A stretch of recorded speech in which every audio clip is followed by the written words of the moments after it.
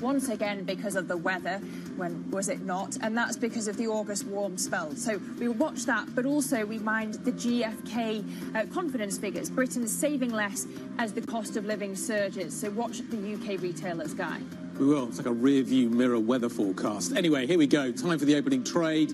We are expecting a reasonably positive start. Keep an eye on gilts as well, I would argue, first thing this morning. Anyway, let's look at some numbers, get an idea of what is happening. We're not expecting fireworks. The fireworks were yesterday. Today, we're going to be maybe a little bit quieter. We're looking for a catalyst. There could be some a little bit later on, but we'll watch for those as we see what happens, particularly with this Trump-Xi call. We've got the BOJ kind of ongoing as an issue. The Nikkei's been down, but the Stock 600 absolutely flat as a pancake right now. I'm looking for some movement. We're not getting it.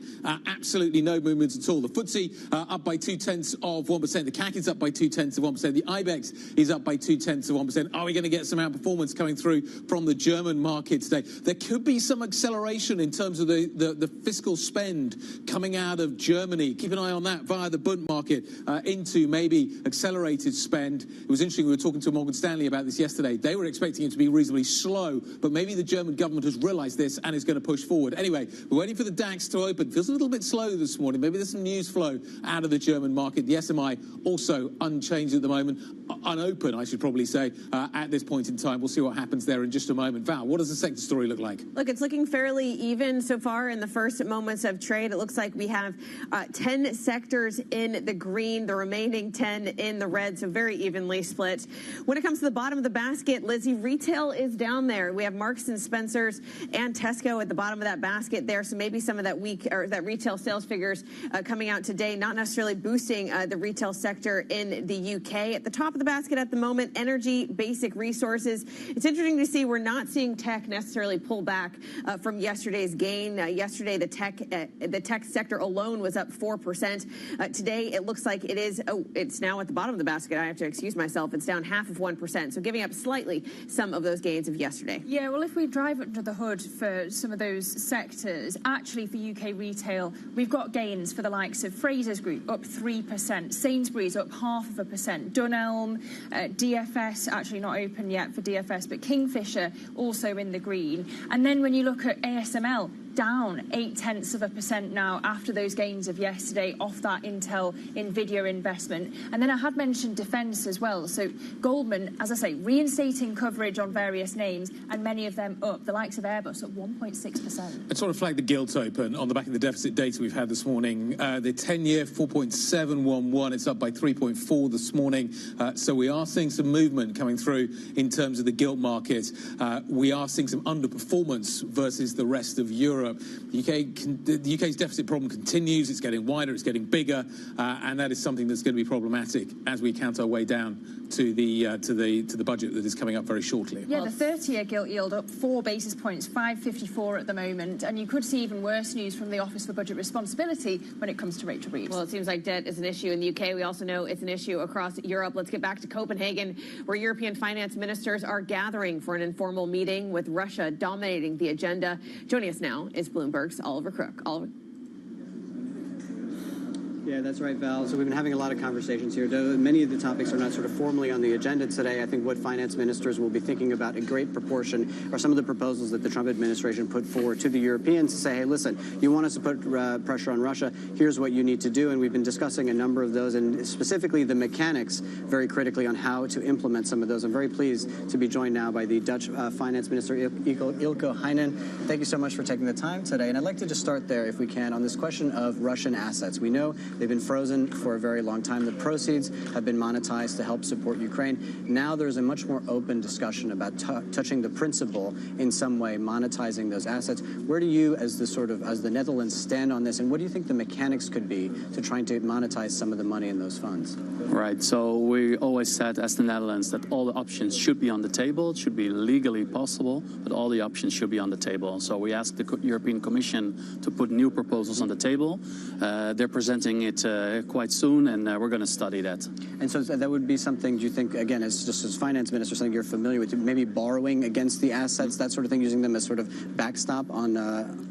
Yeah, we used that already earlier in the G7 format. We already used those assets as a collateral to give loans to the Ukraine, and now we're going to see if we can use those funds even further. But it should be legally possible. It's a very complicated matter, but once again, all the options should be on the table, because let's not forget, it's Russia attacking Ukraine. Ukraine needs our support, so those frozen assets should be used in the benefit of Ukraine. Another proposal that we're hearing now from the European Commission, at the behest and the pressure of Donald Trump, is to move basically the banning of selling of Russian gas into the European Union by a full year forward. So basically it was supposed to be through the end of 27, now looking through the end of 26. I know that that's not necessarily your bag, but there would be an economic impact of doing that on the European economy. I'd like to get your idea of kind of how do you insulate then further from the kind of higher gas prices in Europe if indeed the Commission moves forward with that proposal?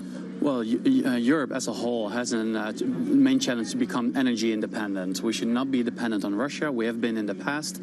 We see where it got us, so we should decline our dependence on Russia. And it also means large investments in durable energy to become energy more independent. It's a path on the long term. It's a long-term path, but that's the path we should go. And you talk about sort of investments. A lot of the investments that the Netherlands, you put a budget forward today. A lot of that is going into defense spending within the Netherlands. It's something we've talked about for many, many months, getting the NATO funding up. But it's also come at the expense of some of the money that is going to Ukraine. Is that really a trade-off that the Netherlands should be making, or how do you think about that? No, there's no trade-off. So we should keep supporting Ukraine, but we also have to invest in our own defense. I think the Americans made it quite clear Europe should step up to guarantee their own security. So that means that we have to invest more in defense. We're now in the middle of that process. And officially on the agenda here is going to be a lot of conversations about boosting productivity, economic growth within the European Union, trying to implement the Draghi report. We just had a sort of analysis of that. Only 11% of the report has been put into place from a year ago. We heard from Mario Draghi speaking this week in, I have to say, fairly stark terms about his appraisal for kind of getting these reforms through and boosting European growth. What for you are the next concrete steps that can be made in terms of executing the Draghi agenda and really reviving the European economy? Well, Europe, many countries, France in the first place, should have their fiscal house in order. And in order to do so, we should make a shift between consumption into investment. And I think that's what the Draghi report also tells us. We should invest and not consume. And that's the steps we should take right now. And how much time does this sort of political drama in France, how much does that occupy of your time? How much does it worry you about this sort of economic fallout and the ability of getting things done in Europe? Well, I speak to my French colleague. The French government knows that they have to take steps. Actually, they presented a budget with a large amount of budget cuts to get their house more in order. So I'm very supportive in that. But it's now up to the French Parliament to adapt those reforms. And the Dutch government also holds a large stake still in ABN AMRO. You're selling down that stake progressively. I'd like to get a picture from you of kind of what the timeline is for it to be fully divested and the exit for ABN AMRO. Is that something that would say you'd like to complete within the next 2 years, or is that a much sort of longer-term project? Well, I cannot speculate about timelines in the media, but more in general, I don't think governments should hold banks. This was a temporary measure that we nationalized banks during the financial crisis, and we should, as a government, should sell those stocks again. And do you take a view as to who you should be selling them to? I ask this only because I am based in Berlin. We had the whole situation with Commerzbank and Unicredit, which caught the government by support, and even the sort of free market FDP at the time said, oh, actually, we're not really up for another bank buying our stake. Is that something that you think about? Is that something that you would sort of try to guide, or are you completely agnostic as to who buys those shares? I'm agnostic in this position. We're just putting, decreasing our stake in the bank, but I'm doing it through an independent agency, and I'm not having any policy stand on that. And obviously, there's an election coming up in the Netherlands. There's been a lot of political instability, not just in the Netherlands, but across Europe. How difficult is that making sort of implementing some of your programs? There's been some complaints about sort of legislation, getting things on tax, going back and forth. You know, can you get something more comprehensive and actually get your agenda through after October 29th? Oh, absolutely. So now I presented my budget, which is within the European budgetary rules. I'm decreasing the budget deficit. Our national debt is one of the lowest in Europe. It's half of the European average. So the Netherlands is a very fiscal sound place to be and also to invest in. Will it be politically sound in the next couple of weeks? Oh, absolutely. The next month? The Netherlands is very stable. And of course, coalitions change. Yeah. We're, as you know, a multi-party system. So that means that you have to have coalition agreements. That takes time, but once you have them, you have a quite stable government. Well, we'll see about that. I mean, there's some sort of examples of the contrary in France and a couple other places. But Ilko Heinen, thank you so much. That is the Dutch Minister of Finance here on the sidelines of the ECOFIN meeting here in Copenhagen. Ollie, great stuff. Thank you very much indeed. Our Europe correspondent, Oliver Crook, joining us from Copenhagen. Quick look at the markets, quick look at the core six. This is the picture we see ourselves with at this point. Mixed, I would say. Luxury's a little bit on the back foot. What is interesting is we're unwinding some of the tech trade from yesterday, which is pretty understandable considering some of the wild moves we seem to have seen in European tech over the last 24 hours. What is interesting as well is that you are maybe seeing some effect coming through from this GS note on defence. Rheinmetall is up by 0.7%. Let's talk about all the other individual movers and dig further into this defence story with Louise Moon. Indeed, yes. Defence is a big focus this morning on the back of this Goldman note that came out overnight, reinstating a buy for most of these defence companies. So we're looking at the likes of Rheinmetall, Rolls-Royce, Melrose Industry. It did cut Dassault down to a sell, and you can see the stock is reacting on the back of that, down over 2%. But the rest all up in the green. Essentially, the analyst is saying that there's a lot of positivity in the sector. It's gone from a bit of a sluggish sector to one that has really even higher growth prospects than we've already seen. So it's saying valuations are high, but the outlook is even higher. So you can see that that's boosting these stocks up, and they've already had a very good run this year and over the past year. So positive news from them this morning. The second one we're looking at is Close Brothers, the UK-listed company, the UK-listed lender. They have delayed their results by about a week to 2 weeks' time, to September 30th, really weighing on their stock this morning, down over 5% now into the red. There wasn't much of an explanation giving, but essentially saying the auditors need more time to go through the processes, and so they've delayed them by 1 week. And then finally, ending on Spire Healthcare. A report overnight that they're reviewing their options, maybe a sale, so considering things there, boosting their stock up over 6%. So they own private healthcare across the UK. So we'll be keeping an eye on that one, and if there's any deals to come from that.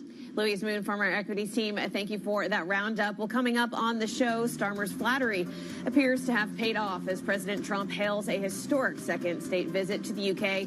We'll discuss that and the latest investment deals from NVIDIA next. This is Bloomberg.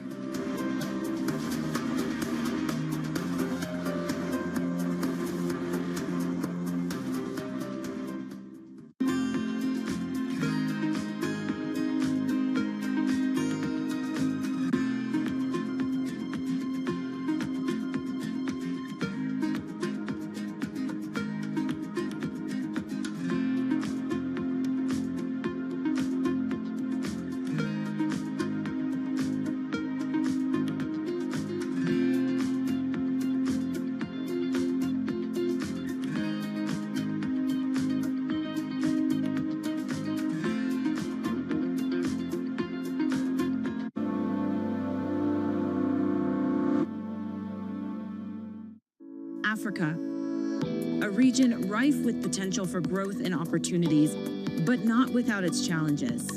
Bloomberg highlights the biggest stories, interviewing key players, and reporting on the issues impacting the region. Join us as we get to the heart of African business, politics, and economics, and ask the question, what's next? I'm Jennifer Zabasaja, and this is Next Africa. New episodes every month, only on Bloomberg. Bringing you up-to-the-minute economic news whenever and wherever it happens. I'm Francine Lacqua in Sintra, Portugal, and this is Bloomberg. Making money isn't about drowning in emotions. It's about understanding what's actually happening. Markets are the best way to glean signal from noise, and that is what we try to do every morning. This is Bloomberg Surveillance. In case you missed it, on Bloomberg Open Interest. When we look at our portfolio, we see an IPO pipeline that's the biggest since it's been in 2021. In M&A and IPOs, we've actually had close to record performances in that space. We're going to have an interesting year. We're having a lot more conversations around putting dates on calendars. I think we could see a very active second half of the year. Don't miss Open Interest live weekdays. From the world of politics to the world of business, Joe Matthew and Kaylee Lines deliver news, insight, and analysis live 2 times a day, every trading day. Balance of Power at 1 and 5 Eastern, only on Bloomberg. All right, okay, ready? David, what initially sparked your interest in this topic of longevity? 15 years ago, I turned 60, and I began to wonder how much longer I'm likely to live and what I could do to extend my life. On longevity, I talked with the leading experts in science and medicine to educate people about how they might be able to change their conduct so that they can live a happier and healthier life. I'm David Rubenstein. Join me on a 4-part journey as I explore the great quest for longevity. Only on Bloomberg. Get your fixed income fix. Watch Bloomberg Real Yield around the world right here on Bloomberg. Context changes everything.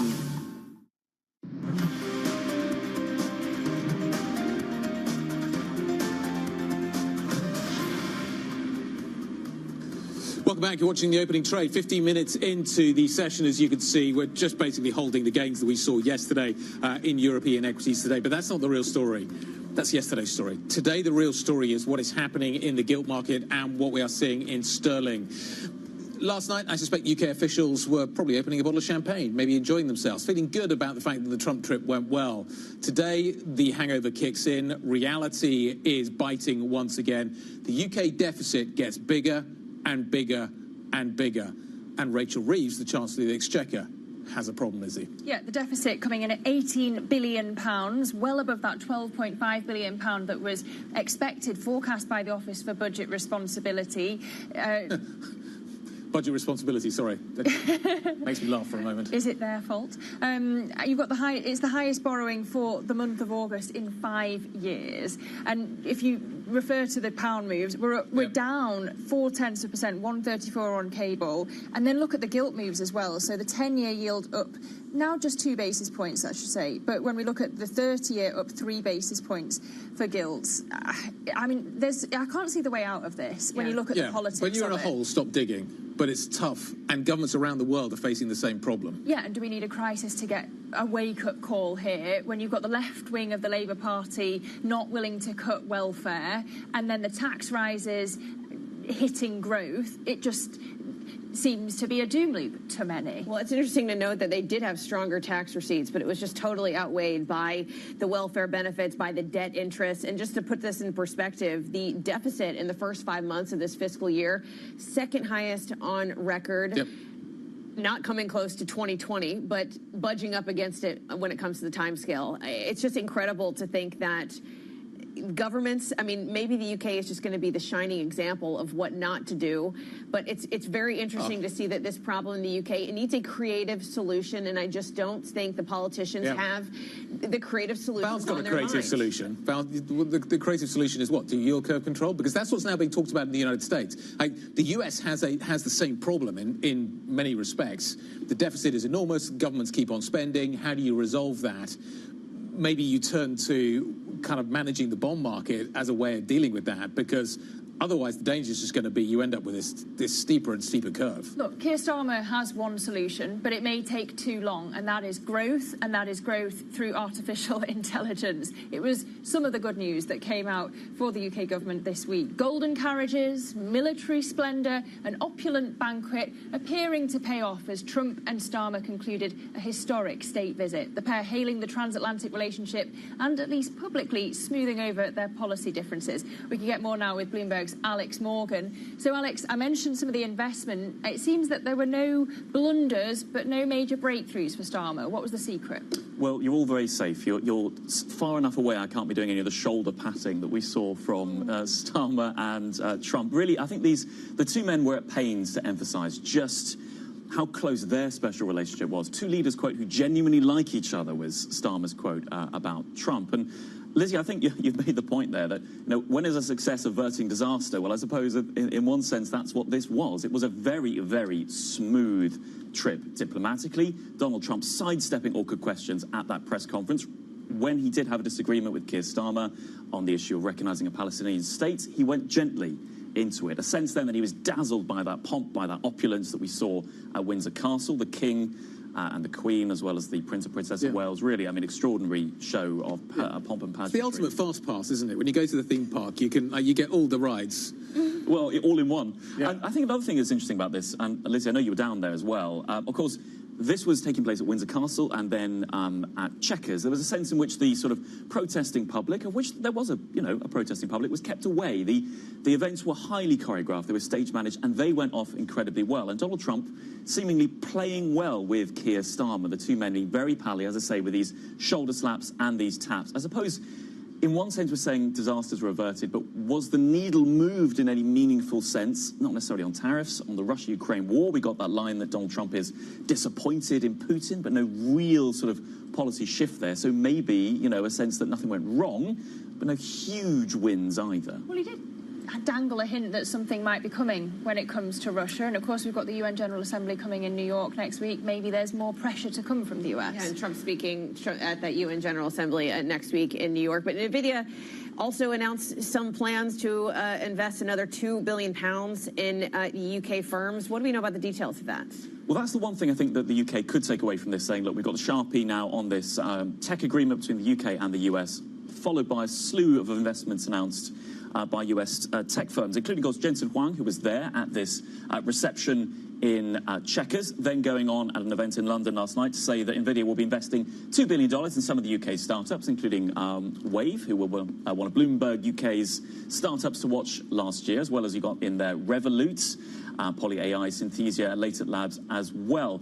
This, I suppose, this AI investment, this AI partnership is something that Keir Starmer is very keen to talk up. But given the news you've just been talking about and this view of the UK's fiscal position, a lot of these deals, a lot of this AI growth, with people talking longer term. So it's sort of looking good for the future, if you like, talking about the future. But short-term wins for the government on that front, it's questionable. Yeah, £2 billion into the likes of Wave, as you say. Is that just a bit of a drop in the ocean for NVIDIA? Of course it is. Yes. Tiny. Chicken feed. Yeah, not quite chicken feed, but not a huge amount in terms of the scale of things we've been talking about over in the United States. Alex, thanks you very much indeed. Alex Morgan. Talking of things that are happening over in the United States, let's talk about the Intel story yesterday. It moved stocks in tech around the world. The share soaring, Intel shares soaring. This after NVIDIA agreed to invest $5 billion in the chip maker. NVIDIA CEO Jensen Huang says the deal presents an opportunity that could be worth a $50 billion a year for both companies' price tag further down the road. We thought it was going to be such an incredible investment. This is a big partnership, and we think it's going to be fantastic for Intel. It's going to be fantastic for us. And we're building revolutionary products that's going to address some $50 billion annual market. And so how could we, on the one hand, be excited about the products and how revolutionary they are, on the other hand, not be excited about the opportunities ahead? And so we're delighted to be a shareholder. We're delighted to have invested in Intel. And the return on that investment is going to be fantastic. How fantastic. Who's going to be the winner Who gains the most here? Is it the US government? Is it Intel? Is it NVIDIA? Is it somebody else? What are we going to gain? Who gains and what? Let's try and answer that question with Robert Lee from Bloomberg Intelligence. Robert, talk me through, does this deal make sense? And who does it make sense most for? Okay, well, as you probably most viewers are aware, Intel's been under immense pressure in recent years, strategically and financially. So just to throw a number at you, I think their operating profit was in excess of $20 billion US in 2020, and in fact, they reported a very small loss in 2024.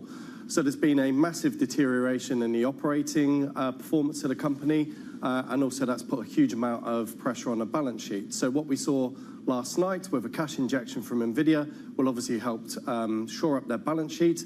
If you cast your mind back the last few weeks, we also saw, I think, a $5.7 billion investment from the US government, and we also saw SoftBank throw in $2 billion.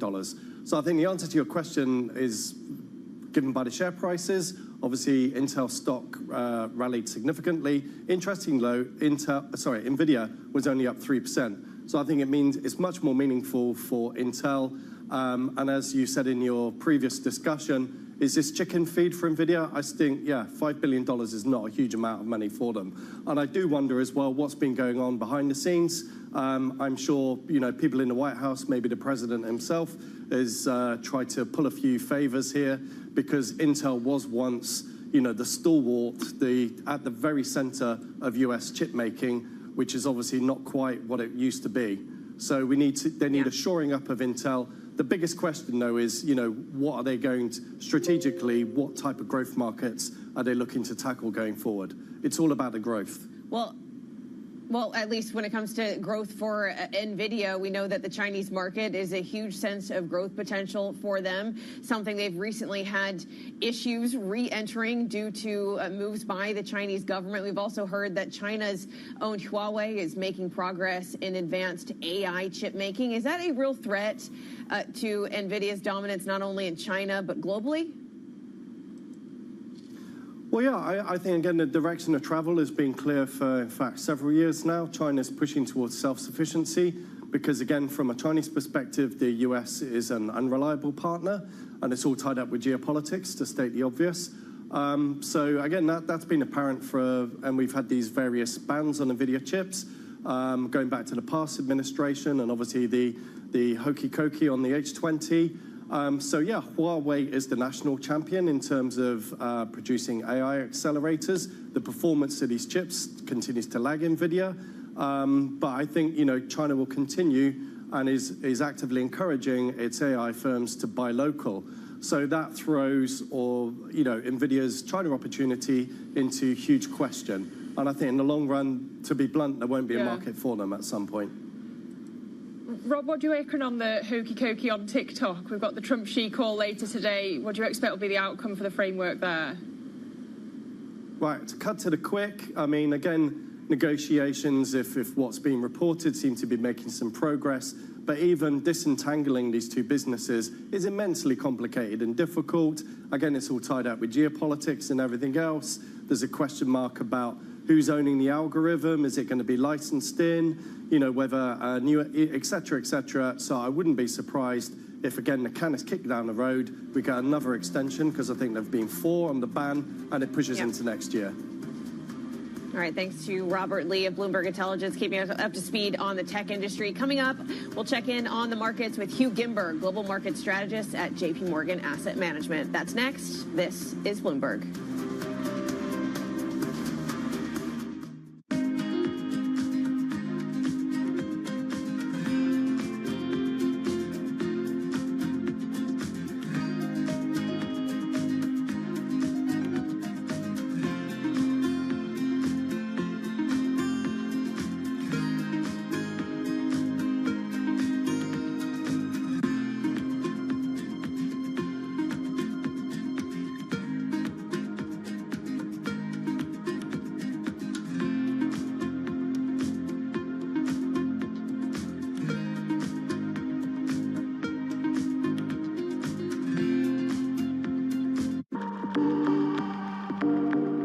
The belief for climate change is going down right now.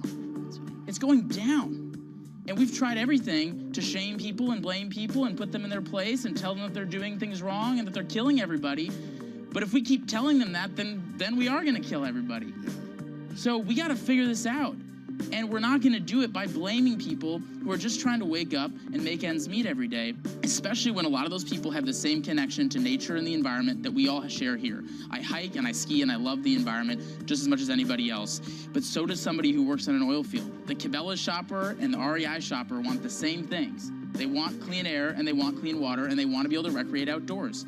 So until we figure out how to get on the same page, we will continue to lose. We cannot afford to lose anymore. We need to build a winning coalition of people across the political spectrum, or we will never create the solutions that we need. It's the most fascinating time for the global economy in years, and our conversations are front and center. We're stress testing consequential ideas, and investors around the world are scoring them in real time, helping to translate the policies from Washington into actionable ideas for Wall Street. It's the morning call you actually want to be a part of. Separating the signal from the noise, with some fun along the way. This is Bloomberg Surveillance. Technology is embedded in every aspect of our lives. And laying the foundation for the future.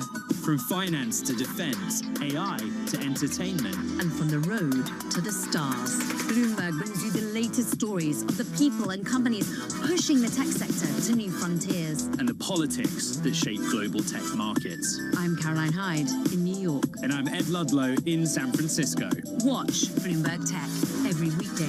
Only on Bloomberg Television. Key investors, top executives, global innovators.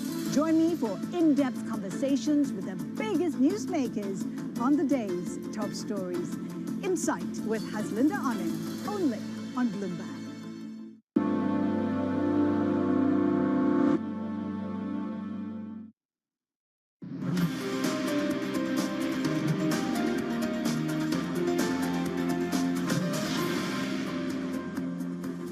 This is the opening trade. We're 30 minutes into today's session, and it's pretty muted moves across the continent of Europe, except for the CAC 40 in Paris this morning, up 0.6%.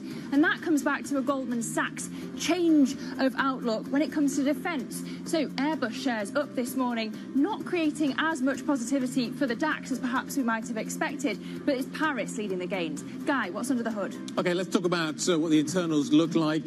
329 up, 241 down. The market's reasonably balanced this morning, I would argue, in terms of what we are seeing some internal gyrations, but the move came yesterday in tech. That's where the fireworks were. But volumes, interestingly enough, to speak against that point, is a little bit higher. Somebody's been pointing out to me they've got a big expiry coming up a little bit later on today. Apparently there's a lot of calls. Volume in these expiries getting bigger and bigger and bigger. So that's a factor to think about when it comes to US markets a little bit later on. Let's talk about some of the 52-week lows. There aren't many highs out there this morning. There's a few lows that are worth mentioning. A downgrade for Kuehne Nagel in the logistics space. That stock is down by 34% so far this year as well. I will fold into that narrative as well, the news we got out from FedEx yesterday. So just think about that when you look at what is happening with Kuehne Nagel this morning as well. Another stock that is on the back foot as well is LSEG, formerly the London Stock Exchange, now firmly LSEG. London Stock Exchange down by 18.88% year to date and trading a 52-week high.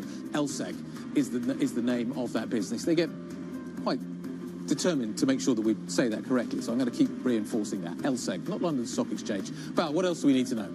Well, let's go to the Bank of Japan, the last central bank to make a decision this week. It says it will begin offloading its massive ETF holdings at a pace of about $4.2 billion by market value per year. The Bank of Japan stuck its policy rate at 0.5 percentage point, but despite 2 dissents favoring a rate hike building up on the board.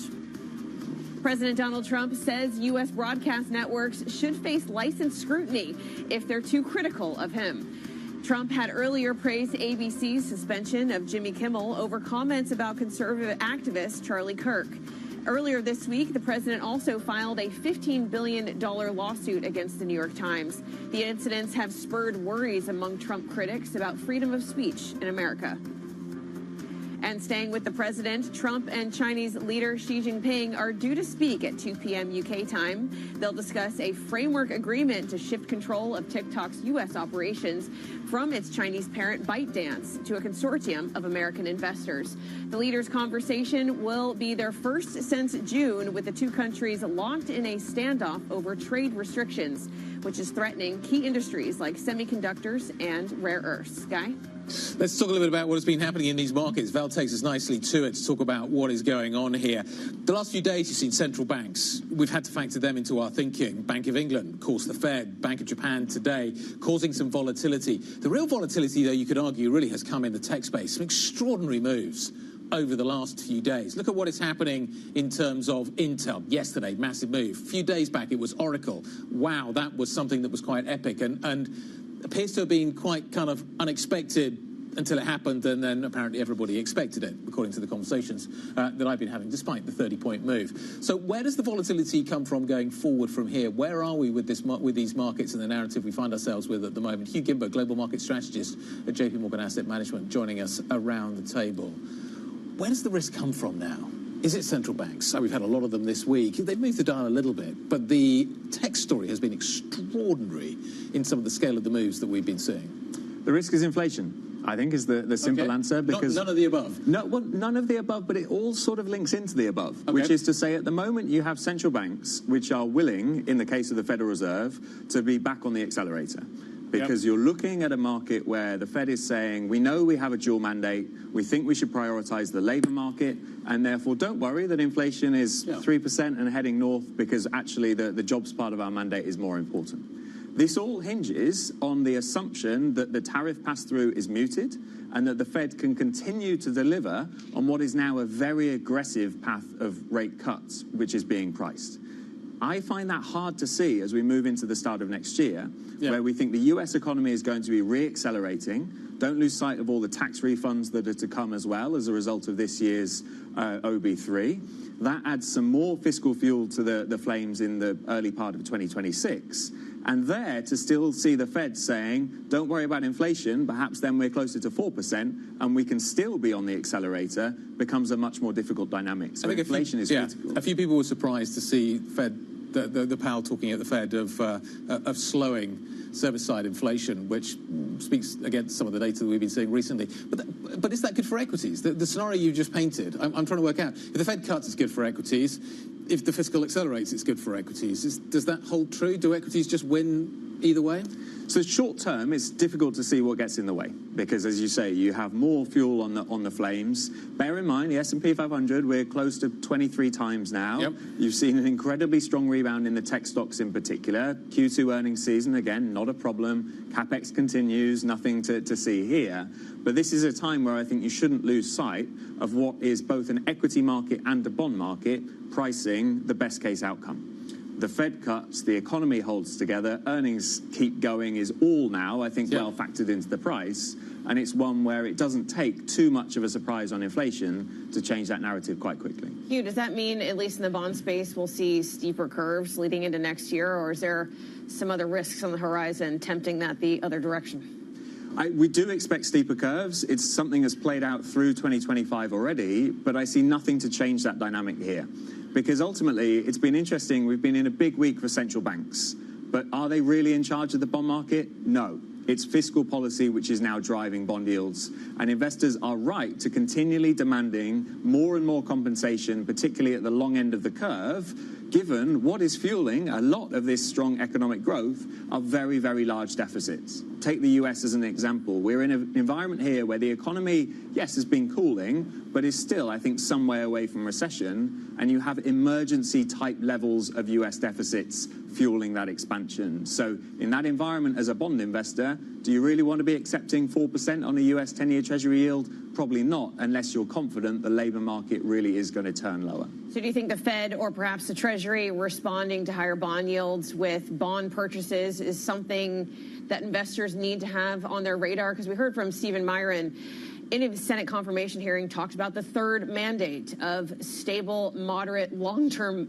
yields. Surely it has to start ringing alarm bells for bondholders.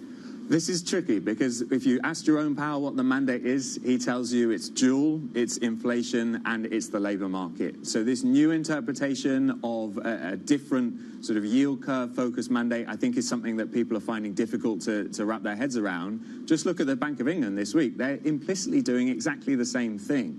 There's no reason for them to be slowing the pace of QT from a monetary policy standpoint. Inflation is high and, like the US, is headed higher.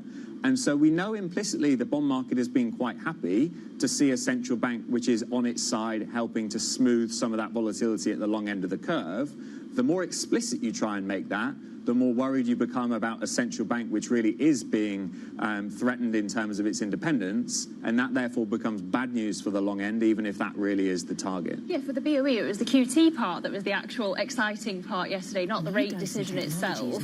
I know that they're saying that there's a high bar to make a change like this again, but does it mean in future that every September, when they come up to review this strategy, it becomes a massive risk event again? I think that's the challenge. And let's be clear, the job of the central bank is to control inflation, in the case of the Bank of England. For the long end of the curve, it's fiscal policy that needs to be in a stable enough position to not see the gilt market overreacting. Because I think if you take a step back, we're in a world where the bond market is the only disciplining force on government spending. Just look at France recently as another example where the government can't decide how to deal with the deficit. The electorate hasn't given them a message as to how to deal with the deficit. A new prime minister facing exactly the same problem as the last one, and therefore where do you turn? OATs to tell you what the government can and can't get away with. But the discipline isn't working, Hugh. This morning we've got these figures from the UK saying, you know, the budget deficit overshooting the OBR forecast yet again. In both the UK case and the France case, what's it going to take to kick these governments into line? I think what this all leads to is more repeated bouts of bond volatility. And ultimately, there's going to be a kind of shift in the spotlight, I think. As you say, France is the current focus for the bond market. It could well be the UK as we move closer to the November budget. But for bond investors, this is a really interesting environment because it means that you will see these periods where yields widen out quite quickly and you're going to have to be very nimble to handle what that means from a duration perspective. But then again, opportunities to lean back in when the bond market wins. Because we think ultimately the bond market will win. Just ask Liz Truss. The UK government saw that very clearly with the move that happened in gilt yields. Again, April, treasuries, is the same story everywhere. Tech's not telling me the bond market's going to win right now. It's exploding. Yesterday's moves, you saw them. Tech is not telling me that long duration assets are going to be a problem. Tech's telling me we are off to the races here.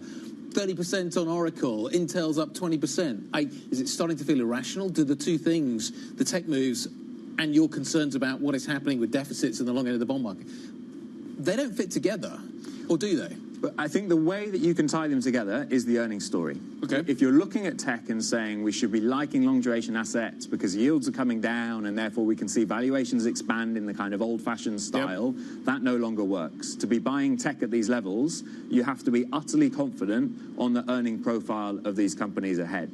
I also think when you're kind of questioning how do you diversify against some of these tech moves, if you are getting worried about lofty valuations, what has changed really clearly this year is the ability to shift from the mega caps in the US to the broader S&P 500, because tech spending itself is holding up the economy here.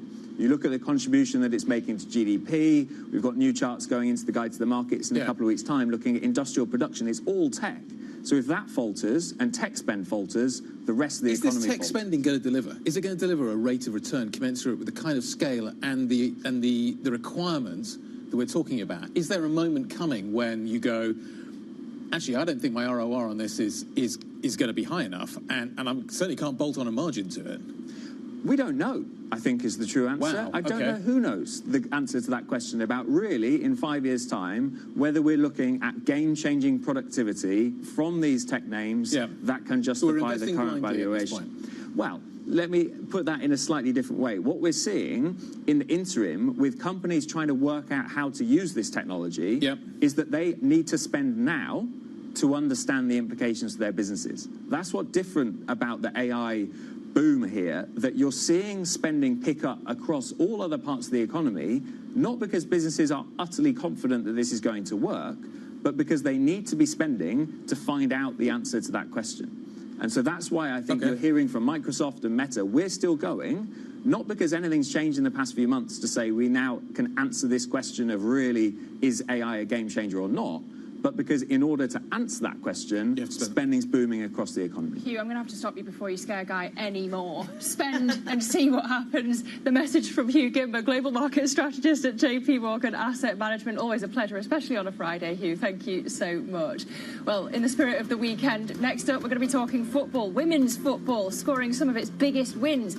We're going to be joined by Mercury 13's Victoire Reynal to talk about their latest deal next. This is Bloomberg.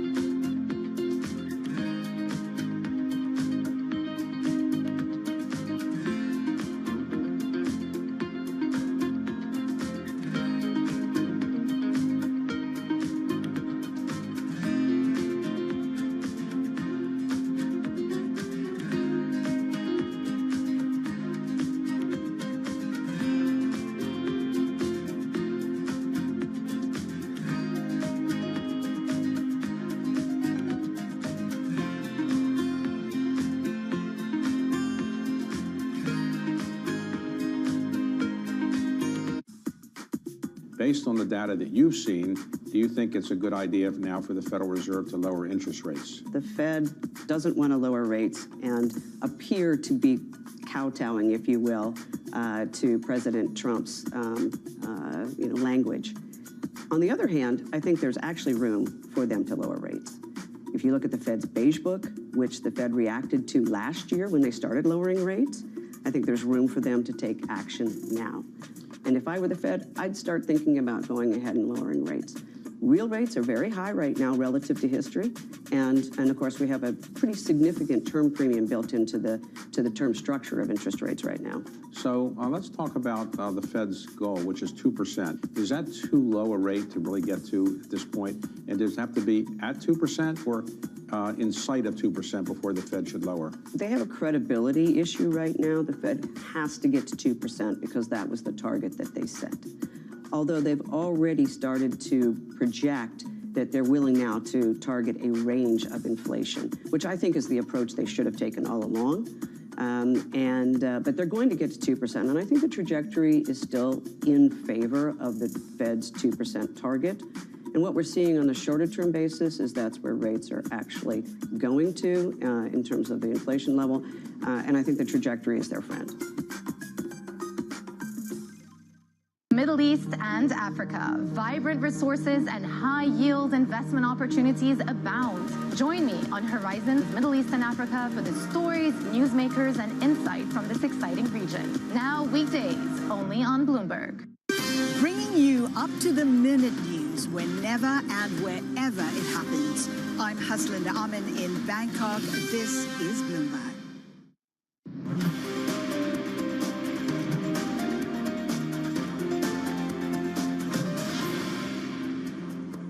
Welcome back to the opening trade. We're 46 minutes into today's cash equity session here in Europe, and it's looking like a fairly positive one. We're going to end the week on a strong note. European equities have outperformed their U.S. peers this week. The outperformance, at least today, across Europe happens to be in the CAC 40 France.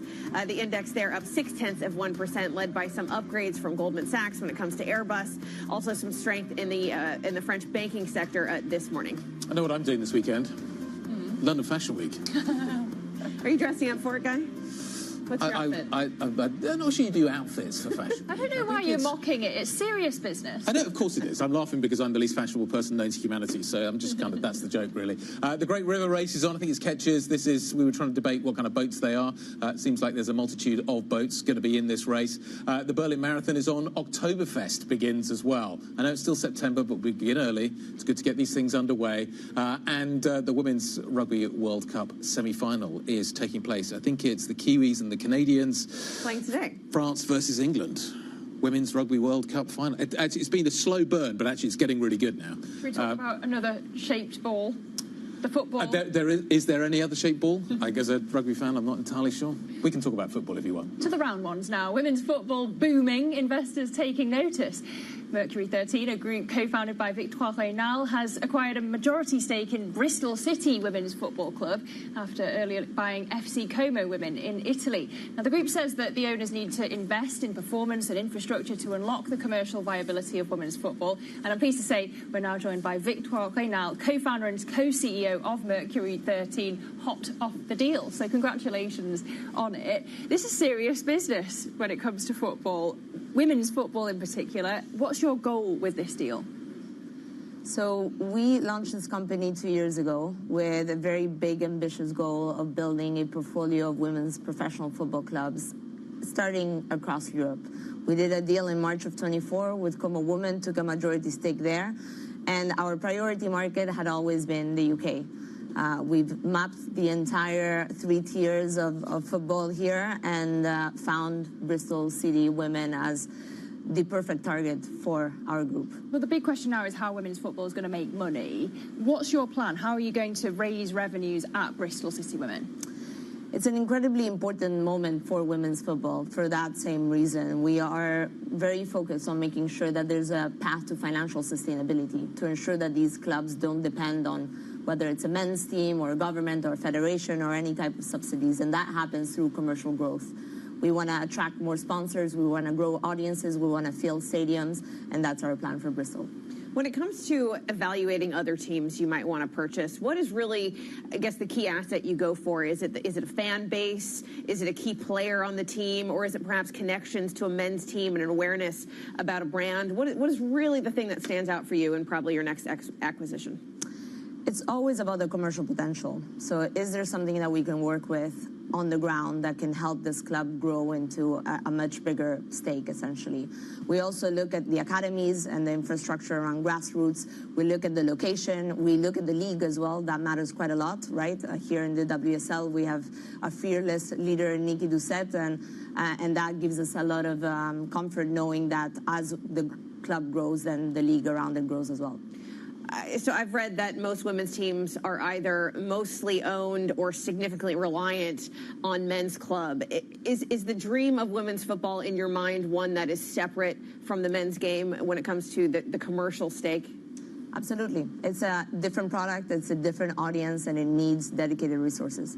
Why did you go for Bristol? Why not go for a bigger team? Bristol is a huge team. I'm a big fan of Bristol, but kind of what is it about Bristol that made you want to go for that team? What is it that ticked all the boxes rather than going for one of the more, to Val's point, one of the teams more associated with the men's game, therefore has that kind of cachet that goes with that? What was it about Bristol that turned your attention down to the West Country?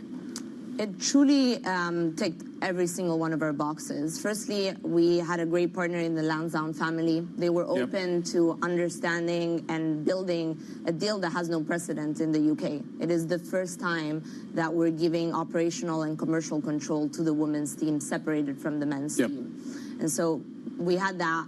We have incredible infrastructure over there. So Ashton Gate Stadium, 27,000-seater stadium that has just had a 50 million refurbish into it. The Robbins High Performance Center, which is the training grounds of Bristol City, are also incredible, and our players will continue and remain playing there. They have a top-tier academy. So do you have to put money in? Like, it sounds like all the kit's already there. Do you have to, how much do you have to invest over what kind of a time frame? Or is actually all the infrastructure you need to make this work already in place? Well, the way that we work at Mercury 13 is that we come as a majority owner, so any expenses that go through the team are our responsibility, but also any revenue that's generated is our responsibility. But so how much do you think you're going to have to put in? To get promoted. Yeah, that's a good point. Yeah, that's a great point. So as of this season, the regulations have changed, and 3 teams will be promoted into the WSL. It has been 1 only historically. Bristol City had stayed in the WSL for over 10 years, so it's a team that belongs in the top tier of English professional football, and that's very much our goal here. So in the next season, we've already brought in a very strong team. We have the ex-captain of Barcelona, Vicky Losada, on the squad, and we're gunning for that promotion. But we want to know the numbers, how much you're putting in, and if you can't tell us that, what's the time frame? When does this investment become profitable? Well, we are a long-term investor. We're here understanding that the sustainability of the game is one that may take time, but we're accelerating every possible part that we can. We've already done it with Como Women in the last year. We've done quite a lot there. Yeah, so if we look at Como, how much has Mercury 13 increased the revenue there? By a lot. By a lot. I can't share the numbers, unfortunately, but it's a team that was virtually unknown and now has the most famous women's footballer playing on it. Can I ask about fashion? Guy's favourite subject. No, only because... No, actually, I was looking, funnily enough, I was looking at the Cuomo website, and do they stand out to you? Selling gear is obviously a big part of this story. It's Milano. Look, yeah. I have to ask, because your background is fashion, what have you taken from fashion business that you're applying to football business? I think the fashion industry has always understood how to sell products to women, and this is what we're trying to unlock here with football. We believe that women are going to be the next consumer of the sport, and we need to speak in their language in ways that they understand it, that they feel identified. And that's what we did with Como Women. We built a brand that was built for women, by women, and obviously we leaned a lot quite into the luxury and the fashion aspects of it. All right, thanks for joining us. That was Victoire Reynal, the co-founder and co-CEO at Mercury 13, walking us why she's bullish on women's sports. Well, let's look ahead to what could possibly keep us chained to our desks later this afternoon, and that's this Trump she call taking place at 2 p.m. London time later today. Are we going to get any incremental information about how these 2 massive economies are going to be working together? How does Trump spin this, I think, is my key question. Because he's got a number of different competing audiences that he's got to be thinking about, one of which is definitely Congress. Does he walk away from a deal if he doesn't think he's going to get this through Congress in terms of allowing the algorithm, the TikTok algorithm, to be controlled by America? Because that's what the legislation talks about. Look, I think in my mind, maybe we're not going to hear it very much today, because if they end up agreeing on something instrumental, surely that's something they want to meet face-to-face and then announce in big fanfare. This has got to be the precursor. You've got to... You get this out of the way, talk about the other stuff, but I think you need something, progress, to get you to that meeting that's going to take place in October. So basically TikTok unlocks trade. Yeah. NVIDIA. Precisely. Positive momentum takes you into that more difficult conversation, which maybe comes further down the road. Look, the other thing I want to bring up is that Stephen Myron, the new Fed governor, Trump's pick as the new Fed governor, will be speaking to media later today. Very interesting, as he does speak to the media quite often, but this is the first time he's speaking to media as a Fed governor. Will he tell us any juicy gossip about how that meeting went down? It's Waller and Bowman I want to hear from. Yeah, I would agree with that, actually. Yeah. I know what Myron's Myron quite thinks. straightforward. Yeah. Isn't it quite straightforward? Yeah, I want 50, I want to see rate cuts. My boss has told me that I need to do that, so that's what I'm going to do. Is he independent? I think that would be the first question I would ask him. Did you have any instructions? Did you have any messaging coming from the White House? Why didn't you go for a bigger? No, but maybe, hearing from him on whether he was able to persuade Bowman and Waller and what maybe the roadblocks that were he was pushed back against on. Isn't the story that they didn't, that they went with the consensus? Well, yeah, but maybe there was a reason behind that. You think, in terms of the coordination between them, or? Well, we haven't heard from Waller in quite a while, as you mentioned, but we've had, a back and forth when it comes to jobless claims, both issues being with fraud, but still looking like the jobless claims are holding in well, and also a strong retail sales. Perhaps that's what changed his mind on this decision, and maybe Myron give us some color on that. Well, has he given up on the job and he doesn't feel the need to bow to pressure? I'm ready for the weekend. I'm pretty much done. It's felt like a long week. There's been a lot of kind of information that has come through this week. The Trump visits, that's been like Lizzie's kind of frowning. definitely roiled out. It's been a big week on that front. Anyway, there's been central banks, there's been massive tech moves. We're going to pull it all together, though, for the weekend. The Bloomberg Weekend newsletter will be with you, collection of interviews, ideas, stories to explore, some thinky pieces, basically, for your weekend. Have a great weekend, folks. We'll see you Monday. This is Bloomberg.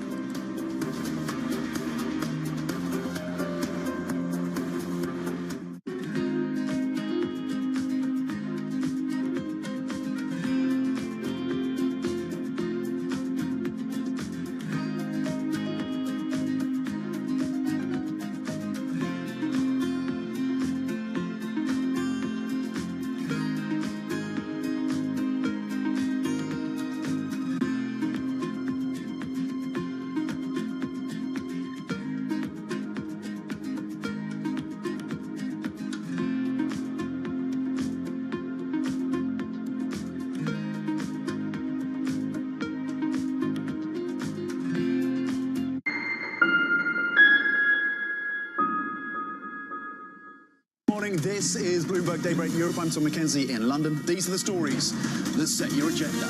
Taking you from the U.S. market's close to the overnight session in Asia, we'll walk you through what you need to know to kickstart Europe's trading day. Live from our European headquarters, we bring you the day's top market-moving stories, unmatched expert analysis, and on-the-ground reporting from across the continent. Tune in to Daybreak Europe, only on Bloomberg Television. Context changes everything. It's a multi-trillion-dollar industry. We'll show you what's happening in ETFs like no one else. ETF IQ, only on Bloomberg. What is going to be the consequence for U.S. markets? We are basically deep in the European earnings season. Take a look at how we're faring when it comes to Asian markets. Africa, a region rife with potential for growth and opportunities, but not without its challenges.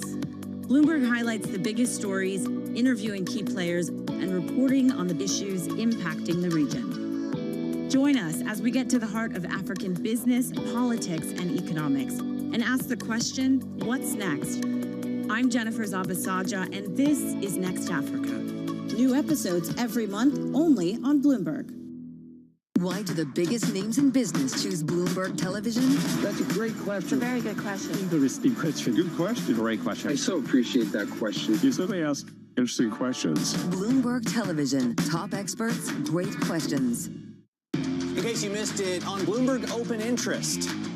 When we look at our portfolio, we see an IPO pipeline that's the biggest since it's been in 2021. In M&A and IPOs, we've actually had close to record performances in that space. We're going to have an interesting year. We're having a lot more conversations around putting dates on calendars. I think we could see a very active second half of the year. Don't miss Open Interest live weekdays.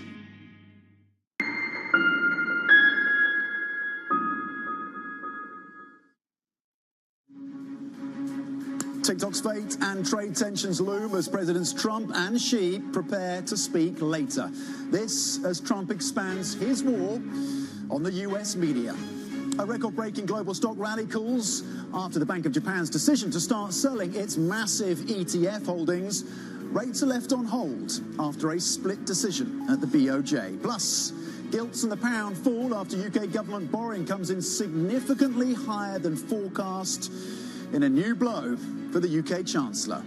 So we focus in on the cross-asset moves, of course, after a head-spinning rally for US equity markets yesterday. All four major indexes, including the Russell 2000, hitting fresh record highs yesterday. That's the first time we've seen that since November of 2021. Today, a little bit more muted, looking for the next catalyst, maybe just digesting the gains that have come through following that 25 basis point cut from the Federal Reserve. S&P futures, S&P E-minis currently pointing lower by 0.1%. The US 10-year at 4.12, a move higher in yields of 2 basis points. A little bit of selling coming through from Treasuries. We had jobless claims data coming in slightly stronger than expected yesterday. Japanese yen in focus, of course, the BOJ standing pat, but it's the ETF unwind that has really grabbed the market's attention. 147 closing on 148 right now for the Japanese yen.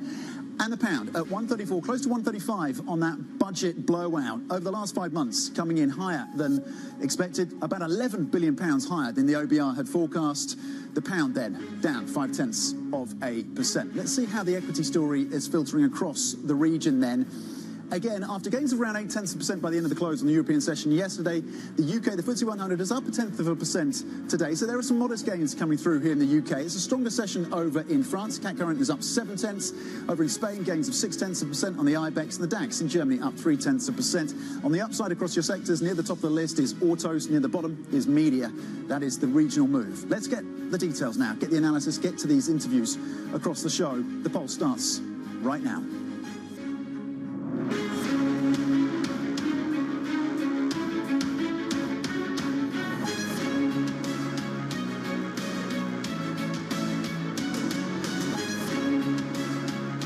Newsmakers and market movers.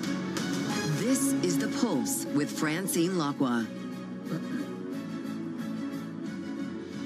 Well, good morning. Happy Friday. Welcome to The Pulse. I'm Tom Mackenzie in London. US President Donald Trump could ease trade tensions with his Chinese counterpart Xi Jinping today while determining the fate of TikTok. A framework agreement would shift control of the social media's app's US operations from its Chinese parent ByteDance to a consortium of American investors. They're due to speak, the two presidents, at 2 p.m. UK time after more than a year of negotiations. Bloomberg's senior Chinese economy and government reporter James Mager joins us now.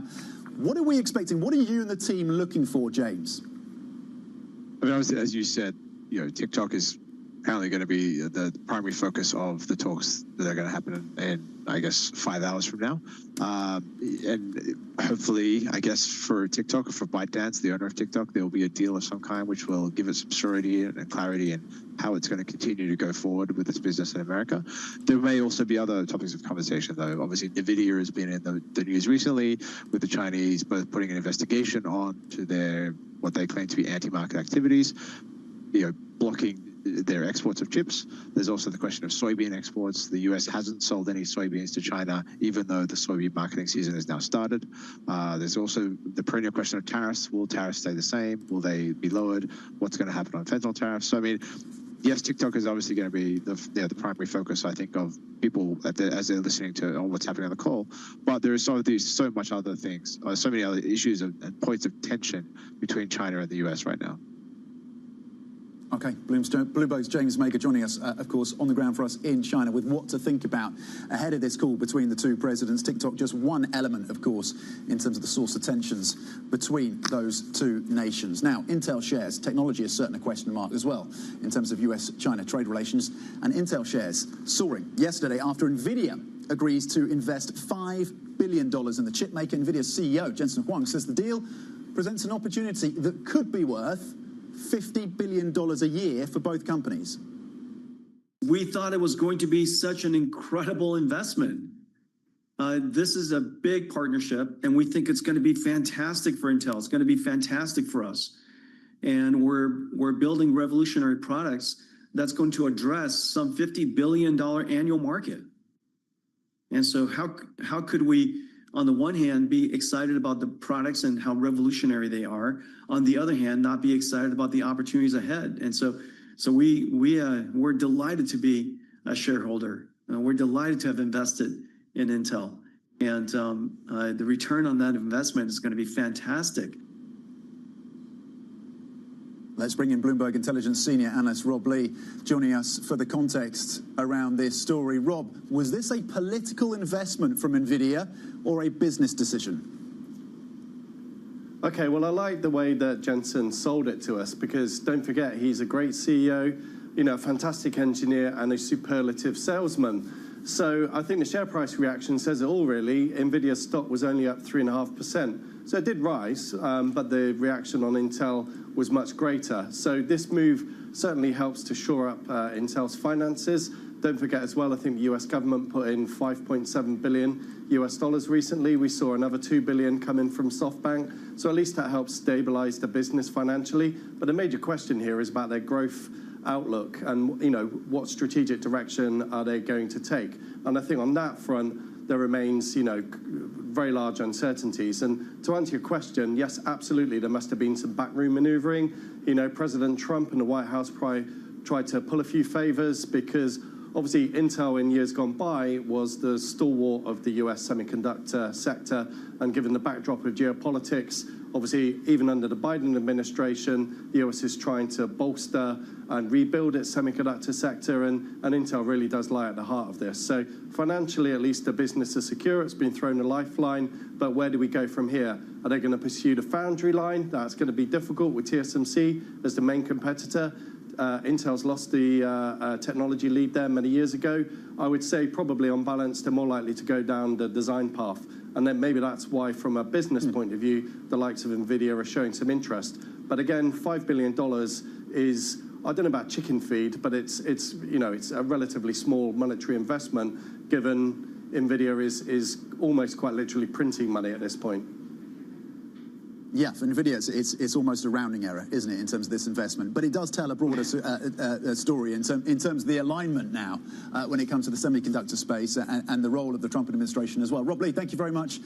Indeed, that's a story, of course, we'll continue to monitor, whether they do build out those foundries and whether or not they can secure some major customers as well for the foundry business. Now, to the UK, where the deficit has come in much higher than expected. The pound falling, gilts selling off. Let's bring in Alex Brazier, Investment and Portfolio Solutions Global Head at BlackRock. And Alex, given all of your wealth of experience, what a fantastic day to get you in on, even if it's a challenging day for the UK when it comes to the debt load.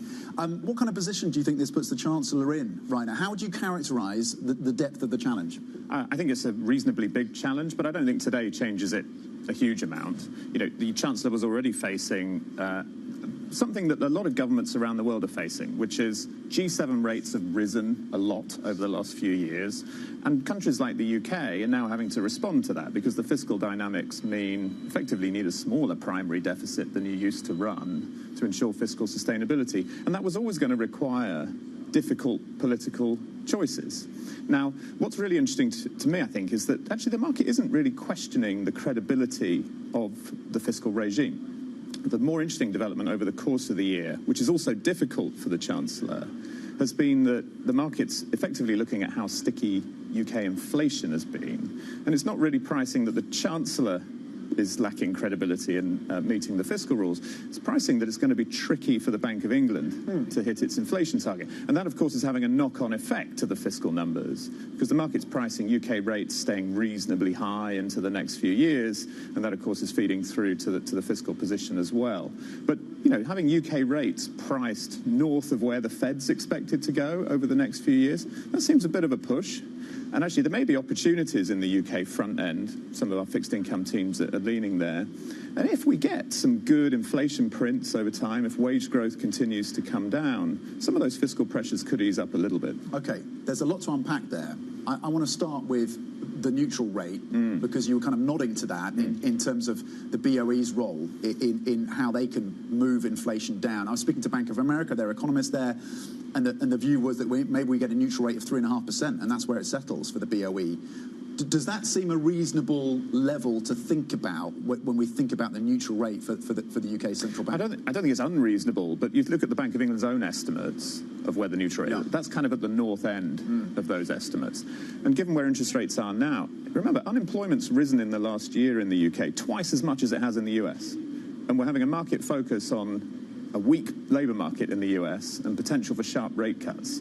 Here, we've got unemployment rising, wage growth easing, but we've got pretty stubborn underlying services inflation. And I think the Bank of England's waiting for more confidence that all those other developments in the labour market are feeding through into underlying and core inflation. But if that happens, we could see estimates of the sort of near-term rate path and the neutral rate begin to be revised down somewhat, and that would ease some pressure on the Chancellor. And with those caveats then, your base case right now is it sounds like you think the BOE can go again at some point this year. I don't know about this year. I think it's going to be waiting for more evidence. It's looking to be pretty confident that underlying services inflation is coming down. But should that evidence emerge towards the end of the year into early next year, I don't think it'll just be that we get more rate cuts early next year. It could be that people actually look at their estimates of the neutral rate at that point, and that'll then feed back to the fiscal position as well. And you talked about opportunities that may be found at the front end of the yield curve here in the UK. So at 3.96 right now, just shy of 4% on the 2-year.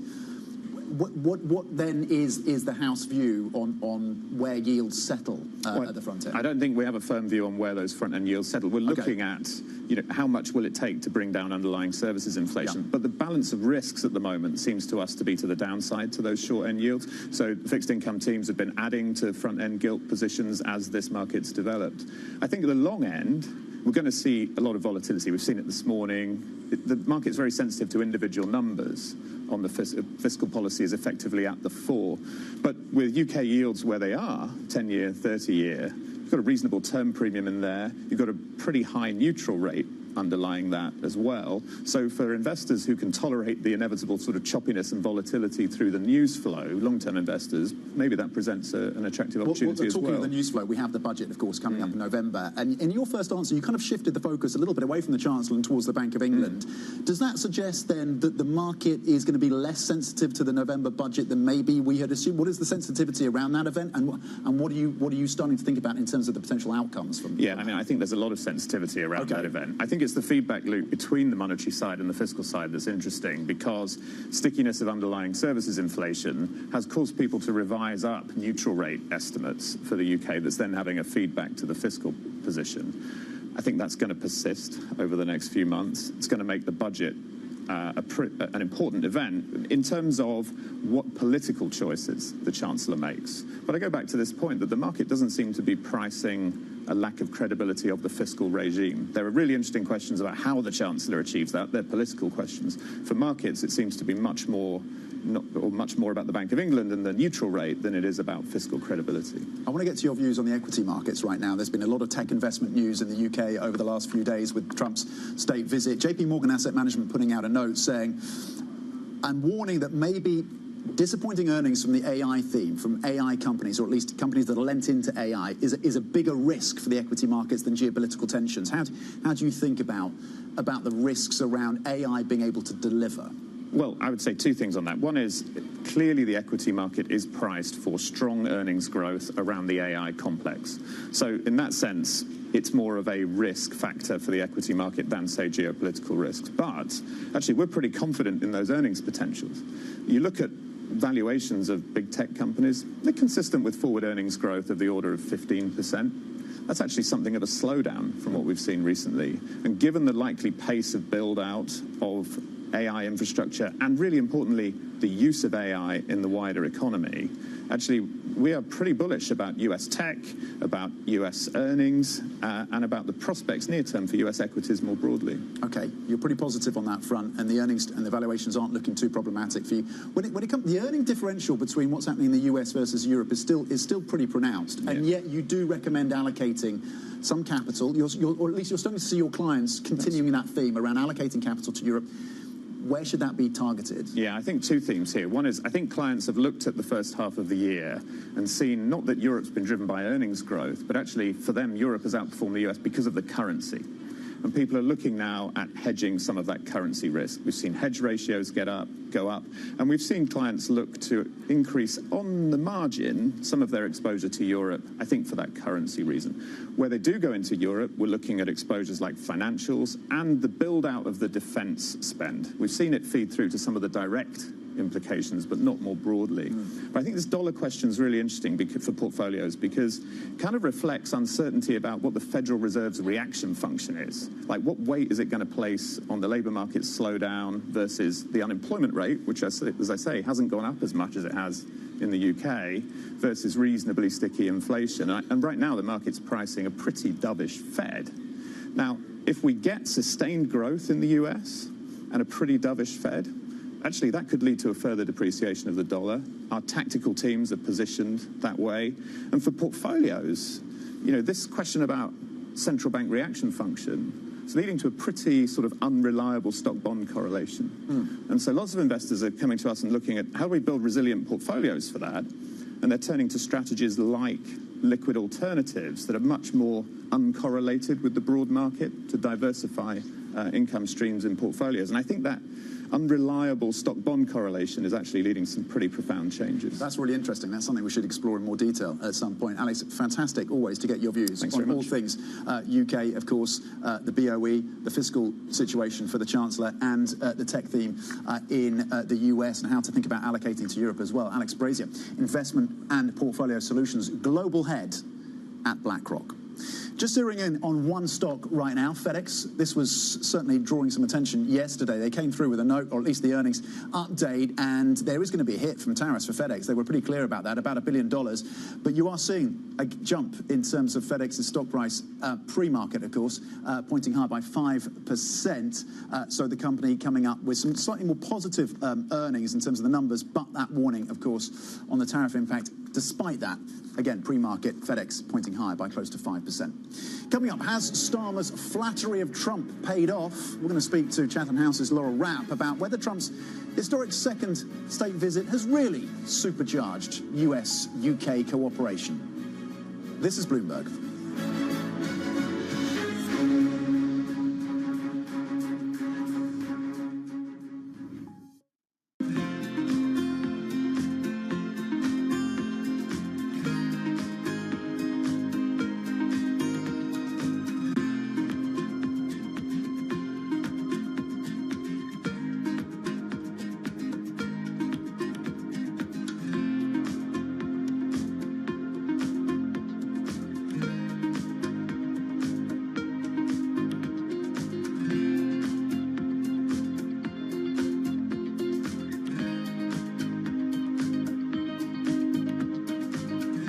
Join me each week on Wall Street Week for stories of capitalism from business, markets, economics, tech, and climate. More than what you need to know, it's what you need to think about.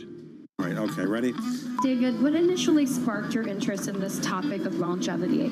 15 years ago, I turned 60, and I began to wonder how much longer I'm likely to live and what I could do to extend my life. On longevity, I talked with the leading experts in science and medicine to educate people about how they might be able to change their conduct so that they can live a happier and healthier life. I'm David Rubenstein. Join me on a 4-part journey as I explore the great quest for longevity, only on Bloomberg. It's the most fascinating time for the global economy in years, and our conversations are front and center. We're stress testing consequential ideas, and investors around the world are scoring them in real time, helping to translate the policies from Washington into actionable ideas for Wall Street. It's the morning call you actually want to be a part of. Separating the signal from the noise, with some fun along the way. This is Bloomberg Surveillance. At a time when policy in Washington is driving Wall Street, we draw a distinction between the rhetoric and the action, bringing you market-moving guests and original reporting.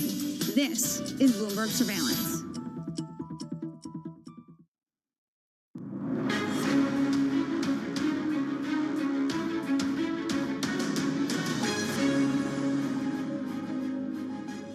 Welcome back. President Donald Trump and Prime Minister Keir Starmer concluded an historic state visit by praising the transatlantic relationship and, at least publicly, soothing over their policy differences. It was exactly the kind of response UK officials had been hoping for as Starmer hailed a, quote, record figure of £250 billion in bilateral tech investments. You could almost hear the sighs of relief in Whitehall on the back of this state visit being a success, at least on the surface. Joining me now is Laura Rapp, US and North America Program Director at Chatham House, to dig a little bit deeper into the meanings of this, the consequences. How significant do you think this visit really was materially for the relationship between the US and UK?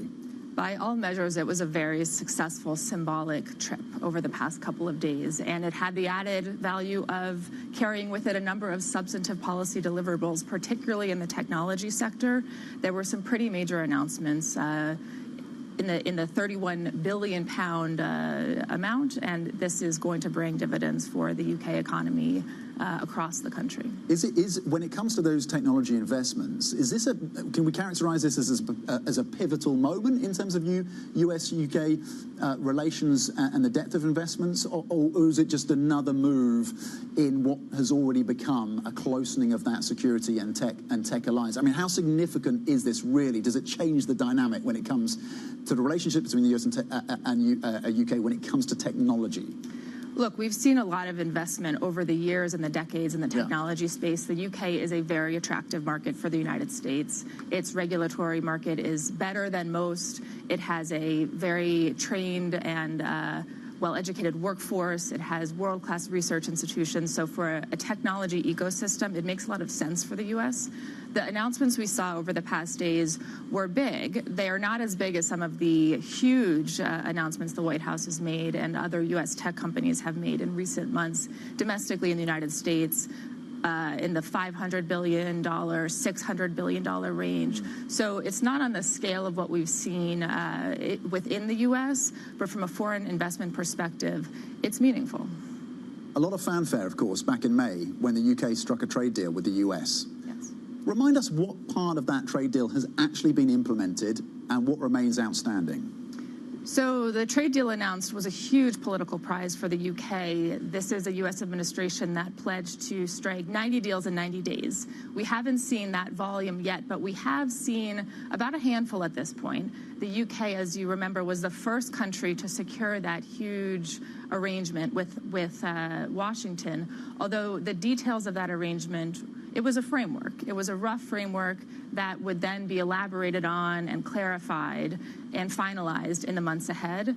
We were wondering if we would see more specifics on this arrangement on the state visit. We were also wondering if we were to see a timeline for implementation.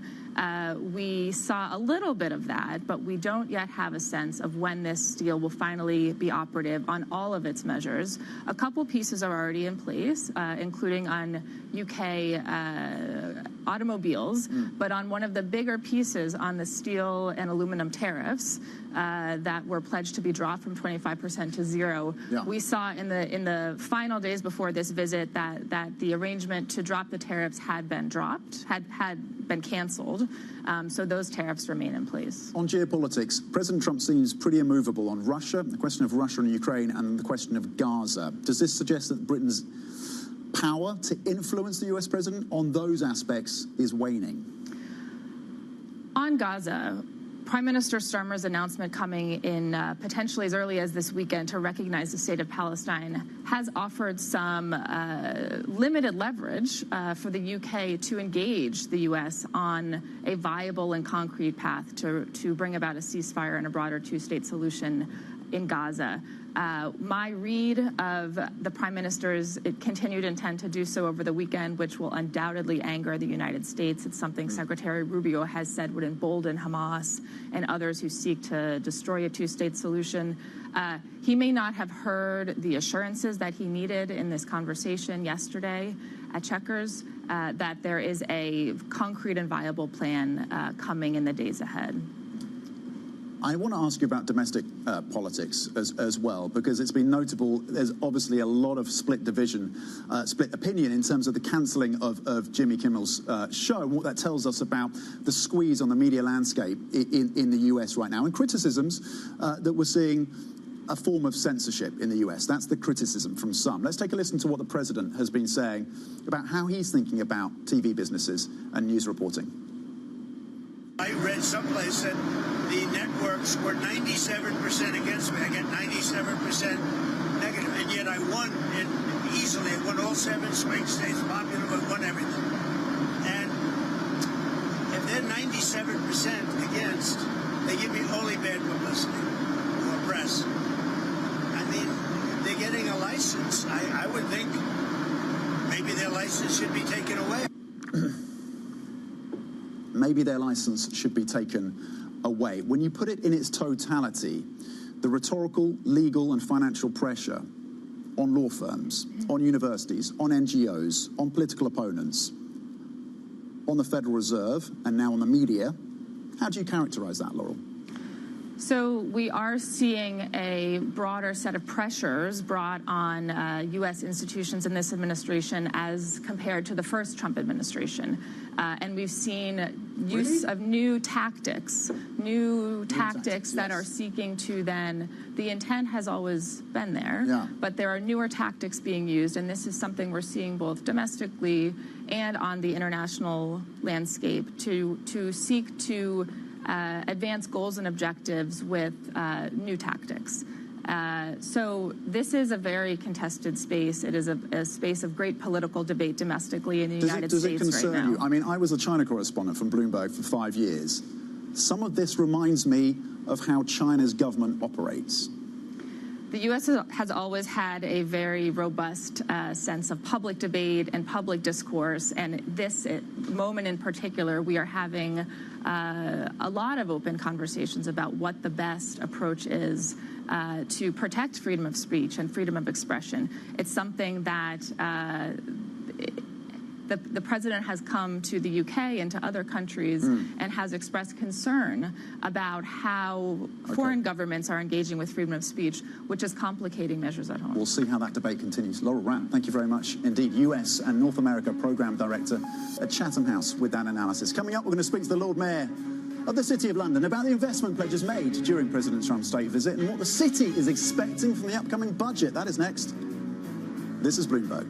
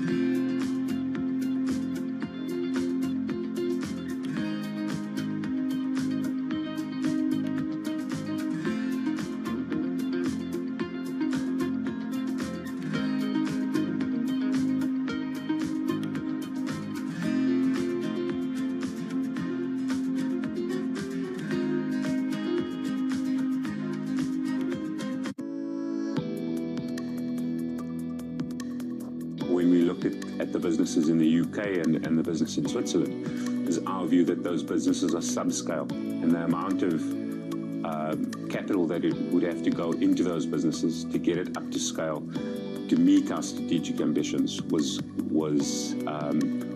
be misplaced. SPAR being where it is and how competitive the South African market is, we really just want to refocus on our home markets. Our liquor brand, Tops, has been around for also about 25 years. And through independent retailers, we've become the single biggest retail liquor brand in this country.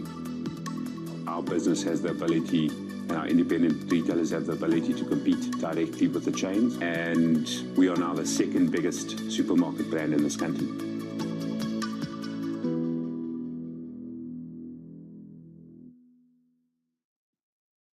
Technology is embedded in every aspect of our lives.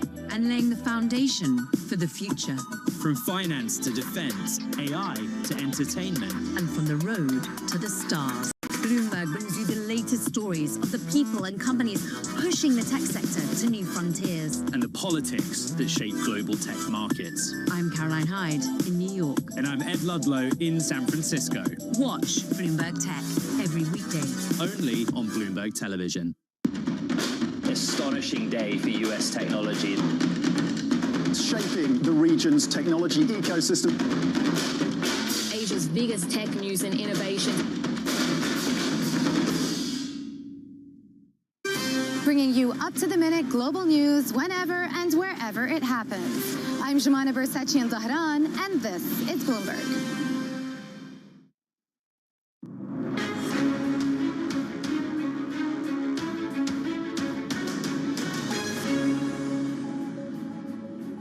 Good morning. Welcome to The Pulse. I'm Tom McKenzie in London. These are your top stories. TikTok's fates and trade tensions loom as Presidents Trump and Xi Jinping prepare to speak later. This as Trump expands his war on the US media.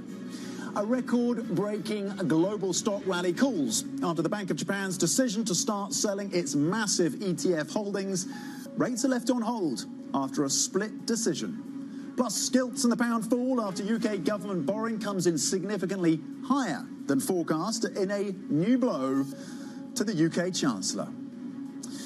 Now, to the European Union, which is looking to phase out its use of Russian LNG more quickly after a push by President Trump. EU finance ministers are currently holding an informal meeting in Copenhagen. Spanish Economy Minister Carlos Cuerpo told us that the country is increasing LNG purchases from the US. Spanish companies have increased substantially our purchases of LNG from the US. So somehow we're getting away from Russia, and it's good that we have a specific calendar. And if we can push ahead more rapidly, then that's good news as well. We'll be pushing from the Spanish perspective as well. Well, Bloomberg's Oliver Crook joins us from Copenhagen, has been speaking to many of the ministers on the ground this morning. Ollie, what is your sense as to whether or not there is a collective agreement, at least rhetorically, to ramp up the pressure on Russia? What materially can those ministers do right now? Yeah, what I think is interesting, Tom, is that with many of these conversations, it's the Trump administration that focuses the attention and the efforts of many in Europe. Obviously, he's come to the Europeans over the last couple of weeks with a couple of proposals ranging in kind of the variety of how extreme they are. But the first point that he makes, which I think is a fairly legitimate and self-evident one, which is how can you say you're putting maximum pressure on Russia when last year 20% of the gas, or about 19% of the gas that went into the European Union still came from Russia. Part of it in pipeline that was sort of carve-outs for Slovakia and Hungary, but a huge volume of that is now coming in LNG, like liquefied natural gas, and a lot of that is docking in Spain. So hearing from the Spanish minister on that, saying that basically they're open to this idea, they wanted to completely phase out Russian gas by the end of 2027. It seems now the Commission is pushing that forward by a full year. They want to get that basically out by 2026, and there seems to be some consensus building around that within Europe. There are, of course, a lot of negotiations that have to happen behind closed doors, namely with the Hungarians, who have been sort of opposed to this sort of idea for a long period of time. But then the second point is also a question about the Russian assets. This is the second point that Trump was saying. Basically, you need to start tapping these underlying Russian assets that we know have been held for a long time in Belgium by the the central bank and been dispersed the profits. Now they're talking about how to get to the underlying assets, and that is a conversation that will be very active for finance ministers. And I spoke to the Dutch finance minister about that a little bit earlier. Have a listen to what he had to say. We already used those assets as a collateral to give loans to the Ukraine, and now we're going to see if we can use those funds even further. But it should be legally possible. It's a very complicated matter, but once again, all the options should be on the table, because let's not forget, it's Russia attacking Ukraine. Ukraine needs our support, so those frozen assets should be used in the benefit of Ukraine. So it seems that there is some consensus moving forward on taking more of those Russian assets or finding different ways to monetize that. There's the question of banning the Russian gas, making progress. Then there's the final Trump proposal, which was basically adding 50 to 100% tariffs on China and India for their continued purchases for fossil fuels. The U.S. says they're willing to do it, but the EU needs to go first. That is something that is far too rich for the Europeans. And I was just speaking with the Spanish economy minister, who sort of takes a different position on China, says that actually Europe should have a much better relationship economically with China, and was really sort of defending his tack there. And remember, it was in Madrid that held those conversations between the U.S. administration and the Chinese a little bit earlier this week. But I think that last proposal is probably a step too far, though maybe they'll draw some inspiration and maybe target some Chinese companies and Indian companies that are still working with the Russians on military and potentially refining of oil.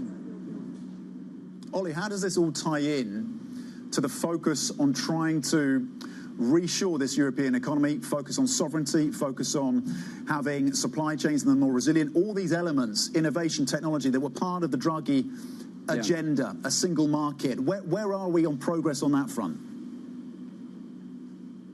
Well, I can give you a pretty precise figure on that, Tom. There was a report that was made out by one of the parliamentary groups a couple of weeks ago that said basically in the last year since the Draghi report was released, only about 11% of it has been instituted by the various EU measures that have been taken in that period of time. And we should say Mario Draghi sort of spoke this week to give his appraisal of kind of where things stand in Europe a year after the report was printed. And I'll just get you a couple excerpts there because it really makes for some fairly stark reading, saying that basically the deficit with China over that that 1 year period of time has increased by 20%. Investment requirements that he initially said that the ECB said were about $800 billion a year has now come to $1.2 trillion a year, because that is largely due down to defense spending that has boosted a lot in the last year, and that over the sort of next 10 years, the EU public debt is expected to rise another 10%. So there is a question about basically the reforms being a little bit too slow, but it's also the scale of the challenge itself is mounting as time goes on. So this is going to be a very active conversation for the finance ministers here. Of course, removing barriers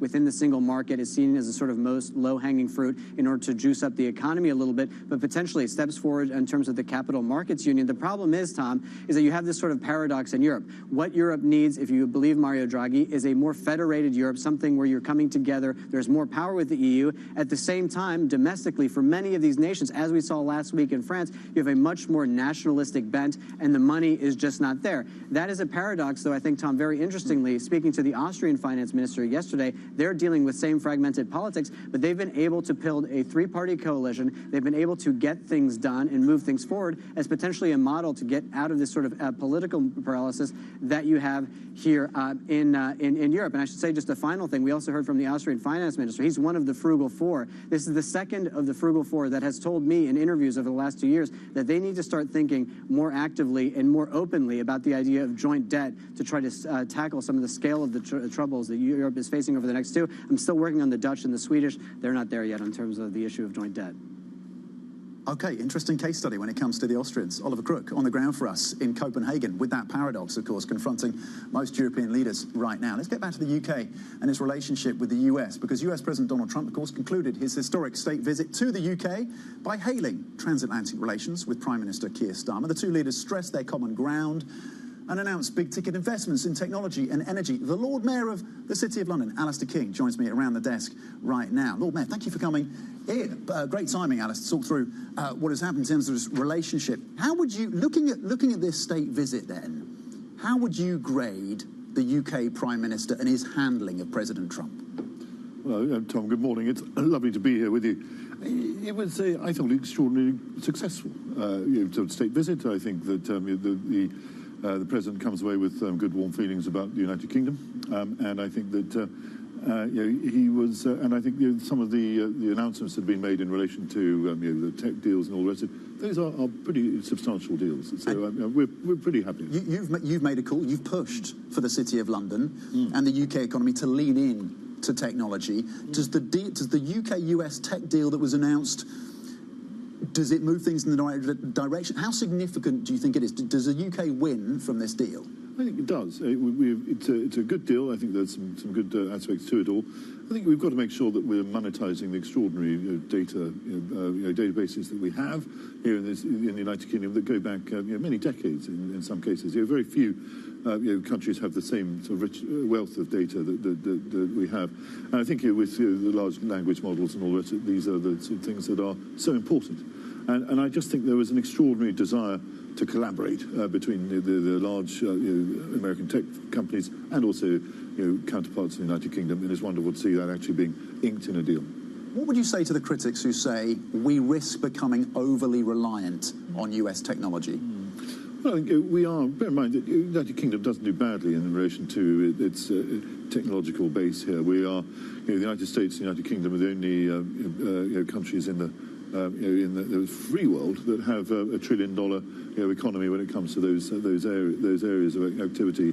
Look at our strength in fintech. Look at our strength in AI. We're number 2 or number 3 in the world always in those sorts of areas. So I don't think the United Kingdom does badly. We certainly punch above our weight. I want to get your views on the fiscal constraints that this UK government is facing right now. With a beating heart, the City of London, of course, front and centre. The budget deficit, we get a reminder of the pressures there today, with that number coming in well above the OBR's forecasts. So that brings us to the budget in November. Given the constraints, would it be reasonable for this UK government to pursue a surcharge on banks? Well, look, I mean, I don't get involved in the specifics in relation to the options available to the Chancellor, and that's something that is very much her and the Treasury team.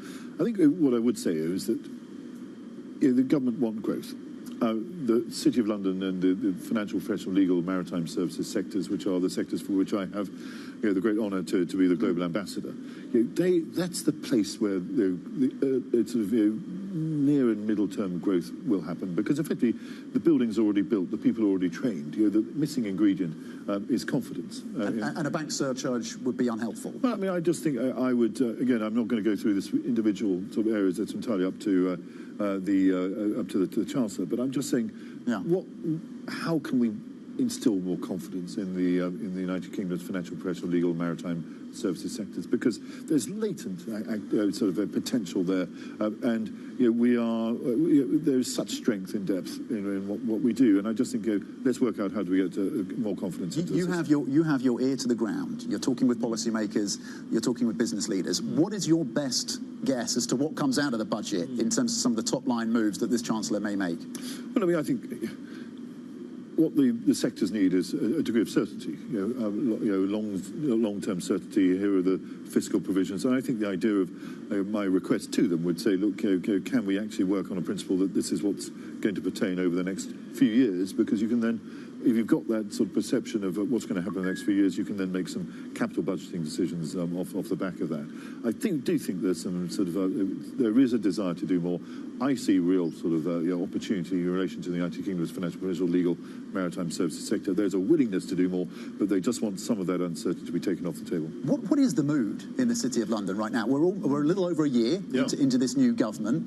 How are they grading the government right now, the grandees of the city? I think that there is we see the opportunity. I've been really pushing in relation to getting a bit more risk back into the system, because effectively we are the analogy I've used before is we are the world's best sort of striker in soccer terms or whatever, but we've lost a yard of pace, and I've been trying to sort of crawl back as much of that yard of pace as I possibly can during the course of my term. I do sense that there's been some really good wins. We've had something called the Mansion House Accord, which is coming together with 17 of the largest pension funds to say that they'll invest up to £100 billion in alternative assets over the course of the next 4 years. So city bosses are not coming to you with their heads in their hands right now? No, I don't think they are. And I think also the other element is that there's been some real movement in relation to regulatory change. I think certainly the perception is that the regulators are starting to move in relation to taking on the competitive environment and the competitive objective. So there is movement. We have to talk about the changing political sands as well here in the UK, as we have done in Europe as well, and the popularity of parties like Reform UK. Are you seeing any evidence of city firms and executives moving closer to Reform UK? Is that relationship becoming deeper? I'm sure it is. I've seen I've heard anecdotal evidence of that being the case, and I think companies have got to make sure that they keep a finger on the pulse as to what's going on, and they've got the relationships going. So I'm sure that's occurring, not necessarily in the full glare of publicity. You think a lot about jobs in the City of London. The shrinking UK stock market, to what extent is that a risk to jobs? Well, I think I go back to this point of confidence. Effectively, the idea of seeing companies delisting doesn't do wonders for confidence in the market. Having said that, I think there have been some really substantive reforms in the listing rules in the London Stock Exchange. I think that there is an awful lot of work has been going on. They've an enormously innovative program called Pisces, which the London Stock Exchange have implemented. All these things, I think, go the fact that and the pipeline of companies coming through that are going to list is, I understand, pretty strong. What are overall job numbers looking like in the City of London right now? Well, I mean, it's something I will always mention is the fact that at the time of the Brexit referendum, we had 525,000 people working in the square mile and the financial district here. Last time we counted, which was at the back end of last year, we were up to 678,000. If you add in Canary Wharf, it's the Financial Professional Services Centre, and the hedge fund area over in Mayfair, you get up to a figure of around 880,000 people who are in financial professional services in Greater London. You compare that to the total population of Frankfurt of 723,000. Yeah. And those numbers continue to rise. Yes, they are absolutely right. And so we are. And bear in mind, you compare that again to the projections that we used to see at the time of the Brexit referendum that the city was, a busted flush. It's extraordinarily resilient because there's a real centre of excellence here. Just briefly again on the stock market travails in the UK. To what extent is that a headwind when it comes to those startups that I know you're focused on in the tech world in terms of their ability to grow and scale? Yeah, it's a new situation because when I've scaled businesses of my own earlier in my career, I did so on the stock exchange, effectively on the AIM market. So it's sad that that's not available to entrepreneurs as it was to me. Having said that, there are some good companies on AIM, and they are able to sort of grow some money. I think there are some more companies coming in, and I think what can we do to get the confidence in order to get some more investment back. I think also, bear in mind, I mentioned the Mansion House Accord. I was great privileged to bring that into and sign it with the Chancellor. That the AIM markets are part of that Mansion House Accord, so therefore we could see, I would hope we will see, large amounts of additional capital going into the AIM market through that route. Okay, let's see if that happens. City of London Lord Mayor Alistair King, thank you very much indeed for joining us. Good to see you. Around the desk. All right, coming up, Bank of England Governor. We're going to stick with the UK. Andrew Bailey indicates that more rate cuts are to come. It's all about a question of timing and scale. We'll find out why he has made that assessment. Catch up on other central bank moves this week. That is next. This is Bloomberg.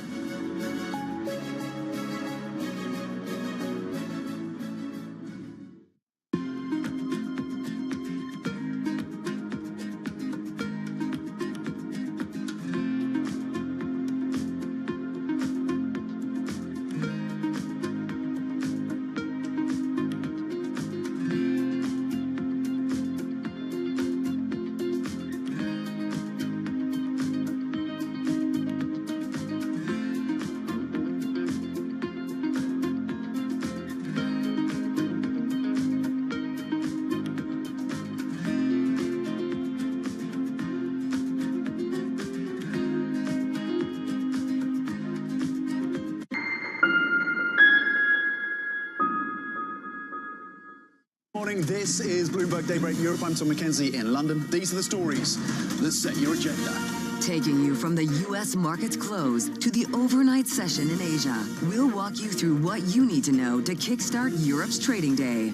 Live from our European headquarters, we bring you the day's top market-moving stories, unmatched expert analysis, and on-the-ground reporting from across the continent. Tune in to Daybreak Europe, only on Bloomberg Television. Context changes everything. Making money isn't about drowning in emotions. It's about understanding what's actually happening. Markets are the best way to glean signal from noise, and that is what we try to do every morning. This is Bloomberg Surveillance. Africa, a region rife with potential for growth and opportunities, but not without its challenges. Bloomberg highlights the biggest stories, interviewing key players, and reporting on the issues impacting the region. Join us as we get to the heart of African business, politics, and economics, and ask the question, what's next? I'm Jennifer Zabasaja, and this is Next Africa. New episodes every month, only on Bloomberg.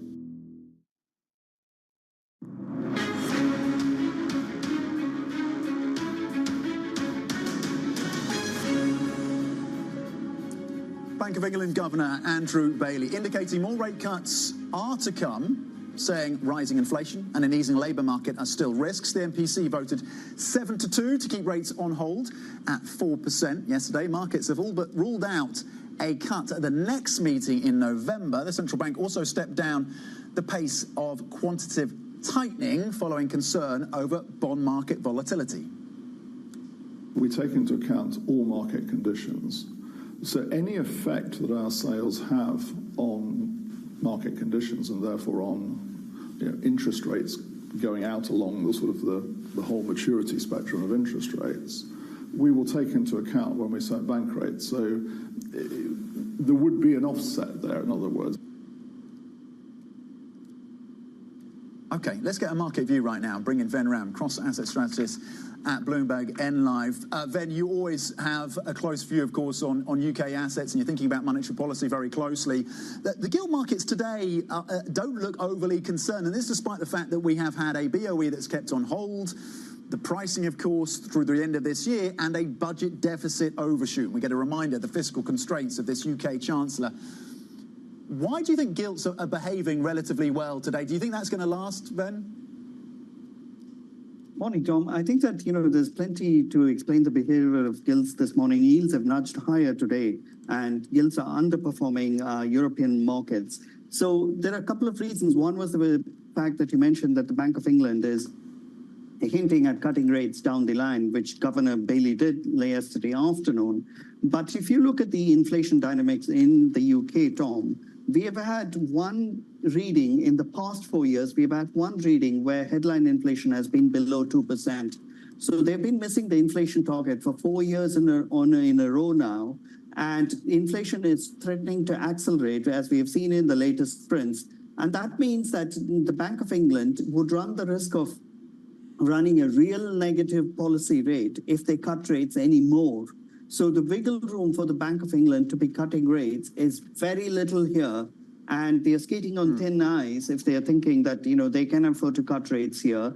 The inflation markets are suggesting there is just simply no room for them to cut rates. So it would be a policy mistake for the Bank of England to be cutting rates into this environment, which is why you're seeing front-end gilt yields holding near 4%, even though that is hugging the bank rate very closely. So that is a measure of skepticism.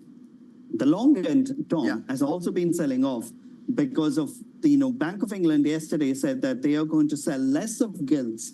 But that also means the flip side of that argument means that they are going to hold more of gilts on their books. And because they are paying a higher interest rate on those bonds than what they're getting from it, it means that the fact that the Bank of England's losses are indemnified, it means that all the risk has been transferred to the Chancellor's office, and that means a bigger headache for Chancellor Rachel Reeves when she unveils her autumn budget, which means that she has to plug an extra gap stemming from the BOE's losses that arise from holding it on its books. So it's not looking very great for gilts at the moment, but let's see how that story evolves as she presents the autumn budget. Okay, and then briefly, you've been looking at the cash savings of British consumers, and we're saving less. Is that because we're earning less, we've got lower incomes, or is it because we're becoming less cautious, we're more willing to spend? I think the answer, the brutally honest answer, Tom, is that, there is very little wiggle room for the consumer. On the one hand, as we just discussed, inflation is running amok in the UK and is not a target, which means that the purchasing power has been continuously eroded. And on the other hand, Reeves is going to have to put up taxes in the autumn budget, which means that, there's fiscal tightening as well. And, the consumer is caught between inflation that is running amok and he or she has asked to pay more taxes by way of taxes as well. So that leaves them with very little room to save any money. And that's the predicament that the survey is pointing out to. Okay, Ven Ram, cross-asset strategist at Bloomberg M Live, not leaving us on the brightest note this Friday, but smart analysis as always, Ven. Thank you. Now back to the tech story right now. NVIDIA planning, of course, to invest £2 billion to support the UK's AI industry in partnership with several venture capital firms. It's one of a slew of AI announcements from US tech firms this week, coinciding, of course, with President Trump's state visit to the UK. So what does this all mean for Britain's AI ambitions? We're joined now by Parmi Olsen from Bloomberg Opinion, who is, of course, thinking about UK and European tech for a long time with all that analysis. Parmi, when you think about the deals that have been done, and particularly the investments in the UK from NVIDIA, are we now better positioned in terms of our AI ambitions than we were a week ago? Yeah, I mean, I think all these investments into infrastructure for building AI are important. My concern is that it becomes a little bit of a distraction from what Britain really needs to do to try and, if you will, try and close this gap that it has with the U.S. and with China. I mean, first of all, when it comes to infrastructure, Britain is very small on the scale. The U.S. accounts for something like 75% of all supercomputing capacity for AI. Even China is like a distant third from that at 15%. The UK is at about 3%. So all these huge numbers actually are, like, in the grand scheme of things, only moving the dial a little bit. But there's still a really great opportunity for businesses here, particularly entrepreneurs, tech startups. I mean, there's so much innovation in this country. When you think about it, we had Alan Turing laid the foundations for the AI field itself. Tim Berners-Lee invented the World Wide Web. The difficulty in this country is commercializing it at scale, and that's what Silicon Valley has done so well. But there is an opportunity to build businesses on top of all this infrastructure that U.S. companies are investing in that is so expensive, rather than trying to match that infrastructure. But do we need to do both? Do we need the infrastructure and the applications on top? Are you pointing to potential misallocation of resources? Perhaps a little bit. I mean, I think some of the investment that's going into data, there's different types of data centers. There's data centers that are meant for AI training, and there's data centers meant for AI inference, which is running AI models. And a lot of the government-backed investment is going into AI training data centers, which is fine. You know, maybe the UK will have its own DeepSeek moment that China had, where it'll kind of, someone here will invent a model that's very efficient and can actually go toe-to-toe with ChatGPT in terms of capabilities. But that seems very unlikely, and it makes more sense to invest in infrastructure that can run these models. And so for that, we really just need more funding for startups here who want to grow big. This is an age-old issue in the UK tech ecosystem, which is that startups can raise money in the early stage very easily, no problems. But when you want to get big, you have to go to SoftBank, you have to go to the US. The pension funds in this country and across Europe just aren't backing venture capital, and that's what we need to see more of. The growth capital conundrum that remains for the UK. Palmy Olsen, always excellent, of course, on the tech ecosystem. From Bloomberg Opinion and author of Supremacy, AI, ChatGPT, and the Race That Will Change the World. A must-read as well. Now, former St. Louis Fed President Jim Bullock will be joining Bloomberg Surveillance at 12:30 p.m. UK time. Tune in for that interview. Views, of course, on the Fed moves. Stay up for that. Coming up, Bloomberg Brief. This is Bloomberg. From the world of politics to the world of business, Joe Matthew and Kaylee Lines deliver news, insight, and analysis live 2 times a day, every trading day. Balance of Power at 1 and 5 Eastern, only on Bloomberg. How much does the geopolitical volatility emanating from the United States perhaps undermine the bull case for Mexico? Is that a scenario you've plotted out? Structurally speaking, we do still have a very positive view in Mexico. On the macro side, it is a very attractive investment geography for the U.S. Mexico is hugely competitive in terms of costs. The wages in Mexico are much more competitive than the wages in China. So why would the U.S. companies not take advantage of that? And this structural cost advantage is going to lead Mexico to continue to contribute to the growth of U.S. as well. The value chains, the supply chains are so integrated that Mexico has to play a continuing role in the further development of the U.S. And U.S. is growing very healthily, very nicely. It will benefit Mexico. This way or that way, it will benefit Mexico. Mexico for BBVA is, a source of resiliency of earnings, and it generates and complements the diversification that we have from the footprint. But there's another topic that is very important, which sometimes we don't focus a lot about, and why we're so convinced that Mexico is going to continue to do well, which is the leverage in the country. Because the leverage in the country is only 33%. And when you've seen Mexico grow and BBVA grow in Mexico, structurally speaking, the leverage is so low that just a little bit of growth in the leverage is going to be able to support that bull case in Mexico. So that's why we're structurally positive in Mexico. In case you missed it, on Bloomberg Open Interest. When we look at our portfolio, we see an IPO pipeline that's the biggest since it's been in 2021. In M&A and IPOs, we've actually had close to record performances in that space. We're going to have an interesting year. We're having a lot more conversations around putting dates on calendars. I think we could see a very active second half of the year. Don't miss Open Interest live weekdays. Key investors, top executives, global innovators. Join me for in-depth conversations with the biggest newsmakers on the day's top stories.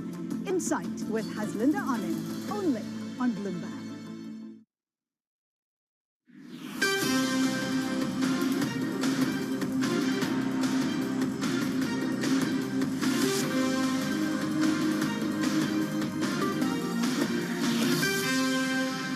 It's 5 a.m. in New York City. Good morning. I'm Bonnie Quinn with your Bloomberg Brief. Here's what you need to know. A Trump-Xi call on deck. The two presidents set to speak later this morning with TikTok and trade on the agenda. A $1 billion blow. FedEx expects a massive hit from trade volatility this year. And the BOJ surprises markets with plans to unload its massive ETF holdings. Well, if it was a buy everything day yesterday, it might just be a sell everything day today. We had futures pointed lower, although we're coming back to flat right now. Obviously, we hit all of those records across the U.S. indices yesterday. We did see a little bit of selling earlier on, though, something to do with the BOJ, no doubt, because we also saw yields back up to quite an extent. If you look at the 30-year yield, when we flip the board, you'll see that we're at 375, around those levels now, which is very interesting because we were below 362 or so yesterday. Same thing for the two-year yield, though not as much, so a bit of steepening going on here with 357.15 on the two-year. It is obviously triple witching, so we're expecting more volume today as well, and that might have something to do with some of the moves. But we'll get into all of that in just a few minutes. I do want to point to the yen because that was where the action was at in the last few hours, and it's a really fascinating chart. You'll see the yen strengthening as the Bank of Japan showed that, yes, it is on the path to normalizing policy. And then as Europe came online and this idea of unloading of ETFs started to percolate through the market, you saw the yen give up those gains. So we'll get into all of that in just a few minutes. But first, let's get to some individual stocks to watch today. Over to London and Valerie Teitel. Valerie.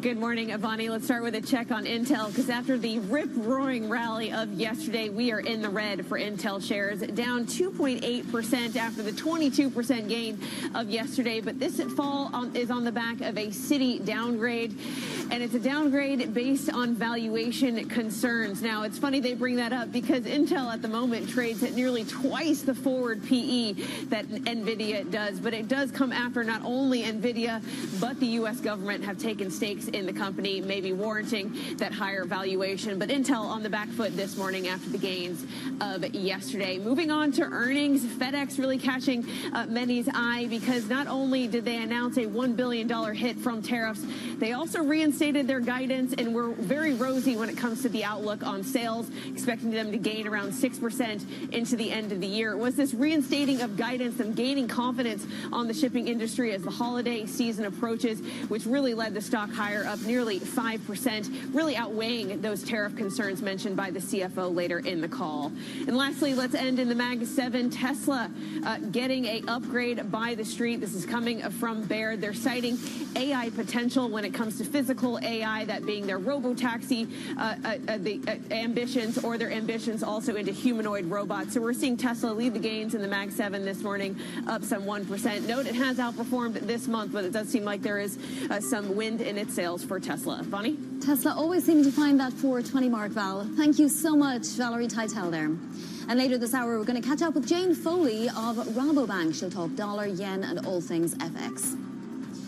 So the Bank of Japan then holding interest rates steady and announcing it would start offloading its massive ETF holdings. For more, Bloomberg editor for the Japanese economy and government, Paul Jackson, joins me now. Paul, take us through how this decision got made, who dissented, and how it gets the BOJ closer to normalizing policy. Well, I think if you look at the history of what the Bank of Japan's been doing in recent decades, it's been on this massive stimulus program to generate inflation in Japan. And we've had now 3 years or more of inflation at 2% or more. And under Governor Ueda, he's been pushing back, scrapping all these experimental stimulus projects that took place under his predecessor, Haruhiko Kuroda. And he's trying to normalize policy at the bank. So we've seen interest rates go from negative to positive. We've seen the scrapping of manipulation of yields. We've seen this colossal bond buying being reined back. And one of the issues that was still pending was this huge mountain of exchange-traded funds, these stock funds.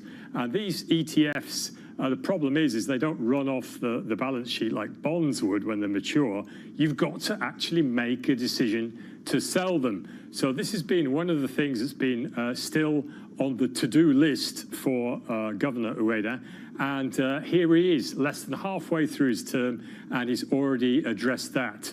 And I think given the political instability at the moment in Japan, or should I say uncertainty, as we wait for a new prime minister to be decided, it was difficult for him to raise interest rates at this meeting. So in what way could he normalize policy? He's taken the chance, the opportunity presented to him, and he's gone for starting the selling off of ETFs. Paul, how did this all affect the market? Because we saw the yen gaining, then giving up those gains, actually slightly stronger versus the US dollar again now. Yields rising, which also seems to be spreading to the United States, unless that's, you know, FOMC related. Explain the market moves. Well, I think we saw quite a delay in the announcement coming from the Bank of Japan. So I think traders out there were thinking something big's coming. And so I think we saw the yen strengthening at that point, this kind of idea that something's in the works could be a move towards normalization. I think when the ETF plan was then announced, it's seen as, oh yeah, this is a clear sign towards normalization, so you get a bit more strengthening.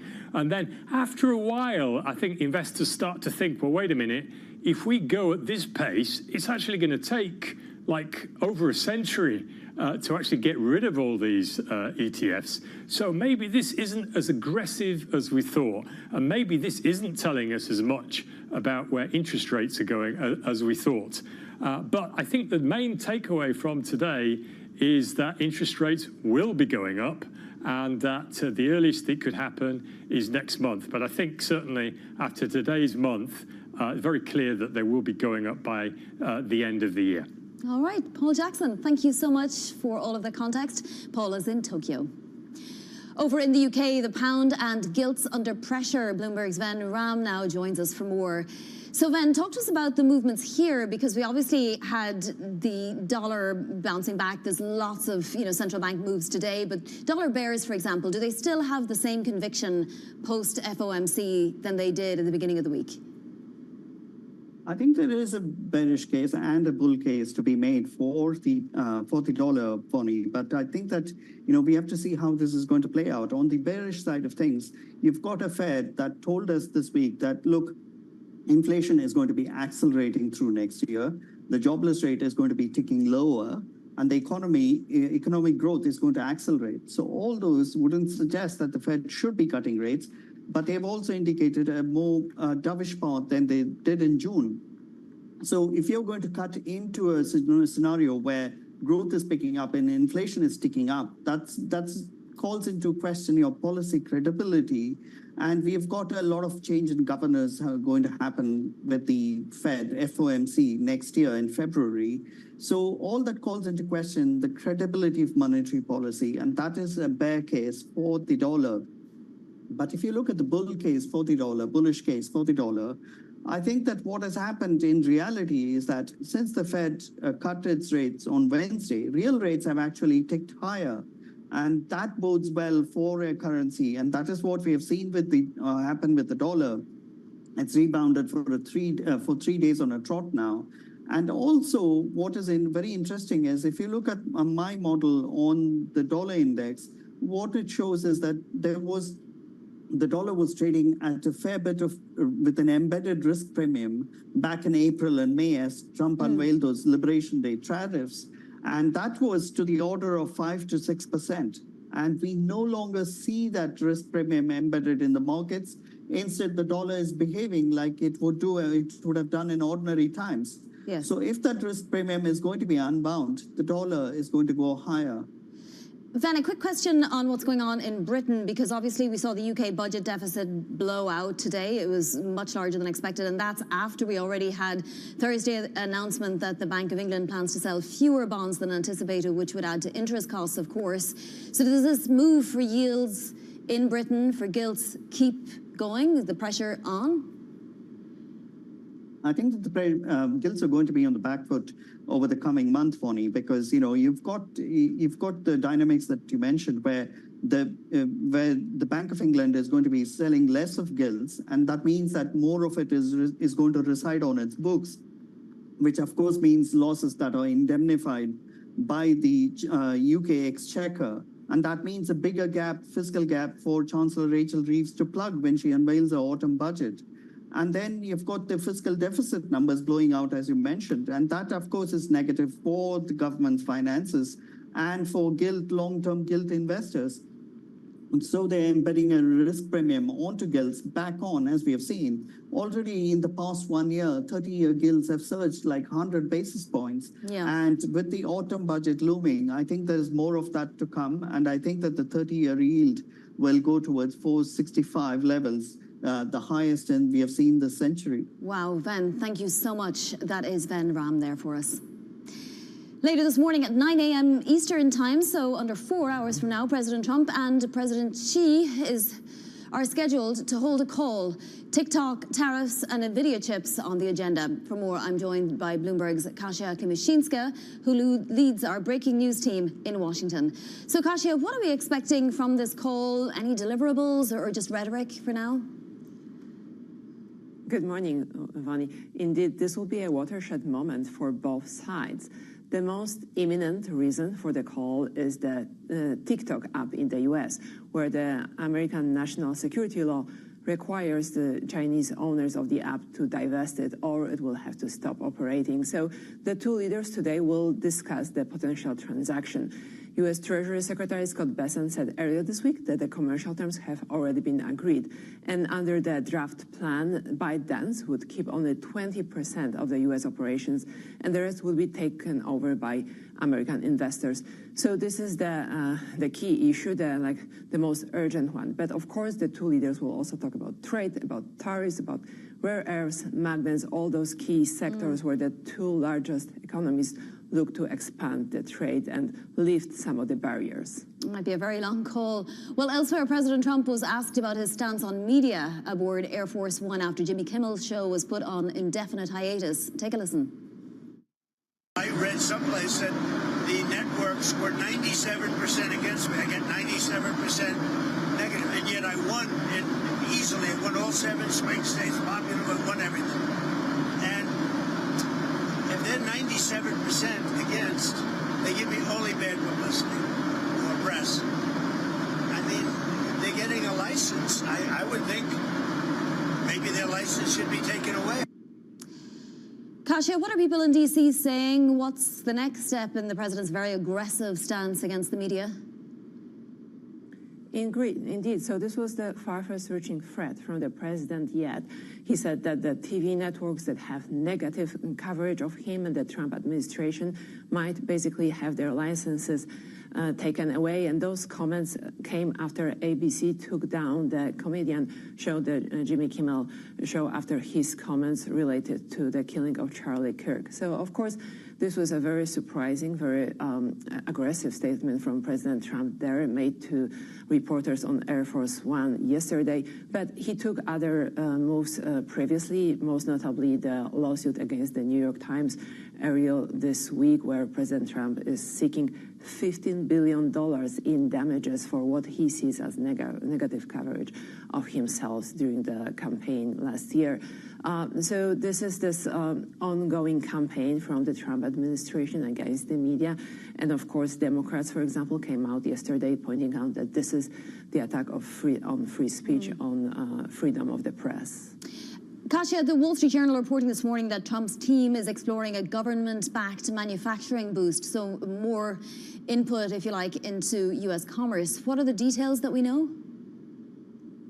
This is about the $550 billion investment fund that Japan promised to deliver when Japan and the U.S. agreed on a trade framework earlier this year. So the Wall Street Journal reporting has some details about how this money would be spent. We know that the Trump administration is very interested in boosting manufacturing here in the U.S., creating more jobs in key sectors such as making pharmaceuticals, semiconductors, or even ships. So this money from Japan would go to manufacturing here domestically.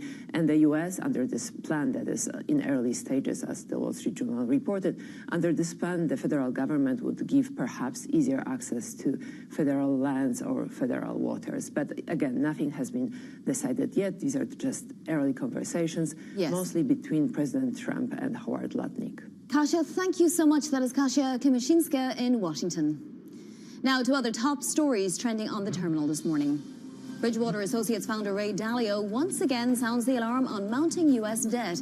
Speaking at a panel in Singapore, he said current debt, driven by runaway spending, is putting monetary order at risk. Signs of China using agriculture as leverage in its trade war with the U.S. For the first time since the 1990s, China has not bought any U.S. soybeans at the start of the export season. Soybean futures are up today, ahead of an expected phone call between President Trump and Premier Xi. FedEx expects a $1 billion hit from trade volatility this year, highlighting the impact of President Trump's tariffs. Most of that hit stems from lower shipments from China to the U.S. It reinstated its profit and sales forecast, saying revenue will grow by 4 to 6% in the current fiscal year. The courier had previously withheld a full-year outlook. And coming up, Oracle's comeback. More on the legacy tech giant's rise as an AI infrastructure leader. This is Bloomberg.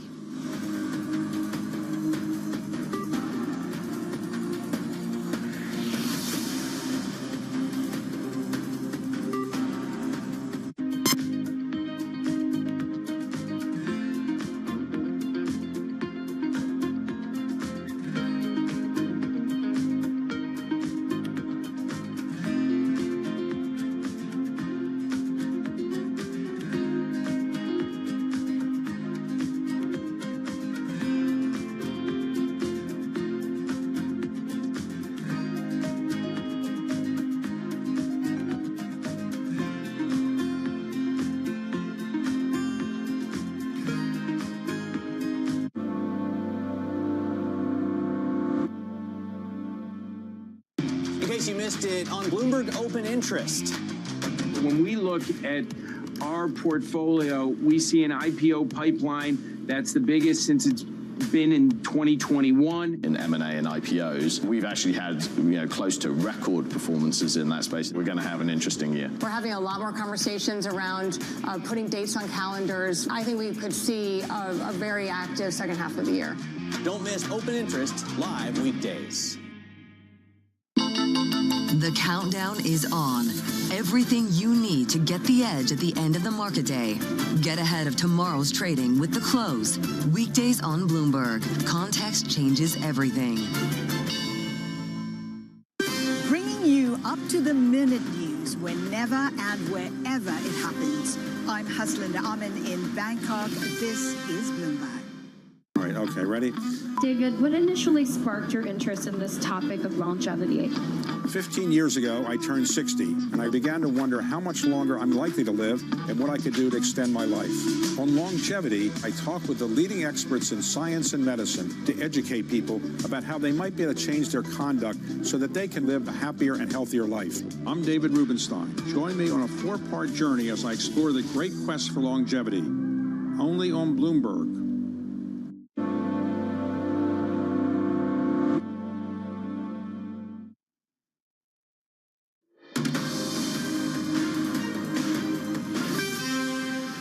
This is Bloomberg Brief. I'm Vonnie Quinn in New York. A boost in the shares of Oracle after a landmark $300 billion deal with OpenAI, briefly making co-founder Larry Ellison the world's richest person. Bloomberg Originals explains the legacy tech giant's rise as an AI infrastructure leader. Oracle seemed to see this coming. Oracle is having its biggest jump since 1992. What a blowout quarter for the software company. Maybe the stock of the year. And then, just days later, TikTok's U.S. operations are set to be acquired by a consortium including Oracle. Oracle shares spike after it's named as part of the consortium. What was going on? This was an old-school enterprise tech firm, tickling investors in places only a flashy startup normally reaches. Because Oracle basically said that they have almost $500 billion of contracts to be earned in the next few years. And that was a shocker. Everyone was modeling maybe, $150 billion. It blew away analyst expectations. Now, Oracle's deeply connected to one of the hottest social media properties on the planet, and behind one of the most ambitious infrastructure projects on the planet. Oracle had been written off as a kind of IBM-like company. This is an incredible comeback story. All right, let's take a look at markets. Now we are a few hours away from the open of trading, and of course it is triple witching today, so expect more volume. But we did hit all those records yesterday on the major indices, and now we have futures higher once again on the S&P 500, although very, very fractionally. I guess the color makes a little bit of a difference when you're getting up this early in the morning. The dollar index is stronger by about 0.1%. We have sterling weaker by 0.4% today, and lots of central banking stories around the world helping the US dollar index, but the dollar bears are still out there making their case. And then take a look at the 10-year yield, because that is the story right across the US yield curve, but also globally. And in fact, it could be just a little bit of contagion out of Japan, because Japanese yields are much higher as well. Same for gilts. Gilts are under a lot of pressure as well today with the central banking moves, but the 30-year yield in the US is right back up to 3.75 today. So you have to ask yourself, are traders pricing in as many cuts, or is this just a one-day move? Take a look at this board of currencies, because it'll tell you where we are post some of these central bank moves. Look at Britain. We saw the trade deficit blow out today. Came in at above 18 billion pounds. It wasn't expected to come in more than 12.5 billion. Added to that, the idea that the Bank of England isn't going to roll off as much off its balance sheet, which will add to interest costs, and that's where you have sterling 135.03. Also have a weaker euro today. It was above 118 if you remember yesterday. 117.67 is where we're at. Now, the yen has been all over the place today. The Bank of Japan signaling normalizing of monetary policy, but also talking about rolling off its ETF purchases. So depending on where you were in the world, you either saw a weaker yen or a stronger yen. But right now, we have the yen stronger at 147.78. Coming up, Deutsche Bank CEO Christian Sewing said to be facing a big lawsuit. And a look at what else is making headlines in your front page news. This is Bloomberg.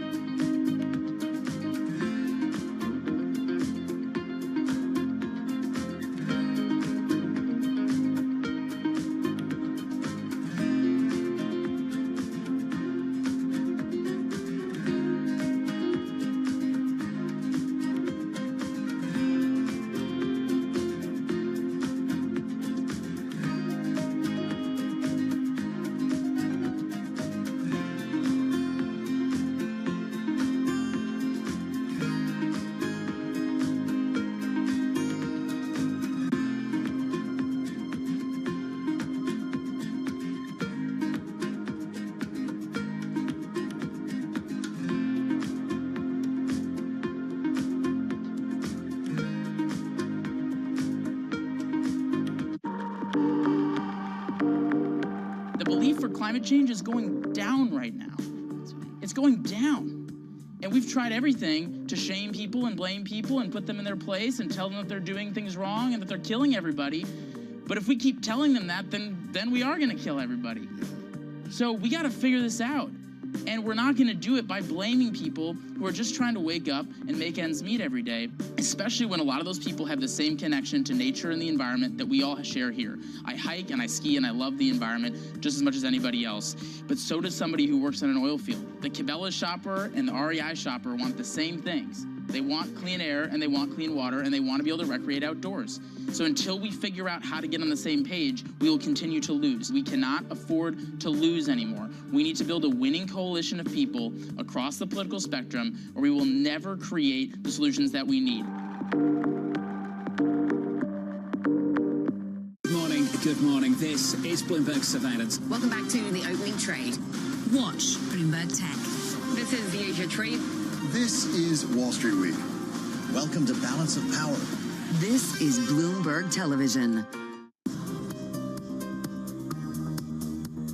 It's the countdown to the market open as we bring you the first trades across Europe. We'll debate the most important stories and what will drive the big investment decisions throughout the morning. I'm Guy Johnson. I'm Kriti Gupta. And I'm Anna Edwards. Join us every weekday morning for the opening trade, live at 7 a.m. here in London. Only on Bloomberg. Context changes everything.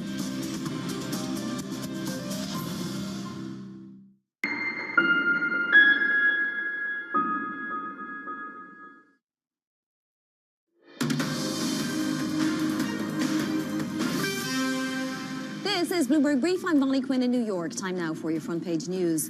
First up on the Wall Street Journal, the Trump administration weighing a plan to spur construction of factories and other infrastructure. It would use money from a $550 billion investment fund established as part of trade negotiations with Japan to invest in the development of chips, ships, and quantum computing. Next up on the Washington Post, sources say President Trump declined to approve more than $400 million in military aid to Taiwan this summer. The move comes as Trump tries to negotiate a trade deal with China. The decision marks a U-turn in U.S. policy toward the self-governing island that China claims as its own territory. And on the FT, sources say Deutsche Bank CEO Christian Sewing is said to be named as a defendant in a multi-million-pound lawsuit. The lawsuit was brought by 5 former employees. The employees were sentenced to up to 4 years and 8 months in prison for abetting false accounting and market manipulation, with the convictions overturned back in 2022. Coming up, the dollar on its longest weekly winning streak against most G10 peers since July. We'll speak to Jane Foley of Rabobank. That's next. This is Bloomberg.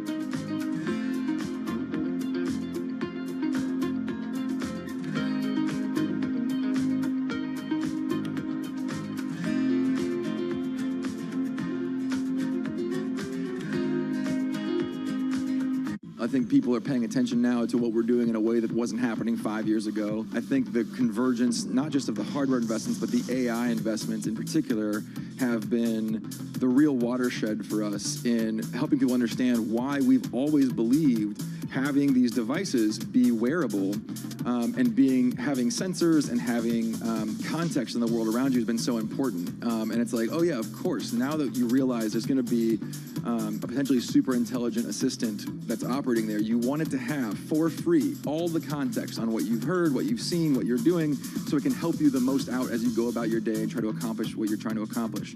So we feel a lot of vindication on that. I think the question is, yeah, will it be us? Will it be a competitor? That depends on our execution and their execution. I have a lot of confidence that the paradigm that we're in right now, which has been stable for a long time, right? The phone that you all have in your pockets now is roughly the same as the phone you had in your pocket 4 or 5 years ago. There's not really a lot of new innovation happening at that scale. There is a lot of things. The phone is the greatest consumer electronic device ever built, and yet there's also a lot of things that we wish it could do better or different. And I think with AI and integrated context with the world around us, that becomes more and more obvious. So I'm very confident that the paradigm will shift in that time frame. And you all know the saying, we get a lot less done in 1 year than we think and a lot more done in a decade. That really is going to be true, I think, when it comes to these shifts. Key investors, top executives, global innovators. Join me for in-depth conversations with the biggest newsmakers on the day's top stories. Insight with Haslinda Onim, only on Bloomberg. U.S. jobs numbers are released. Bloomberg has the report under surveillance with crucial data and expert analysis at terminal speed. Nobody covers Jobs Day like Bloomberg.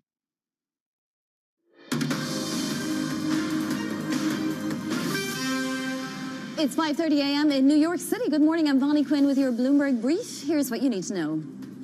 A Trump chic call on deck. The two premiers set to speak later this morning with TikTok and trade on the agenda. A $1 billion blow. FedEx expects a massive hit from trade volatility this year. And the BOJ surprises markets with plans to unload its massive ETF holdings. Let's take a look at those markets now as we inch ever closer to the open in the United States. We have futures turned around now and pointing positive. This after we hit records across the board yesterday for all of the major indices. Russell 2000, Dow, S&P, you name it, it hit a record.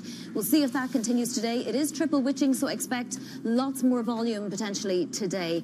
We also had the Bank of Japan moving, and that might be impacting the yield curve. That or just continued fallout from the Fed. If we look at yields, we'll see they're higher in the US, but they've been higher in Japan as well after the BOJ signaled normalizing also those ETF sales. So you have the 2-year yield back up to 357, the 10-year yield now up another 2 basis points up to 412.5 actually, and the 30-year yield just below 475. That's a 10 basis point move in just 24 hours. Take a look at the yen. It's been yo-yoing versus the US dollar. It gained against the dollar once Ueda confirmed the normalizing path, gave up the advance as Europe came online and started to digest more of the details. It is now just barely stronger versus the US dollar again. We're going to get into all of that with Jane Foley in just a moment. But let's get to some individual stocks to watch now. Here's Valerie Titel. Valerie.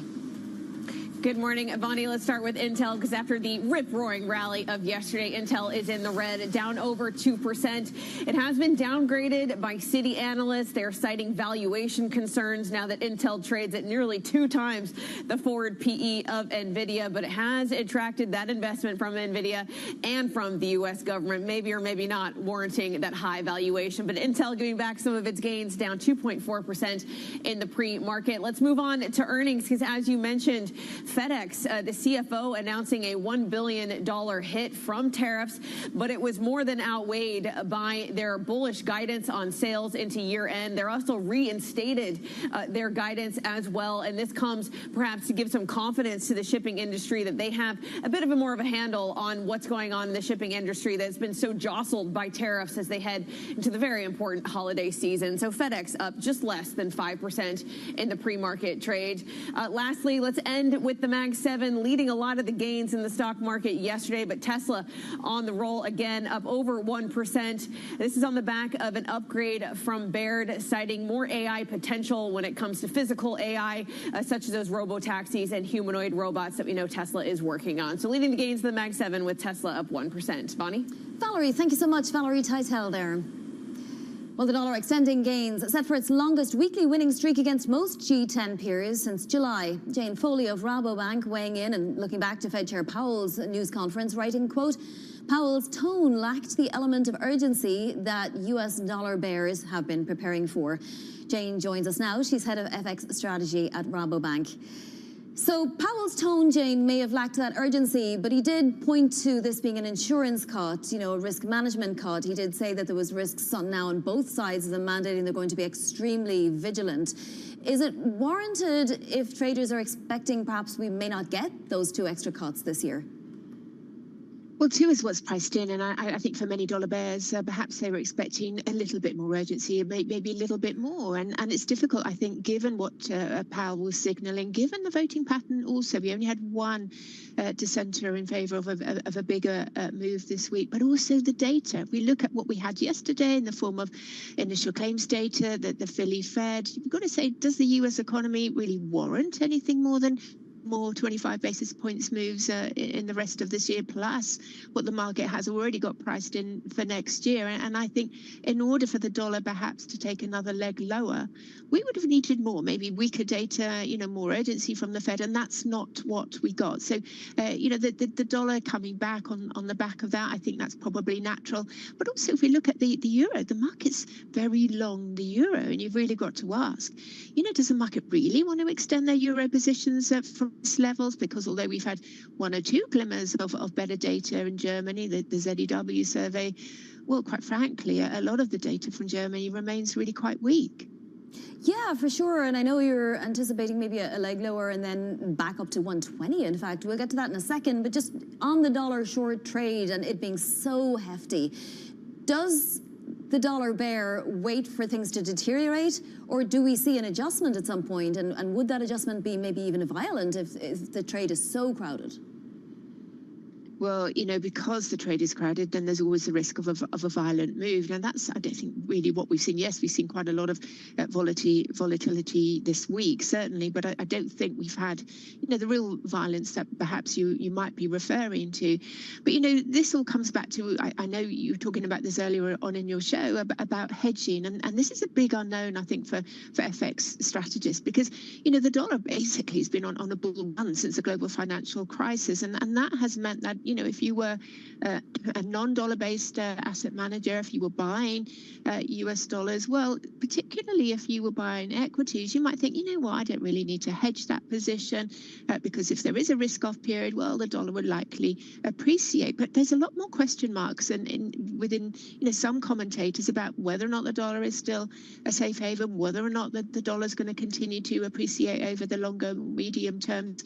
And, are equity asset managers now going to hedge their equity positions? And more importantly, are they going to hedge for positions that they already own? Now, certainly if you were a European asset manager in US equities, you might probably be wishing, those positions were hedged this year. And if those guys do decide to hedge a lot more on the assets they already own, well, that's when we could get this other flurry of dollar weakness extending. And that could be something that's a little bit sort of self-prophesizing, if you like, that the weaker it goes, more likely these guys are to hedge. Yeah, and I want to ask you to the benefit of which currencies, but first of all, do you have a fair value for the US dollar? Is it even possible to put fair value on it right now? Well, there's always, models that determine fair value, but these can be, really quite subjective. And in my mind, perhaps over the last, 10, 15, 20 years even, something like 120, 125 is certainly perhaps closer to what many models deem to be fair value than, say, parity, even though there have been periods when, parity is obviously where, the currency might be going. So, fair value isn't necessarily something that's tradable per se. So, but it certainly is something which does give you something to hang your hat on, if you like, over the longer term. Jane, how will the Bank of Japan's decisions, and there were multiple of them today, impact the currency markets, and that we've definitely seen the yen yo-yoing? It seems to be sort of continuing on this strengthening path just a little bit. Do we see any more big moves perhaps into next week? Well, I suggest that maybe a lot of the volatility will start to peter out as we get into next week. This is a case, I think, of the market shocked about the ETFs, wondering what's going to happen to the Nikkei. We've got to that the Nikkei has been a really strong equity performer this year. A lot of more international interest in that index. Recently over the last year or so, because of all the reforms that have been going on in Japan. Now, those reforms will continue. Clearly, that does make it perhaps more complex for the market to distinguish whether or not they want to, increase their positions in the Nikkei.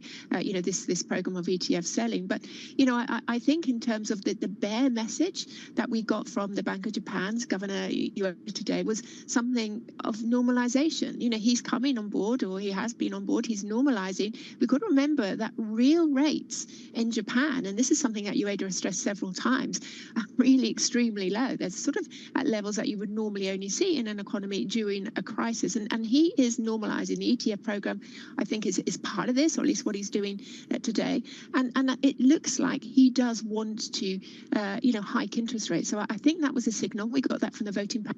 2 members already wanting to hike rates today.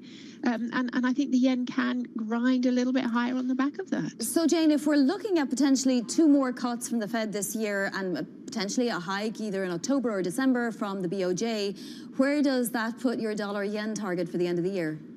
Well, of course, you've got to remember that a lot of that is already in the price. Perhaps a lot of moving around in terms of the actual moves for Japan specifically. But I do think that dollar yen can go lower, but perhaps not significantly lower. I mean, we've got 140 as a 12-month target. So, that's a bit of a grind. And that does assume that there will be another rate cut before the turn of the year. So a slow move lower for dollar yen. But I do think that that's the direction that the currency pair will be in. Jane, I want to ask you about something a little different. We have a story out today talking about volatility in FX and how it's the lowest it's been in a year, and it's just extraordinarily low. You don't get pairs that are moving more more than 1% in a day really ever anymore, and that is thanks to advancements in electronic trading. That's what traders are saying, at least. What are your thoughts on that, and could that be true?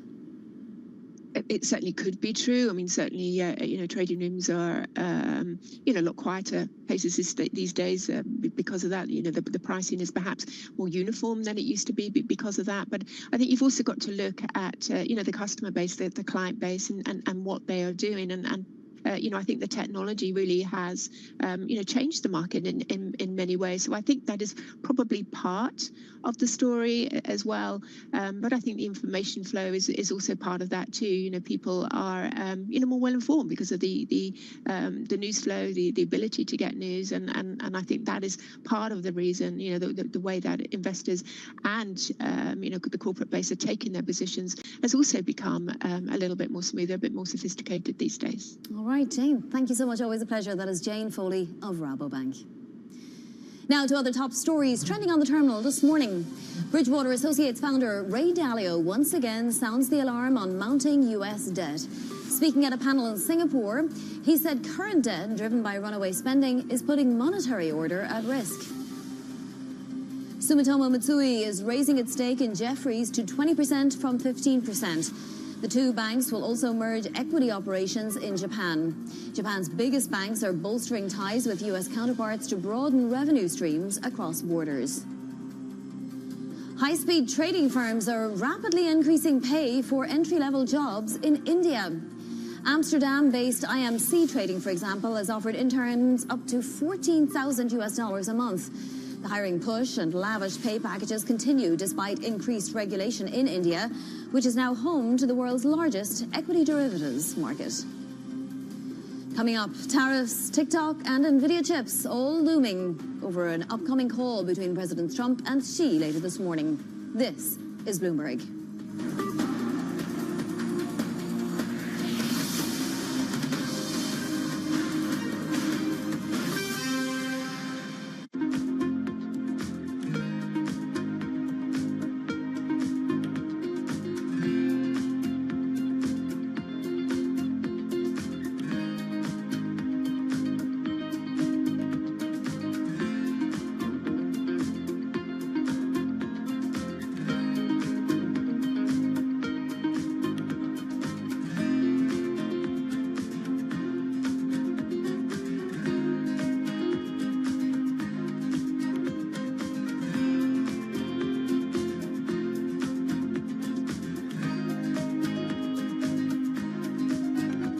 I'm David Weston. Join me each week on Wall Street Week for stories of capitalism from business, markets, economics, tech, and climate.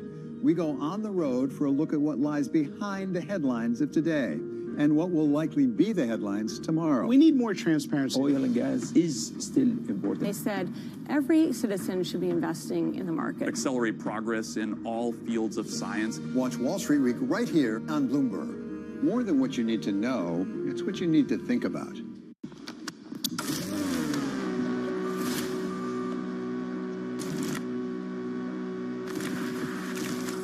Bloomberg Screen Time is back this fall for year 3. We're bringing together the biggest names in business and pop culture, like Netflix co-CEO Greg Peters, Instagram boss Adam Mosseri, and Los Angeles royalty Will Obey. We're going to talk about how sports is eating entertainment, check in on the state of the movie business, and get an update on LA after the fires from Rick Caruso and Irving Azoff.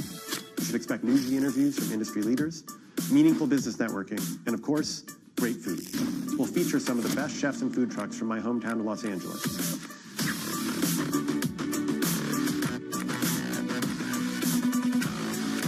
Tickets are available now, and you should head to bloomberglive.com/screentime for details. I'll see you in Los Angeles, October 8th and 9th.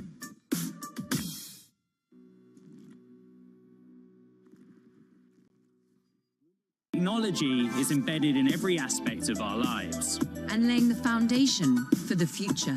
From finance to defense, AI to entertainment. And from the road to the stars. Bloomberg brings you the latest stories of the people and companies pushing the tech sector to new frontiers. And the politics that shape global tech markets. I'm Caroline Hyde in New York. And I'm Ed Ludlow in San Francisco. Watch Bloomberg Tech every weekday. Only on Bloomberg Television.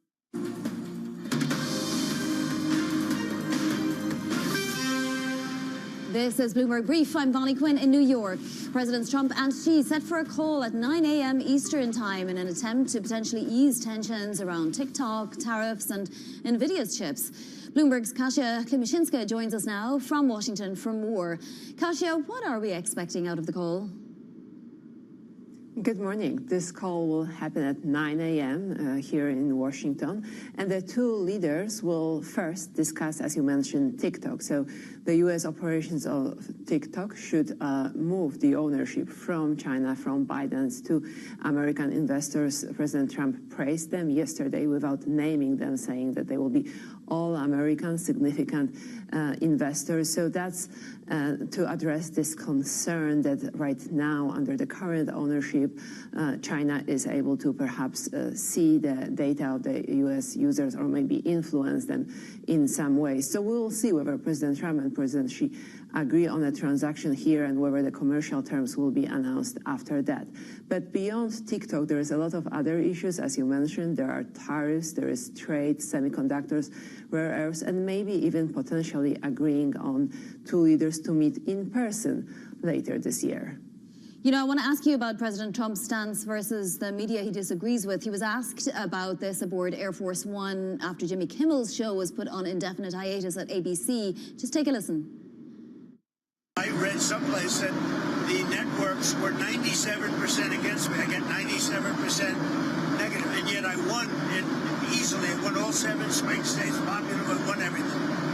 And if they're 97% against, they give me only bad publicity or press. I mean, they're getting a license. I would think maybe their license should be taken away. What's being said around Washington, D.C.? What's next on this?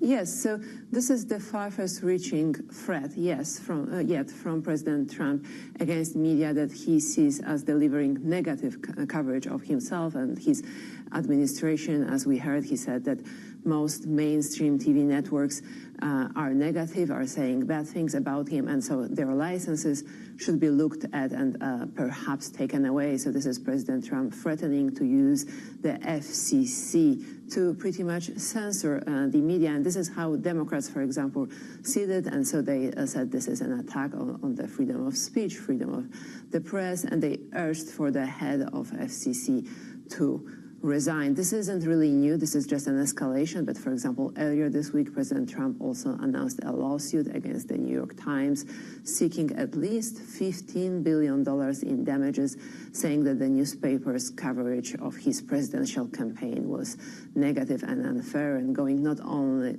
after the newspaper, but also after specific reporters there. Yeah. And then also we have from the Wall Street Journal reporting today that Trump's team is exploring a government-backed manufacturing boost. What do we know about it? This is President Trump's potential draft plan to use the money from Japan. When U.S. and Japan agreed on a framework trade deal earlier this year, the Japanese side committed to investments up to $550 billion of money flowing into the U.S., and the White House has a say about where this money will go, and they wanted to go into manufacturing of some key products, such as pharmaceuticals or semiconductors or even ships. So the Wall Street Journal is reporting that the federal government is looking where to put this money and how to facilitate those investments, for example, by granting access to federal lands or waters. But this plan is in very early stages. It's mostly the conversations between President Trump and Commerce Secretary Howard Lutnick at this point. Kasia, thank you so much. That is Kasia Klimashinska there in Washington. One stock we're keeping an eye on today, FedEx. Shares rising in the pre-market after it reinstated its forecast. It's forecasting sales growth now, but also seeing a $1 billion hit from trade volatility this year. For more, let's bring in Bloomberg's Jennifer Creary. So, Jennifer, first give us the details of this $1 billion hit. How did it come to that number? Yeah, so there are two reasons, really. So the majority of that $1 billion hit to adjusted operating profit is coming from lower shipments from China to the US because of tariffs, of course, squeezing that extremely busy trade route into the US. Now, the second reason is the removal of the de minimis exemption back in August. Now, FedEx is saying that that will deliver about a $300 million hit to the company. Of course, the de minimis being that long-standing policy that goods under $800 could come into the country duty-free. Listen, for a long time, a lot of these companies have really struggled to give forward-looking statements. FedEx previously withheld its full-year profit guidance, saying, listen, it's too difficult to know where demand is going with all of these erratic trade policies. So at least there's some guidance now from FedEx about the impact of these headwinds on the company. Put the $1 billion charge into context for us, and is it coming at a good time in some senses for FedEx, given that it's already engaged in sort of, consolidating and cost cutting? Yeah, exactly. So it is trying to cut costs, and like a lot of its peers, it's going to find ways to try and manage those headwinds. That it's trying to find $1 billion of savings as well from cost-cutting initiatives, including combine some of its networks, including its ground and air operations, historically separate networks. But, with the upcoming holiday season, this is certainly not something that FedEx wants, but cautiously optimistic was the term that they used yesterday. They think that they can shoulder some of those difficulties. Of course, the company yesterday reinstating its full-year profit and sales guidance. So clearly they think sales will be robust enough that they'll be able to offset some of those difficulties. Back in the day, FedEx used to be the bellwether for the economy, right? And it's kind of becoming that once again, or at least to a certain extent. Yeah, exactly. It's got touch points in so many different sectors, consumer, industrial, industries. So certainly it's a good bellwether for where the US economy is heading. All right, we'll watch those shares today. Jennifer, thank you so much. That's Jennifer Creary. Coming up, Fed speak, triple witching, and a Trump chic hold. We'll get you set up for your trading day next. This is Bloomberg.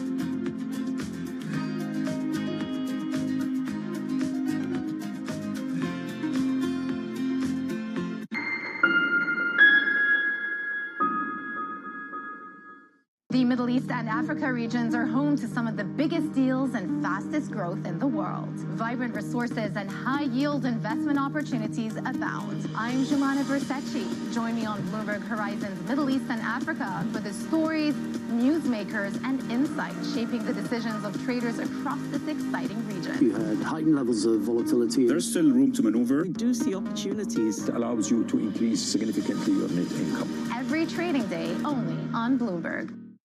Get your fixed income fix. Watch Bloomberg Real Yield around the world right here on Bloomberg. Context changes everything. What is going to be the consequence for U.S. markets? We are basically deep in the European earnings season. Take a look at how we're faring when it comes to Asian markets.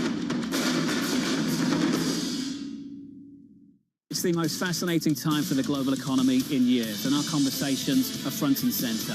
We're stress testing consequential ideas, and investors around the world are scoring them in real time, helping to translate the policies from Washington into actionable ideas for Wall Street.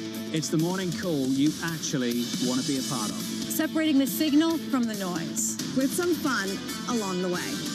This is Bloomberg Surveillance. bringing you up-to-the-minute economic news whenever and wherever it happens. I'm Michael McKee in Jackson Hole, Wyoming, and this is Bloomberg.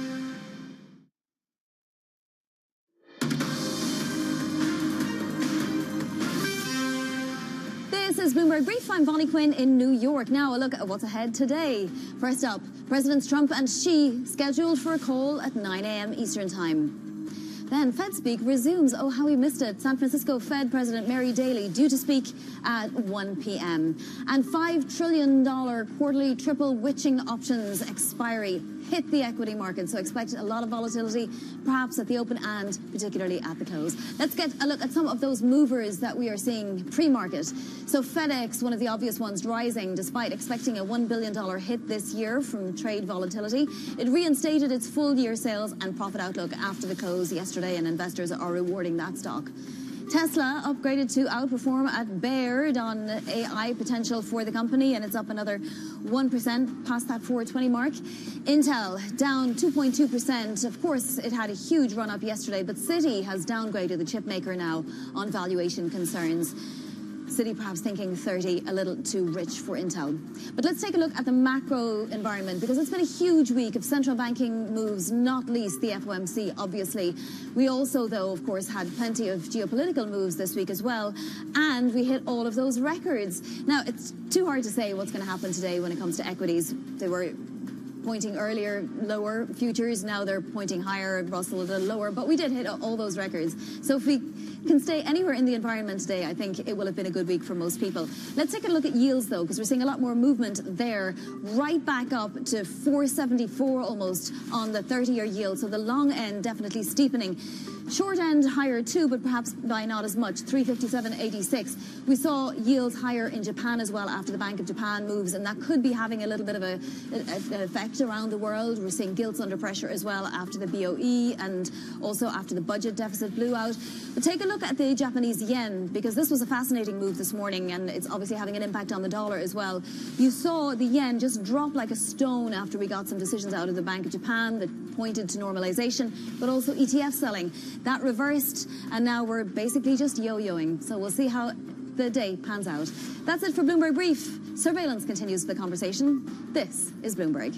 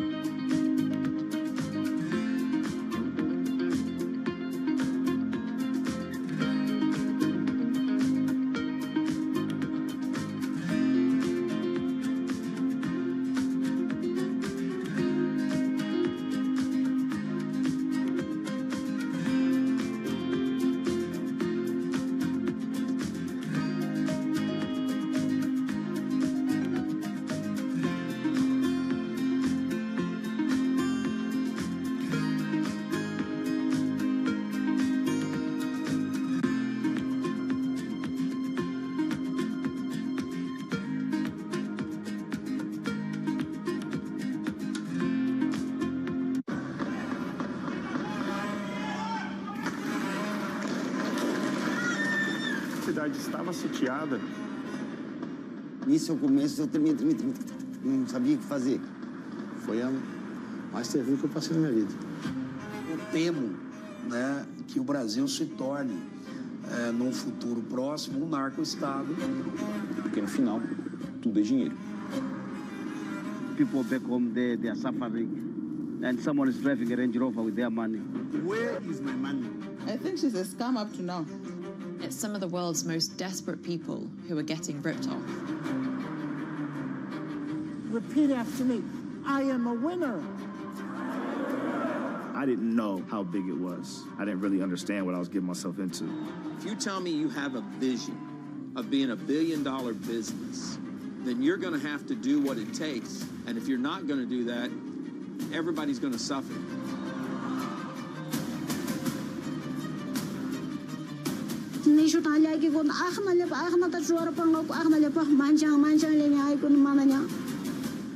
Una batalla a muerte. Money can do a lot of good. It can really transform people's lives, but it can also hurt them.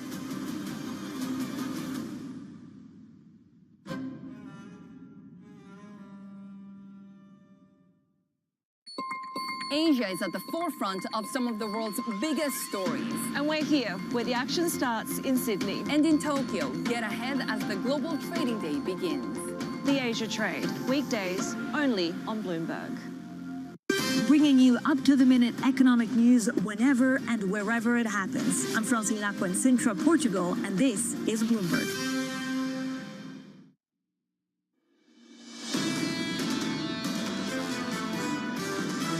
The market does believe, as the Fed talked about yesterday, that we are approaching the trough of economic growth. Now it's don't fight the Fed and don't fight the AI trade. I'm not convinced that anybody's ready to give up on U.S. technology outperformance. In stock markets and companies, the truth is, if you're not growing, you're not going to be around for long. You don't want to be underweight equities right now. This is Bloomberg Surveillance with Jonathan Farrow, Lisa Abramowitz, and Anne-Marie Hordern. Live from New York City this morning. Good morning for our audience worldwide. Bloomberg Surveillance starts right now. Coming into Friday at record highs, all major benchmarks hitting fresh records for the first time since 21. As President Trump is gearing up for a phone call with President Xi, FedEx is working to shake off a $1 billion hit from this year's big shift in trade policy. So this is the big irony, and you set it up perfectly, this idea of record highs, and yet we're still dealing with this massive shift in trade policy that still has uncertainty that might get sort of resolved in some capacity when we get this phone call between Xi and Trump. How much are companies able to brush it off? FedEx, you mentioned, still managing to beat expectations on Wall Street, even with a $1 billion hit related to China trade, as well as just generally extra costs. We've moved on. Reinstated guidance, looking for growth.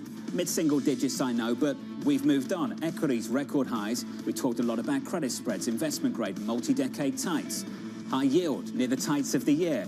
This market has moved on. And how much is this something that's healthy, and how much is this developing into a bubble, and does it really matter? And I think that this is sort of the existential angst heading into the weekend. The idea if it's a bubble, maybe you want to buy in even more, because bubbles can last a lot longer than people can doubt them. So there's this question of, as you see people rush into stocks, you see a complete flood out of cash, you see a flood out of bonds, you feel everyone just saying, don't fight the Fed, don't fight policy, don't fight the U.S. consumer that keeps on spending and keeps on spending a lot. But respect the process. Mike Gapen, Morgan Stanley this morning. Downside risk to the economy should remain elevated, while the corporate sector tries to pass higher tariffs on to consumers. Goes on to say this process has only just begun. So here's the ultimate question, and I think that the Fed really addressed that this week.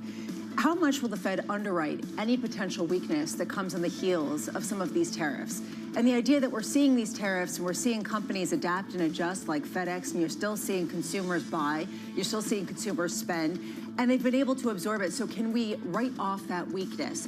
I think that this is sort of the tension right now, because you've never seen a loosening cycle, an easing cycle like what we have seen since last September, 125 basis points of rate cuts by the Federal Reserve without a recession. Since the 1980s, we have not seen this level of cuts. And so now we're suddenly seeing stocks race to record highs because they are embracing the idea we are not going to see weakness that has not come through yet. And let's be clear, the Fed's not done. They're indicating there's more to come. And this meeting was important. Why? Because the other forecasts suggested this economy will be okay. In fact, they cut interest rates and revised the outlook for growth higher, not down. They revised it up. So here is the other issue that I think markets are dealing with. It sort of tacitly allows inflation to run hotter. And in that type of environment, stocks can keep on doing well as long as consumers can absorb it. The real tell will be the Christmas shopping season and whether consumers will absorb some of the higher prices, as we've heard from retailers, or whether they'll push back. And that ultimately will really decide how much inflation can run a little bit hotter and how much that really could affect the bond market, which people are pulling back from in any case. If it's good for stocks, is it really good for bonds? Yields this morning higher by a basis point across the curve, 10s at 412. Coming up this hour, we'll catch up with Jeff Yu of BNY with record highs across Wall Street, Ed Mills of Raymond James ahead of President Trump's call with China's Xi Jinping, and Pierre Ferragu of New Street Research on NVIDIA's big bet on Intel. We begin this hour with all four major benchmarks closing at new records for the first time since November 2021. Investors diving into risk with Fed interest rate cuts on the way. Jeff Yu of BNY writing the following: we remain of the view that rate differentials for the Fed versus major peers have reached their point of maximum pricing for this year. Jeff joins us now for more. Jeff, welcome back to the program, sir. Let's build on that line there on interest rates. Push that through foreign exchange. What does it mean for the US dollar? Well, for the US dollar, I do think that a lot of the hedging that allegedly has been put on over the last few weeks, and you've got to unwind that. We're looking at, even with what's priced right now, the US enjoying perhaps good rate differentials, versus most of its peers. I'm looking at dollar yen, for example, but also versus rest of APAC, dollar Taiwan, dollar renminbi, dollar won.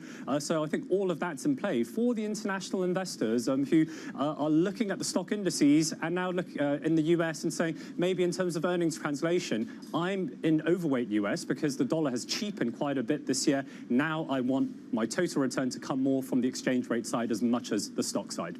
Jeff, which asset class is in the driving seat at the moment, and what's the relationship between risk, say equities, and foreign exchange?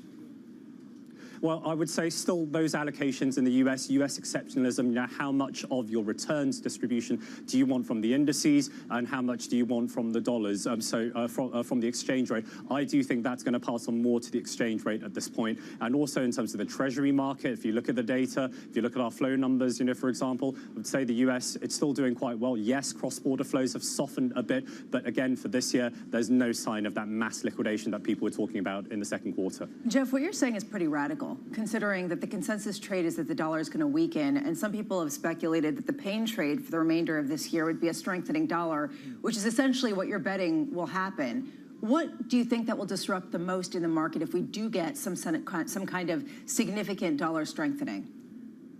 Well, I think markets would actually welcome that as a bit of an adjustment in terms of where the US is in terms of relative growth. But I would just want to pick up on something you said about the Christmas shopping season. I think Governor Ueda of the BOJ actually mentioned that during his press conference today, saying he's now looking at the export orders for Japanese companies to get a gauge of how the US the US holiday shopping season is geared towards. So I think that's where you're going to see foreign central banks look at the external circumstances and whereby can the US maintain its current trajectory. If it can, then I do think that the dollar will benefit. So just build on that, Jeff, because this actually is really interesting. How much is the global economy and global central bank policy hinging on how much the US can consume or can keep on spending and keep absorbing any kind of cost increases? Well, put it this way, I think they are depending on it more than they're letting on at this point. So yes, if you look at APAC sales to the US, exports to the US, that has come off, but it hasn't been a structural break in the relationship. If I look at ahead of today's phone call, for example, between the two presidents, it seems like this rolling 3-month agreements, that seems to be the new normal, the new equilibrium, and you're seeing the exporters in APAC who are very nimble. They are adjusting to that. So again, there isn't this structural break that we're seeing. They still are dependent on it. It may not be rising, but that dependency is still there. So, Jeff, we started out the show talking about this tension between all of the indexes in the U.S. at record highs for the first time since 2021. The Russell 2000 are really the one creating that benchmark. And at the same time, we're seeing this ongoing discussion between China and the U.S., as you were mentioning, about tariffs. It still isn't a settled, done deal. Is that a tension at this point, or have we resolved the trade story? Is there still not a lot of tail risk that can come from some sort of reacceleration in some of the tensions? So I think the higher risk has been priced. So we all follow the Yale Budget Lab, what the average level of tariffs is, compared to before the new administration. So that already is baked into the price. So in terms of the new shock to the market, are there expectations of additional tariffs or a reversion to maybe what we saw in early April, for example? I don't think that is coming back into the price. And we would broadly agree with that view. I think it's in everyone's interest right now to maintain this new status quo, so to speak. But as mentioned at the top of the hour, so whether consumers, especially in the US spenders, can they continue to absorb that? And also, globally, you're seeing, trade tensions, rise as well. I look at the retail sales numbers released in the UK, for example, this morning. As much as we're talking down the UK economy, they're still pretty robust. So consumers globally, they still are spending. And now, is there going to be a pivot on part of APAC consumers where there has been more disinflation? China's trying to drive up CPI, for example. Are we actually going to get an upside lift there? I think that's going to be one of the talking points for the rest of the year. Is stimulus coming out of Asia? Yeah, let's stay on that. Are you seeing signs that they're willing to cut overcapacity in China? Are you seeing any of that at all? So the messaging from Beijing has been very clear, a change in mindset in industrial policy, a change in how corporates behave, this cutthroat competition. I think that is very clear right now. I think now we're in the implementation phase. Can the corporates actually adjust their behavior accordingly? I think the proof will be in the earnings results. But if you look at what's driving the sectors being driven in terms of Chinese equities right now, it's actually the tech story as well. It's the structural growth story rather than the consumer side of things. So I think now that's where reality, versus what the policy statements are saying, we need a bit of conversion. Well, this is it, Jeff. We've been talking about this for years. So they would cut back on the overcapacity, that they would do something about boosting consumption. Jeff, I've seen that and heard it a million times, and then it doesn't materialize. Is that actually going to come together next year? So I would say the rhetoric has been far, far stronger compared to any previous attempt. So two things I'm watching for. One, of course, the corporate earnings and also the PPI, the export prices from Chinese companies. But also what we're seeing right now, and is this a debasement story for fiat money in general? Is it a terms of trade story driven by China? Commodity prices and also the companies, the holdings of companies, the miners associated with commodities, that is rising. So what we're seeing in equity flows right now is growth is being priced in from somewhere. And given where US valuations are, I do think that a pickup in China and leading Asia along the way, I think that is coming through. A key part of that is APAC currency strengthening, a stronger renminbi, greater tolerance of that. If that increases purchasing power on the part of Chinese and broader APAC consumers, that can only be a good thing for the global economy. Jeff, thank you, sir. Appreciate it. Jeff Yu of BNY, and that cyclical tilt starting to emerge elsewhere out of Asia. The idea here is he was talking all about reacceleration. He was talking about the gauge of how much the reacceleration could really take on steam, and we're talking globally. Again, no one's talking about weakness. You mentioned, is there going to be this weakness from some of the higher prices and consumers pushing back? No one is talking about that in any capacity this whole week, and I think that that is the big takeaway. You mentioned the Bank of Japan as well. Okay. Did you see the headline from this morning about yes, I did. normalizing the balance sheet a little bit? Okay. ETF rollout. Yes. Sales plan. It's going to take 100 years. 100 years to sell off that position that they built up. Okay, you picked up on exactly the right point. On one hand, normalizing the balance sheet, oh my goodness, they have $500 billion of ETFs in their balance sheet. They own about 3/4 of the market or something like that. I'll get the exact statistic coming up. But they're just allowing a nominal amount to roll off every year. This was what we heard from Governor Ueda at the conference. We won't be here in 100 years' time, but our intention is to keep selling for more than 100 years. So, it's definitely a notable move. I don't know that it's going to break the bank, so to speak. If in doubt, make it someone else's problem. Exactly. Equity futures this morning unchanged on the S&P 500. Let's get you an update on stories elsewhere with your Bloomberg brief. Here's Yohara Anand. Hey, Yohara. Hi, John. Sticking with the Bank of Japan, it kept interest rates unchanged at 0.5%, but took a step, as you said, toward policy normalization. The BOJ announcing it would start to offload its $508 billion stockpile of ETFs. It marks the first time the BOJ has laid out a plan for offloading the assets accumulated over years of ultra-easy monetary policy. And as you said, it's going to take 100 years. Meanwhile, in the United States, President Donald Trump is gearing up for a phone call with Chinese President Xi Jinping. The two are set to speak at 9 a.m. Eastern. On the agenda, the fate of TikTok and potentially easing trade tensions between the world's biggest economies. The call may lead to an in-person meeting between the two before the end of the year.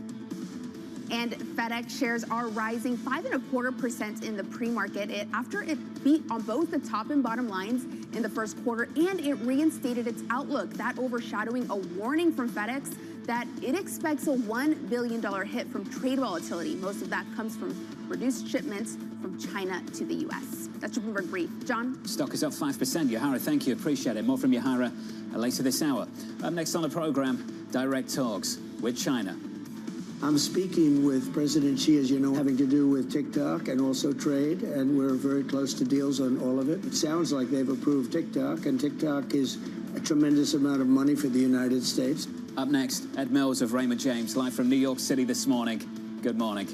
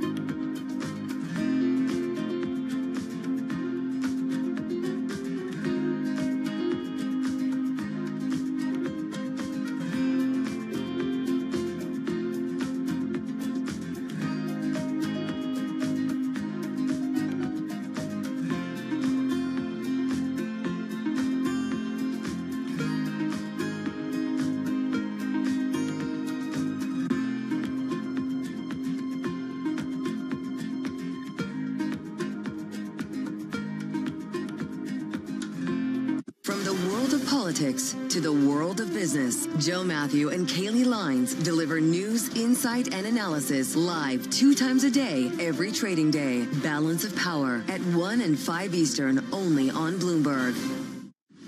Tune in to Bloomberg Business Week Daily. We got to talk crypto. From the magazine that helps global leaders stay ahead. What's the conversation around your company? Bringing you insight on the people, companies, and trends shaping today's complex economy. Planning very big things. A new level of premium. Plus global business, finance, and tech news as it happens. The floodgates of innovation are going to open up. You can't fake passion. You either are or you aren't. Bloomberg Business Week Daily, only on Bloomberg.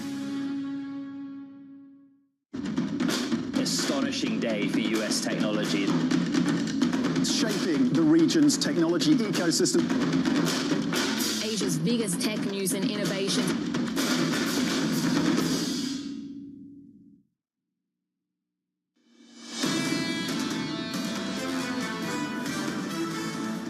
Bouncing back from a 2-day losing streak in yesterday's session, a really nice day of gains, heading towards a 3rd consecutive weekly advance for the S&P and the Nasdaq. For the Russell, we're looking at a 7-week run, the longest going back almost 5 years. So how much is this a catch-up and how much does this have legs? A lot of people saying that the idea of rotating into the other 493 definitely has legs. The idea that the Russell 2000 is emblematic of the rest of the universe, given that it's a $3 trillion market cap, less than NVIDIA, maybe less so, but still something very notable to watch. We've traded off the rate story. Now show me the growth. Yes. Show me some real growth going into 26. Equity futures this morning, just about unchanged. Under surveillance this morning, direct talks with China. I'm speaking with President Xi, as you know, having to do with TikTok and also trade, and we're very close to deals on all of it. And my relationship with China is very good. You know, we have a trade deal with them. We had a very good meeting the other day, and it sounds like they've approved TikTok, and TikTok is a tremendous amount of money for the United States, so that was nice. So here's the latest this morning. President Trump and China's leader Xi Jinping are speaking at 9 a.m. Eastern Time. The leaders expected to talk trade, tech, and a deal to keep TikTok in the United States. With the latest, here's Bloomberg's Tyler Kendall. Good morning, Tyler. Hey, John, good morning. Well, you said it. We're expecting the main focus of this conversation to be around the framework agreement for TikTok. We're still awaiting a lot of details, but people familiar tell us that a potential deal will be structured with a group of outside U.S. investors, including Oracle, existing U.S. investors, and then ByteDance will hold a less than 20% stake in the company, all part of a bid to try to satisfy Congress's national security law. So no doubt tech is going to be at the center of the conversations today. That goes for NVIDIA as well, as the company has repeatedly found itself at the center of these trade negotiations. But at this point, it really feels like TikTok might be the most tangible development that we get out of this call, because while it appears the broader trade talks are on track, we heard President Trump yesterday tell reporters that he is considering extending that tariff truce that's set to expire on November 10th. This call is really widely seen as a way to lay the groundwork for a potential face-to-face meeting between the two leaders. It appears they're eyeing a potential meeting next month at the APEC summit in South Korea. And that is when we are really expecting to see perhaps more developments when it comes to how the trade talks are progressing. And that includes on market access for U.S. products. And John, I bring that up because new data analyzed by Bloomberg News show that China has not placed any orders for U.S. soybeans so far this export season. And it's leading our analysts at Bloomberg Economics to say that this really underscores how the clock is ticking to see perhaps some more development, some more movement when it comes to addressing U.S. concerns in these trade talks. Tyler, thank you. We showed some pictures there of President Xi Jinping, and he had 2 flags behind him. One was the Chinese flag. The other was the Brazilian flag. If you want to know where these soybeans are coming from, that's exactly where they're coming from, and going into China. And we've seen a strategic move by China, particularly into Latin America, South America, and trying to secure a lot of raw goods, raw materials, and a whole host of fronts in order to immunize themselves from the United States. And it's hurt American farmers. And that's going to become a bigger and bigger piece of the conversation here domestically when we talk about these trade issues. Joining us now is Ed Mills of Raymond James. Ed, welcome to the program, sir. Let's start with TikTok. How are you thinking about TikTok? Is it its own individual story, or is it part of a broader trade negotiation? Well, I think, John, if I look at the law, TikTok should not be operating here in the United States, but for the fact that the president has extended this through executive order. And there's a lot of conversation here in D.C. whether or not he had that authority. The big issue is who is going to sue on that. And then when we look at this deal, one of the big questions has been whether or not the algorithm is going to continue to be controlled by ByteDance, which is a Chinese company. I went through the law, John, and it does say that a qualified divestiture, there's 2 paragraphs, and the first words of each paragraph is the president determined, the president determined. So we're going to have a lot of conversations in D.C. whether or not the spirit of the law is followed, the letter of the law is followed, but ultimately, kind of Congress did give a certain level of deference to President Trump. He's going to use that deference to cut a deal. I think he does want TikTok to continue. He does want that for his base, especially as we go into the midterm elections. And then we work on all of the other things as part of setting the table for that in-person meeting between Trump and Xi. So that's where I wanted to pick up, Ed. We've been wondering, is this all about TikTok, or is there a broader range to some of these discussions? And I'm just wondering if what I'm hearing from you is this really is about TikTok. And as long as they can get some sort of agreement, then they can begin to talk about the other issues. Am I getting that correctly?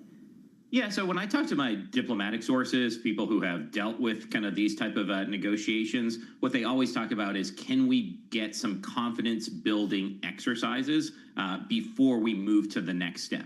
I also heard from them that President Xi very much likes to go into face-to-face meetings with 98, 99% of things settled.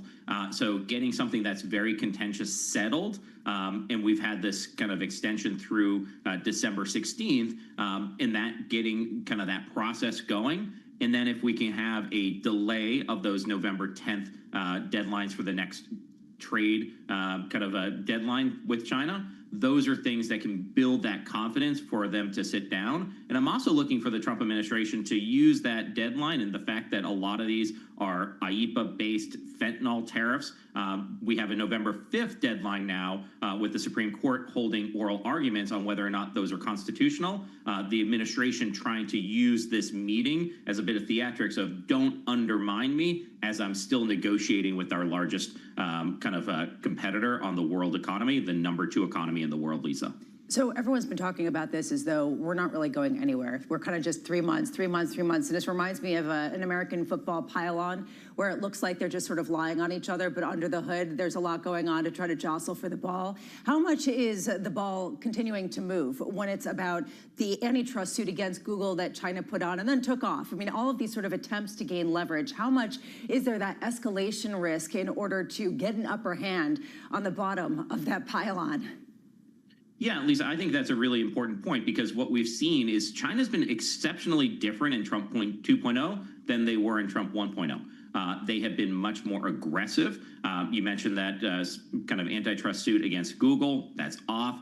One of the things that Trump tried to do is escalate and then say, I'm de-escalating and giving you something. But China, when it came to the H20 chips with NVIDIA, some of the AMD chips, they're like, this is something that we already had, and you took away from us temporarily. Now we're not necessarily going to buy them from you. What else can we do? We see the deal yesterday of NVIDIA investing in Intel, and that brings up questions. Are there more opportunities to expand on kind of some of the relief that China gets? Because that's what China really wants. They don't want the tech restrictions that they've had over the last couple of years. They want access to some of the chips that had been previously banned, not the chips that were banned temporarily almost for theatrical reasons. I think that's going to be the real part of these conversations that are going to be very difficult, and it's really going to kind of really test Trump with his congressional base, whether or not Republicans allow him to do that in any of these talks, or do they push back and put in law that he's not allowed to give these chips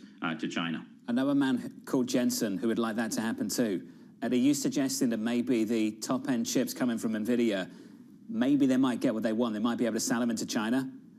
I am skeptical, but I am sure this is going to be part of the deal, and especially when things become transactional.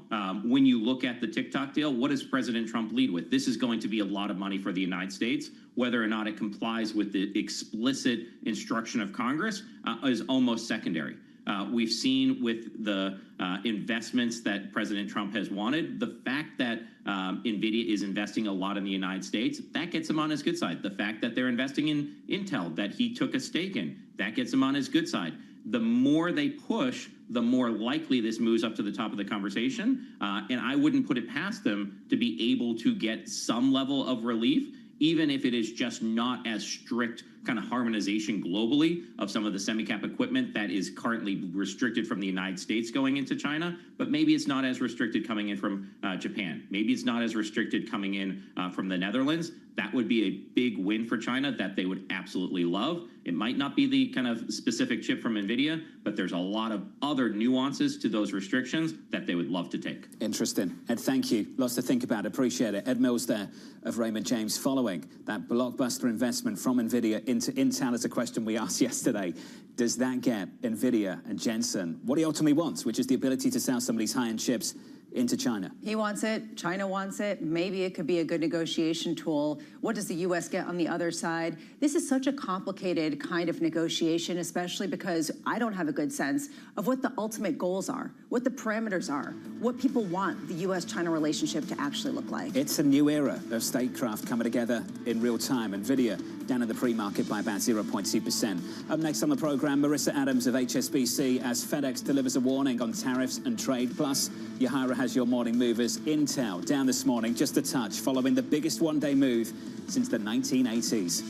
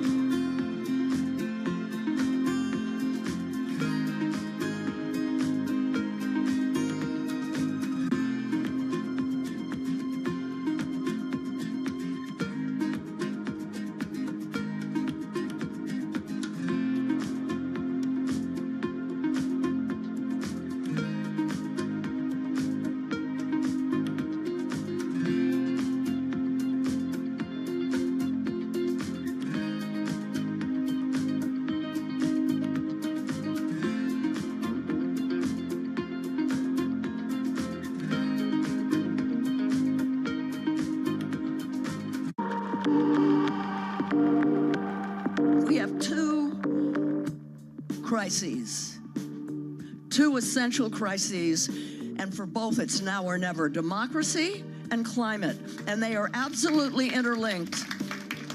And we have to solve them together. We're losing the democratic infrastructure and norms to deal with the climate, and we're losing the climate stability that is essential for a democracy. We have to solve them together.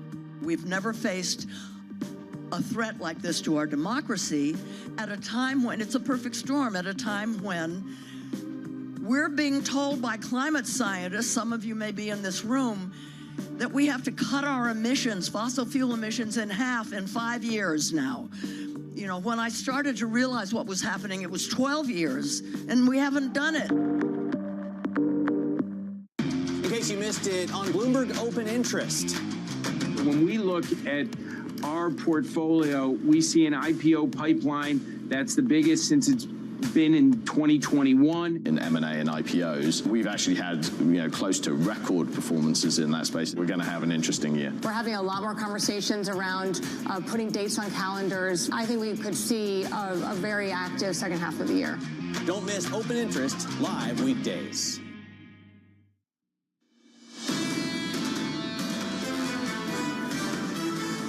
"60 minutes from now, don't miss this conversation. Jim Bullard, the former St. Louis Fed president, joining us on the program in the studio following his conversation with the Treasury Secretary Scott Bessent to fill a seat vacated by Chairman Powell early next year. Very curious to see what the parameters are for the discussion for a potential future Fed chair. What is on the table? Not that he's going to necessarily disclose all of that, but I want to understand how different the mentality could be of the FOMC next year with very different leadership. If you had a dot plot, where would you put your dot? How low would it be? And Jim Bullard could turn around and say, well, last time I was at the Federal Reserve, this is where I put my dot. And his dot was like rock bottom for several years. Yeah, does he justify the relatively rock bottom one that we saw with the expected 125 basis points of rate cuts this year alone, presumably from Stephen Myron at this week's meeting? Ultimately, we'll ask him that question. Maybe he agrees. Jim's a good sport. Looking forward to having this conversation and the back and forth with him at 7:30 Eastern Time. Let's take a beat and get into the market. Equity futures unchanged on the S&P 500. Really nice day of gains, broad day of gains through yesterday on the S&P, the Nasdaq, on the Russell for the last 2 months. 7 consecutive weeks of gains for small caps. Is this a head fake or is it a real deal? And how much can it really gain legs unless you see confirmation that consumers can keep absorbing some of the price increases? We've had conflicting views, whether it's a head fake, whether it's something that's real. A lot of people coalescing around the idea that there is a real broadening out. The Russell 2000, though, is a separate bunch of companies that is smaller and tends to have shifted over time. So that particularly isn't necessarily what people are talking about. Everyone keeps coalescing around the idea, if there's a bubble, maybe you want to buy because this bubble still has legs. And so ultimately the valuation story isn't really doing it for a lot of people. The run continues, even as the interest rate story stabilizes. In fact, the Federal Reserve fell well short of market expectations, and yet the run continues for small caps. In the bond markets, 2s, 10s, 30s look like this. Your 2-year bond yield up a single basis point to 357, 10s up 2 to 412. Want to turn to foreign exchange and get to dollar yen in focus. The Bank of Japan meets, nothing happens, except something did happen. Beneath the surface, 2 people said, you know what, I think we should hike interest rates. That was a bit of news out of Tokyo this morning. Yeah, that is the first time 2 people have said no to Governor Ueda and said, actually, we disagree with your policy. Not only that, and we made light of the fact that it will take 100 years for them to roll off their ETF portfolio on their balance sheet at the pace that they announced overnight. But that's important. It's an important signal. They are in a tightening mode, and that is going against some of the expectations in markets. Dollar yen, 147.92, just about unchanged this morning. But that next meeting might bring an interest rate hike from the BOJ. Let's leave that one there. 3 hours away from the opening bell. Let's get you some morning movers. Back with us. Here's Yahira. Hey, Yahira. Hi, John. We start with FedEx. Shares are rising 5.3% after it reinstated its outlook, saying that it expects to deliver 4 to 6% top-line growth in 2026. That is much higher than the 1% that Wall Street was expecting, and that is overshadowing what a warning from FedEx, saying that it will take a $1 billion hit due to President Trump's tariffs. A lot of that having to do, of course, with lower shipments from China to the U.S. due to the end of the de minimis rule. And another company that reported earnings yesterday, but going in the other direction, is Lennar. Shares are falling 2.8% after profit there took another hit, falling for a 4th straight quarter as this company continues to offer big incentives to get buyers into their homes due to still elevated mortgage rates. And on top of that, its forecast for new orders also came in light, adding to challenges there. And we have Intel now just falling slightly down about 1/3% after Citigroup poured just a tiny bit of cold water on its massive rally. As you said, it was the best since the 1980s. Analysts there downgraded the stock to sell. They say that Intel's valuation, trading at 57 times earnings, is too rich, and that it factors in the success of the foundry business, which it seems little chance of materializing. And of course, the foundry business was not mentioned in yesterday's deal announcement with NVIDIA. John? Yahira, thank you. Did you see the president's meme that went round in the last 24 hours overnight? I missed that. Him in front of like a Bloomberg terminal with on screen, bought for 20. The other screen now at 30. Well, I mean, yes, I did see that actually, and I wasn't sure if it was real or not, but the reality is he has become the ultimate businessman in a different kind of way than a president has ever become before in terms of orchestrating deals and taking stakes in the likes of Intel. And it raises a new question for investors in a space. Is this going to be nationally strategic, and how much of a tailwind does that actually give it? Pierre Ferragu of New Street Research joining us in about 10 minutes on this conversation. On our radar this morning, a phone call between US President Donald Trump and Chinese leader Xi Jinping scheduled for 9 a.m. Eastern Time. Trade negotiations and a potential TikTok deal will be at the forefront of the call. Elsewhere, another central bank facing internal divisions, the BOJ announcing a plan to offload a stockpile of ETFs while holding interest rates steady. Pressure building for a rate hike with 2 dissenting votes. And finally, Apple's iPhone 17 Pro models opening up to strong demand across Asia. New designs for the iPhone, Apple Watch, AirPods are rolling out in the United States today. Yeah, and there evidently were long lines even in China to get some of these new iPhones. I hadn't realized it was a new rollout since 2020. I hadn't realized that this was that kind of upgrade. I think the real question will be, can this defy a lot of the skepticism around Apple and how much it's been an underperformer in the Magnificent Seven, despite they're not necessarily getting the AI capabilities, although maybe we'll get it with an update. I came through 58th Street this morning, had a sneak peek of the line that was starting to build. Yep. Nowhere near what it used to be, of course. One tent, one lonely tent to the front, a few people lying down on cardboard boxes, that kind of thing, some people standing up. Wasn't that long at all. Yeah, and there was a camera, though, for people to film the line that was assembling. I did notice that. It wasn't that long, and I wonder how much this is a tell in terms of demand and how much this is just people ordering it online, because it's really not fun to wait in line. It doesn't mean what it used to mean. Exactly. People have figured out you don't have to do that to get it. Just go through other channels. I don't understand the allure of that. I've never understood the allure of camping out in a line. When you go in. And clapping. I mean, honestly, I went to a Krispy Kreme opening in the Midwest when I was very young and covering news in a different capacity. Real news. Real news. And it was a Krispy Kreme opening, and there were people camped out around the corner, and I was just not understanding it then, and I still don't understand They sort of now. clap you when you walk in. Oh, yeah, they're so excited. They camp out. It's like real event. I don't think investors are clapping. That stock has underperformed the NASDAQ by something like 20 percentage points so far this year. I saw what you did there. That was pretty good. I mean, look, that's the truth, is that investors need to be impressed. My question is, how long will it take? Because it's also, there are delays, and people have to order them, and there's a 2-week delay, evidently, at least so far in China. That's the latest on Apple so far this morning. Let's stay on Wall Street. FedEx reporting better than expected earnings, but warning of a $1 billion hit from trade volatility this year. Marissa Adams, the Europe and America's regional head of global trade solutions at HSBC, joins us now for more. Marissa, welcome back. We've got lots to talk about with you, including the latest developments in the UK. I just want to start with mitigation strategies. It's something you give us an update on every time we talk. What are the mitigation strategies now, and how sustainable are they? Are we reaching a point where corporations have got to make a decision, either cut some costs or pass this on? Thanks, Jonathan, and good morning to you and Lisa. We are getting to a bit of an impasse now where there is only so long that companies can delay their investments, delay their decisions in terms of rejigging their supply chains or looking for new demand markets. And we've obviously seen a lot of first movers actually act quite quickly, but we are getting to a point now where the uncertainty, rather than the level of tariffs, is going to be a challenge. Well, you say that, and that a lot of people come on this show say peak uncertainty is behind us. And actually, there is enough stability in the trade picture. Sorry, for Lisa, companies. I've lost you. I can't actually hear you. Let's try to reestablish that. Can you hear me now?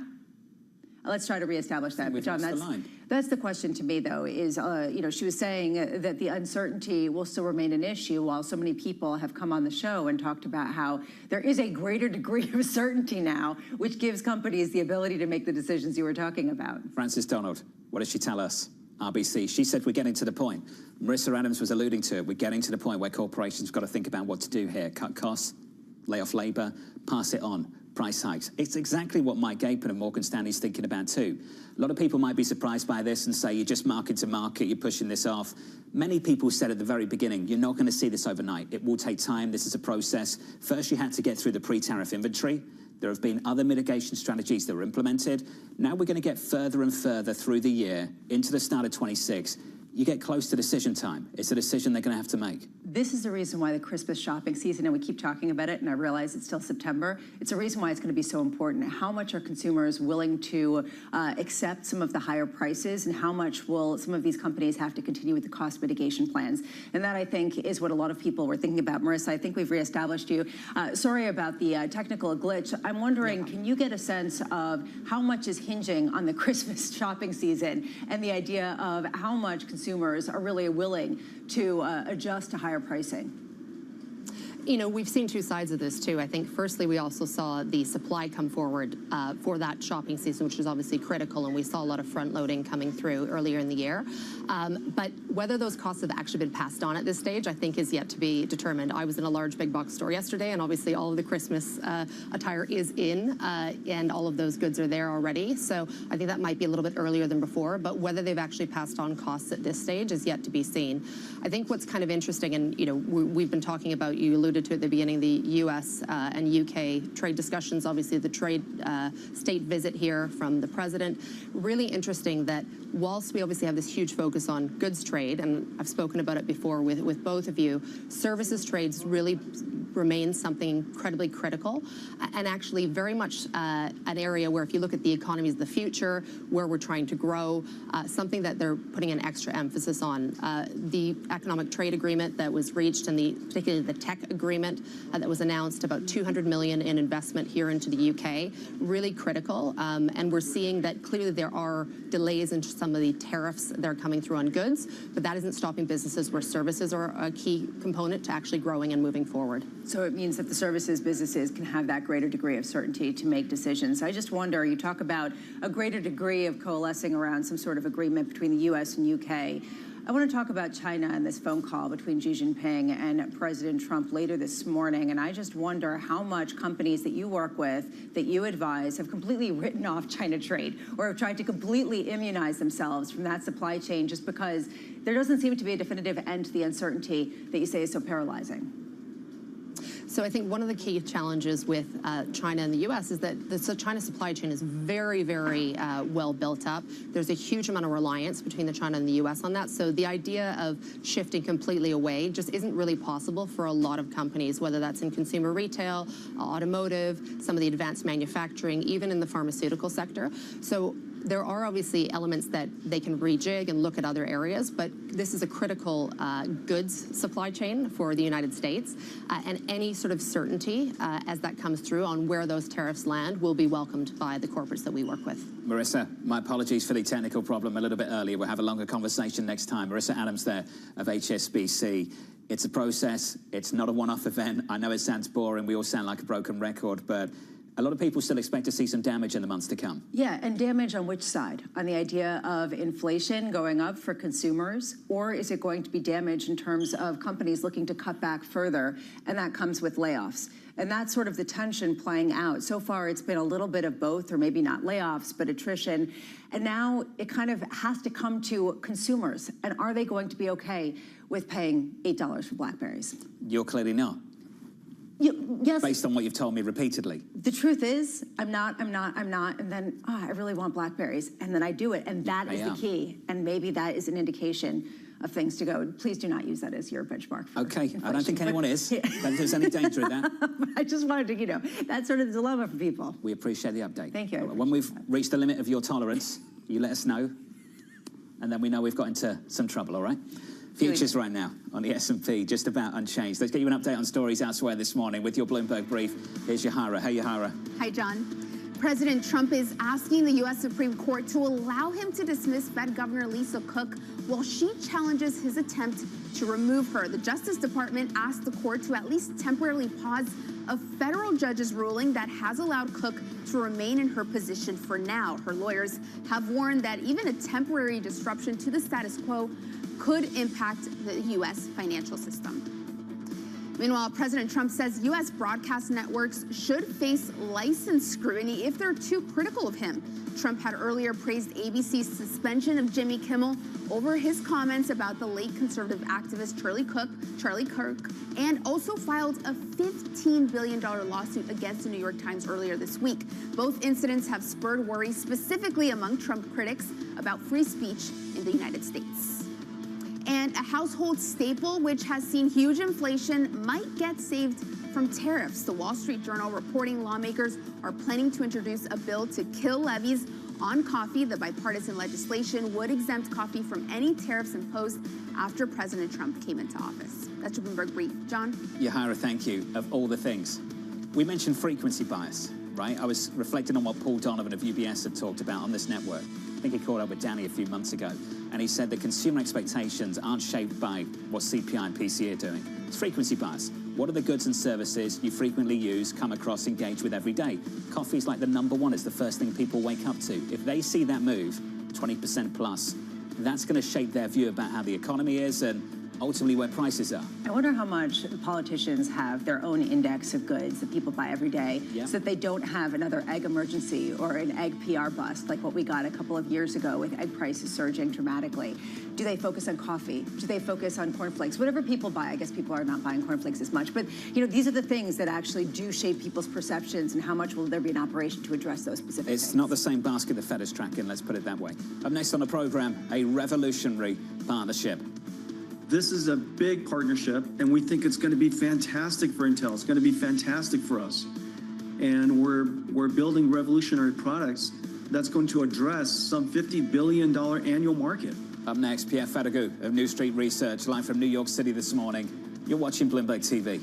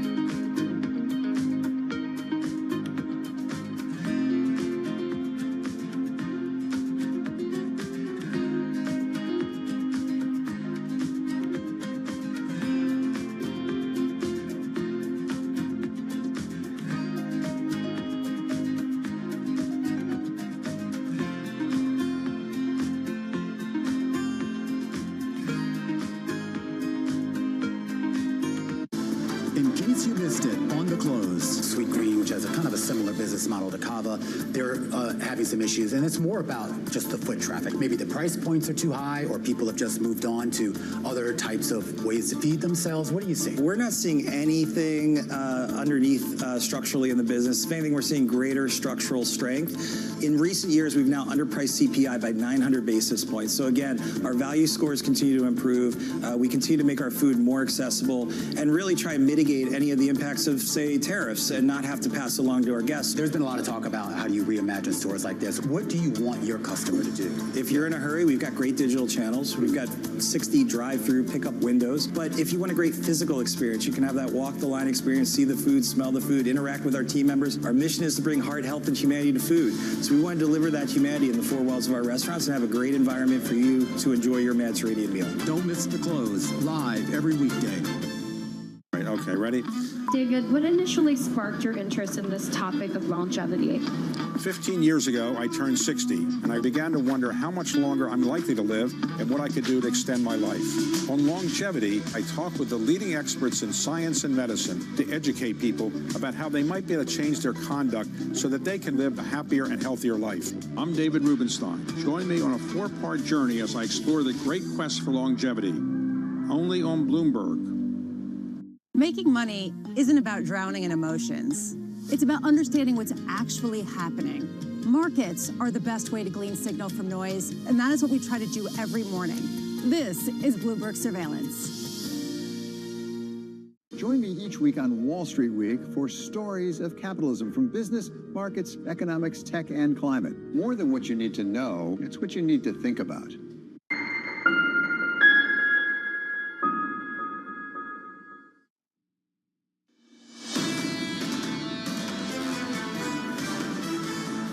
Equities going nowhere on the S&P 500, pretty much unchanged as well. Likewise on the NASDAQ, on the Russell 2000. Let's get to the main event for corporate America through this week. The biggest story, I would say worldwide, under surveillance this morning, a revolutionary partnership.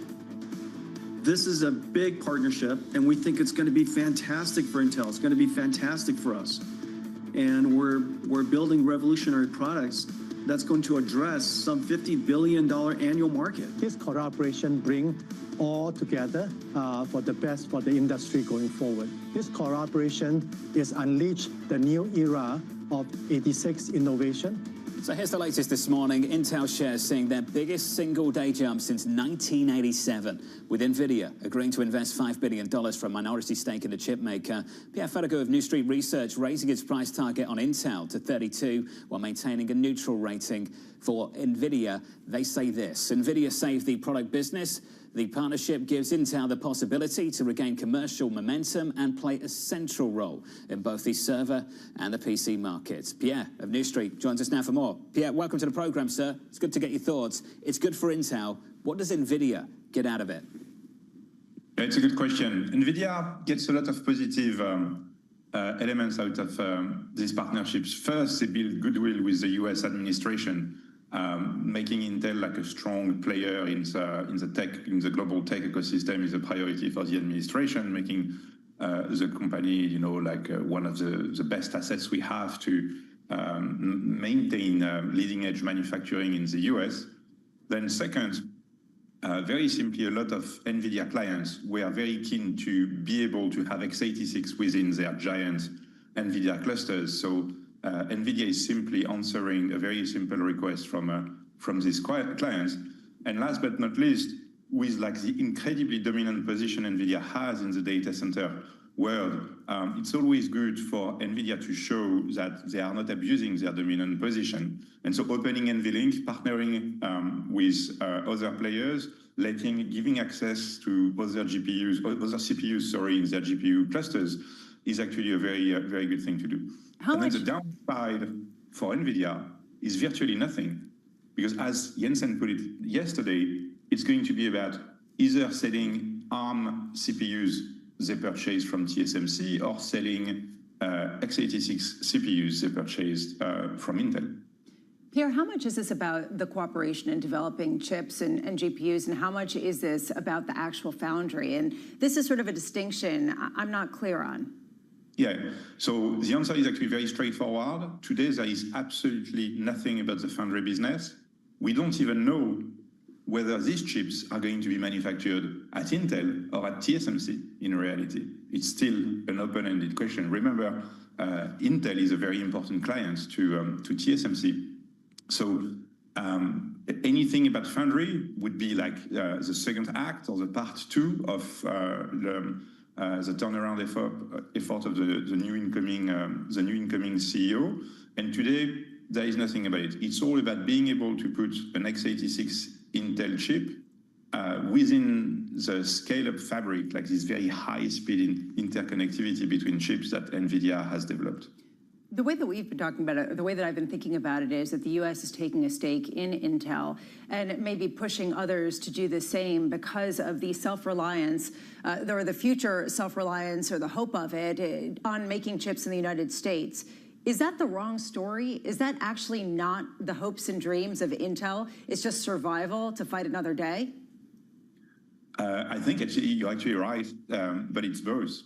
So Libutan, the new CEO, has a very clearly laid out plan, and he has like a list of, I think, 10 priorities. One of these priorities is regain leadership in his product business, and that deal is really about that, and it's very important. Without leadership in their product business, it's going to be very difficult for Intel to be successful anywhere else. And one of these other priorities is about strengthening his balance sheet. His predecessor has been on a spending spree, investing a lot in manufacturing capacity. Now, for Libutan, it's time to rebuild the balance sheet. So the combination of attracting the US government, SoftBank, NVIDIA, and potentially others onto the balance sheet with cash injections is very important to Intel overall. And of course, Intel being strong, having a strong balance sheet and having a strong product business is critical to increase the chances for Intel to be successful as a manufacturer. So all that actually holds together. There isn't like a foundry versus product story for Intel. Intel has to restore both ends of the business. Yeah, just a final question from me. I think we're all pretty familiar with how the West views Huawei, for instance. What I don't have the understanding of right now is the evolving view of China on Intel. Now the government has taken a stake, and effectively this has become a new baby investment for the White House, Pierre. What do the Chinese think about these developments? That's a good question. Intel has been probably slightly below the radar screens of the Chinese for quite a long time, and now that Intel is coming back into the game, the question you're asking is going to become more and more relevant. And I would say historically, you know, in the trade tensions, Intel has always been like a fairly protected player because of the strength of their ecosystem. The Chinese have a lot of very simple, very mundane, but very critical workloads running on x86, Intel x86 chips that would be extremely difficult to migrate just because of ecosystem dependencies, all these software dependencies that rely on what's available in your existing, specifically Intel x86 environment. So probably for China, Intel is going to remain a target that would be very expensive to hurt, and that wouldn't really present a significant stake. So probably Intel is going to be all right in China. That would be, at this very early stage, my bet. Interesting. It's a big piece of their business, of course, their revenue out of that country. Pierre, appreciate your take. Pierre Faragut of New Street Research. Lots to think about. Intel in focus. I can only imagine if the shoe was on the other foot, how we'd be talking about these developments if they were taking place in China. Yeah, I think it's a great question. I think that it really highlights the potential risk of making it a state champion in the United States. I wonder what China thinks of Jensen Huang's relationship with Donald Trump, just in the same kind of vein, to see Jensen Huang with President Trump at all of these diplomatic meetings. Does that raise questions about how much to push away from using NVIDIA's chips, just to build on the point you were making? We're always landing on the same question. Can he continue to keep one foot in each market? How sustainable is that position? Do we have an understanding of what the ultimate relationship is and goals? And the answer is not yet. Up next, Sarah Hunt of Alpine Saxon Woods, Jeanette Lowe of Strategas, and the former St. Louis Fed President Jim Bullard. All of that in the next hour on Bloomberg Surveillance.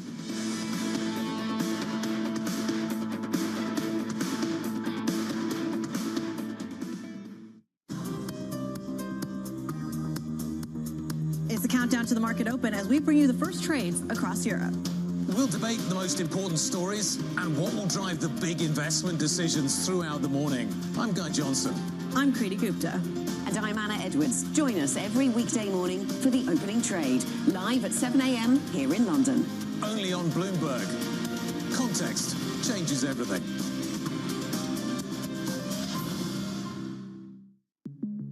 There is a nice confluence between the long-term investor and what we're trying to do. We have an operating principle that's in our handbook, take the long view. When we went public, we put a timeline up on the screen for the whole company in an all-hands meeting. And that timeline went from founding to 100 years out. And the IPO was one dot in 1 year on that timeline. And we tried to orient the employees to, this is a wonderful event, this IPO, but it's a moment in time on a very long journey. This is a company that you want to exist in 100 years. We do. Wall Street doesn't think in... No, they think in like hours. Yeah. And what I've learned of Wall Street, and particularly Wall Street investors, when they say they are long-term investors, that means they'll keep your stock for like a month. There has been one instance where I did something that was just for short-term stock, and I felt so bad about it that I don't think I'll do it again. What was that?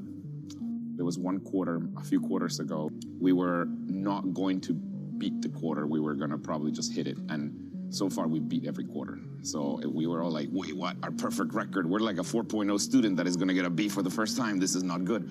And I decided that for a short period of time, at the end of a lesson in our app, we would show 2 ads instead of 1. Turns out that by itself was good enough to beat the quarter, but it's bad for the product. It's not good. After that, I am never doing that again.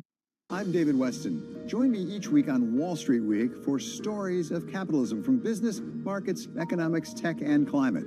We go on the road for a look at what lies behind the headlines of today and what will likely be the headlines tomorrow. We need more transparency. Oil and gas is still important. They said every citizen should be investing in the market. Accelerate progress in all fields of science. Watch Wall Street Week right here on Bloomberg. More than what you need to know, it's what you need to think about. The countdown is on. Everything you need to get the edge at the end of the market day. Get ahead of tomorrow's trading with The Close. Weekdays on Bloomberg. Context changes everything. Technology is embedded in every aspect of our lives. And laying the foundation for the future.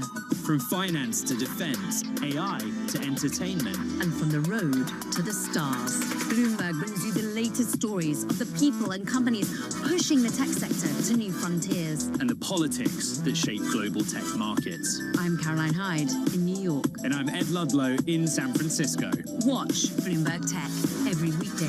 Only on Bloomberg Television.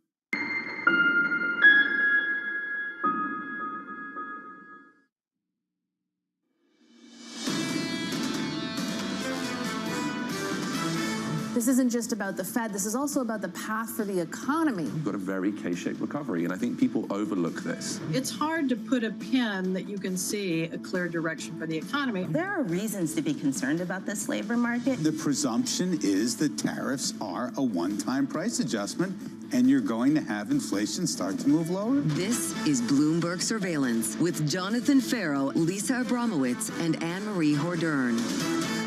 Live from New York City this morning. Good morning, good morning. For our audience worldwide, the second hour of Bloomberg Surveillance starts right now, and your scores look like this. Equity futures on the S&P 500 totally unchanged, following a really nice day of gains, heading towards a third consecutive weekly advance for the S&P and the Nasdaq. Make it week 7 for the Russell 2000 this morning, down by about 1/10%. In the bond market, 2-year, 10-year, 30-year bond yield stabilizing around 360, 350 on twos. Even as the race story stabilizes, the run continues for small caps, even as the tension builds worldwide over what happens with tariffs. This market has moved on. Can you move on from this? At 9 a.m. Eastern Time, the president's sitting down for a phone call with President Xi Jinping of China. The market's moved on. Can we move on? Right. How much more uncertainty is potentially going to get reintroduced from this call? A lot of people expecting just simply a deal on TikTok, maybe, to set the stage for an in-person meeting, and then maybe we get more certainty from the idea that we can kick the can down the road. Nonetheless, it hasn't been a stagnant story, and this is the tension right now. Can you have full reliance on the Fed's backstop to the economic growth picture if potentially companies are forced to make cutbacks in staff and potentially pass along price increases in response to the ongoing tariff story? Jobless claims fell back. That was some good news. So that was all Texas, some odd filings. We can move on from that. But elsewhere in the labor market, it's difficult to find good news after a massive step down that we've seen in payrolls. And that's the odd dynamic that's emerged over the last 2 months. The equity market's living in 26. It's an anticipatory asset class. Everyone else in the real world is living in 2025. And in 2025, they're still worried about labor. They're still worried about getting a job. You can see that in the surveys. They're still worried about prices and the prospect they go up from here. I hope, sincerely, for the sake of the economy, that this equity market is right and that in 26 we get this pickup, this reacceleration, and the outlook for the labor market improves. And I think that we won't really know whether it's right or wrong until we see consumers and the Christmas shopping season. I keep going back to Christmas shopping, but every retail executive who I speak to says it's a mystery right now. It's unclear exactly what consumers are going to be willing to absorb. And people say they don't feel good, but they continue to go out shopping. The problem is, and Neela Richardson put this well, that until you get an ongoing reacceleration, you cannot get the training programs to shift the dynamic to increase labor in a more meaningful way in a vastly different sphere where you've got different types of technologies and, frankly, different types of jobs that are required in an economy that's rapidly changing in terms of trade, in terms of production. And I know this is super, super uncomfortable to talk about, but the bottom line is the stock market's not the economy. The stock market has been trading on the capex intentions of a handful of companies. And when I talk about the stock market, I'm talking about the S&P 500. And the labor market data just hasn't been relevant to the earnings story of some of those big names for now. Don't know if that changes, but that's the story for now. The payroll story has been relevant to the Federal Reserve. So if you're an investor investing in that AI story, you've got both the earnings and guess what? The Fed's cutting too. You're getting the best of both worlds at the moment. That's the reason why Michael Hartnett of Bank of America said, yes, it probably is a stock bubble when it comes to the Magnificent Seven, but that means that it's going to keep on expanding because ultimately there's nothing that could potentially stop this. If this does continue, you keep saying the stock market's not the economy, and we both keep saying that. Who was it? It was Alex yesterday, Altman, who came on and said, actually, increasingly, it does have a ramification for the economy because of the wealth effect, but just not for everybody. And so that's the reason why the K-shaped economy continues, because people who are experiencing the wealth effect can go out and buy $8 BlackBerries. Nasdaq futures up by about 1/10% on the S&P, up by 0.05, measuring the wealth of this country through the price of BlackBerries throughout this morning, apparently.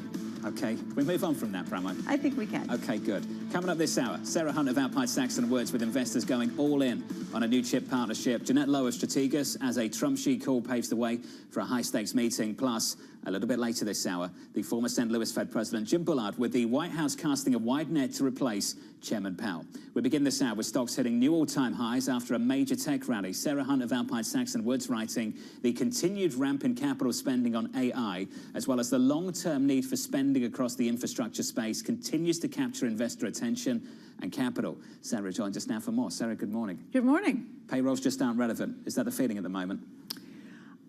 They're relevant for a lot of people for whom that matters to get a job or not get a job. For the investment case of AI, payrolls is not that close to it. These are not highly people-specific businesses. In a lot of cases, this is a lot of investment that's going into automating a lot of things that people are actually doing. So I think that there's a tension between both the spend there and the ultimate result of that spend. Do you think there's limits to that divergence? There will be, but at the moment there doesn't seem to be. And it's interesting that you mentioned the fact that people are not paying as much attention to that on the stock market being the economy and not being the economy, because there is this hopefulness in equity markets that we are going to get through all the risks that we had before, that this spending is going to carry a lot and earnings are going to continue to come in very good. If we start to see a tension from that, where payrolls falls into that is, if I need to keep my earnings up and I need to worry about margins, that can be a payroll problem down the line. Right now, it doesn't seem to be the biggest issue. I think there are other issues, but it's out there. One of the reasons why it's not the biggest issue is because there isn't a lot of other evidence of weakness. When we talk to a lot of CEOs or CFOs, they speak about a reacceleration heading into the end of next year. They talk about CapEx plans coming together. They talk about the stock price actually bolstering their abilities to raise capital, spreads at the lowest rate since 1998 on investment grade. How much is that really the ultimate tell? That maybe there's just the new normal of low fire, low hire, but there isn't really that much weakness in the underlying economy. I think one of the biggest problems, and one of the reasons it's so difficult to parse out the labor statistics, is that you had a major change in the labor market with the immigration shift. And so that makes it difficult to know what's the right number for payrolls. What is an economy that is ticking along at a reasonable pace? And it's hard to see that given the historic numbers and also sort of what's gone on and how the economy is changing at the same time, because you still have a lower level of incoming jobs, and this is a problem for younger people trying to get a job, because AI in a lot of cases can replace some of the lower level stuff that people used to hire younger people for. There's so many different pieces going on, it's hard to pick out what's the most important piece. This is mind-spinning stuff, and anyone who's been following this and trying to follow themes and trying to coalesce around them probably feels as exhausted as I do right now. And what I wonder is how much people, because of that exhaustion, are saying, ultimately it doesn't matter because the Fed is underwriting risk. Right now what's going on is a Federal Reserve that's saying that it will cater to any kind of growth, even if inflation is hotter. And so that is just a recipe to buy stocks. I think it's hard to fight the Fed. I was a little bit concerned that it was going to be buy the rumor, sell the news, and as soon as they cut that the market might take a pause or take a breather here. It doesn't seem to, at least as of yesterday, but it's still fairly early. I think that it's difficult to figure out exactly where we're going in a situation where there are so many pieces moving. Were we too restrictive to begin with? Do interest rate cuts really help the problems that we're having on the employment side? Because it's not about necessarily rates as much as it is about a changing labor market and shifting dynamics that may be structural. And how do we figure that out in the near term? Cutting rates, the 25 insurance cut that says we're not sure exactly what's happening, we may get an acceleration in inflation. It's a little bit of a dichotomy that's going on at the same time, and they're trying to solve for all the variables, and I'm not sure what that solution is, and I think that that's the problem. And then you have equity markets hitting all-time highs, and you think, okay, well, does that just keep going? What stops it? It's an odd situation. If I told you before the start of the week what the Federal Reserve would do and how Chairman Powell would characterize that interest rate cut, I don't know how many people would have said that small caps would have been up 3% this week. That's surprising to me that interest rate expectations, at least projected by the Fed, have stabilized here, and they are well below, or above for that matter, where the market is for 2026. And yet here we are still talking about small caps ripping. Can you explain what's happening there? I can try. What I can say is that less interest rates are arguably better for small cap stocks. If we are looking through the tariff implications and saying that the U.S. economy is going to do better, which the Fed gave you a little bit of information on both sides there, then that is good for small caps. People are also looking for places in the market that hadn't been reaching new highs on a regular basis all summer long. So the small cap space did that. The small caps are also tend to be more U.S. centric. So if the U.S. economy is going to be ticking along, that's good for them. The question really is going to be, where do we end up with those statistics? Because right now, there's a little bit of push-pull in almost everything you look at. I'm just starting to get the feeling that we're not trading this chairman anymore. We're trading the 2026 Fed led by someone else. Do you sense that too? Is that what you're starting to see, not just in equities, but maybe in gold as well? Well, I think that the tension about where rates should go is obviously being looked at with the entire political situation of what's going on at the Fed, and there will be a change in leadership. But I don't think that you're going to end up with a bunch of people who are just willing to look through whatever's going on economically and saying, well, just because we had a change in leadership, we're going to have to change our policy. If the data on inflation gets much worse, it's going to be very difficult for that to play out for the Fed to keep cutting rates. And I think that what they're trying to say here is, yes, we see this and we see that, so we're going to start here. The next decision is going to be a hard one, and the next press conference is going to be even harder, I think. So I hate to ask this, but what's your highest conviction right now? I'm going to have to agree to some degree with Michael Hartnett and say the technology is continuing to do well. That spend is there. Whether or not we want to make a corollary to other periods, I mean, in the 2000s, 1999 to 2000, a lot of the vendors were financing their customers. That's not happening now. These companies have the cash and they're spending it. The question is going to be what happens when that CapEx starts to come down, because that's going to be a real issue, but we're not there yet because we're not at peak CapEx, and every year we think we are, and then you get a whole bunch of announcements and people say they're going to be spending more money. That's a problem for cash flows for these companies, but they're generating so much cash, they're still in the lead. So I think it's hard to argue that, even though there are other areas that I like, they don't always play out so well. I don't know if that's the high conviction call, but it's certainly the most comfortable call for most people we speak to. Ultimately, you can make a story and you can understand it. The rest of it, I'm not really clear on how you understand the story, because the story is still being written and it's really difficult to get your head around. Sarah, it's good to see you. The bias is to buy. That continues. Sarah Hunt of Alpine Saxon Woods. Equity futures on the S&P just about positive, with an update on stories worldwide with your Bloomberg brief. Here's Yahara Arnott. Hey, Yahara. Hi, John. Hyundai says it's going forward with plans to expand the Georgia facility raided by U.S. immigration authorities earlier this month. The car maker says it will spend $2.7 billion to increase productivity at the EV battery plant over the next 3 years. The ICE raid and subsequent arrest of hundreds of South Korean workers had delayed the opening of the plant by 2 to 3 months. Meanwhile, U.S. law enforcement is building a profile on suspected Charlie Kirk shooter Tyler Robinson. Sources say the Secret Service has joined the investigation into the shooting, even though Kirk wasn't under the agency's protection. Plus, the organization Kirk ran, Turning Point USA, now says Kirk's wife, Erica, will serve as its next CEO. And the CDC's vaccine panel has voted against administering Merck's combination vaccine for measles and 3 other viruses to children under 4 because of the small risk of seizures. The panel is now calling for that age group to get 2 separate shots. Merck warns the decision poses significant risk to public health by undermining confidence in vaccines. That's your Bloomberg Brief. John? Yahara, thank you. Appreciate it. Up next on the program, Trump and Xi talking TikTok.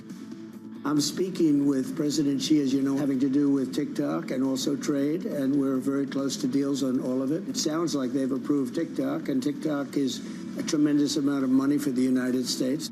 That conversation up next with Jeanette Lowe of Strategas, live from New York City this morning. Good morning.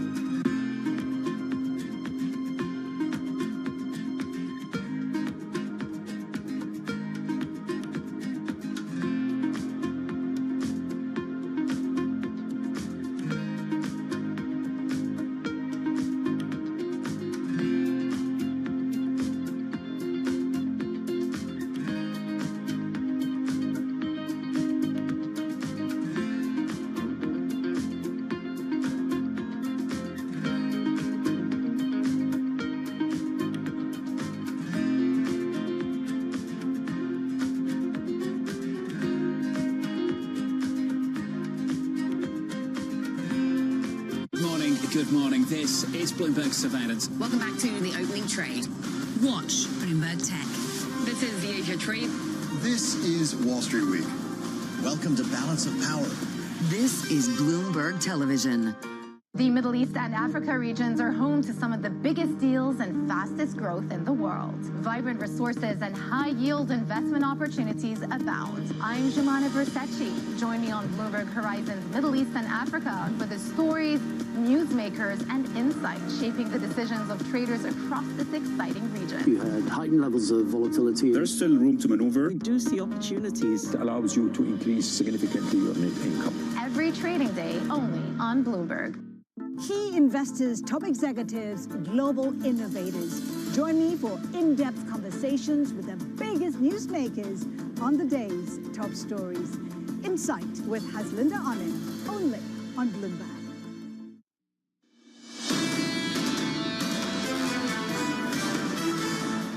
Hey, you made it, heading towards the weekend at all-time highs across the board here on the S&P, the Nasdaq, and the Russell too. The weekly advance continues. Make it 3 for the S&P and the Nasdaq. Make it 7 for the small caps. Even as the bond market stabilizes, the front end of the yield curve really hasn't done much this week, even as this Federal Reserve does fall short of expectations for 26. We even had someone predicting a potential hike heading into next year, and people dismiss that as irrelevant because it won't be relevant for a Fed and the FOMC composition of next year. Really what was notable, and actually we just were talking about how people were expecting you get a sell-off if there was a disappointment, sell the rate cut. It's been anything but, and that, I think, is a question to unravel exactly why that is. Two-sided risk, no risk-free path, risk management. That was a much more balanced Chairman Powell than I think people were looking forward to, and yet here we are, looking ahead to 26, and I have to think it's because it's not really about Chairman Powell anymore. It's about a different Federal Reserve next year, and that conversation with Jim Bullard in 15 minutes is really quite relevant. Yeah, how much has the paradigm shifted where there is a growth prioritization and there is the third mandate for the Federal Reserve of moderate long-term interest rates, which is a new one, a third one, and might take on a very real meaning. We'll catch up with Jim in about 15 minutes' time. Look out for that. Under surveillance this morning, Trump and Xi talking TikTok. I'm speaking with President Xi, as you know, having to do with TikTok and also trade, and we're very close to deals on all of it. And my relationship with China is very good. You know, we have a trade deal with them. We had a very good meeting the other day. And it sounds like they've approved TikTok, and TikTok is a tremendous amount of money for the United States, so that was nice. So here's the latest this morning. The fate of TikTok now centering on President Trump's phone call with Chinese leader Xi at 9 a.m. Eastern Time, with details of a framework agreement announced earlier this week, yet to be announced more formally. Bloomberg's Tyler Kendall joins us now for more. Tyler, welcome to the program. Let's just talk about TikTok and whether this is the only issue for this phone call today, or whether the bar is a little bit higher. Can we expect more than just that? Well, John, really at this point, it feels like TikTok might be the most tangible deliverable that we get from this call, because as our analysts at Bloomberg Economics point out, we really haven't seen much progress when it comes to whether or not the negotiators are really making that progress on some of the core demands that this White House is looking for in the trade talks. Because up to this point, the talks have really all been about making sure that de-escalation remains in place. We heard President Trump yesterday telling reporters in the United Kingdom that he is considering extending that tariff truce. The deadline is, of course, on November 10th, and that's because there's likely a whole range of issues that still really do need to be addressed. Everything from the mounting pressure on NVIDIA to the U.S. wanting to see China curb its imports of Russian energy supplies. And I'd also point out, perhaps most pertinent ahead of the call today, market access for U.S. goods, as new data analyzed by Bloomberg shows that China hasn't placed a single order for U.S. soybeans so far this export season, which just started a few weeks ago. Now, perhaps this is really being viewed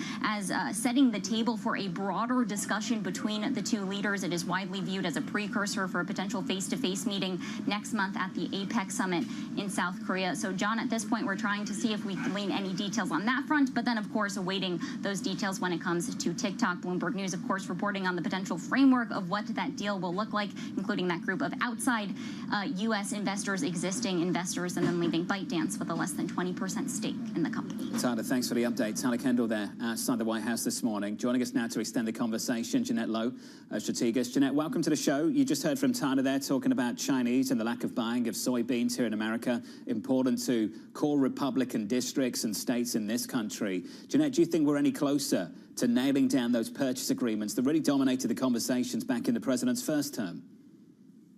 Yeah, it's a great point, and thanks for having me on. So I think that there's a lot of talk about whether or not there's going to be this grand deal between Trump and Xi, and I think I'm a little skeptical about that happening. What we've seen is what Tyler kind of mentioned. It's this de-escalation. It's kind of maintaining the status quo while there is this decoupling of the two countries. And you're seeing that with the fights over NVIDIA chips and critical minerals coming to the U.S. and then U.S. sending ships over to China, and then also this piece about the agricultural, the soybean purchases. So I think what they're trying to do is they're showing their pressure points on various sides to get a particular deal.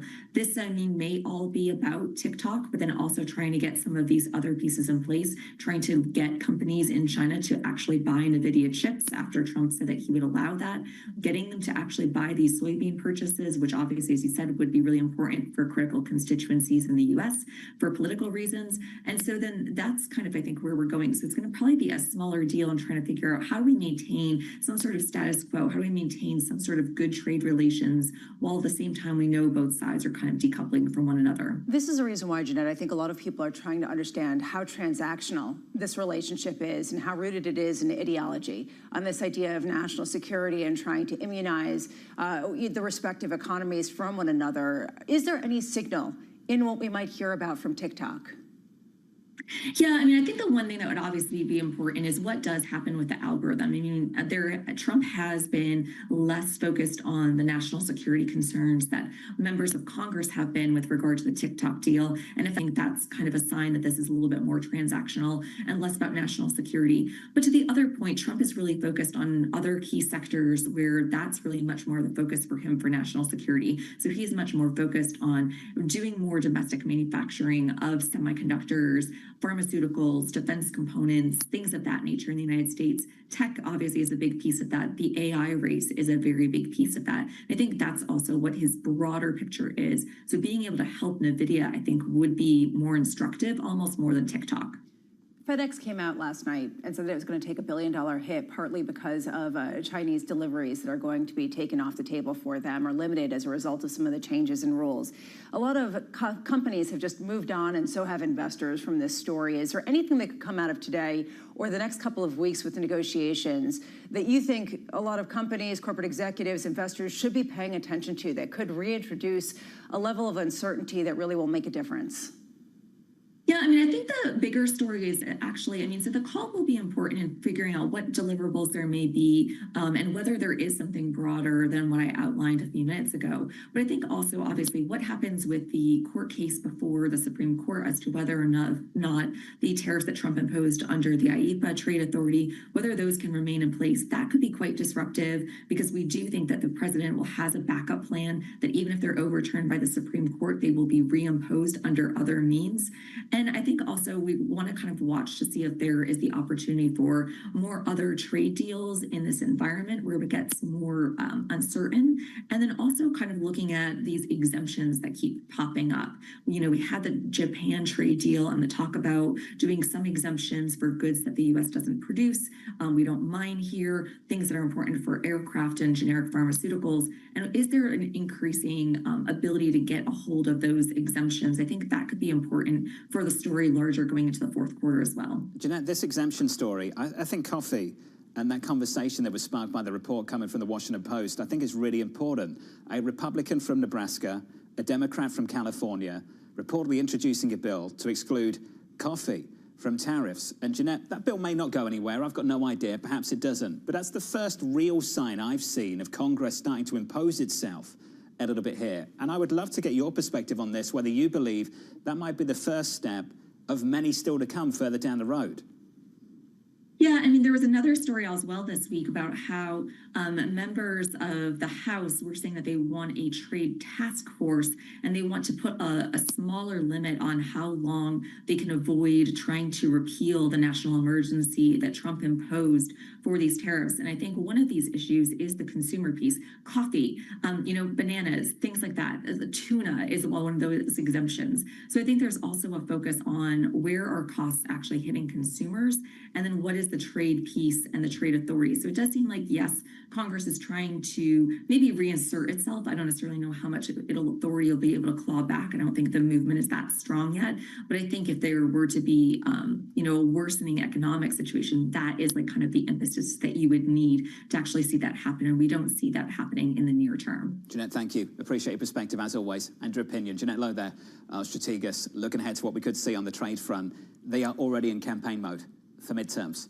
That story right there, I think it's worthy of more attention, even if you think the bill is going nowhere. Just how much of a push will you see building in the year to come? How much is there a recognition that people are feeling this in a real way, even if it's not showing up in the data in the way that a lot of people are suggesting?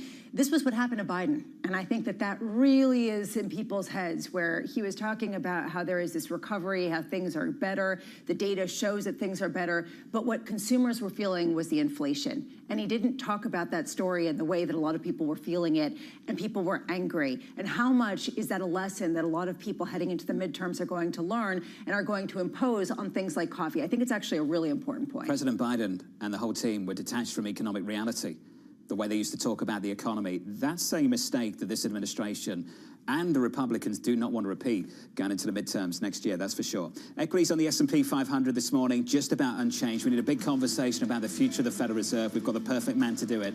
A man on the short list in the Fed chair search, the former St. Louis Fed President Jim Bullard joining this program in just a moment. Plus, your morning movers with your hirer and a trade warning from FedEx. They shake it off this morning. That stock is up by 5%.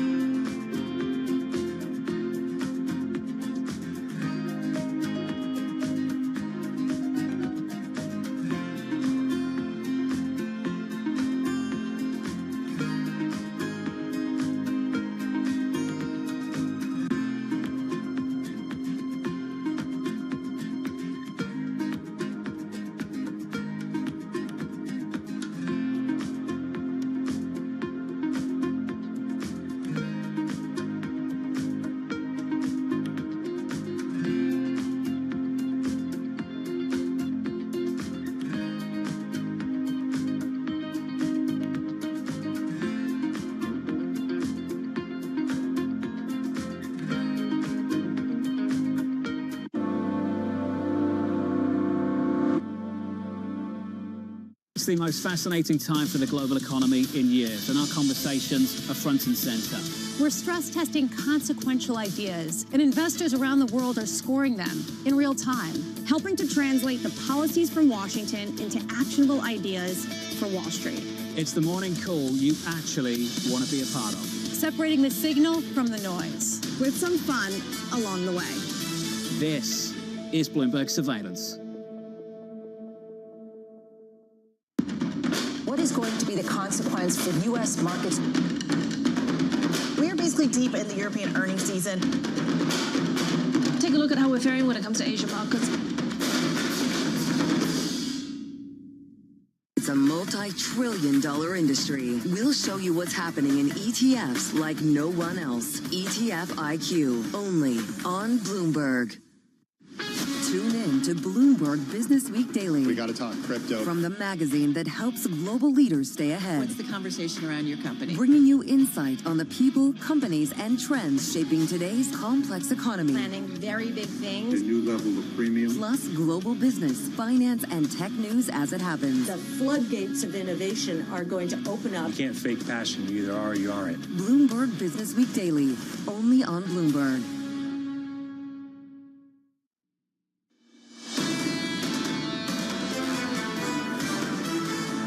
The open about 2 hours away. Equities just about positive on the S&P 500 coming into Friday. Heading towards the weekend, closing out the trading week at all-time highs across the board. That's the setup in the equity market. Let's get you some morning movers, some single names. Here's Yahira. Hey, Yahira. Hi, John. As you said, FedEx is shaking off those tariff worries. Shares are rising nearly 4% after the company reinstated its outlook. It says that it expects to deliver 4 to 6% growth next year. That is way above the 1% that analysts were expecting. That's seeming to overshadow a warning, as I said, from FedEx that it will take a $1 billion hit due to President Trump's tariffs. Meanwhile, we move on to Tesla. It is seeing a lift here, up about 0.6% on some sell-side action. Baird upgrading it to outperform and raising its price target by 71% to $548, which represents about a 30% upside from here. The analyst Ben Callow says that Tesla's car sales have been slumping, of course, but the real story is physical AI, saying that long-term catalysts like robo-taxis and humanoid robots can drive shares even higher from here. And we end on another automaker also moving on some sell-side action. Stellantis shares are up 1.9% after it got an upgrade to buy by analysts over at Berenberg. They say that the inventory situation is improving, a turnaround from when we saw Stellantis cars piling up on U.S. lots. John? Yahira, thank you. Appreciate the update. 3 names to watch going into the opening bell. On our radar this morning, one of our top stories, President Trump and Chinese leader Xi Jinping holding a call later this morning to talk trade and TikTok. Today's call laying the groundwork for a high-stakes meeting between the two, perhaps later this year. Elsewhere, President Trump saying U.S. broadcast networks could have their licenses taken away if they're too critical of him. Trump defending ABC's decision to suspend Jimmy Kimmel's show indefinitely over the host remarks about the death of Charlie Kirk. And finally, President Trump asking the Supreme Court to let him fire Fed Governor Lisa Cook. The Justice Department requesting a temporary pause in a lower court ruling which allows Cook to remain in her position for now. Yeah, and this was largely expected for him to appeal to the Supreme Court. Nonetheless, Lisa Cook was at the meeting this week. The bigger point here is that President Trump is clearly trying to put his stamp on the Federal Reserve, and clearly the market believes that that will happen to some degree and that there will be a prioritization of growth at the expense maybe of inflation, but there is a new paradigm and a new reaction function from the Fed, and maybe that is what we're feeling in terms of the market reaction to this week's meeting. And ultimately, she voted for what the president wants, which is lower interest rates. Yeah, although who knows what the dots are, right? This is all about the forward view. And if Sure. there hadn't been the sort of expectation that there would be a dovish overlay to next year's action by the FOMC, would the market have responded like this, given the fact that the Fed gave them less than what they were expecting? Next year is impossible, and the spread for next year in a dot plot is incredibly wide. In fact, it's incredibly wide for the next 3 months. Never mind the whole of next year. Yeah, one of the difficult things here, and I think this is really important to keep emphasizing, is that it'd be one thing if people understood exactly where the economy is going. But as we were talking about earlier, it's a mess. It's very difficult to get a clear read. There are a whole variety of views on Wall Street about what exactly is going on, and there are different narratives that are at crosswinds with one another. So there is an honest economic debate to be had here. You overlay the desire for just lower rates in general, and you have a whole lot of confusion leading to a potentially more accommodative Fed. Buy stocks. Let's attempt to get a clearer view on things, not just buy stocks. Let's talk about the future of this Federal Reserve. The White House casting a wide net to replace Fed Chair Jay Powell. The U.S. Treasury Secretary Scott Bessent praising a, quote, very good meeting with the former St. Louis Fed President Jim Bullard during his search. Jim joins us in the studio for more. Jim, good morning. Good morning. Thanks for being here. Not many people get to experience what you've just experienced, sitting down for a conversation to potentially become the Fed Chair. Can you walk us through what that was like? What's the process like? Well, as you say, they have a lot of people on the list, and they're following through. It's a transparent process. I think that's good. I think I know virtually all the people on the list. I think they're all good. So I think this was a meeting just to talk in broad terms, but I can't really report out details of what was said. The Treasury Secretary incredibly dialed into the economy and financial markets. I'm sure you experienced that in your conversation with him. I think you can share with us the kind of questions I imagine that he's asking you when I ask them to you, which essentially is, how do you view things right now? How do you think about the labor market? I thought the Fed's decision was a good one. This looks like a sequence of 3 moves in a row through the end of the year. Of course, you want to be data dependent, and the chair stressed that in the press conference, but I think the committee was worried about the non-farm payrolls report that revised the previous months down considerably. Non-farm payrolls is kind of the key number for the Fed. So I think that made them a little bit nervous. There are stories that you can tell about why that's happening, but on the other hand, it could be weakness in labor markets. So I think that tilted things toward a little bit more dovish policy. So they brought October into the picture. And now you've got markets pricing probably 75 by the end of the year. That would be a significant move by the end of the year, and they have a little bit of optionality if the data goes the other way. So it's a pretty good decision from the point of view of how this works. You said they have optionality if the data goes the other way. How high is the bar for strengthening the economy to really prevent the Fed at this point, given everything from going 3 times this year? Yeah, I think the committee's also spooked a little bit by last year, because last year the data looked weak but then turned around abruptly, and so they'll be nervous about that. It's hard to say exactly how high the bar is. That's a judgment call that'll have to be made by members of the committee.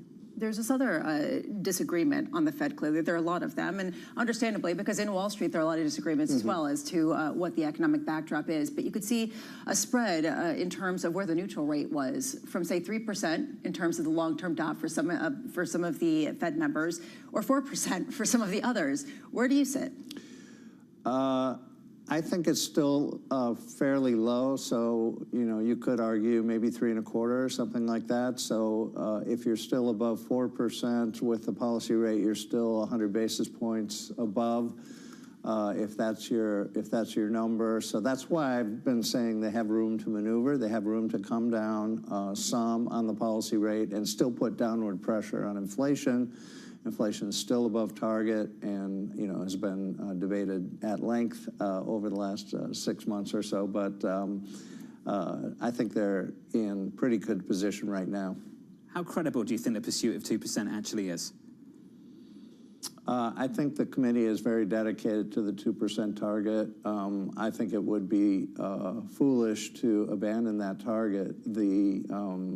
It has set an international standard across all the countries of the world. And if the lead economy says, we're going to back off that, then all the other countries would back off. You'd be back into the 70s, and you'd have a lot of chaos. So that is not a good idea, and the committee will try to get back to 2%.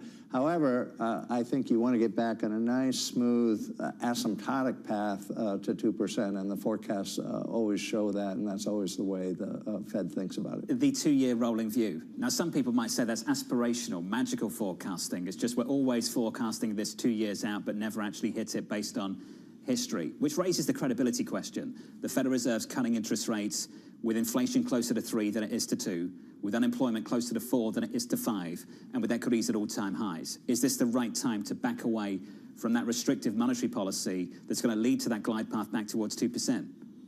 It's restrictive, but even when they come down, it'll still be somewhat restrictive. I think one of the pieces of risk management you have to think about here is suppose the economy is tipping into a marked slowdown. Then the committee would want to be accommodative in that circumstance and you'd want to be below your neutral rate. So you'd have a long way to go. You'd have to really scramble if that happened. I'm not saying that's the base case, but that's a possibility. And so you probably want to be a little bit closer to neutral so you didn't have to work so hard if you got into that scenario. One of the tests for a lot of people is if inflation does go up, maybe say at the end of this year, early next year, which a lot of people are expecting that it will. What's the Fed's response? Do they keep cutting, or do they look past it as simply a one-time price adjustment? I think they've made pretty clear that they're going to look through temporary tariff effects, and then they expect inflation to resume its downward trend. And the effects have been muted. U.S. Trade Representative does not have an inflation target, so I think that it's up to the Fed to determine what the inflation rate is going to be, not trade policy. But so lots of things affect inflation, and then you have to get on your sort of medium-term path, and I think that's what they're doing. You mentioned earlier that there is a degree of fear of repeating what we saw last year, where the Fed cut by 100 basis points, and we saw the long end of the yield curve rise by 100 basis points, and economic data pick back up. And I just wonder how much you think the Fed is open, or you would be open if you were on the Fed now, to adjust some of the balance sheet composition in response to any move in the long end of the yield curve. I think the balance sheet policy has been in the background. I think that's appropriate. The committee has been shrinking the size of the balance sheet, a little bit slower pace recently, but I think they're pretty happy with that policy for now. They want to get to this ample reserves level. There's a good speech by my former colleague Chris Waller in Dallas. So if you want some bedtime reading, you can read that. But that was actually a very good sort of back of the envelope calculation about the balance sheet and all the pieces of the balance sheet. So I think that's a good place to start for those that want to understand current balance sheet policy. The mortgage-backed securities are going to take a long time to go off. I do think the Fed made a mistake in March, April of 2020.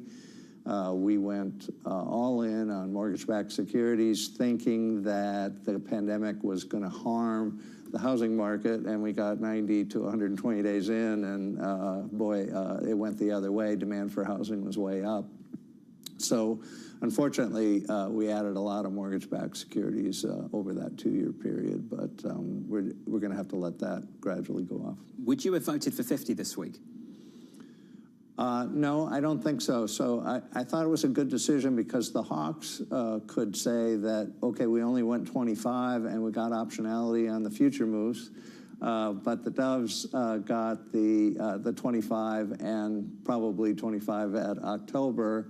And that's almost as good as getting 50 today. And you do get the optionality in there, so that's good. When people talk about the institution you know so well, just based on what you've just said, do you think people underestimate just how persuasive you need to be on the committee, the degree of negotiations that do take place, about the kind of things you just described? It's a big formal meeting, and people are very good at making their arguments, and they have the presidents have their own staffs. I mean, I love it. I think it's a great it's a great place to make decisions. I think also people have to understand that you're not talking so much about what you're going to do on the day. You're talking about what should our future path be over the next 6 months and over the next 2 years, but especially over the next 6 months, because you have to. It's a big committee, and you have to be basically on board with what you're going to do on that particular day. You were very vocal about how you felt about the dot plot back in the day. Didn't like it. Put your dot at zero. You can bring this up. Okay. Mention it as soon as you walk into the room. Well, it's so significant to see your dot always just there at zero. Yeah. Are you going to get rid of it? Would you get rid of it? I mean, what use does it have? I think we can do better than we have on the dot plot. And at one point, I talked about dropping out completely. I did drop out of the long run dot part, but I think we could do something like former Chair Ben Bernanke outlined in the recent conference that the Fed had about the framework review, and he mocked up a quarterly report that could be put out, and that would put out a forecast. That's what other central banks do, and then members can talk relative to that forecast. They could say, well, no, I'm more optimistic about the economy, or I'm more pessimistic about inflation, or whatever. I think that would be closer to an international standard, and that's probably the direction this should go, because the dot plot has its problems. I remember when you made that move at the time, and I can't believe it was about 10 years ago, which just amazing how quickly time has flown. Jim, it's good to see you. Appreciate your transparency. And good luck with the process. Thank you, sir. Appreciate it. Great to be here. Thank you. Thank you very much. The former St. Louis Fed President, Jim Bullard there, and of course, a candidate to be the next Fed chair. Let's give you an update on stories elsewhere this morning with your Bloomberg Brief. Here's Yahara. Hey, Yahara. Hi, John. The U.S. has vetoed a UN Security Council resolution demanding an immediate ceasefire in Gaza that was backed by all other members of the body. This is the 6th time the U.S. has vetoed a Gaza resolution since 2023 and underlines American and Israeli isolation over the war. U.S. Counselor Morgan Ortagus says the resolution failed to adequately condemn Hamas. Meanwhile, following the collapse of subprime auto lender Tricolor, its creditors nationwide are now racing to seize the company's remaining assets. The bankruptcy process will determine how much creditors will recover and which of them get paid first, with some already facing significant losses. And the FTC is suing Live Nation and its Ticketmaster subsidiary for not doing enough to curb the use of automated ticketing bots and large-scale resale operations. The suit claims Ticketmaster coordinated with brokers to buy concert tickets and sell them at a substantial markup, profiting from huge resale fees. Live Nation has not immediately commented. That's your Bloomberg Brief. John? Thank you, Yahara. Appreciate it. Up next on the program, putting the pressure on the EU. If the price of oil comes down, Putin's going to drop out. He's going to have no choice. He's going to drop out of that war. And when I found out that the European nations were buying oil from Russia, I was disappointed to see that. That conversation is going to be next with Anne-Marie from London. I'm going off for a Simon. Lisa's going to run things. Maybe I'll go for breakfast with Jim. We'll work something out. Come on, don't go. You're leaving You wanna me? come? Sure. From New York City this morning, good morning. Have a wonderful weekend. This is Bloomberg.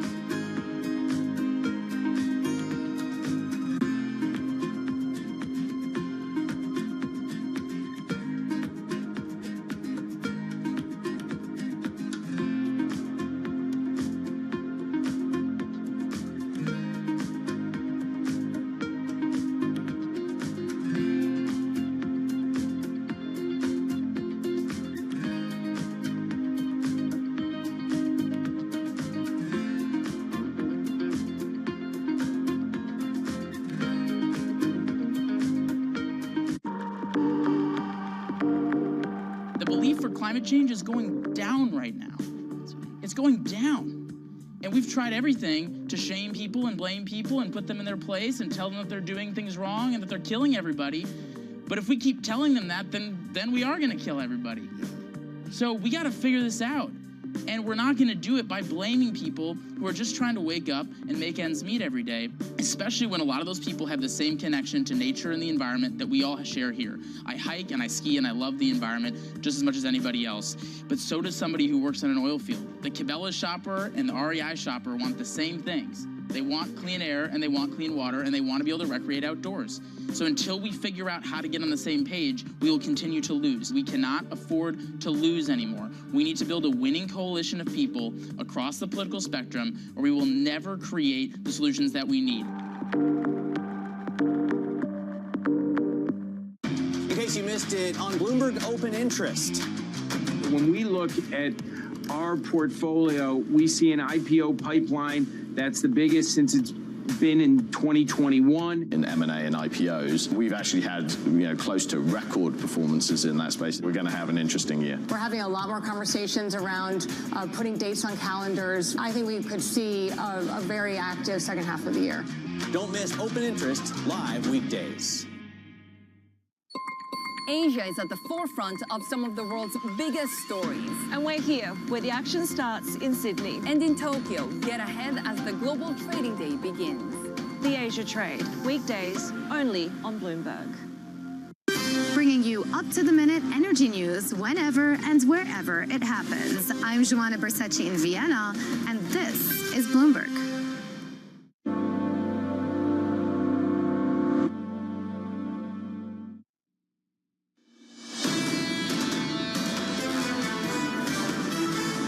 Another day, another record. It seems like a broken record over the past number of months. What we see right now heading into the open, just about an hour, 2 hours away from the opening bell. And you can see a lift continue, although not really doing much, led by the NASDAQ. And really, Michael Hartnett putting it well, saying that there could be a Mag 7 bubble, but it will keep going because of the faith in it. Russell 2000 yesterday hit the highest level ever for the first time, a new record high for the first time since 2021 because of the move that we have seen in the rates picture today. Rates not doing much, taking back a little bit of the rally that we have seen with 2-year yields, 10-year yields, and 30-year yields all up, but just marginally. We've been in this range. This question of just how far the Fed is willing to meet the market is really predicated on the idea of what the composition, as we were just talking with Jim Bullard, of the FOMC will be next year. I wanted just to point to the euro right now versus the dollar, a difference in the trend line. We had seen this rampant euro strengthening versus the dollar, a runaway train.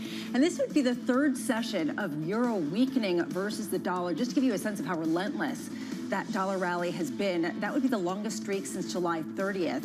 And it goes to Jeff Yu's point that we were speaking about earlier this morning. Maybe we're going to start seeing some dollar strength actually heading into the end of this year. I'm alone. John ditched me. He's going out to breakfast with Jim Bullard. So I'm sitting here holding down the fort and under surveillance this morning, putting pressure on the EU. If the price of oil comes down, Putin's going to drop out. He's going to have no choice. He's going to drop out of that war. And when I found out that the European nations were buying oil from Russia, I was disappointed to see that. And the Prime Minister was disappointed to see that. And it wasn't him. It was other countries.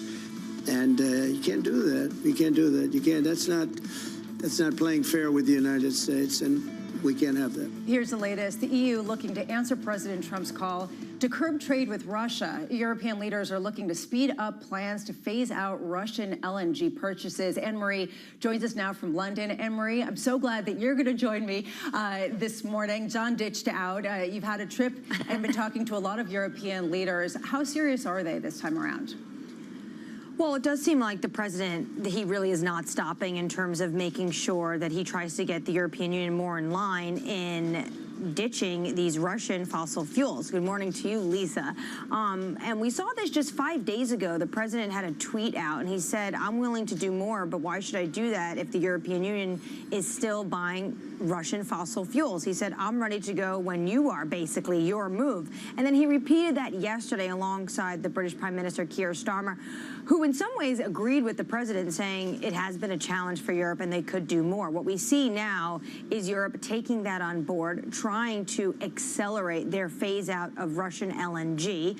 You still have Russian LNG going to places like Spain, Belgium, France, and then, of course, there still are other fossil fuel supplies coming via a Turkish pipeline. When you look at the biggest importers of Russian fossil fuels, it's China, India, Turkey, the European Union, and South Korea. So this has been something the president has been putting pressure on Europe for, and we heard that from the Treasury Secretary as well in New York, sitting around the table with all of us, talking about the fact that when he brought this up at the G7 meeting in Canada, he said everyone at that moment looked down, wanted to see what kind of shoes they were wearing, and the room got very quiet. Right now, Anne-Marie, I do want to bring you some headlines just crossing as we talk about this, that the EU is proposing banning Russian LNG a year earlier from January 2027, also coming out with Ursula von der Leyen saying that she will come forward with a Russian asset proposal. This was potentially to repatriate some of the money and then use it for rebuilding Ukraine and such. And she also is calling on EU countries to endorse new sanctions. Can you talk talk a little bit,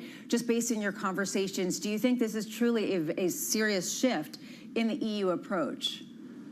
Absolutely, especially given the fact that these discussions have been going on for months. This push has been happening from Washington on Brussels for months. I would say since the president stepped into the Oval Office, he wants to see Europe do more. And we should also note, this is very similar to what we saw from Trump in the first administration. He really would put a lot of pressure and criticize then Chancellor Angela Merkel about the use of Nord Stream 2 and the building of this pipeline and why they were continuously reliant on Russian crude but not spending enough when it comes to the collective defense of their budgets when it comes to NATO.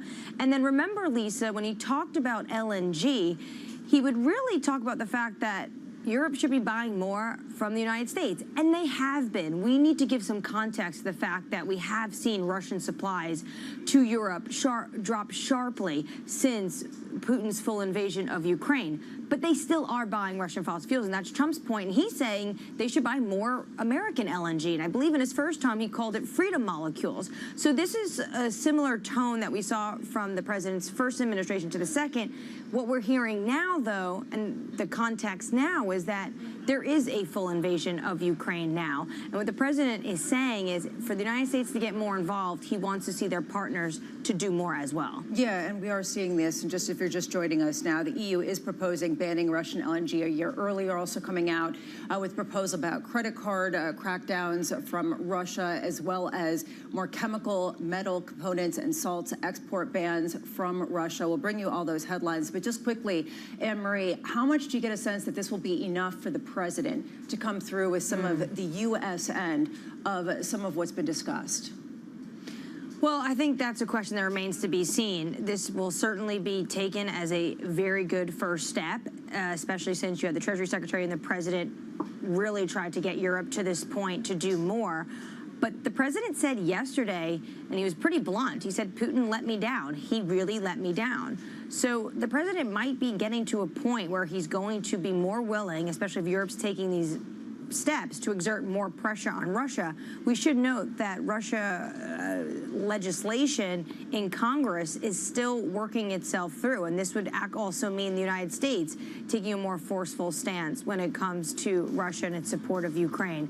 So potentially this is something that is going to be looked lightly on and welcomed in Washington right ahead of the UN General Assembly next week. Anne-Marie, look forward to having you back in the seat. Thank you so much for that, and thank you for all the reporting this week from London. Coming up next hour, Nadia Lovell of UBS, Ken Huckster of Bank of America Securities, Claudia Sam of New Century Advisors, and Blake Gwynn of RBC Capital Markets. This is Bloomberg Surveillance. How much does the geopolitical volatility emanating from the United States perhaps undermine the bull case for Mexico? Is that a scenario you've plotted out? Structurally speaking, we do still have a very positive view in Mexico.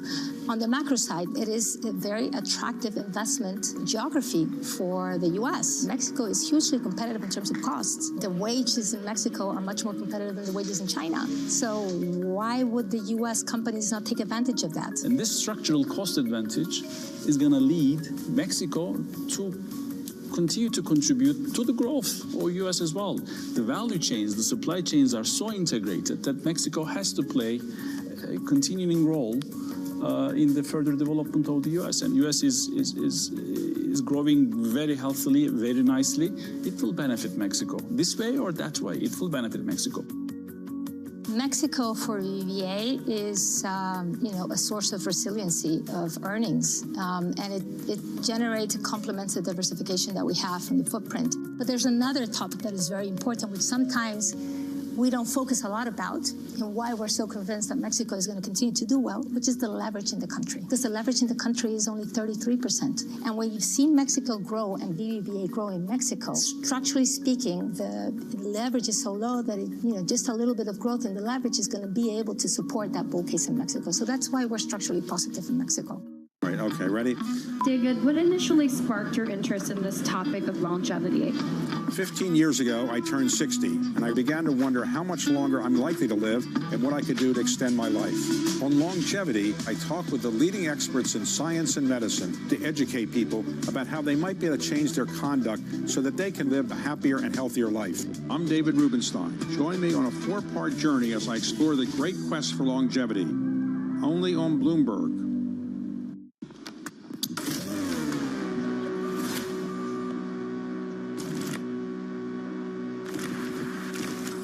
Bloomberg Screen Time is back this fall for year 3. We're bringing together the biggest names in business and pop culture, like Netflix co-CEO Greg Peters, Instagram boss Adam Nasseri, and Los Angeles royalty Will Obey.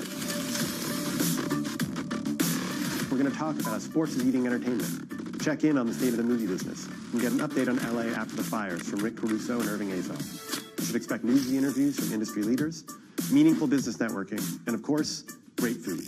We'll feature some of the best chefs and food trucks from my hometown of Los Angeles.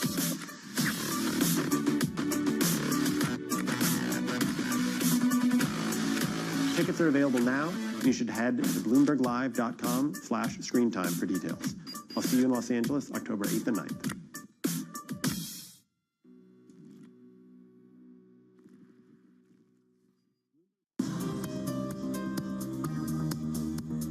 It's the countdown to the market open as we bring you the first trades across Europe. We'll debate the most important stories and what will drive the big investment decisions throughout the morning. I'm Guy Johnson. I'm Kriti Gupta. And I'm Anna Edwards. Join us every weekday morning for the opening trade, live at 7 a.m. here in London. Only on Bloomberg. Context changes everything. Bringing you up-to-the-minute news whenever and wherever it happens. I'm Haslinda Amin in Bangkok. This is Bloomberg.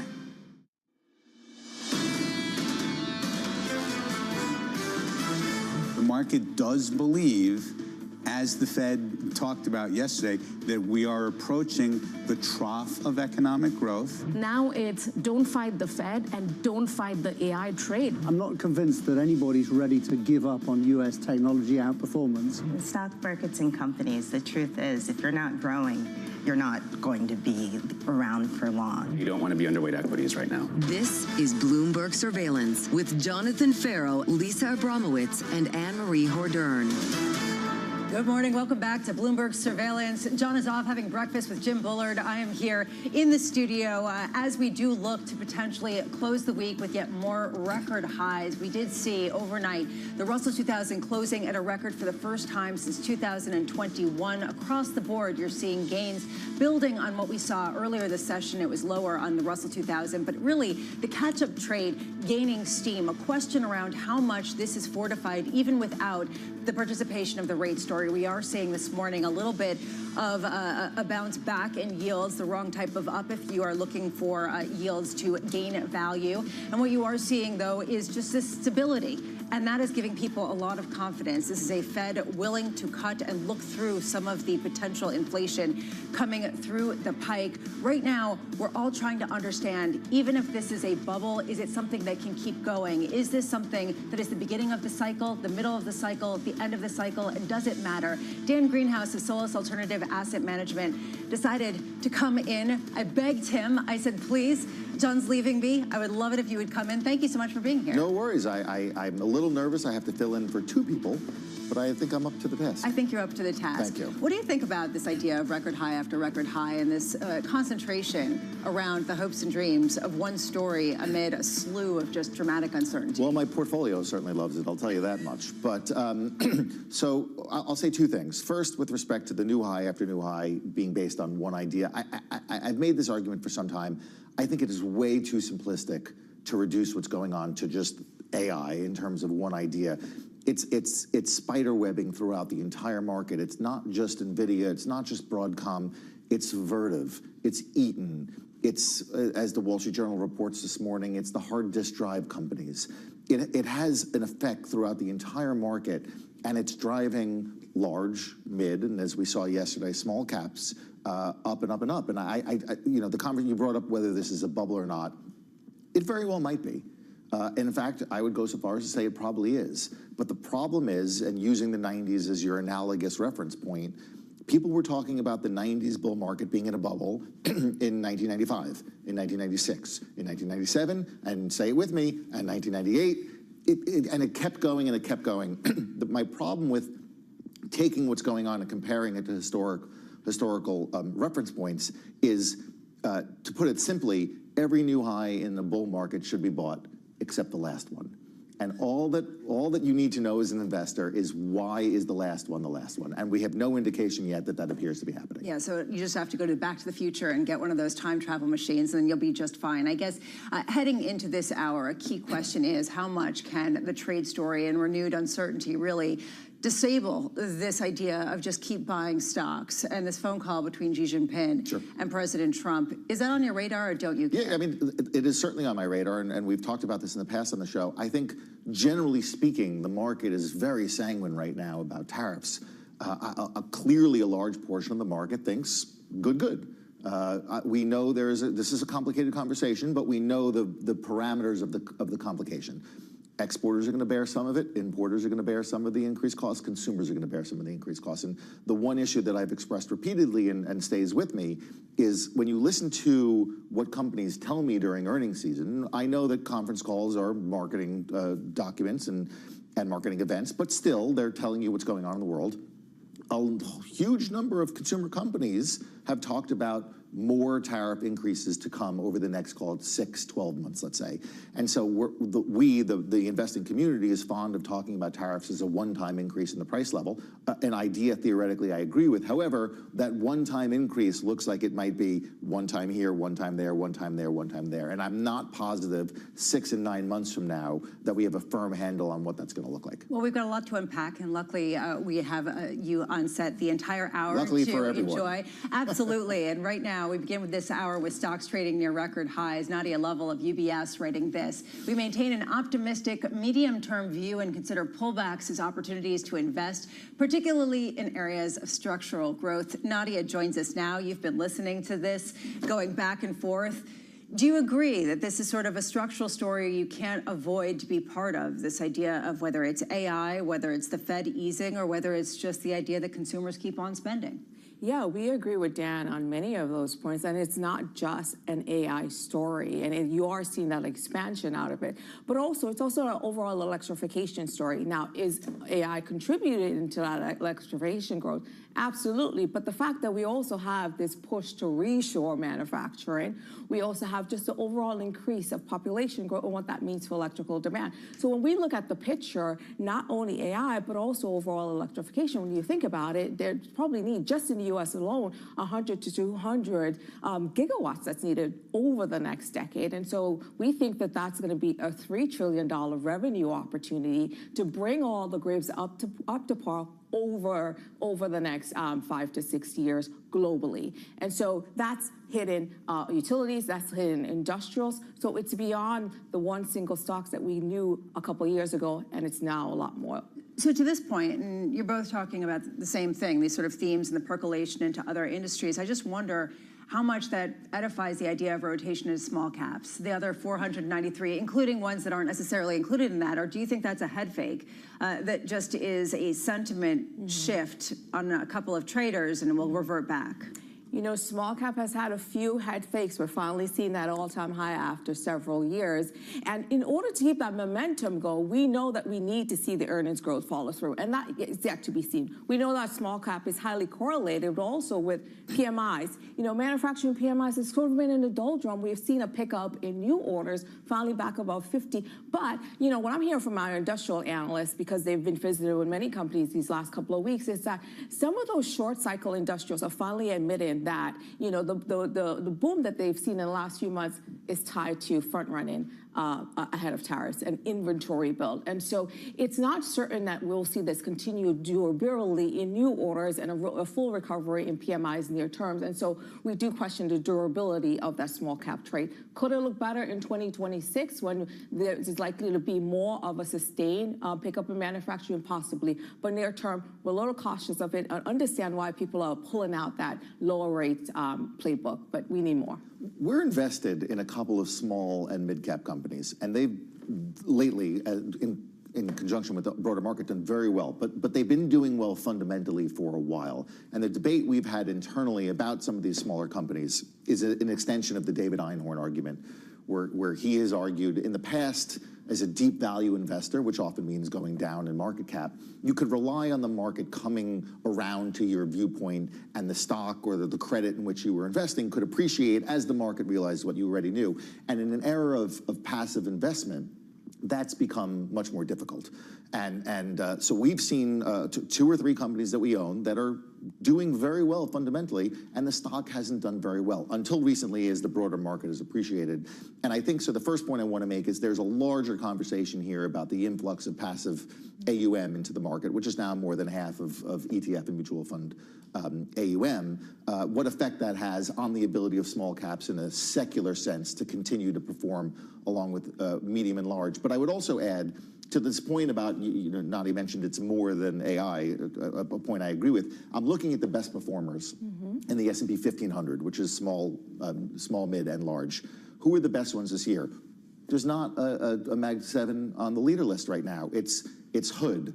It's AU, Anglo Gold Ashanti. AU, as we all know, is the periodic table symbol for gold. My science teacher once told me, AU, give me back my gold watch. I've never forgotten it. That's how you know it's gold. It's Roblox, Palantir, I guess. It's Mr. Cooper and Rocket. There's a large, and I only named a couple, but there's a lot of companies doing very well here that are not at all, even indirectly, tied to the AI story. So I agree with you entirely. There's a lot going on. Yeah, okay. No, I'm just thinking to myself, how do you put together then what to pay attention to? You know, the idea of, okay, even if it's a bubble, you can keep buying into it. How do you know, Nadia, what to focus on that could potentially be a risk, given that we're all kind of sick of worrying?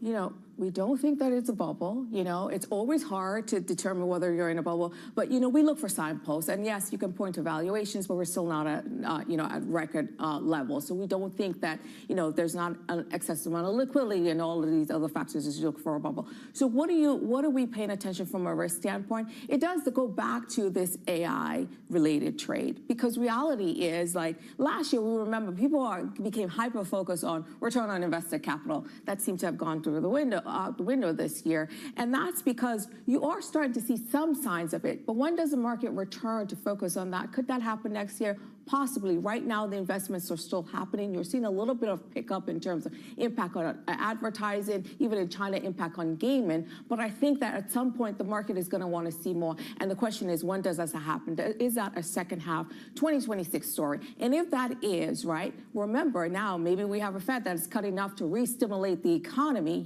and the small cap gets even more of a sustainable bill. So we think that this healthy broadening out is needed to sustainability of an overall bull market, and it just shouldn't just rely on the AI trade. Just real quick here, does it make you more excited or less excited to see the government taking a stake in some of the big tech companies?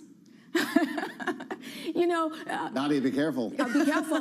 When you see it, sometimes when you see it, and this is not, I'm not talking about a single stock view. Sometimes when you see a good investment, and we think that U.S. tech companies are a good investment because of the earnings growth that we're seeing, why not the government too? Our government is recognizing the continuing innovation that our broader technology and companies are seeing. Spoken like a true politician. Nadia Lovell of UBS Global Wealth Management, thank you so much. Maybe I'll run for president. Yeah, exactly. Well, I'm just saying, honestly, it's a fair question given what we've seen with Intel. Yeah, listen, for many years, certainly right-leaning people, but people in general would have said the government probably shouldn't be taking stakes in private sector industries. I understand the president and the administration's impetus here. I understand what they're trying to do. My gut, my fiber, how I learned and how I've experienced life tells me this is ultimately not going to be a good idea. But I do understand saying, we need a functioning this, we need a thriving that, and the government's going to help do that. And whether it's tax incentives or direct investment, the government's been doing this for quite some time, and this is just a different variance of that. I think that Nadia was more politically savvy. I'm just saying, no, I'm kidding. I'm not running, that was very good. When I run for mayor, we'll see. You're going to run for my vice president. All right, right now, let's get to an update on stories elsewhere this morning. And Nadia, thank you so much. Here's your Bloomberg Brief with Yahira Anand. Yahira. Hi, Lisa. President Trump is gearing up for a phone call with Chinese President Xi Jinping. The two are set to speak at 9 a.m. Eastern. On the agenda, the fate of TikTok and potentially easing trade tensions between the world's biggest economies. The call may lead to an in-person meeting between the two before the end of the year. Meanwhile, former Vice President Kamala Harris says Pete Buttigieg was her first choice as a running mate when she ran against President Trump in 2024. In an excerpt from her book, 107 Days, which will be published Tuesday, she says Buttigieg would have been the ideal partner if she were a straight white man. And Apple is releasing its new iPhone designs today, including the iPhone 17 Pro, Pro Max, and iPhone Air, as well as new Apple Watch and AirPod models. Early sales across Asia showed strong demand for the Pro models, with wait times of up to 4 weeks in some countries, while Japan had next-day delivery available. That's your Bloomberg Brief. Lisa? Thank you so much, Yahira. I do want to bring this to you. CCTV, the Chinese broadcaster, is reporting that Xi and Trump have been holding that phone call, that it is ongoing. We haven't gotten confirmation yet from the White House. We will bring you any additional details as we get them. Up next, we've got the morning calls, plus Ken Hoexter of Bank of America Securities, with FedEx rising despite a warning on tariffs. That's an intimately tied story to the discussion around China. That's coming up next. This is Bloomberg Surveillance.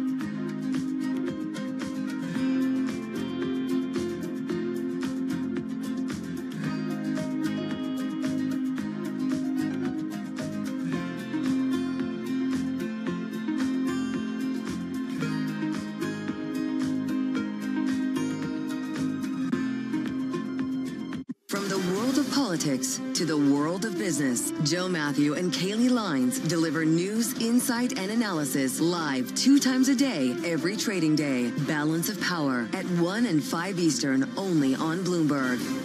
I'm David Weston. Join me each week on Wall Street Week for stories of capitalism from business, markets, economics, tech, and climate. We go on the road for a look at what lies behind the headlines of today and what will likely be the headlines tomorrow. We need more transparency. Oil and gas is still important. They said every citizen should be investing in the market. Accelerate progress in all fields of science. Watch Wall Street Week right here on Bloomberg. More than what you need to know, it's what you need to think about. Astonishing day for U.S. technology. It's shaping the region's technology ecosystem. Asia's biggest tech news and innovation.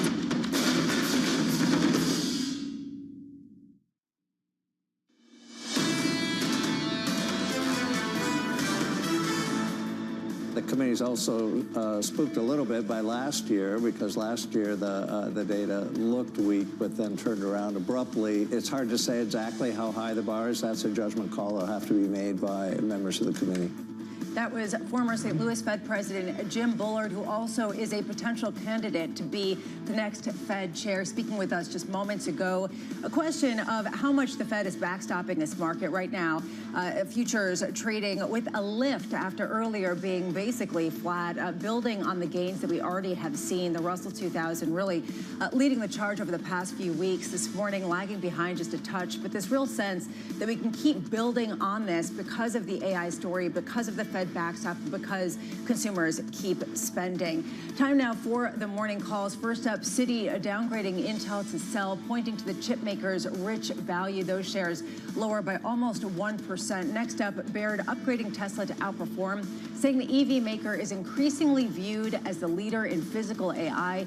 Those shares getting a little bit of a lift, up 0.9%. And finally, BMO downgrading UPS to market perform, noting the company is not seeing a recovery in demand amid macro headwinds. Sticking with shipping, FedEx is rising in the pre-market following better than expected earnings. Ken Hoexter of Bank of America Securities raising the price target to $244, noting momentum in structural cost takeout. Ken joins us now. Ken, thank you so much for being with us. And I'm glad that we're starting with that point, because when I was looking at the earnings yesterday, the fact that they reaffirmed their guidance, they talked about strength despite the $1 billion of headwinds or costs tied to the tariffs. Highlights to me, how much are they using this as an opportunity to shed costs, to cut staff, rather than simply something they have to do? Well, first of all, good morning. Thanks for having me. Certainly they are moving to cut costs. This is something they've been very focused on when you think about the blending of Express and Ground, and they're trying to get ready to spin off their freight segment early next year. So they're definitely working on costs, but they're talking about $1 billion of headwind as well to offset that $1 billion of costs. So while they did set an earnings outlook that was a little bit higher than the street, if you look at the next 3 quarters, it was actually in line. So the beat this quarter does not follow through. It looks like you're just kind of staying in line with general outlooks for the rest of the year. How much, Ken, is this company still a bellwether for the economy versus a very specific kind of industry that now is affected by all sorts of international discussions and other factors? Yeah, very much so, right? I mean, with the elimination of the de minimis, you've got things that are affecting them. You've got Amazon now as a major player, so it's not just looking at the economy. It's how much is Amazon coming in and taking volumes away from FedEx and UPS or the post office, right? We saw a big post office contract switch away from FedEx and go over to UPS. So you've got business swapping back and forth. I'd say, these businesses, though, at the end of the day, are very economically concurrent when you look at the stock performance and where they need those volumes. And given we've been in this freight recession for about 3.5 years, the stocks have felt that and the volumes. But we've also been in a structurally changed market where, with the advent of emails and legal documents being able to be signed online, you don't have those regular movement of packages. So it's shifted from a B2B market more toward a B2C. And that has really hurt the economics of the business, because where you used to stop and deliver about 4 packages per average stop, now you do about just over 1 package per stop, and that changes your cost structure. And so we've seen a very significant change in the cost structure from the air freight companies, and to what you're talking about on the top line growth, how economically dependent they are. Ken, correct me if I'm wrong, but domestic volumes were up 4.5%, which I think was pretty good. And going forward, they have this contract with Amazon, which I think you would agree is probably going to lead to an increase in those volumes. So to the point about being a domestic bellwether, as I look ahead, as that Amazon contract comes online, isn't it going to be telling me more about those specific volumes rather than any broader economic indications? Oh, absolutely. Absolutely agree with that. The spike you're going to see, again, they targeted their outlook for 4 to 6% revenue growth. Consensus was looking for about 1%. So that means you're going to grow revenues about $3.5 to $5 billion above expectations, above the $1 billion prior target.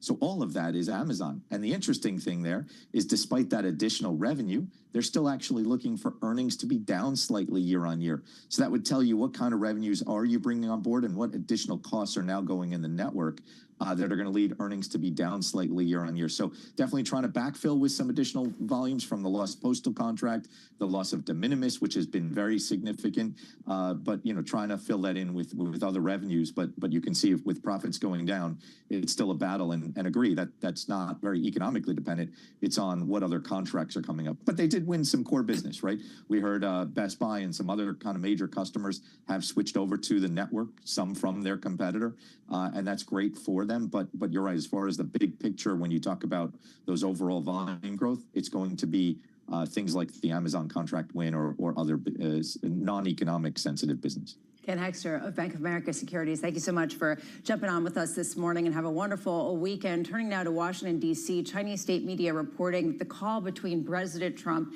and China's Xi Jinping is underway. Bloomberg's Tyler Kendall joins us now. Tyler, what do we know about the call? Yeah, Lisa, well, you said this. This is according to Chinese state media that this call started around 8 a.m. Eastern. Of course, our understanding had been that it would start at 9 a.m. Eastern, so it appears to be off to an earlier start. We're still waiting for the White House to confirm the details here. Of course, this marks the first call between the two leaders that is publicly known since June, since President Trump took office. Really only the second time that they have had these discussions. Importantly, coming to the forefront of the conversations today really does appear to be a potential framework agreement when it comes to TikTok. Of course, we're still waiting for a lot of key details to emerge about that potential deal, but Bloomberg News has been reporting that it's very likely going to be structured with a group of new outside U.S. investors. Names like Oracle are included, combined with some existing investors, and then, of course, ByteDance will still, according to our reporting, hold a share, but that will likely be below 20%, all in a bid to make sure that it passes muster with Congress's national security law. Another big question here is what the algorithm is end up going to look like, whether or not ByteDance could be licensing that to the U.S. It's going to be a critical question here as well when it comes to addressing those national security concerns. And Lisa, yesterday we heard President Trump both in the U.K. sort of dodge a question there when it came to what the future of the algorithm is going to look like, and then later in his interview with Fox News, ultimately saying that a lot on this deal rides with what Chinese President Xi Jinping is going to say when they get on the phone. Tyler Kendall, thank you so much for being with us, and I'm sure we're going to catch up with you throughout the day as we get under updates on this call. Dan, what do you think of this? I mean, how much do you track this as an investor from a day-to-day kind of perspective? The idea of what new uncertainties could be built into any particular trade relationship. Well, I mean, you have to pay attention to this. I mean, obviously, I don't want to say you invest by tweet these days, but you certainly... Truth Social. Truth, yes, or whatever it's called on Truth Social. But you do need to pay attention. This is obviously a humongous geopolitical story. And I would also add, it's also working in the sense that in 2018, we imported like $540 billion worth of goods from China. Last year, it was $440 billion worth of goods. Now, some of that is just being rerouted through Vietnam and other countries, but there is a realignment going on here. And so there are companies, the shoe companies, the apparel companies, et cetera, they're all directly related to this conversation. So you obviously have to pay attention to it. Does it make some of these companies difficult to invest in, to understand some of their profitability forecasts, given the fact that things like fast fashion were predicated on the idea of being able to make things cheaply in places like China, Vietnam, Thailand? As a general rule, anytime the government's involved in an industry or a sector, it makes it a little more difficult because you're dealing with specifically non-profit motive actors. And so, yes, by definition, it's a little more difficult, but not impossible. I mean, that's our job as investors, to wrestle with anything external or internal. Wrestling is the Fed, and trying to understand exactly, how did you like that transition? Sure. And wrestling how to gauge just how much prices were going to increase and what potential appetite there was on the part of consumers to absorb that. Coming up, Claudia Sam of New Century Advisors as we look through that debate. Plus, Yahira Anand on your movers. That is coming up next. This is Bloomberg.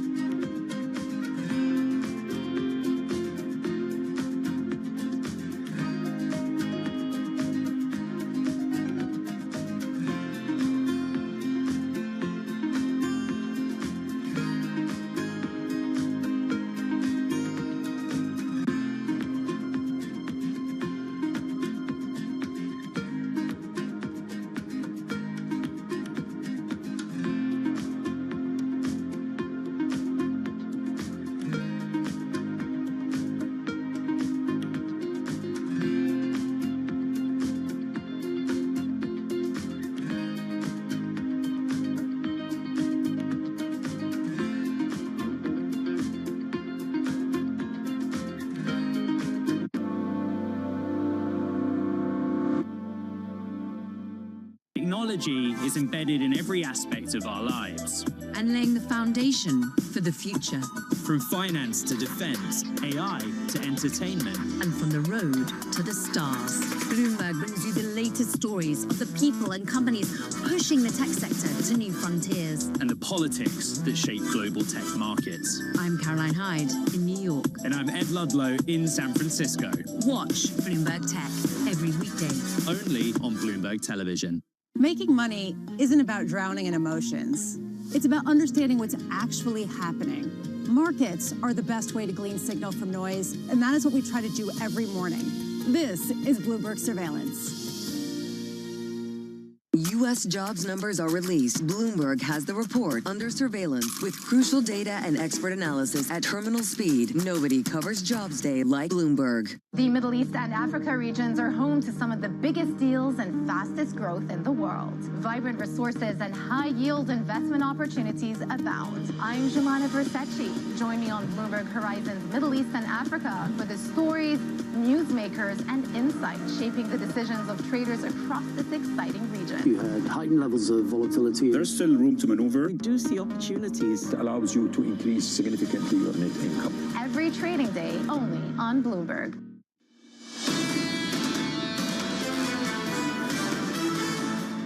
One hour from the cash open, and we can see equities turning up as the session grows older. Futures higher across the board, even the Russell 2000 after hitting its first record high since 2021, currently up 0.2%, building on those gains over the past half hour. NASDAQ also up about 0.2% alongside the S&P 500. Let's get those morning movers right now. Yahira Anand has that for you. Yahira, what's going on?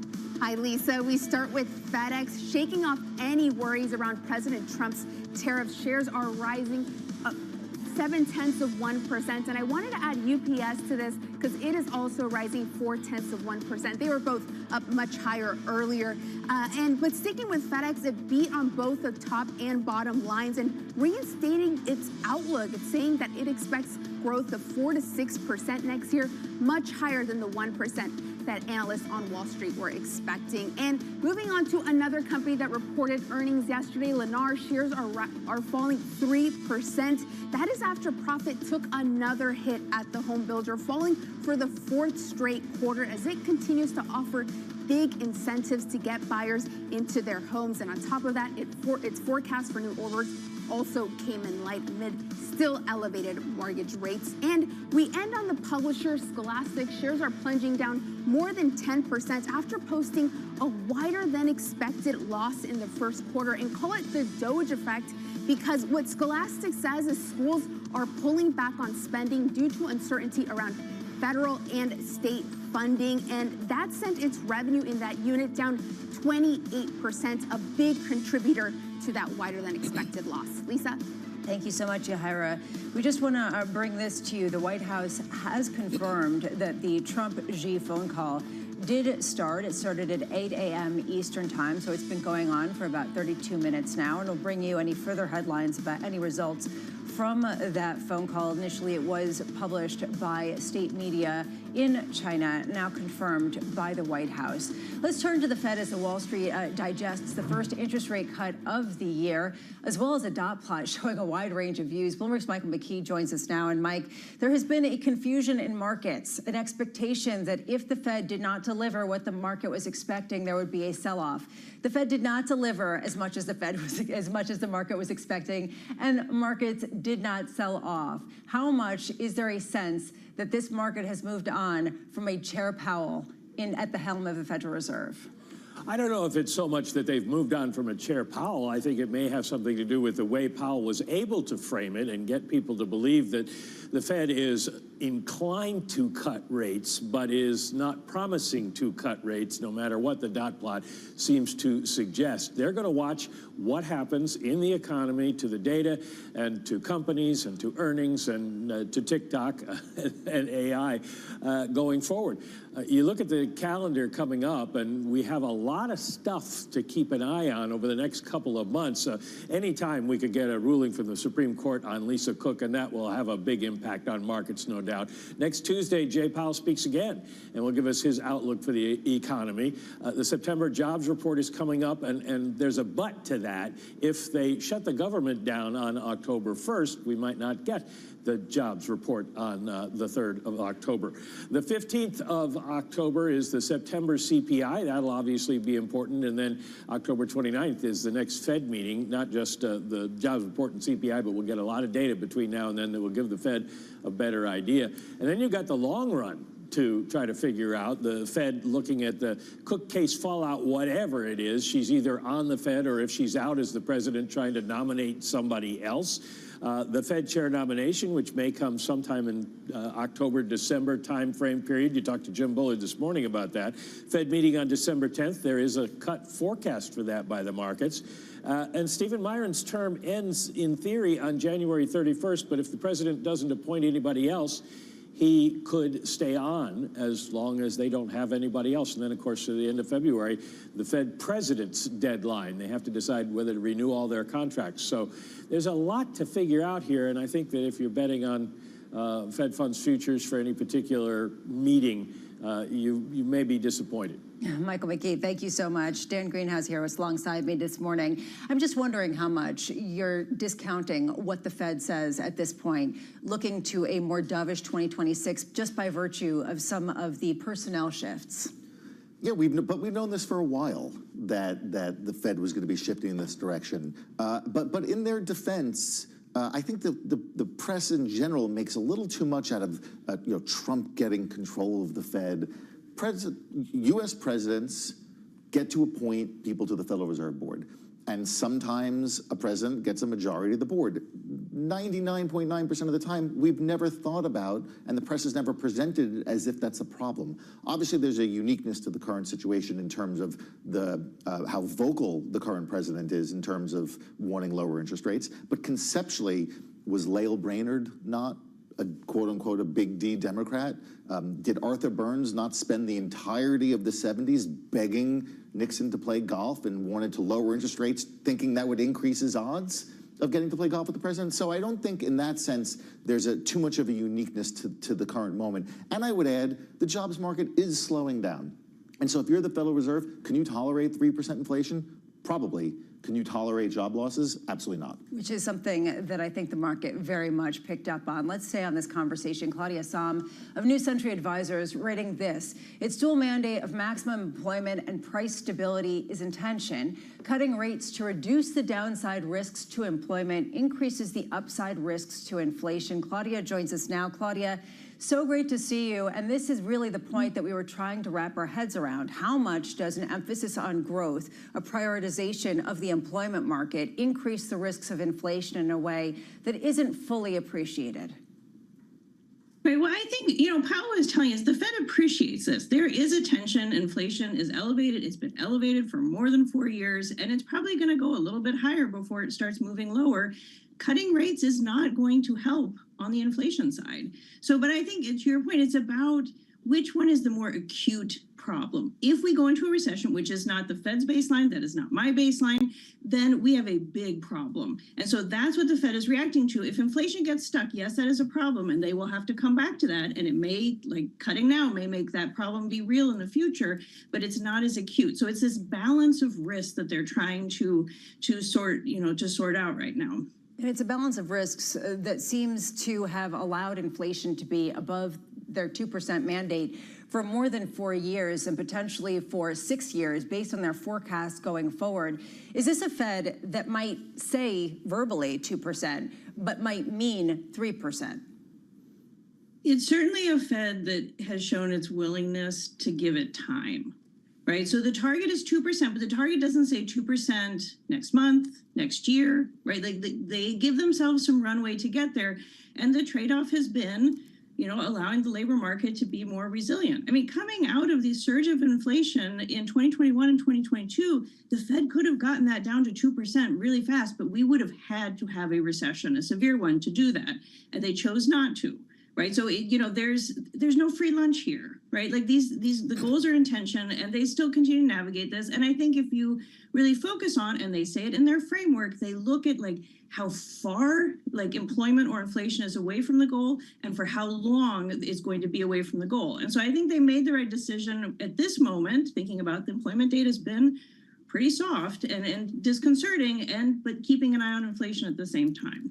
You know, Claudia, I think the point you made there about they could have brought inflation back to target more quickly, but chose not to. As investors, I think your performance was directly related to how quickly you realized that reality, that they simply were not willing to do what was necessary to get inflation back to target. But I do want to ask you, just to pivot a little bit off of what you were saying and what we're discussing here with inflation, as point blankly as I can, are tariffs inflation? Tariffs are going to increase prices, right? So there is a period, inflation is an increase in prices. So there is a period where it appears likely that they are putting upward pressure, and it's not just relative price changes.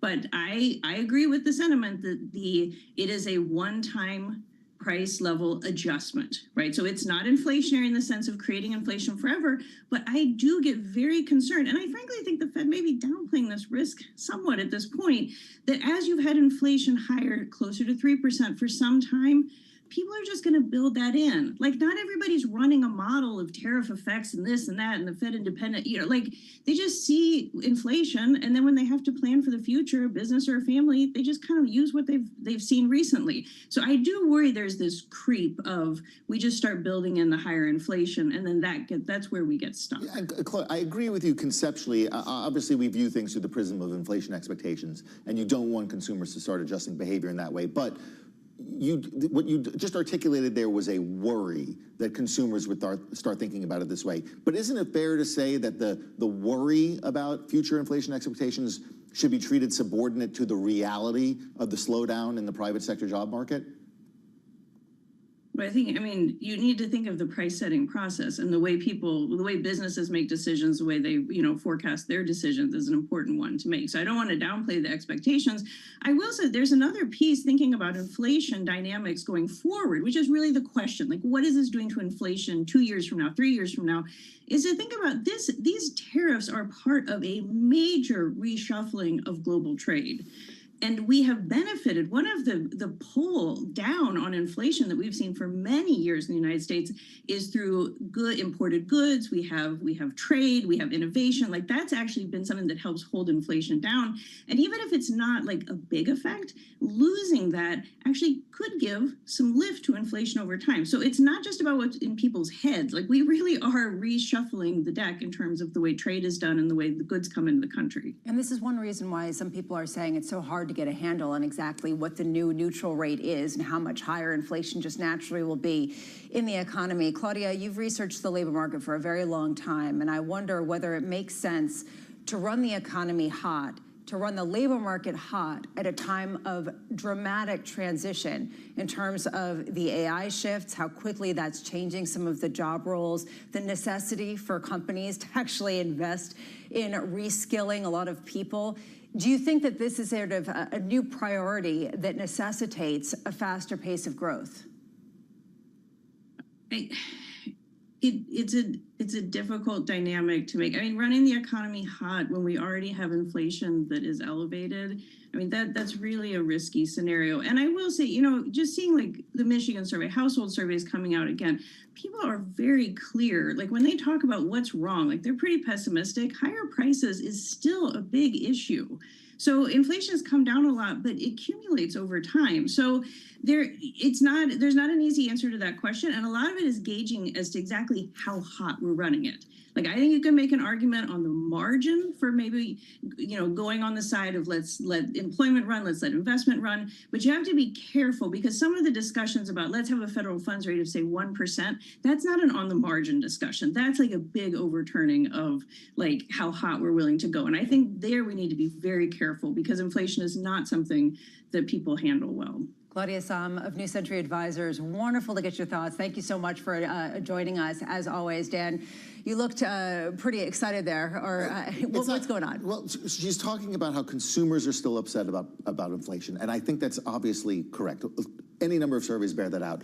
I think where I disagree or where I need further clarity, and I think investors in general do, is are they upset about the rate of inflation or are they upset at the level of inflation? And I mean, if you go and you fill up your Amazon Fresh or your Walmart grocery basket with the same basket that you bought 3 years ago, it's obviously going to be 20, 25, 30% higher, whatever the number is. That's the problem for consumers. Not that prices are going up 3% instead of 2%, although I don't mean to downplay that to some degree. It's the cumulative increase that's been experienced these last couple of years, and there's no going back on that. You can solve, well, we can get 3 to 2%, but consumers who are upset about that cumulative increase, we're not solving that problem. And that's the reason why it's an increasingly political issue, even if the pace of inflation was going down. Right. That's the reason why people were feeling bad about it. We're going to pick up on that conversation in just a bit. Right now, let's get you an update on stories elsewhere. Here is your Bloomberg Brief with Yahira on it. Yahira. Hi, Lisa. U.S. law enforcement is building a profile on suspected Charlie Kirk shooter Tyler Robinson. Sources say the Secret Service has joined the investigation into the shooting, even though Kirk wasn't under the agency's protection. They say agents are studying Robinson's behavior and online activity, including his use of President Trump's name on an online video game platform. Meanwhile, Senator Josh Hawley is demanding information from OpenAI on the risks ChatGPT poses to children and teenagers. In a letter to OpenAI CEO Sam Altman, the Republican lawmaker said the company has until October 17 to respond to his list of questions. The letter follows a hearing this week where parents testified about the alleged dangers of ChatGPT on young people. And Madonna is getting ready to release her first album in 7 years. The Queen of Pop announced a new dance album that she's referring to as a long-awaited follow-up to her record Confessions on the Dance Floor. For the project, Madonna reunited with Warner Brothers, the label where she started her career. That's your Bloomberg Brief. Lisa? Yahira, thank you so much. You've got to admire that stamina. Up next, setting you up for the day ahead, plus Blake Gwynn of RBC Capital Markets as we hash out the debate about inflation and its ramifications for the bond market. This is Bloomberg Surveillance.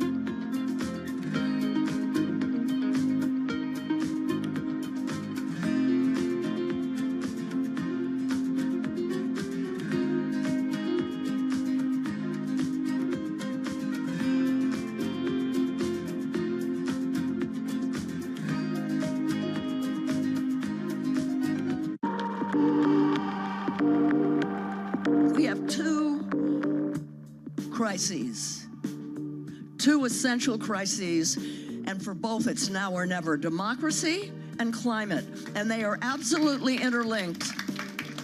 And we have to solve them together. We're losing the democratic infrastructure and norms to deal with the climate, and we're losing the climate stability that is essential for a democracy. We have to solve them together. We've never faced a threat like this to our democracy at a time when it's a perfect storm, at a time when we're being told by climate scientists, some of you may be in this room, that we have to cut our emissions, fossil fuel emissions, in half in 5 years now. You know, when I started to realize what was happening, it was 12 years, and we haven't done it. It's the most fascinating time for the global economy in years, and our conversations are front and center. We're stress testing consequential ideas, and investors around the world are scoring them in real time, helping to translate the policies from Washington into actionable ideas for Wall Street. It's the morning call you actually want to be a part of. separating the signal from the noise. With some fun along the way. This is Bloomberg Surveillance. The countdown is on. Everything you need to get the edge at the end of the market day. Get ahead of tomorrow's trading with The Close. Weekdays on Bloomberg. Context changes everything. Get your fixed income fix. Watch Bloomberg Real Yield around the world right here on Bloomberg. Context changes everything.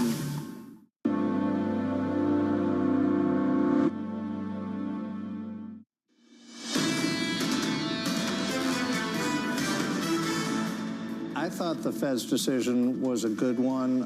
This is looks like a sequence of 3 moves in a row through the end of the year. Non-farm payrolls is kind of the key number for the Fed, so I think that made them a little bit nervous. I think that tilted things toward a little bit more dovish policy. That was former St. Louis Fed President Jim Bullard, who was on the show with us earlier this morning, talking after a discussion about potentially being the next Fed chair. Happening right now, President Trump and Chinese President Xi Jinping speaking on the phone. The phone call started at 8 a.m. Eastern time. Bloomberg's Tyler Kendall joins us now from the White House. Tyler? Yeah, hey, Lisa, this is according to Chinese state media. The phone call between the two leaders appearing to get off to an earlier start than expected. This marks only the second known phone call between President Trump and Chinese President Xi Jinping since President Trump took office. And really coming to the forefront of the conversation does appear to be the future of a potential deal on TikTok. We are still waiting to learn some of these finalized details of a potential agreement, though yesterday in an interview, President Trump really said that a lot of it is going to be dependent on how his phone call with Xi goes today. This phone call is widely seen as setting up a potential face-to-face meeting between the two leaders. We're eyeing a potential summit between them next month at the APEC summit in South Korea. And that's where perhaps we'll see a little bit more of these tangible deliverables when it comes to what sort of progress is being made in the trade talks between the two countries. Because as you well know, there is a lot on the table, and it doesn't appear that it's all going to get settled today. Of course, everything from the mounting pressure Beijing has been putting on NVIDIA to the U.S. pressuring China to scale back on its imports of Russian energy supplies, even potentially purchases of Boeing aircrafts. Lisa, these are all sort of things that we're going to be looking out for later. Tyler Kendall, great work as always. Thank you so much and have a wonderful weekend. Turning now to rates, the picture behind the scenes as we've watched all of this play out. Blake Wynn of RBC writing this: there's no particular urgency or drive to get rates meaningfully lower. We still think the Fed is going to pause or skip October or December. Jim Bullard disagrees with you. Blake joins us now. I'm actually very excited to hear how you think that they're going to push back against what seems to be a groundswell of support for rate cuts despite inflation being higher and despite the fact that some are saying that growth is reaccelerating. I don't necessarily think they're going to have to. I think the data might do it for them. So we saw this kind of play out last year where we had weaker data in the summer, then it started to kind of bounce back into Q4. And I think we could see something similar play out this year, where that labor data and some of the downside weakness that they were concerned about, that kind of moderates a little bit, and you still have this inflation problem that they're dealing with.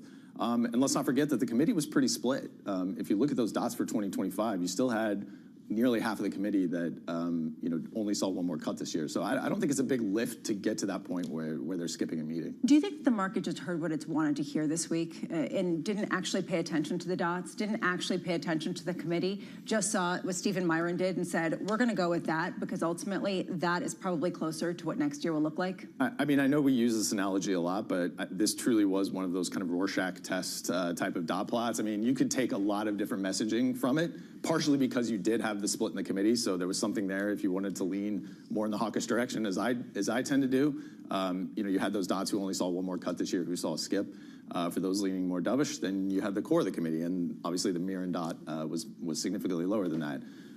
The economic forecasts were very little changed, so it doesn't really look like from the June meeting the Fed's outlook has really shifted. I mean, this was entirely about the balance of risks. Let me just go on record, because I know you discussed it with Jim Bullard earlier. Let me go on record as saying the dot plot should be done away with. I mean, every single meeting, every single press conference, he has to spend some time telling you, don't pay attention to something that we give you to pay attention to. It's ridiculous. They should do away with it. But I mean, getting back to the 1 versus 2 cuts, I mean, we talk about this a lot in the context of equity investment, and you have a lot of equity investors and analysts and strategists that'll come on here and say 1 rate cut doesn't matter, 2 rate cuts doesn't matter, the path is what matters. But you're in the rates market where there are investors putting billions of dollars to cuts are coming. So I would ask you, is that not a fair analysis of what's going on, viewed that way? And then secondly, when you look into next year, what do you guys think is the right path for policy? Not necessarily what they're going to do, but maybe when you guys discuss behind the scenes, what should they do? Well, first of all, I'd say don't come after my livelihood. What would we write about if we didn't have the dots to talk about all this time? You know, that fills, find something else. That fills a lot of paper. So, but I do agree. The dots are very tough. The Fed constantly finds themselves having to kind of explain why they don't matter. Them. Yep. But I do think one thing that's interesting, even with a lot of the conversations I had into this meeting about people who thought they should cut 50, people who thought they should skip, everybody kind of agrees that the terminal level next year is, you know, roughly around 3%. That's what we're kind of pricing into markets. We've priced in a bit of a band around that. But whether you think they get there more, more quickly or they get there slowly, everybody's kind of seeing the same endpoint right now. And I think as long as that's kind of locked, I mean, that's what really drives financial conditions. Yep. So, whether they go, 2 more times this year, whether they go 1 more time this year, if they end up at the same place next year, that's what's being priced into, corporate interest rates. It's what's being priced into mortgage rates. That's what kind of matters more for the real economy. So that gets into a very interesting territory because, and Powell brought this up a little bit. He said, one cut's not really going to, be the difference between a recession or, runaway inflation. But look at what's priced into the path. It's a bit of a tricky spot for him to be in because now you're kind of saying, well, do you have to cut along that path to just stay neutral? If that's what's being priced into the market, does he have to follow what's priced into markets in order not to have the economy actually get tighter? The market's reaction is the policy. Exactly, yeah. So we just have about a minute left. We're going to do a rapid fire round because why not? Do you think that the yield curve is going to steepen or flatten for the remainder of the year, considering that the flattening we've seen recently flies in the face of what we've seen recently? Blake? I'm pretty neutral to year end, but I do think we have not seen the steepest in the curve. I do think it can get steeper. What do you think? I think that's, I mean, if the 2 year is going to keep coming down, and again, it's at 360 or whatever, if it's going to come down and the 10 year is stuck, for lack of a better word, because of growth and inflation realities, then it's probably going to steepen 75 basis points. I mean, almost all the steepening we've had up to this point is what we would consider bullish steepening. It's happened because the front end of the yield curve is moving lower, which is interesting because I think earlier this year, a lot of the concern or a lot of the positioning and steepening was really about the back end moving higher. And we haven't seen that at all. It's really been all about the Fed moving down. So I certainly think you could see a bit more of that pressure, but also once we get into a full cutting cycle, maybe next year, then you see that front end price in a little bit more. Blake Wynn of RBC Capital Markets, thank you so much. Dan Greenhouse, thank you so much. A big thank you. This was fun. Great to have you here. Of Solus Alternative Asset Management. He decided to hang out with me this hour, and I'm grateful for that. Coming up on Monday, don't miss this. Andrew Sheets of Morgan Stanley, former White House trade official Kate Kalukowicz, Henrietta Trey's of Veda Partners, and Kelsey Barrow of JP Morgan Asset Management. We will parse through any results from that phone call, which has been ongoing between Xi Jinping and Donald Trump, starting at 8 a.m. Eastern. This was Bloomberg Surveillance.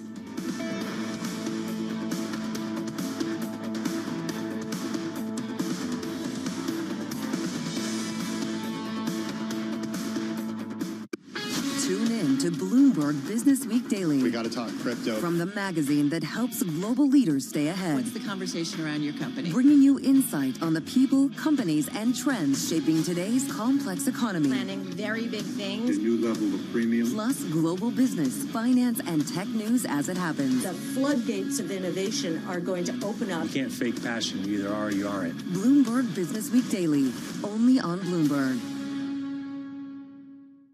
I think people are paying attention now to what we're doing in a way that wasn't happening 5 years ago. I think the convergence, not just of the hardware investments, but the AI investments in particular, have been the real watershed for us in helping people understand why we've always believed having these devices be wearable and having sensors and having context in the world around you has been so important. And it's like, oh yeah, of course, now that you realize there's going to be a potentially super intelligent assistant that's operating there, you want it to have, for free, all the context on what you've heard, what you've seen, what you're doing, so it can help you the most out as you go about your day and try to accomplish what you're trying to accomplish.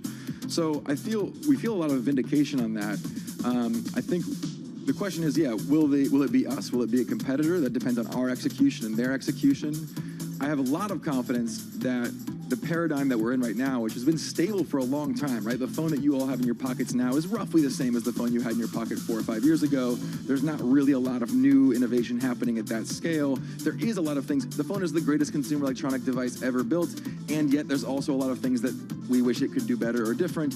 And I think with AI and integrated context with the world around us, that becomes more and more obvious.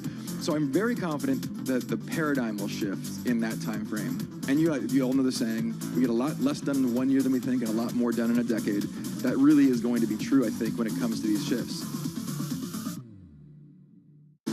In case you missed it, on the close. Sweet Green, which has a kind of a similar business model to Kava, they're having some issues, and it's more about just the foot traffic. Maybe the price points are too high, or people have just moved on to other types of ways to feed themselves. What are you seeing? We're not seeing anything underneath structurally in the business. If anything, we're seeing greater structural strength. In recent years, we've now underpriced CPI by 900 basis points. So again, our value scores continue to improve. We continue to make our food more accessible and really try and mitigate any of the impacts of, say, tariffs and not have to pass along to our guests. There's been a lot of talk about how do you reimagine stores like this. What do you want your customer to do? If you're in a hurry, we've got great digital channels. We've got 60 drive-through pickup windows. But if you want a great physical experience, you can have that walk-the-line experience, see the food, smell the food, interact with our team members. Our mission is to bring heart, health, and humanity to food. So we want to deliver that humanity in the four walls of our restaurants and have a great environment for you to enjoy your Mediterranean meal. Don't miss The Close, live every weekday. Bringing you up-to-the-minute economic news whenever and wherever it happens. I'm Michael McKee in Jackson Hole, Wyoming, and this is Bloomberg. All right, looks like we could hit yet another record on this Friday. 30 minutes until the start of trading. I'm Matt Miller. I'm Danny Berger. Bloomberg Open Interest starts right now.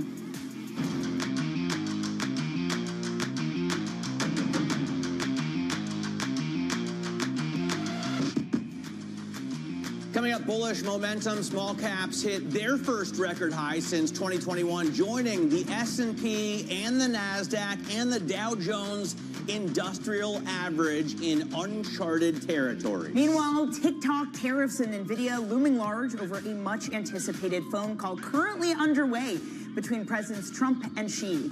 And President Trump, meanwhile, his war on the media is expanding as late-night comics rally behind Jimmy Kimmel. Matt, some of the stocks we're looking at, FedEx, it's not even moving, but its earnings were interesting nonetheless because it's kind of one of these bellwether-y stocks, up 0.1%. It reinstated its profit and sales forecast, but it also expects a $1 billion hit from trade volatility this year because of President Trump's tariffs and the loss of a key exemption for low-value packages, throwing into question just how strong the holiday season is going to be for them. By the way, do you know what the term bellwether comes from? No, I have literally no idea. A Vader was a castrated male sheep that led the pack and wore a bell. Why weather, though? Around his neck. Bellwether. Vader. Bellwether. Got it. That is very interesting. Yeah, Thank from you for the that, Old Matt. English. You're welcome. Home builder Lennar is struggling as orders for new houses fell short of estimates. You can see the shares down 3% in the pre-market. Home affordability, as you well know, has been a real problem for years in the U.S., and now the softening labor market could further challenge the housing industry, Danny. Let's get back to the FedEx story, Matt, this morning. Joining us now is Bloomberg transport reporter Kaylee LaPera. Kaylee, thank you so much for joining. So push and pull between demand not being too weak, but tariffs still looming large. What was the overall takeaway for FedEx? It was kind of an interesting one. I think the takeaway was that, you know, people are really happy to see that the company reinstated its guidance, and, you know, there was some optimism there, 4 to 6% revenue growth expected. And yet there is this looming, you know, cost hit from tariffs. So they're expecting about $1 billion headwind from that. And that's kind of where we're at. So people are thinking, you know, it's better than feared, really. Yeah, in terms of its bellwether capacity, right? We judge the growth of the economy by, in part, how many packages FedEx is sending. How does that view look? Well, it's a little bit muddled, really. There's some they said that they are cautiously optimistic about the holiday season. So whatever that tells you, I think nothing. Yeah, right. There's you know, demand has been pretty bad recently. You know, even since the boom of the pandemic. So even without all the tariff chaos, demand has been pretty low, and they're still expecting some pressure there. But it's not looking as bad as it could maybe. Yeah, if you look year to date, we just showed the shares down like 20%, right? If you look over the last 5 years, which is, you know, a default time horizon that I always put into my Bloomberg, they have done nothing. In fact, they're down 6.7% if you don't reinvest the dividends. Which is kind of crazy because that post-COVID time of everybody shopping and mailing stuff was huge for FedEx not to have kept up with the S&P. It didn't really do much for the stock. All right, Catherine, thanks so much. Sorry, Kaylee, thank you so much for joining us. Kaylee LaPera there. Let's turn back to home builder Lennar. Those shares are lower after orders fell just short of estimates due to the affordability concerns we were talking about. You can see the losses accelerating in the last 2 minutes and 30 seconds. The shaky labor market also obviously a problem for potential homeowners. Bloomberg Intelligence home building analyst Drew Redding joins us now. So Drew, how did the outlook look in general, and how did the quarter look for Lennar? Yeah, overall it was a tough quarter for Lennar. 2Q orders were actually pretty strong, up 12%. But management said they continue to see pressure in the housing market and that they had increased their use in sales incentives to drive volume. Now, to give you a little context, last quarter, and we'll wait to see where things shake out in 3Q, but in 2Q, incentives represented 13% of the average selling price of the home. In a normal market, that's about 5 to 6%.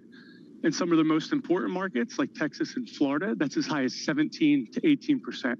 And we're seeing that reflected in average order prices, down 12%. So, you know, the outlook was certainly weaker. The 4Q delivery guide was about 15% lower than what consensus was looking for. Now, I think if Lennar was to tell us during the call that they're intentionally pulling back on deliveries because they think they could capture some upside in margin, I think that would be well received. But their margin guide for 4Q was also below expectations. So overall, a tough quarter. Drew, but mortgage rates have dropped to the lowest of the year. Why isn't that helping them more? So they did say they were optimistic about you know, mortgage rates coming down and the Fed cutting rates and what that could mean for demand, but we haven't seen anything tangible yet in the results. Also, I mean, if you look at rates over the last couple of days, they're back up 25 basis points to almost 6.4%. So it's almost mirroring the situation we had last year, where rates, you know, came in pretty significantly prior to the Fed cutting, and then after the cut, they moved a little higher. Now, we do think that the reduction in rates is certainly going to help demand across the housing space, but do we think it's going to be the silver bullet for housing that gets us back to normalized levels of demand? I don't think that's the case, because you have to remember, rates, as important as they are still just, you know, one piece of the affordability equation. You have prices that are still 50% higher than 2019. You have rising property taxes, higher insurance costs. And, you know, as you guys alluded to earlier, we have to start paying closer attention to what we're seeing in the labor market, because at the most fundamental level, the labor market is the most important driver for the housing market. Yeah, there's a lot there, Drew. Thanks for walking us through it. That's Bloomberg Intelligence's Drew Redding with all the home builders sinking in the pre-market trade this morning. Also happening this morning, it is Apple's launch of the new iPhone 17. It's its first noticeable overhaul of the smartphone in about 4 years. CEO Tim Cook greeted customers. You can see that there at the flagship store in Manhattan on Fifth Avenue, clapping everybody who's been, I guess, camping out and waiting in line, which is where we also find Bloomberg Tech co-host Caroline Hyde this morning. Caroline, it's my understanding you did not camp out, and I think that was the right move. What has early reception for this new iPhone looked like?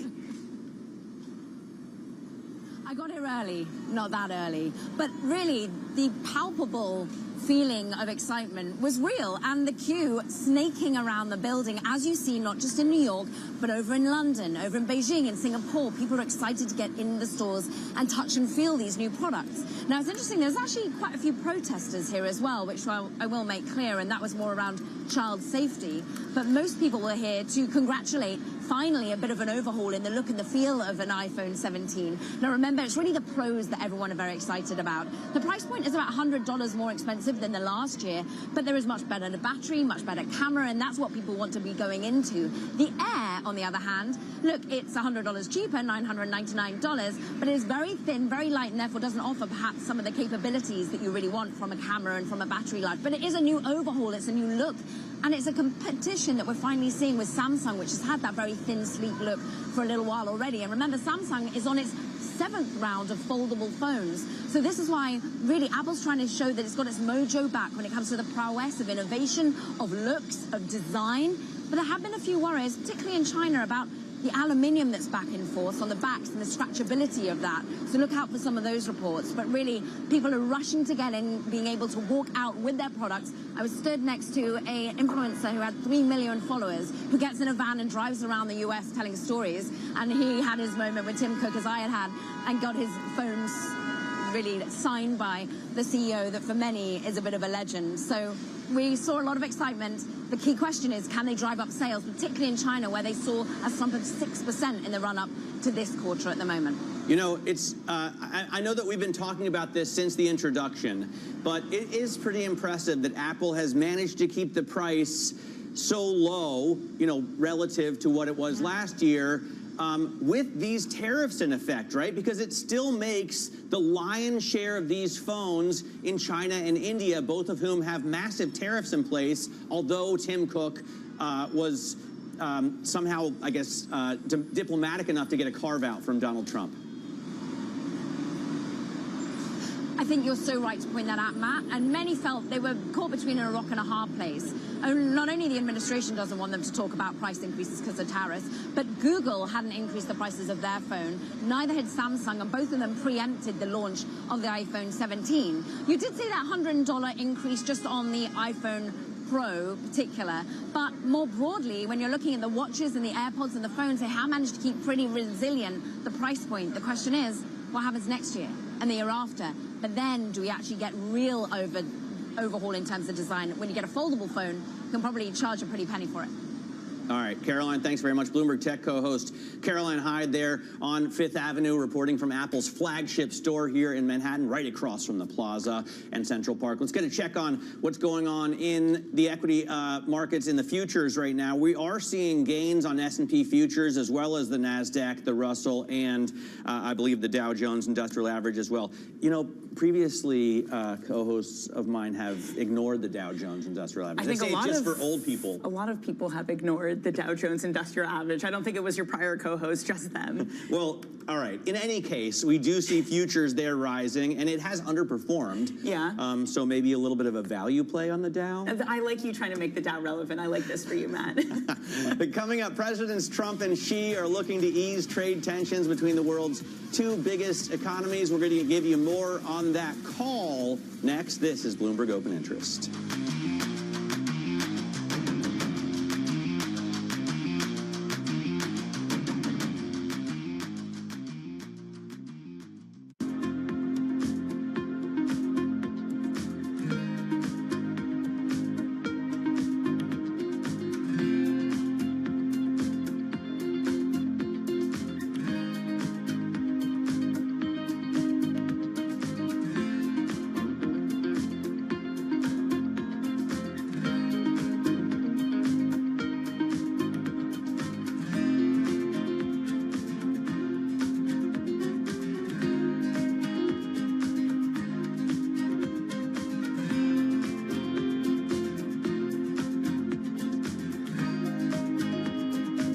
This is Bloomberg Daybreak Europe. I'm Tom McKenzie in London. These are the stories that set your agenda.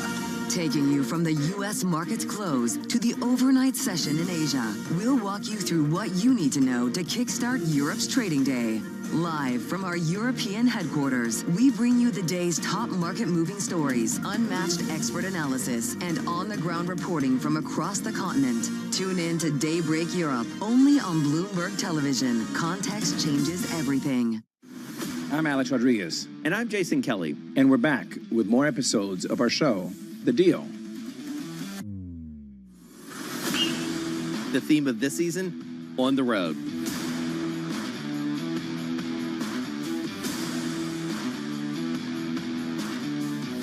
we're bringing you more behind-the-scenes conversations with the biggest names in sports, business, and culture, like Melody Hobson. I started to study women's sports like an 11-year-old studies baseball statistics, and I got dangerous in seeing up arrows. Susie Wolf. When you're competing, you're not thinking about any fear or any worries of what could happen. Josh Harris. You can't do a good deal with a bad person. Jay Batt. At the end of the day, there's never been a better time to be a student athlete. And more. Stay tuned.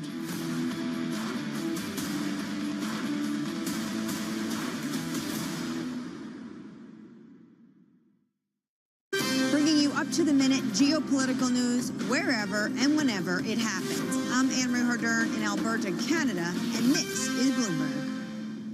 From the world of politics to the world of business, Joe Matthew and Kaylee Lines deliver news, insight, and analysis live 2 times a day, every trading day. Balance of Power at 1 and 5 Eastern, only on Bloomberg.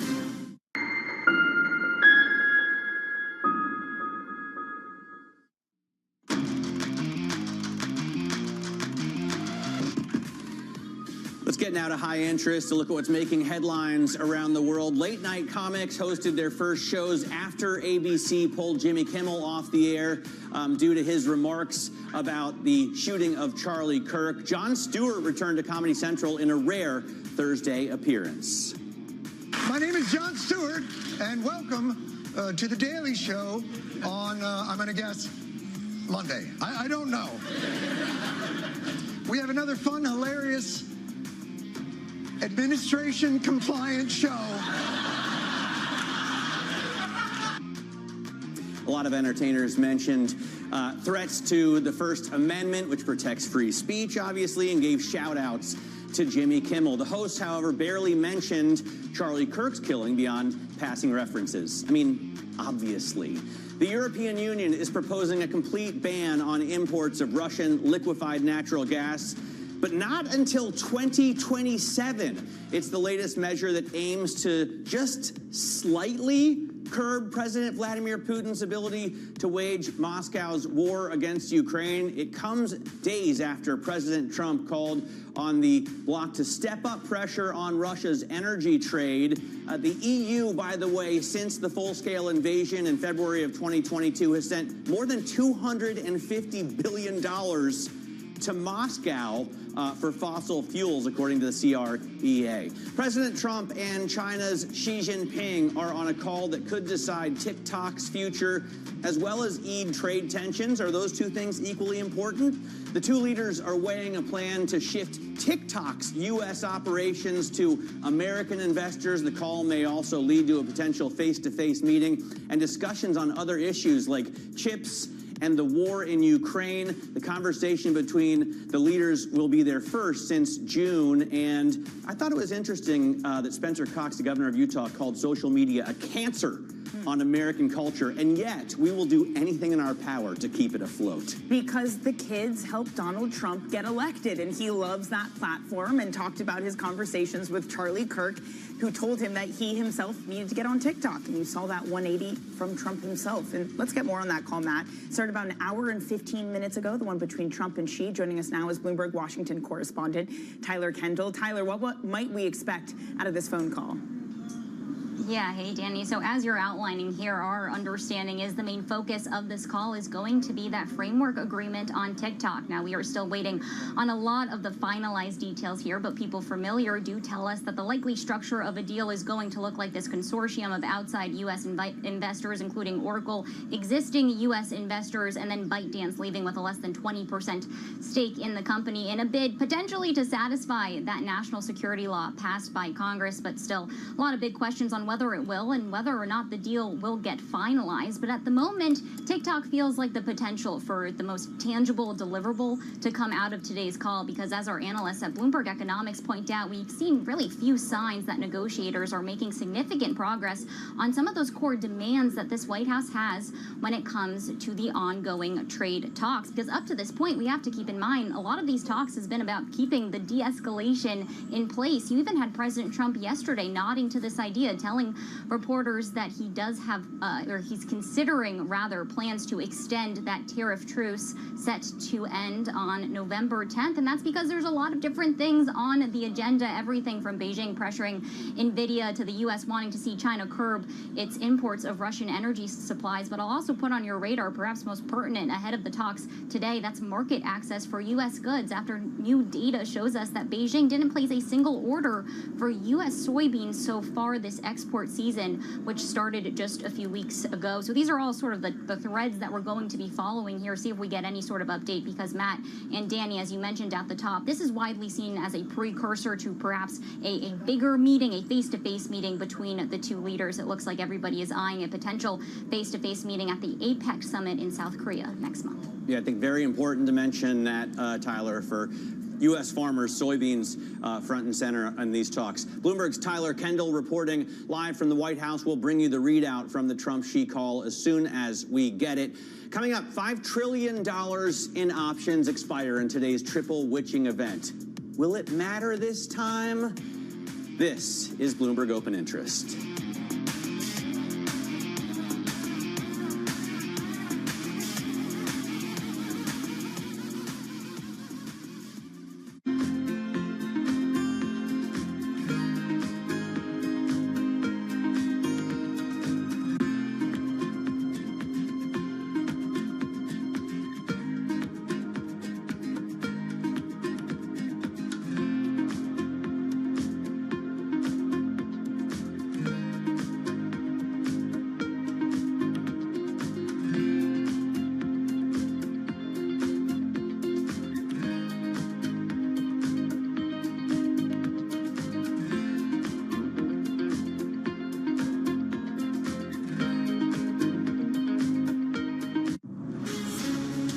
From the beating heart of global finance, economics, and politics, and wherever newsmakers are moving markets, Bloomberg brings you conversations that allow for deep discussions and important insights. What do you think the future is for inflation? Is this a new normal? Are markets too optimistic? How do you worry about the things that are outside your control? How does the current fighting completely stop? I'm Francine Lacqua, and this is The Pulse, every weekday only on Bloomberg.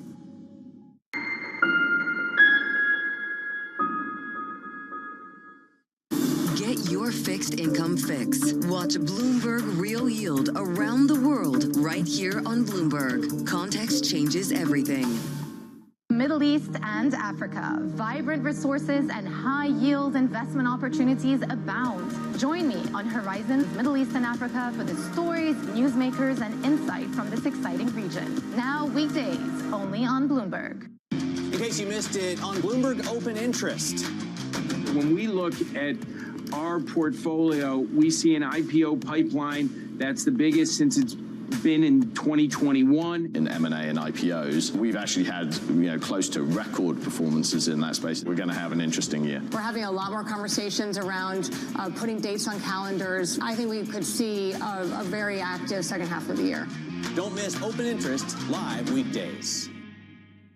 The countdown is on. Everything you need to get the edge at the end of the market day. Get ahead of tomorrow's trading with The Close. Weekdays on Bloomberg. Context changes everything.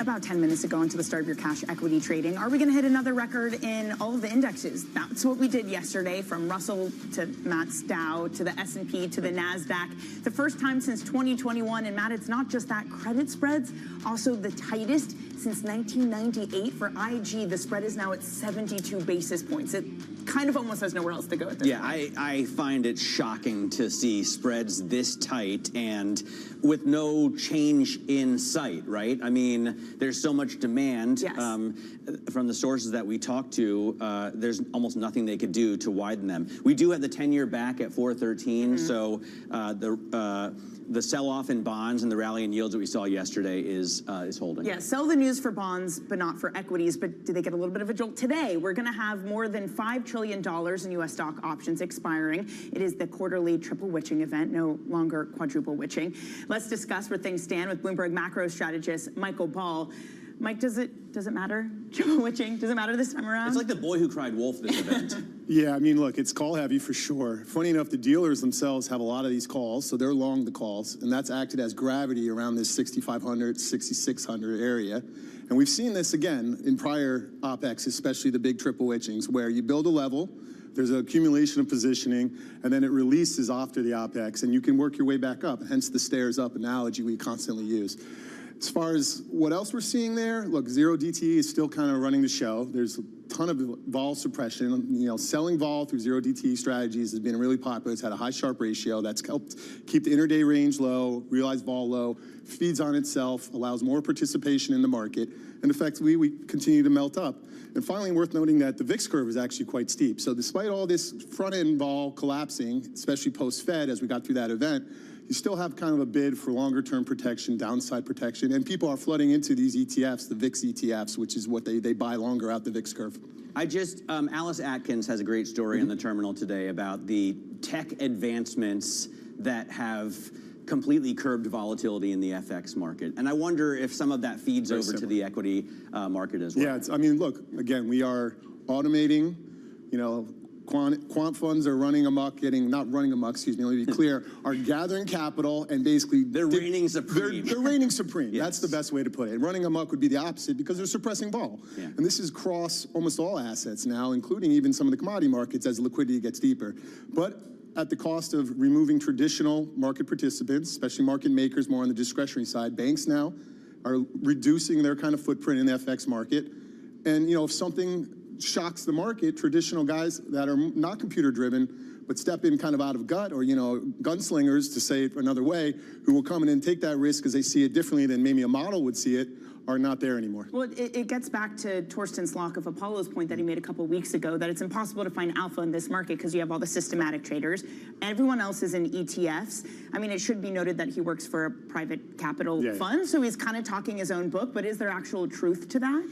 Yeah, and it's funny you said the credit spreads, because I was talking yesterday to one of our credit guys here, and he mentioned that the private credit story, which is where a lot of Apollos and these people have now gravitated towards, are basically sucking up paper and flows out of the publicly traded markets, so publicly traded markets can't get enough supply, which is suppressing yields there. It's very similar too with private equity, taking money out of public markets, and as a result, you just have a different dynamic and a different structure, which is vol suppressing, giving this illusion of this passive flood up and this melt higher. And overall, there still could be risks, and what they are, what the catalysts are, that's what markets are always debating. By the way, is this maybe one of the reasons we haven't seen the bond vigilantes rear their ugly heads? I mean, okay, we're not near 5 anymore on the 10-year. We've gone the other direction, but Ray Dalio's out there warning about the out-of-control and sort of unfixable U.S. debt crisis that may lead to the end of the American empire, right? His words, not mine. I'm paraphrasing, obviously. But is that is the reason that we haven't seen yields blow out because of, also maybe because of this quants reigning supreme and electronic trading, keeping a lid on the vol? I think generally there's 2 ways to think of it. Structurally, we're still the best house on the block in a lot of ways with our growth and our sort of AI exceptionalism story. Productivity and overall picture is positive for the U.S. looking forward. It is. I mean, the Fed... The hottest country in the world. The Fed upgraded it. You know, whatever your view on the politics is, we still have a lot of positive factors here, which makes that debt management a little bit easier to kind of structure longer term. Now, I'm worried about 27, 28. So I think we have a little bit of a honeymoon period still before we get higher coupon issuance.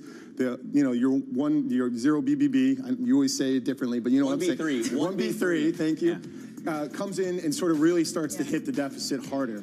So we got some time, but like look at Europe, look at Japan. Even China doesn't have the fluidity, but also has debt. I just feel bad for anyone who decided that September is a bad month for stocks, so decided to get out of the market. Michael, thank you very much. That is Bloomberg's Michael Ball. 4 minutes, less than that, until your opening bell.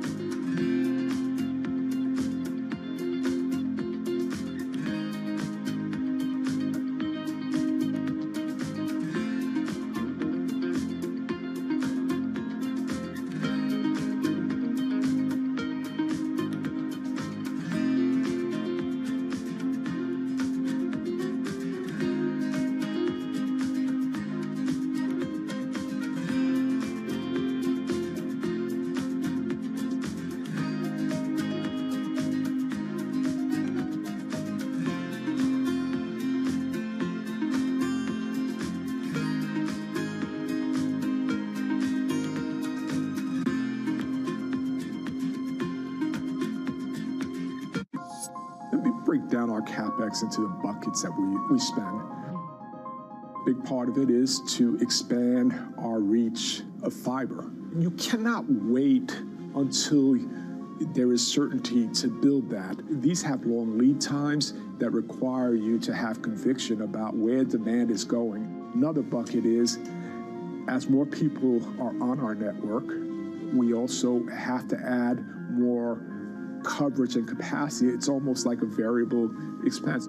Third, we are modernizing our wireless network right now. Through the investments we're making, we are driving down our unit costs over time and providing more capacity to serve the demand that we think is coming. Do you have less confidence in that 3-year plan now than when you first came out with it, given that some people are having trouble deciding how things are going to look in the next 3 days? No, I really don't. I look at the nature of our business. It doesn't matter the economic cycle. This is a critical goods or service, and we have every confidence demand for it will remain. Will it be harder in a more challenged economic environment if that ends up being the case? Of course, but remember, we are investing at record levels. Slight moderations of that would allow us to deliver a lot more incremental cash to the bottom line. So I have every confidence we're going to be able to deliver our guidance. Making money isn't about drowning in emotions. It's about understanding what's actually happening. Markets are the best way to glean signal from noise, and that is what we try to do every morning. This is Bloomberg Surveillance. Join me each week on Wall Street Week for stories of capitalism from business, markets, economics, tech, and climate. More than what you need to know, it's what you need to think about.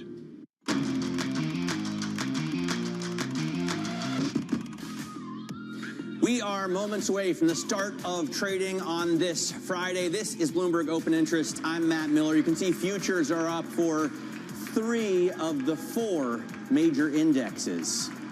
If you told me, like, what are the top 3 indexes, benchmarks in America, I would put the Dow Jones there. The kids love the Russell. The kids love the Russell. In any case, they're all up. And by the way, they all had an all-time record close yesterday. The first time since 2021 that we've seen that. Opening bell, you see it here. On the New York Stock Exchange, you've got JP Morgan celebrating Hispanic Heritage Month. I always tell you, like, a 5-year performance on the stock if I can, and I would have thought JP Morgan is one of the best performing money center banks, but it's actually number 4. Goldman Sachs with total return. Goldman Sachs has out-returned it. Morgan Stanley has out-returned it. Wells Fargo has out-returned it. Then JP Morgan, then Citi, then Bank America. Run a comp function on the Bloomberg to see that kind of comparison. Pattern is IPOing today. That's the CEO you just saw there briefly, Jeffrey Wright, surrounded by, like, his entire team.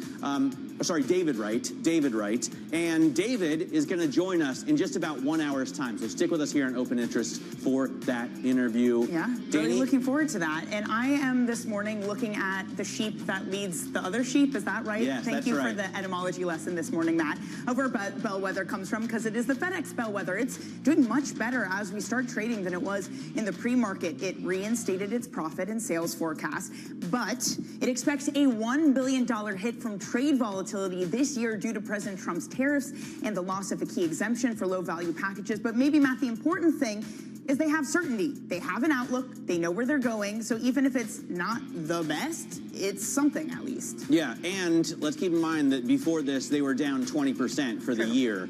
And they have done almost nothing. They've lost money for investors over the past 5 years. So a little bit of bounce is not unexpected with the beat. Homebuilder Lennar is struggling, on the other hand, as orders for new homes fell short of estimates. Affordability is one of the biggest issues and has been for many years in the United States. By the way, in the 70s and 80s, the average American was paying 3 times his annual salary for a home, and now it's like 5 to 6 times. So things have indeed gotten a lot more expensive. The affordability issue is real, and it's more than just mortgages, right? It is red tape. It is a lack of supply that's really been hurting the home builders. Yeah, price. Price. Speaking of price, it's not just high prices for homes, it's also this entire market.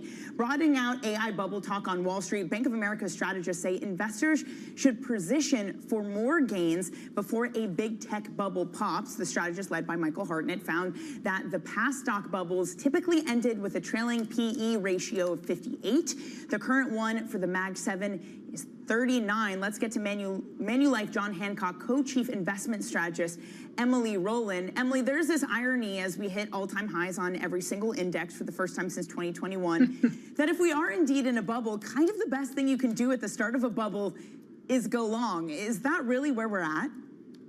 Yeah, Danny, that's the biggest challenge is these stock market rallies feel really good for a while until they don't. And I think, being underinvested in equities is certainly a risk at this point, especially because we haven't seen that much of a challenge to the economy and in particular the labor market. We are starting to see some cracks here, but we're in this sort of no hire, no fire zone right now, and that's leaving consumers still out there spending. We've also seen a massive wealth effect, back-to-back 25+% returns for the S&P 500 in 23 and 24, and of course we're up double-digit again this year. So especially the high-end consumer that does own stocks is feeling pretty good, and that's feeding itself back into the economy. So far, we're not seeing those signs that a recession's forthcoming, and that could potentially keep this momentum going for some time. We saw, Emily, a story overnight on the Bloomberg that banks expect European equity indexes also to keep rallying. And normally we focus here on the big U.S. benchmarks because what else matters, right? But European indexes have been outperforming. I mean, the DAX, the IBEX, they've been doing incredibly well, much better than the S&P and the NASDAQ.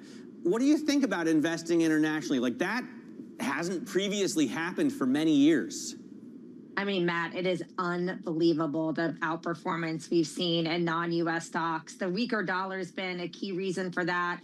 MSCI EFA is up almost 25%. About half of that is the currency. So the dollar weakening has fed into that. The technical titan of the globe right now is China. Chinese stocks are on an absolute tear, up over 40% so far this year. To us, this is really a sentiment and momentum-driven rally based on technicals. We always look at earnings. Earnings in Europe this year have been about 2%. They've been flat in China. So this rally is happening without any support from the fundamental standpoint. Meanwhile, in the United States, we have earnings. So we have continued to lean in to U.S. equities. We have international. We've been favoring international growth over international value, which has worked out nicely for us. But by and large, we're leaning into the United States, given higher quality stocks here and those better relative earnings estimates. I will say, of course, the dollar weakness has been a big story, down 10, 11, 12% from its highs. Yeah. But even if you strip that out, right? If you look at the WEI, World Equity Index screen on the Bloomberg terminal, the last two columns show you a net of the difference gain at the end, and then just a plain Jane gain in the second to last column. The DAX is up 19%. The IBEX 35 is up 32%. The FTSE MIB is up 24% without the dollar gains. So it's just, I mean, as someone who lived in Germany and the UK for many, many years, it's just shocking to me to see this kind of outperformance. Are you upset that you're not there with like a pension and German assets? Yes, exactly. Because like with the dollar, right, in Spain, in Madrid, their benchmark index is up 50%. Yeah, it's beating the NASDAQ. It's beating the golden children of this market, which is the tech people. Yeah. But it's not just that, Emily, by the way. It is also small caps that have been on a tear since we got that August 1st jobs data. But Dan Greenhouse of Solus has this thing that's basically like, yeah, maybe you get bullish because rate cuts are happening, but do you actually know what's in the Russell 2000? If you look under the hood, it's companies like Zspace, Vroom, Nerdy Inc. I looked those up on the members screen. I'm sure they have great management companies, but Emily, they're not household names. It's not ones you necessarily know what they're doing. Is there a risk that we're getting over enthusiastic about rate cuts and failing to actually look at the fundamentals of this index? Yes. That is definitely a major risk right now. And the challenge that we've had with small cap equities is that about 35% of the Russell 2000 index is comprised of unprofitable companies. Right now, small caps are naturally rallying on the prospect for lower rates. These companies have much higher levels of indebtedness, but a lot of them don't make money. So we would fade the rally. We think it's a little bit more of a rental than a buy right now as it relates to small caps. We would look at going up in market cap to mid cap stocks. They're much higher quality. We also like large caps. Obviously, we've got a big valuation issue within the mega cap space, particularly within tech. We still like tech stocks up in cap in the US, but I think really mitigating the valuation risk there with mid cap equities and getting a totally different relative sector composition with things like industrials within mid caps, we think makes a lot of sense in terms of diversification. Emily, this has been so fantastic. Please come join us again soon. Manulife John Hancock, Co-Chief Investment Strategist, Emily Rowland. By the way, Matt, Nerdy Inc., if I'm going to pick on a stock, it obviously is the nerdy one. Yeah, I agree.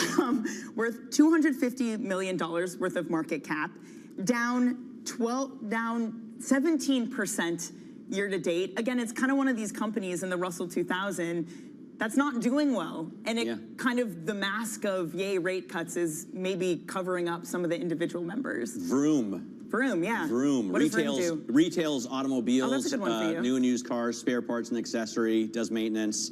It's a $150 million market cap. Okay, yeah. And obviously no earnings, so you can't give it a PE of any kind. Yeah, exactly. All these unprofitable companies. Let's get a check on overall small caps right now, because I think we are going to hit another all-time high, not small caps, I should say, on the large caps, the ones There's in the a lot of time until the close with Romaine Bostick and Katie Greifeld. Just wait. Yeah, okay, there you go. Well, here's where we stand on the large cap index. Here are the names you know and love. It is Apple leading us higher this morning, unveiling their new iPhone 17. Caroline Hyde's out there as Tim Cook shakes everybody's hands on the flagship store on Fifth Avenue, up 1 1/3% with some good reception so far. Also, tech and JP Morgan, one of the big losers this morning, not necessarily any catalyst for that. You do have Broadcom down 1.2%.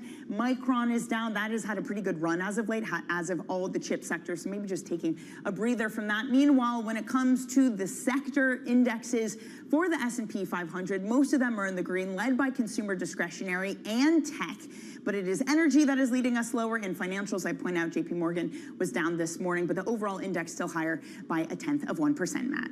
All right, very cool look at the indexes. We are, in the industry groups, we are coming up to President Trump continuing his staunch stance against mainstream media, or, I mean, pretty much all major media. We look at the future implications for our First Amendment rights next. This is Bloomberg Open Interest.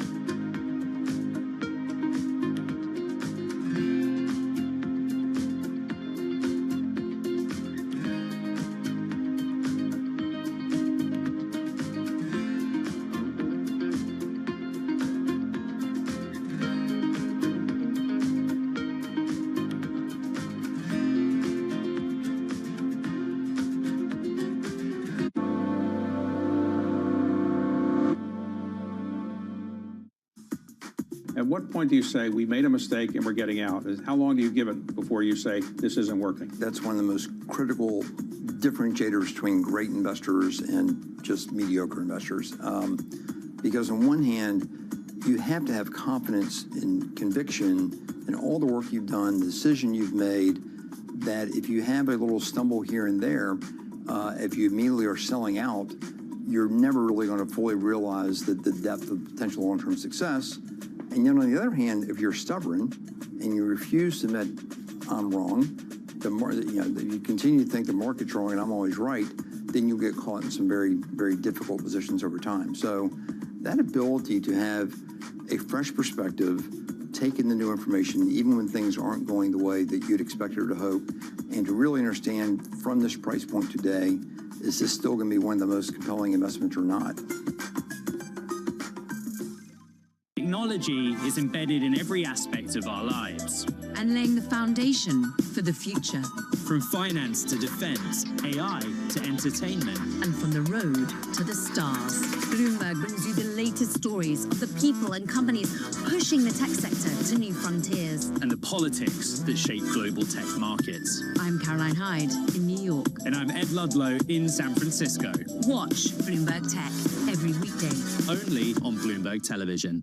U.S. jobs numbers are released. Bloomberg has the report under surveillance with crucial data and expert analysis at terminal speed. Nobody covers Jobs Day like Bloomberg. Astonishing day for U.S. technology. It's shaping the region's technology ecosystem. Asia's biggest tech news and innovation. All right, okay, ready? David, what initially sparked your interest in this topic of longevity? 15 years ago, I turned 60, and I began to wonder how much longer I'm likely to live and what I could do to extend my life. On longevity, I talked with the leading experts in science and medicine to educate people about how they might be able to change their conduct so that they can live a happier and healthier life. I'm David Rubenstein. Join me on a 4-part journey as I explore the great quest for longevity. Only on Bloomberg.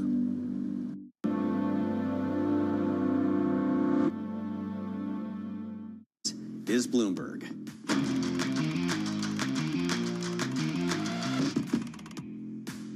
Let's get you some top calls, some of the analyst action that we are keeping track of this morning. First up, Tesla gets upgraded to a buy at Baird. The analyst there saying that the firm is increasingly viewed as the leader in physical AI. They have a street high price target of $548 on the stock. Shares up 2 1/3% this morning. Next up, Intel gets a cut to a sell at Citi because of its valuations. The analysts there say the stock is pricing the success of its foundry business, which has a small chance of succeeding. Yesterday, NVIDIA announced it would invest $5 billion in the company, but of course that announcement had literally nothing to do with the foundry business. Shares down just under 3%. Finally, UPS, that gets downgraded at BMO Capital Markets. It sees persistent macro challenges, including shifting U.S. trade policies and the end of de minimis exemptions. FedEx, meanwhile, it said in its earnings last night, it would expect a $1 billion hit from trade volatility this year. UPS down about 1/3. FedEx, I believe, is up this morning. Matt? All right, that's right. FedEx was rising last time we checked. President Trump's adversarial relationship with the media is taking another turn. The president saying U.S. broadcast networks should face scrutiny over their licenses if they're critical of him. This comes after Disney put Jimmy Kimmel's show on indefinite hiatus over a monologue he delivered on Monday. Joining us now is Matthew Schettenhelm of Bloomberg Intelligence. He is a media and telecoms litigation and policy analyst. And Matthew, I know a lot of these companies are worried about what President Trump and the FCC can do to them. But do you think they have any concern about First Amendment lawsuits? I mean, if Jimmy Kimmel, for example, were to bring a suit against Disney and ABC, would he have any ground on in the First Amendment? I'm not sure that Jimmy Kimmel himself would have much of a basis to sue his employer. I think who would have a legal claim in this case would be Disney itself to stand up to the government. As this played out yesterday, the FCC chairman Brendan Carr first went on a podcast that said, we can do this the easy way or we can do this the hard way. And he recommended that broadcasters take Jimmy Kimmel off the air, Disney take Jimmy Kimmel off the air. That could be viewed as a threat, and Disney, in theory, could bring a First Amendment challenge to go after the government there. The question is whether it would have the will and the desire to do something like that when the administration's not going to react very favorably to it. It's actually very interesting that Brendan Carr appears to be asking these networks to give him some kind of almost quid pro quo, considering what he previously has said about free speech. He tweeted back, I think in 2022, that he agreed with President Biden about the importance of political satire, saying it's one of the oldest and most important forms of speech. It challenges those in power. Doesn't seem like he's interested in doing that now, while using humor to draw more people into the discussion. That's why people in influential positions have always targeted it for censorship. And Danny, maybe he is one of those people now. I have to say, it's always important to point out some of the hypocrisy in this, not to mention, do you remember in the Biden administration, Republicans were furious about social media giants, that they were silencing people, that they were hurting their free speech by deplatforming President Trump. Marjorie Taylor Greene, for example, was kicked off one of the platforms. Matt, to that point, how different are these sorts of cases around free speech when it comes to the media? How do they compare and contrast with the Republicans had complained about and brought suits about when it comes to social media? Yeah, so Brendan Carr is a fantastic lawyer. He knows the First Amendment law inside and out, but he also knows the politics of the situation, and he knows the difficulty of bringing challenges to some of his actions. These are not easy things to challenge. He's making the case that broadcasting is different than the internet because broadcasters are bound by what's known as the public interest standard. They have to serve the public interest. And if you go back 30 to 40 years ago, the FCC used to have rules that required balance and even treatment of political issues. The Reagan administration scrapped all that because of First Amendment concerns related to it. Brendan Carr is effectively trying to revive it. He knows that's going to be vulnerable in court if you litigated this all the way up to the Supreme Court. But as a practical matter, it's very difficult to actually litigate this stuff. He can lean on companies that he knows need his support, need his deregulation, companies like Nexstar and Sinclair that removed Jimmy Kimmel from their networks or from their stations, and without ever reaching the courts on a big fight about this. Yeah, and maybe it's important to note that Nexstar is planning to acquire a rival company, something that would require FCC approval, so maybe some self-censorship. Matthew, thank you so much for joining us this morning. Matthew Schettenhelm of Bloomberg Intelligence. Coming up on the show, multiple digital tokens in one ETF for U.S. investors for the first time. We'll cover the exchange-traded funds coming up next on Bloomberg Open Interest.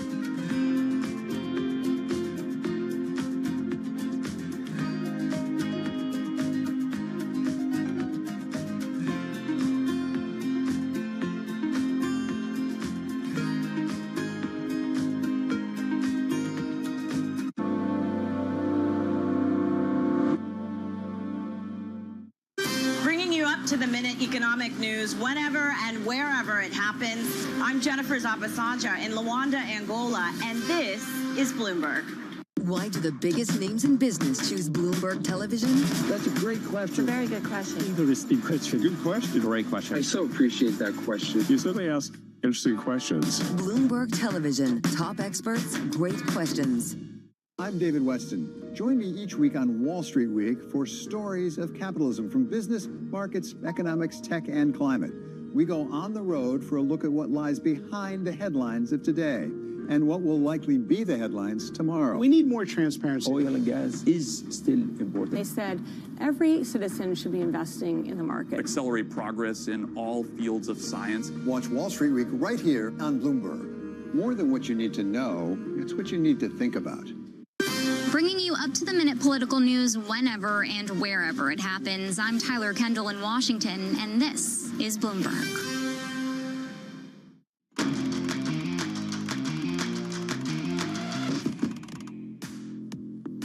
This is Bloomberg Open Interest. I'm Matt Miller. Let's get a check on what's going on in stocks. Just about 20 minutes into the cash trade, you can see a big gain, 0.3% on the S&P, and I think it's fair to call it big since we hit yet another record high yesterday on the S&P, on the NASDAQ, on the Russell, and on the Dow. Thank you, Will, for putting all four of those important U.S. equity index benchmarks here in our chicklets. The NASDAQ up 0.4 right now. The Russell up 1.5. The Dow only up 0.25%. The Dow has only climbed like 8.5% year to date. So it's underperforming these other indexes by 3, 4, 5%. Take a look at some of the movers. NVIDIA right now isn't gaining very much, but it's not down, so that doesn't hurt.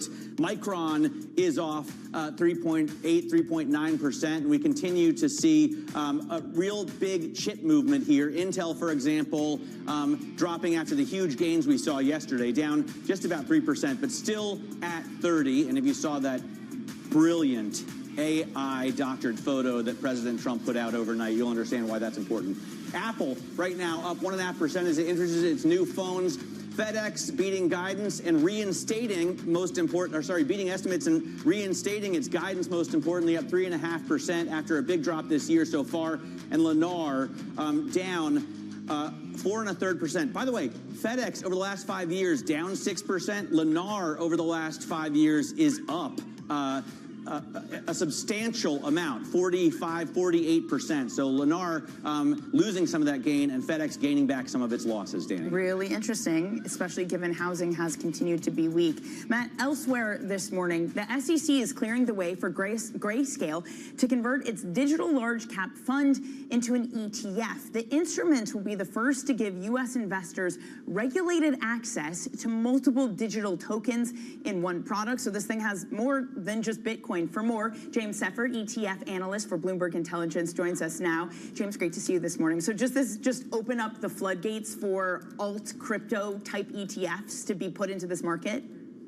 Yeah, so this is the first crypto index product that holds more than 2 coins, right? It's still mostly Bitcoin and Ether, like almost 90%, but it holds 3 others, XRP, Solana, and Cardano. But there's another product that's probably going to be following suit within the next few days or weeks that will hold 10 assets, and this is going to open up even further. Yesterday, we saw the SEC approve something called generic listing standards, which for crypto ETFs or commodity ETFs, really. And so we're going to see 12 to 15 different assets be allowed to be put into an ETF wrapper. So you're going to see active funds on the back of this. You're going to see a whole bunch of basket products, single asset products. A wave of crypto ETPs is about to hit the U.S. markets over the next few months. What are the most important ones, and what are the underlying coins going into these? I mean, we're not talking about Dogecoin, right? Is it mostly Bitcoin and Ether? No, Dogecoin is going to be in here. We actually had a Doge ETF launch yesterday along with an XRP ETF. That XRP ETF actually is the most successful launch of the year as far as trading volume goes on day one. It traded it traded around $39 million. Doesn't sound like a lot, but for a first day of trading, that's a huge deal. So XRP and Solana are probably the biggest 2 that come to mind that are coming to market over the next month or so.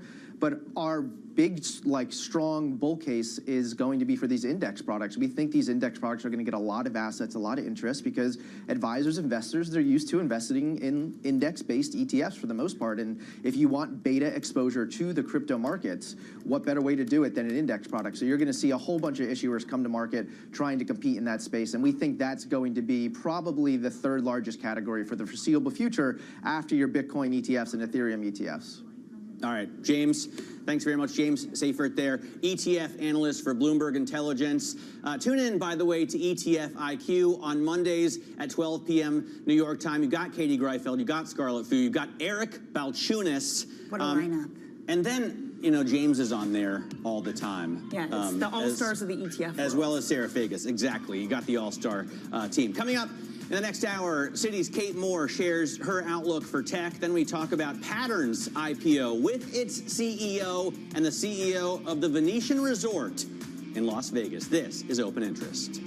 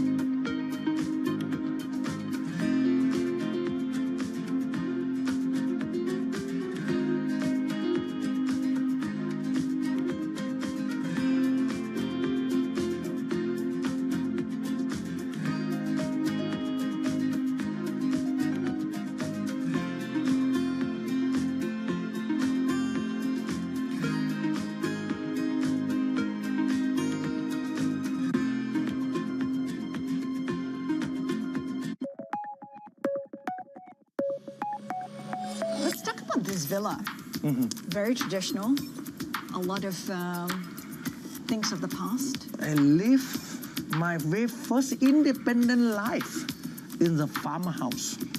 And I built it by the memory of the farmhouse, the philosophy they believe, yin, yang, 5 elements, the concept of the life, of the happiness. They build this kind of roof, like boat, and man and woman, and bowl of rice. Everyone should be happy if have somewhere to live, something to eat, and someone to love. So you're defined a lot by your past experiences. Yeah, actually, I'm a lucky man because not everyone should have the experience of the war and peace, poor and rich, technology progress, a change during my life, rich by experience. There's an appreciation for what you have now. And therefore, peace is the most important thing for today, for Vietnamese, and I think for human being, for the world.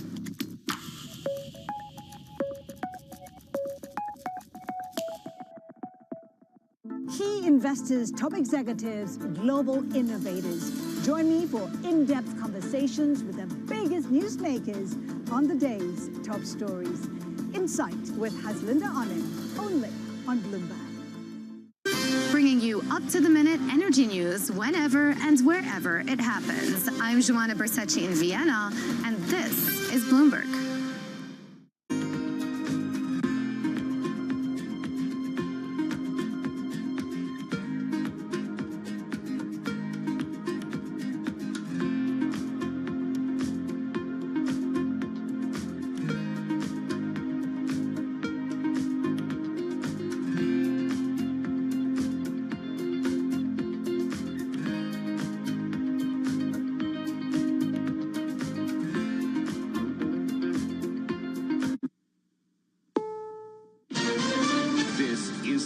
News on the Hour, sponsored by Progressive Insurance. I'm Deborah Rodriguez. Health experts are breathing a sigh of relief after Health Secretary Kennedy's handpicked vaccine advisory panel put off a vote on changing the guidance for hepatitis B vaccines for newborns today.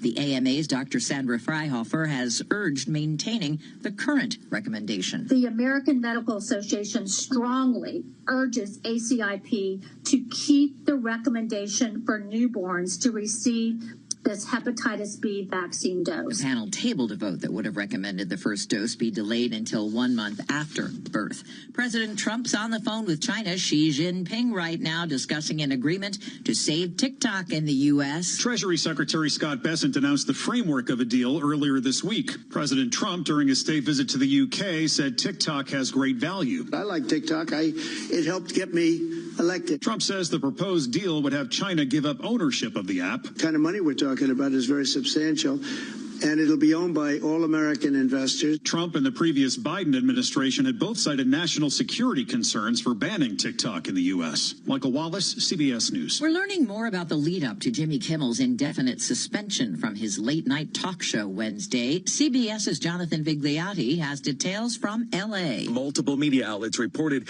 Kimmel planned to respond to the controversy on his show Wednesday. Reports say he spoke to Disney executives about his prepared monologue for Wednesday's show, but they worried it would only inflame the situation. The decision to pull the show further fueled by concerns over threats to Kimmel and his staff. On Monday, French President Emmanuel Macron will join leaders of more than 140 other countries and formally recognize the right of Palestinians to have their own state. Macron spoke to CBS's Margaret Brennan. I recognize the legitimacy of so many Palestinian people who want a state, who are a people, they want a nation, they want a state, and we should not push them towards Hamas. The full interview Sunday on CBS's Face the Nation. The county's chief medical examiner says a 32-year-old man who died after he was found unresponsive on a roller coaster at Universal's Epic Universe theme park in Orlando sustained multiple blunt impact injuries. This woman was on the ride too. She spoke to WKMG TV. Horrible what I see. I can't understand how that happens. Is there anything unusual about the ride itself or anything that happened on the ride before it stopped?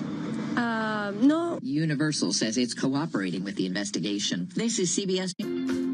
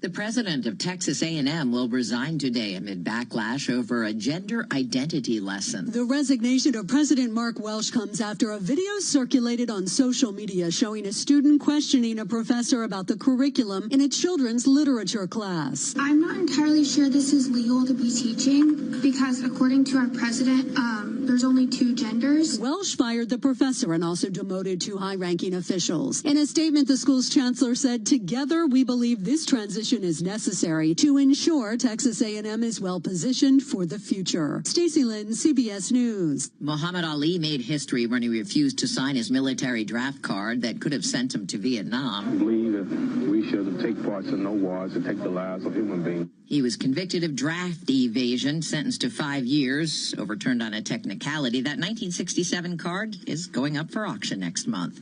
Deborah Rodriguez, CBS News. This is Bloomberg Intelligence with Scarlett Fu and Paul Sweeney. How do you think the Fed is looking at tariffs, the uncertainty of tariffs? Let's take a look at the sectors and how they performed. A lot of investors getting whipsawed every day by news events. Breaking market headlines and corporate news from across the globe. Could we see a market disruption, a market event? Are people just too exuberant out there? You see some so-called low-quality stocks driving this short-term rally. Bloomberg Intelligence with Scarlett Fu and Paul Sweeney on Bloomberg Radio, YouTube, and Bloomberg Originals. All right, good Friday morning from the Bloomberg Interactive Broker Studio in New York City to our worldwide audience. We're streaming live on YouTube, so head over to that internet thing and search Bloomberg Live Radio. Scarlett Fu is out today, not to worry. The Norma Linda sitting in for Scarlett for the next 2 hours, so we're in good hands. Coming up, we're going to check in with Tyler Kendall, Bloomberg Washington correspondent. Presidents Trump and Xi had a phone call earlier this morning. We'll see if we can get some reporting about what might have happened there. Terry Spath is going to join us, founder and CIO at Zuma Wealth, discuss her outlook on the markets. Drew Redding, Bloomberg Intelligence, he's a housing analyst over there. Lennar had some numbers, not particularly great, but I'm going to talk about Lennar and just kind of the overall housing market out there. Interest rates coming down a little bit. Maybe that'll help. James Walker, CEO of Nano Nuclear Energy, on adopting nuclear reactors in the UK. I think this is really interesting technology. These modular reactors, I think they can be a source of power going forward. Who knows? We'll have to see. It seems like we're going to need a lot of power for these data centers. So a lot coming up in the next couple of hours here on the Bloomberg Intelligence program. Let's kick it off with Lisa Mateo and a Bloomberg Business Flash. And this Bloomberg Business Flash brought to you by Interactive Brokers. Trade over 10,000 U.S. stocks and ETFs, U.S. equity index options, U.S. Treasuries, and more on your timetable. Learn more at ibkr.com/around-the-clock.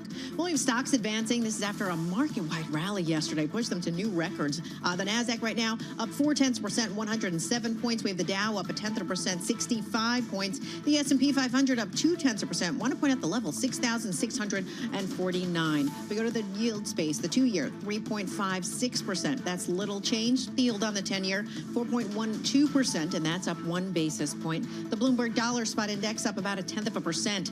In the news, the SEC moving forward with those plans to overhaul investor disclosure rules. That's for publicly traded companies. Yet agency chairman Paul Atkins telling CNBC that a lot of investors get information from earnings calls rather than those quarterly reports. And speaking of which, FedEx still delivering higher.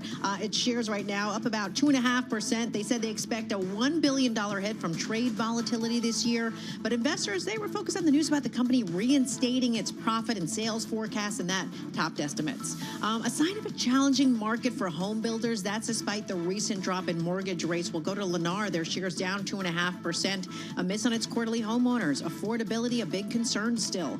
For on-demand news 24 hours a day, you can subscribe to Bloomberg News Now. Wherever you get your podcasts, I'm Lisa Mateo. That is a Bloomberg Business Flash. Nora and Paul. All right, Lisa Mateo, thank you so much. We appreciate that. Market Drivers today is brought to you by Commonwealth, supporting more than 2,000 independent financial advisors with a 2-to-1 advisor-to-staff ratio. Small firm attentiveness, big advisor impact. Go to commonwealth.com to learn about their consultative support and technology. Let's take a look at some of the stocks on the move today. I'm Paul Sweeney alongside Nora Melinda. We're joined by Bloomberg's Bailey Lipschultz. Bailey, what are you looking at today? Yeah, I want to start with homebuilder Lennar, ticker LEN, right now down 2.6%, trading at the lowest level since mid-August. The stock is down more than 30% in the last 12 months. This comes after not only did they miss earnings on their third quarter results, but also the guidance for 4Q falling short of expectations. It's been a tough market for home builders.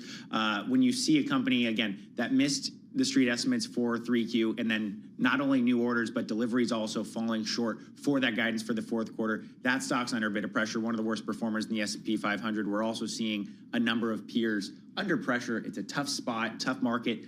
Will the Fed cutting interest rates spark demand for new homes? Nora, I don't know. Maybe. I think that's the hope, but it certainly feels like it's a choppy space, and obviously you still deal with uncertainty around tariffs and the questions around the drivers for the Fed to cut interest rates and what that could ultimately mean for would-be home buyers. Certainly a choppy market here for home builders, but if you do look at S15 Home, the index year-to-date, up 13% this year. So, I mean, it is a challenging home market, as you're pointing out, especially with the high rates, but it's interesting to see the green there on a year-to-date basis. What else are you keeping your eye on here, Bailey? Yeah, talking about the green, let's look at a company, CoreWeave, ticker CRWV, one of the best performing IPOs of the year. The stock up more than 200% since pricing back in March. This is a company in the AI cloud computing space, partnered very closely with NVIDIA. This move comes after an analyst at Loop recommended the stock to investors, saying that the company remains a material, there's an underappreciation for how committed these hyperscalers are and kind of the hopes for AI and what this could ultimately mean. The analyst laying out that they see potential for material upside to consensus estimates. The thing that's interesting with CoreWeave is this is one of the most divisive stocks on Wall Street. 11 buys, 14 holds, 3 sells. So when you're seeing analysts coming out with kind of mixed views, a bull does kind of get a little bit of excitement going, but certainly this is a stock that is still down about $60 from its closing high back in June. So a lot of questions around the path forward for AI hyperscalers and companies that are playing in that computing space. Absolutely. Up 217% so far this year. Any other stocks we're looking at? Yeah, gonna touch on Intuit, tax preparation. I don't know if you guys are doing your taxes yourself or... I got a guy. You got a guy, exactly. I got a guy too. For that. So again, I'll pay up to not have to worry about it. Right. This is a company, ticker INTU, up about 2%. This comes after the company held an analyst day. The interesting thing, guys, the company was talking about 2030 goals of accelerating revenue growth to about 20%. That's a big move for this company. Analysts at Stifel basically saying, regardless if they reach that, quote, lofty goal, there's still a push to move further up market and what that could mean for the company, benefiting not only their revenue growth, but also their margin expansion. But again, a stock that is down from a July high about 14%. So choppy performance for Intuit there. All right, very good. We appreciate that. As always, Bailey Lipschultz, he covers all the equity markets for Bloomberg News, joining us here in our Bloomberg Interactive Broker Studio. Let's get back down to Washington, D.C., get the latest reporting from what's happening down there. President Trump held a call earlier this morning with President Xi. I'm not sure if we've got any reporting on that, but there's always stuff happening down in the nation's capital. And you know who follows it for us? Tyler Kendall, Bloomberg Washington correspondent. Tyler, what do we know from this call between President Trump and President Xi? Yeah, hey, Paul. Well, we're still waiting on a readout from the White House, though an official tells us that the likely confirmation on exactly what was discussed will come in a Truth Social post from President Trump. So our eyes are peeled on his accounts right now for any sort of update here. But our understanding going into this call, the first call between the two leaders since June, only the second call since President Trump took office, was that the focus is really going to be on that framework agreement for a TikTok deal. We are still waiting on a lot of details here on how this deal is going to be structured, though our own reporting has indicated that it's likely going to be this outside consortium of U.S. investors combined with the existing U.S. investors, leaving a ByteDance with a less than 20% stake in the company, all in this bid to try to satisfy that national security law that Congress had passed last year. Because at the end of the day, this really feels like what's perhaps going to be the most tangible deliverable from this call, because our analysts at Bloomberg Economics have pointed out that up to this point, there really has been few signs that negotiators have made significant progress when it comes to some of the core demands this White House wants to see in terms of the broader trade talks with China. Of course, earlier this week, we saw the latest round, the fourth round of trade talks conclude with negotiators in Madrid, but there are still a lot of things that need to be decided on the table, and it's likely not going to all get done with just this call between President Trump and Xi Jinping. But Paul and Nora, I will point out that this call is widely viewed as a precursor for perhaps a more significant meeting between the two leaders. Everybody seems to be eyeing that there could be a potential face-to-face summit between President Trump and Chinese President Xi Jinping as soon as next month at the APEC summit in South Korea. Tyler, what, from speaking to your sources, is the likelihood that the Trump administration is going to get the outcome that they're looking for, and what are those non-negotiables? Well, it depends on which exact outcome we're talking about, because there's a few different threads that we could pull on when it comes to what this White House wants to see in any potential broader deal. We should also say, for context, it's not surprising that the U.S. and China haven't reached a broader trade deal yet. These things take time. We saw the first phase one trade deal take about 18 months ultimately for both sides to come to the table and agree on those finalized terms. But in terms of those deliverables, we know, for one, the U.S. Is going to want to see more market access for U.S. goods, and that's really coming to the forefront of the conversation, in particular today, because new data out shows that Beijing didn't place a single order for U.S. soybeans so far this export season. Now, it is relatively early. It started a few weeks ago, but this is something that's really making the headlines here in Washington, because we know that U.S. agricultural products are really at the center of these discussions, and it's a pressure point, particularly for Republicans in Congress that represent those Midwest states and have raised concerns about the tariff impacts on our farmers. Tyler, is there any geopolitical issues on the agenda potentially for this call today as it relates to Taiwan? Well, we'll have to see. That's something that seems to have been on the table previously, but it's going to be something that President Trump will have to sort of walk the line on before, since we know that this is something that Beijing has been pushing. But I would point you to another geopolitical sphere here, which is that we know that the U.S. has previously brought up Russia's imports of sanctioned energy supplies, in particular related to Russia, and I would expect that is perhaps a thread that we could pull on, as we got breaking news earlier today that the EU is potentially looking to move a little bit quicker when it comes to pulling back its imports of Russian energy supplies. This is a big theme of the last few days. It's something that we know President Trump pushed the UK Prime Minister Keir Starmer on earlier this week during his visit to London. So maybe that is an area, as we know that this White House would like to see our allies put so-called secondary tariffs on Beijing, but it's something that this White House hasn't been willing to do themselves quite yet. Tyler, what is the latest in terms of the future of NVIDIA's access to China? I imagine that's something that's also expected to be discussed in this conversation that happened earlier this morning.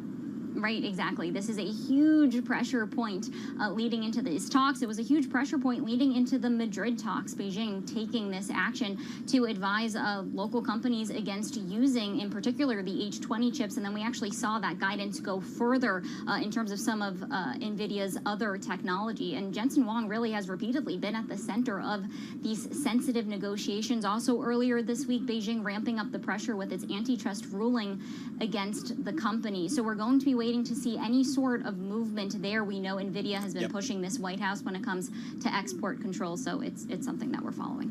All right, Tyler, thank you so much. We always appreciate your reporting. Tyler Kendall, Bloomberg Television Washington correspondent from the White House down there in D.C. Some reporting coming across the Bloomberg terminal here. Supreme Court doesn't immediately act on Trump bid to fire Cook. Chief Justice John Roberts has asked for a response from Federal Reserve Governor Lisa Cook by September 25th on President Donald Trump's bid to immediately remove her from office, deferring acting on his request for now. So a little bit of a deferral there, maybe a little bit of a time for some more discussion there. So we'll see how that plays out, and we'll have more reporting there. Looking at the markets here, a little bit of a lift to the market here. The S&P is up about 13 points, 0.2%. The NASDAQ up about 85 points. That's about 0.4%. 10-year Treasury yielding 4.12%. That's up a couple of basis points. We'll have more coming up. This is Bloomberg This Morning.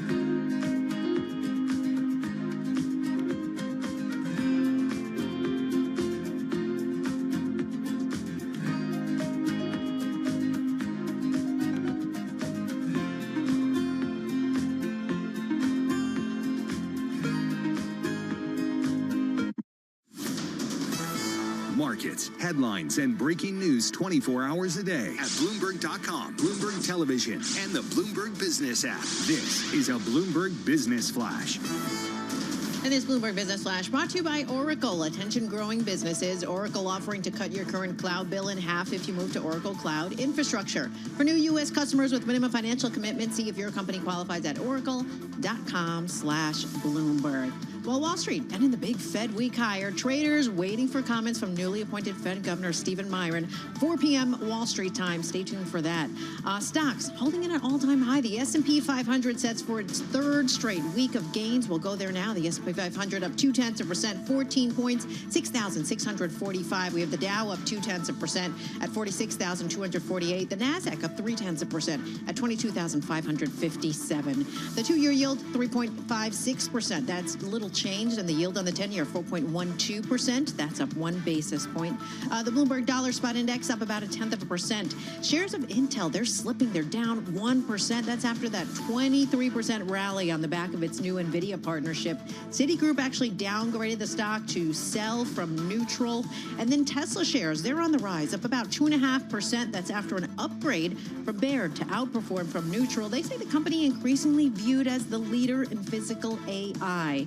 And Apple's iPhone 17 Pro, Pro Max, iPhone Air, they're all going on sale today. Early sales across Asia, well, they showed strong demand for Pro models. Apple shares up more than 1%. For on-demand news 24 hours a day, subscribe to Bloomberg News Now. Wherever you get your podcasts, I'm Lisa Mateo. That is your Bloomberg Business Flash. Nora and Paul. All right, Lisa Mateo, thank you so much. We appreciate that. Norma Linda sitting in for Scarlett Fu. I'm Paul Sweeney live here in our Bloomberg Interactive Broker Studios, streaming live on YouTube. All right, Malibu, California. I get it. It's beautiful. It's spectacular.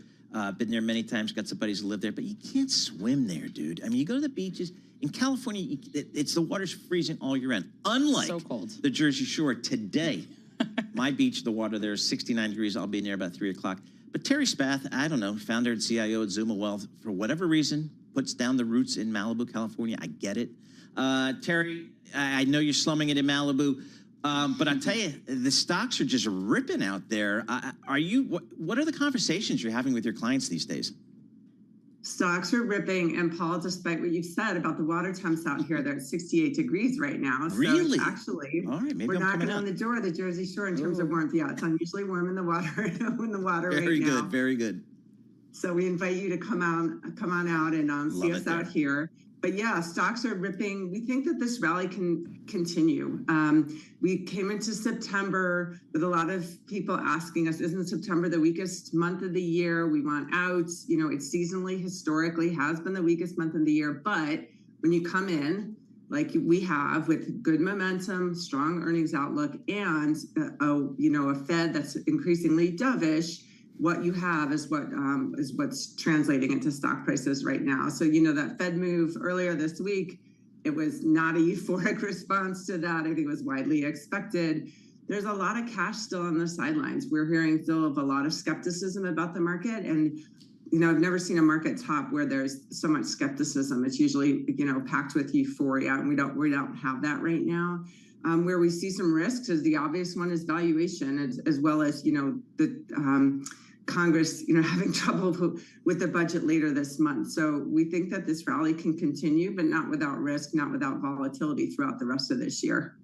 Hey, Terry, you mentioned that this rally should continue. I mean, we're looking at shares. We're looking at the S&P 500 up 13% so far year to date. But of course, that comes after 2 back-to-back years where we saw 20% plus gains. So to what degree of strength do you expect at year end for us to see here for the S&P?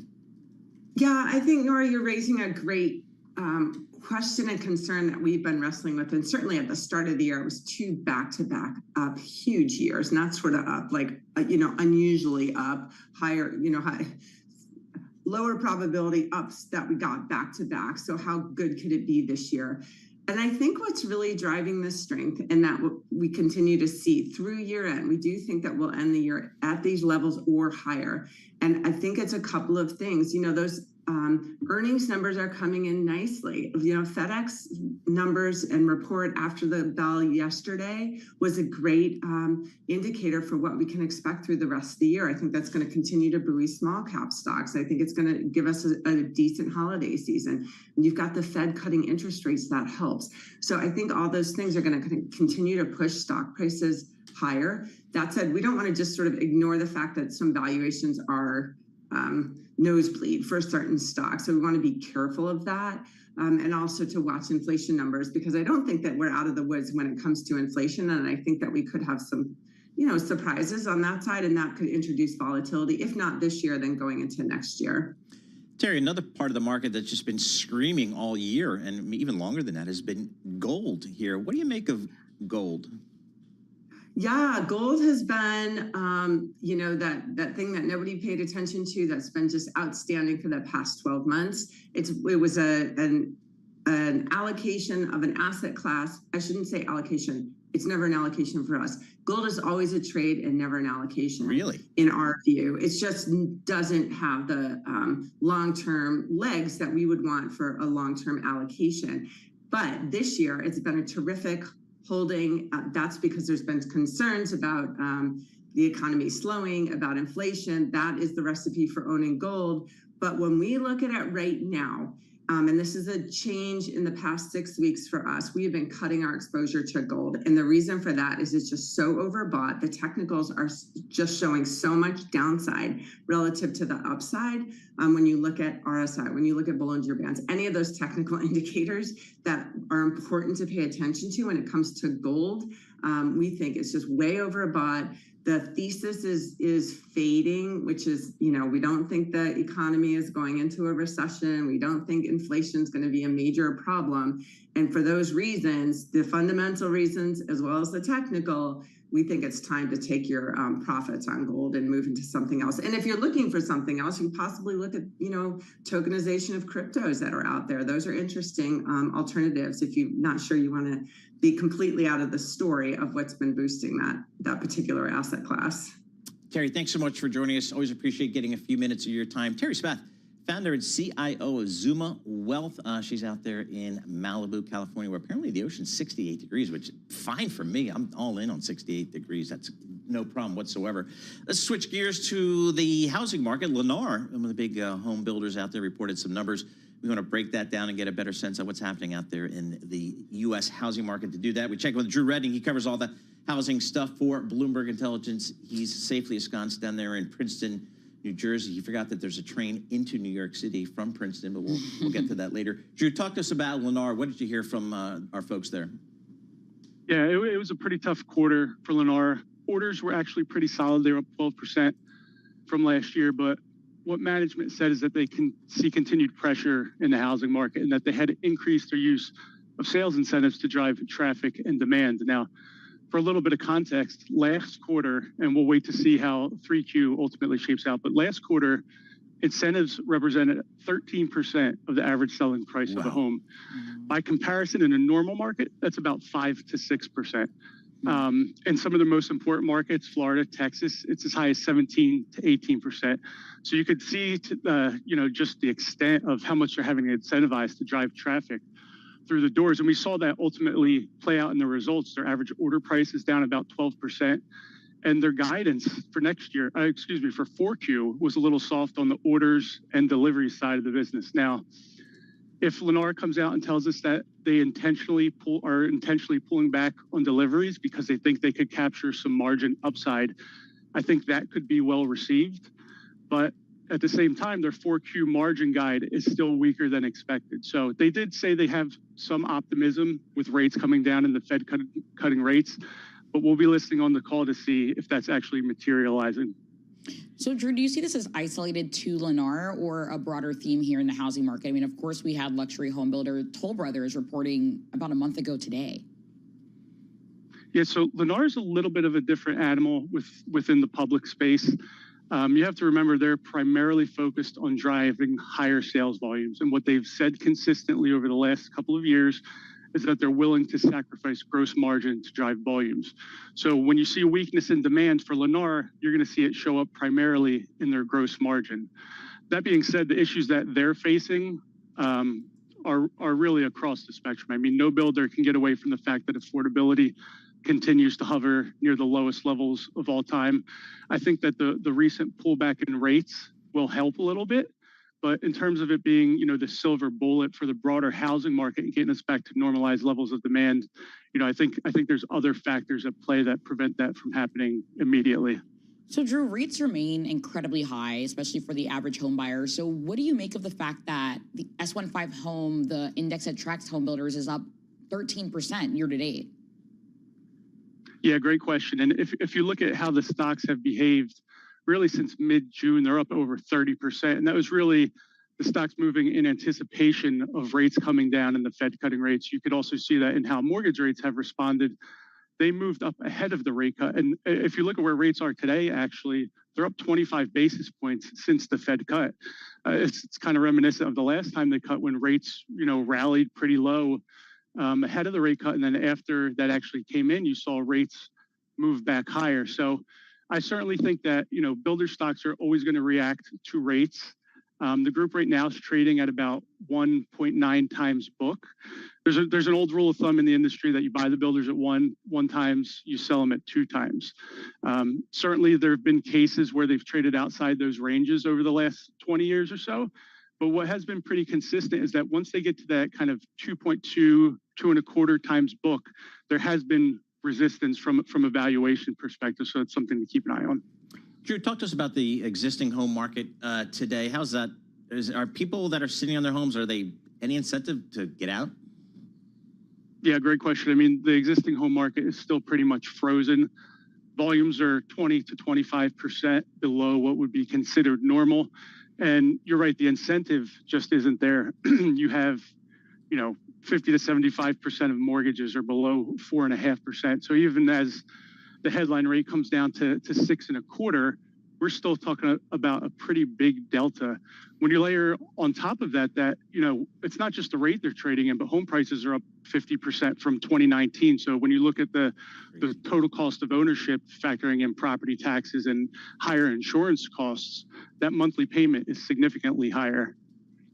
I'm going to speak for the Norma Lindas of the world, the Sebastians of the world. How are young people getting into the ownership these days? You got about 30 seconds, Drew, to fix this problem for us. Yeah, great question. And I'm afraid it can't be fixed that quick. But what we're actually seeing is a significant shift towards the rental market. If you look at household formations over the last quarter, household growth was exclusively driven by renter-occupied units. So it has become increasingly challenging, and we see that the rental market has been the beneficiary.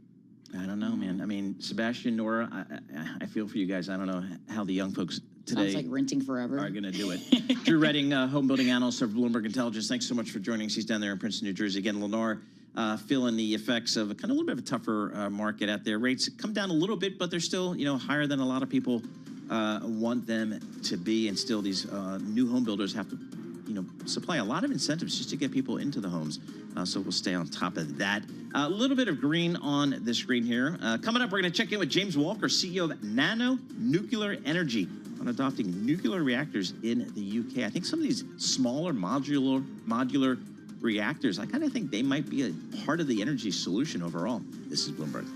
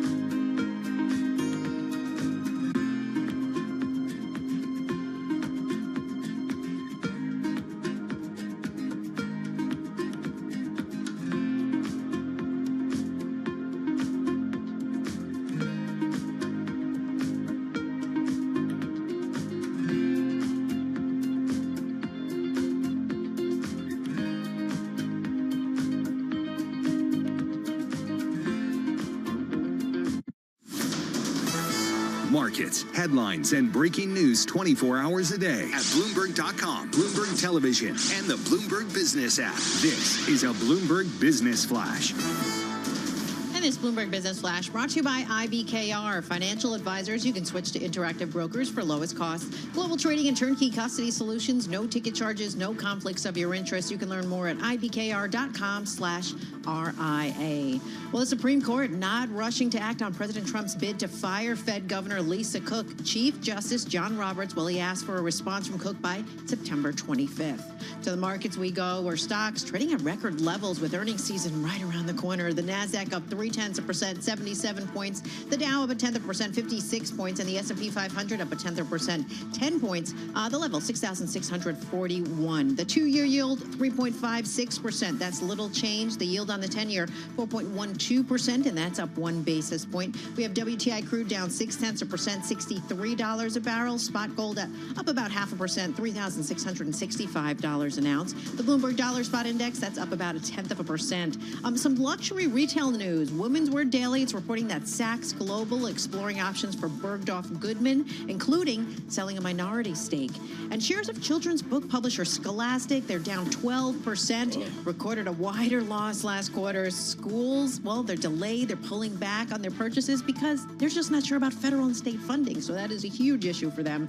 And finally, shares of AMC, they're up more than 2%. And you can thank Taylor Swift. Yes, the Hollywood Reporter saying she plans a movie event tied to her new album, Life of a Showgirl, due out October 3rd. So you can see her again in theaters, possibly. For on-demand news 24 hours a day, subscribe to Bloomberg News Now. And Lisa Mateo, that is your Bloomberg Business Flash. Nora and Paul. All right, Lisa Mateo, thank you so much. We appreciate that. Norma Linda, she's sitting in for Scarlet Food today. I'm Paul Sweeney. We're live here in our Bloomberg Interactive Brokers studio. All right, my personal take on energy and where we get energy going forward is I think we're just going to need pretty much everything. If fossil fuels, gas, oil and gas, the renewable stuff, the water, the wind, whatever, I think we're going to need it all. And that includes nuclear as well. And I've been really fascinated by some of the new technologies in the nuclear. I don't think we're talking about building a new 3-mile island or anything, but James Walker, he's the CEO and board member of a company called Nano Nuclear Energy. It is a publicly traded company on NASDAQ.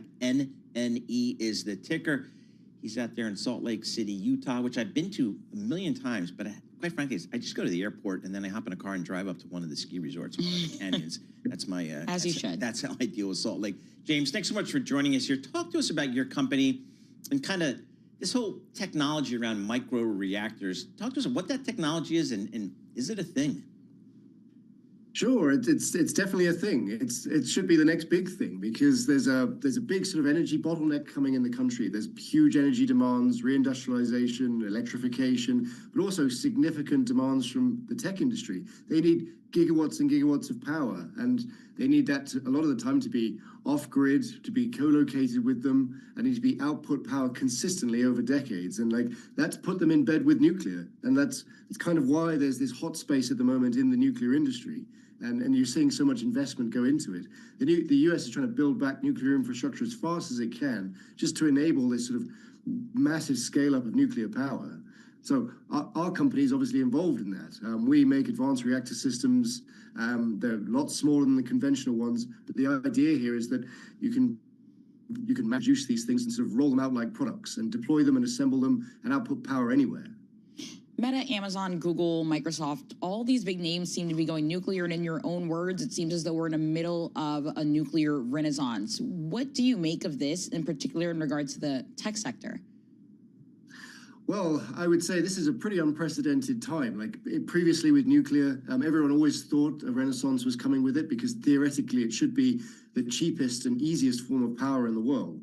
But it never really came. But what's happened now is that, say, for instance, if you're a big data center, if you are the Googles or the Microsofts of the world, you need a lot of power. But even if you were to have all the gas and coal that you needed, or anything like that, you would still need to massively upgrade the national grid to a point where it could begin outputting the power that you require. And the infrastructure costs that would be involved in upgrading the grid might be $5 trillion, something like that. So they're not in the business of doing that, but they need the power. So with nuclear, you don't need to be on the grid. You could be off grid, and you could just build a reactor wherever you want and use a microgrid, and then outlay the power through that system to a data center or an AI center, anything like that. So the tech industry has sort of settled on this as the solution, the long-term solution. And then in the interim, they'll do anything. It'll be geothermal. They'll use gas. They'll use wind and solar as much as they can. But like in their long-term strategy, they realize that for what they actually need, the large scale of it, nuclear is going to have to be a major component, if not the largest component of that solution. All right, your company, Nano Nuclear Energy, it's got a market cap of $1.8 billion. The stock is up 300% over the trailing 12 months. It's up 73% year to date. It's up 13% today. I think you sold some technology to somebody. I go to your P&L. You don't have a nickel of revenue. What is going on with your stock? Explain to me what the investment theme is out there in the marketplace for your company. It's the same with every advanced reactor company at the moment. They're all in the same boat. We're all building things. But the reason why Nano has particular interest is that we have construction projects already scheduled. We have a big project that we're going to be building, the US's first microreactor at the University of Illinois, and we actually should be building Canada's first microreactor at the same time up at Chalk River on Canadian Nuclear Laboratory land. So there's huge interest in what we're doing. And so we're getting an enormous amount of support. And what the institutional investment is doing now is that they're hedging their bets. They know that nuclear is going to take off, and now they're beginning to bet on companies. And there's already a sort of a convergence of, in a hot sector, you'll have 20 companies come out of the woodwork, but already they're sort of being squeezed down to a handful of leading companies, and we're one of them. And that's why you're seeing like this huge market interest in us, because it's positioning, everyone's positioning themselves for essentially the future. Well, we definitely touched on your stock performance here. Tell me what sets you apart from your competitors, though. So, I mean, we've kept things very simple. We know that the technology we're utilizing is going to work. High temperature gas reactors have been used for decades. All we're doing is scaling them down. But on top of that, we're actually utilizing a special form of fuel which eliminates the necessity to have all these redundant safety systems. You can co-locate with, if it was a data center and AI, you could be pressed right up against them. You could even be sited in the middle of a population center. There's no risk to anybody around you because the reactor has no chance of having a meltdown in the way a conventional civil nuclear power plant can. So it's a very different kind of tech. And so, and already more novel techs, I think, are having a bit of a struggle. Whereas, for instance, high temperature gas reactors that utilize TRISO, that seems to be almost the most popular model amongst developers at the moment. And so we've got that. But one of our better strategies is that we've made a reactor as big as you can possibly make it and still move all the components by road. And that means we will be able to have factory level processes that just continuously manufacture these things. We can ship everything by road, assemble it there. And then we don't need to have big construction projects at the site itself with individual licensing processes. So we're simplifying things as much as we possibly can. That's why we've proven to be pretty popular. I'm just looking at kind of what's moving your stock here. I know that you guys recently signed a letter of intent for the proposed sale of its Odin low-pressure coolant micro design to Cambridge Atom Works, a UK-based company. Talk to us about that deal. So we were streamlining the company. We have a reactor called the Kronos reactor. That's our flagship product. That's the one we'll be building at University of Illinois and at Chalk River in Canada. And the other reactors that we were developing, like the Loki reactor and the Zeus reactor, they were also high temperature gas reactors. So the Odin reactor, it's a fantastic system. But we let the technical team, take that on to develop themselves so we can concentrate fully on that Kronos reactor. So that streamlining of the organization is obviously very important. We're scaling up very quickly, but we're going to need 95% of our technical personnel working on this Kronos reactor. Right. And when you're focused like that and building, it does have a positive market influence. All right, James. Hey, as a former investment banker, I would say take advantage of the stock price and sell some stock, but I see you have been selling stock periodically, so good for you, good source of capital here. James Walker, CEO and board member of Nano Nuclear Energy. It is a publicly traded company, NNE. I'm kind of one of those folks that say, I think nuclear has got to be part of the energy solution, because all I hear from these data centers. There's going to be tons and tons of energy going forward, and I guess nuclear is going to be a part of that to some extent.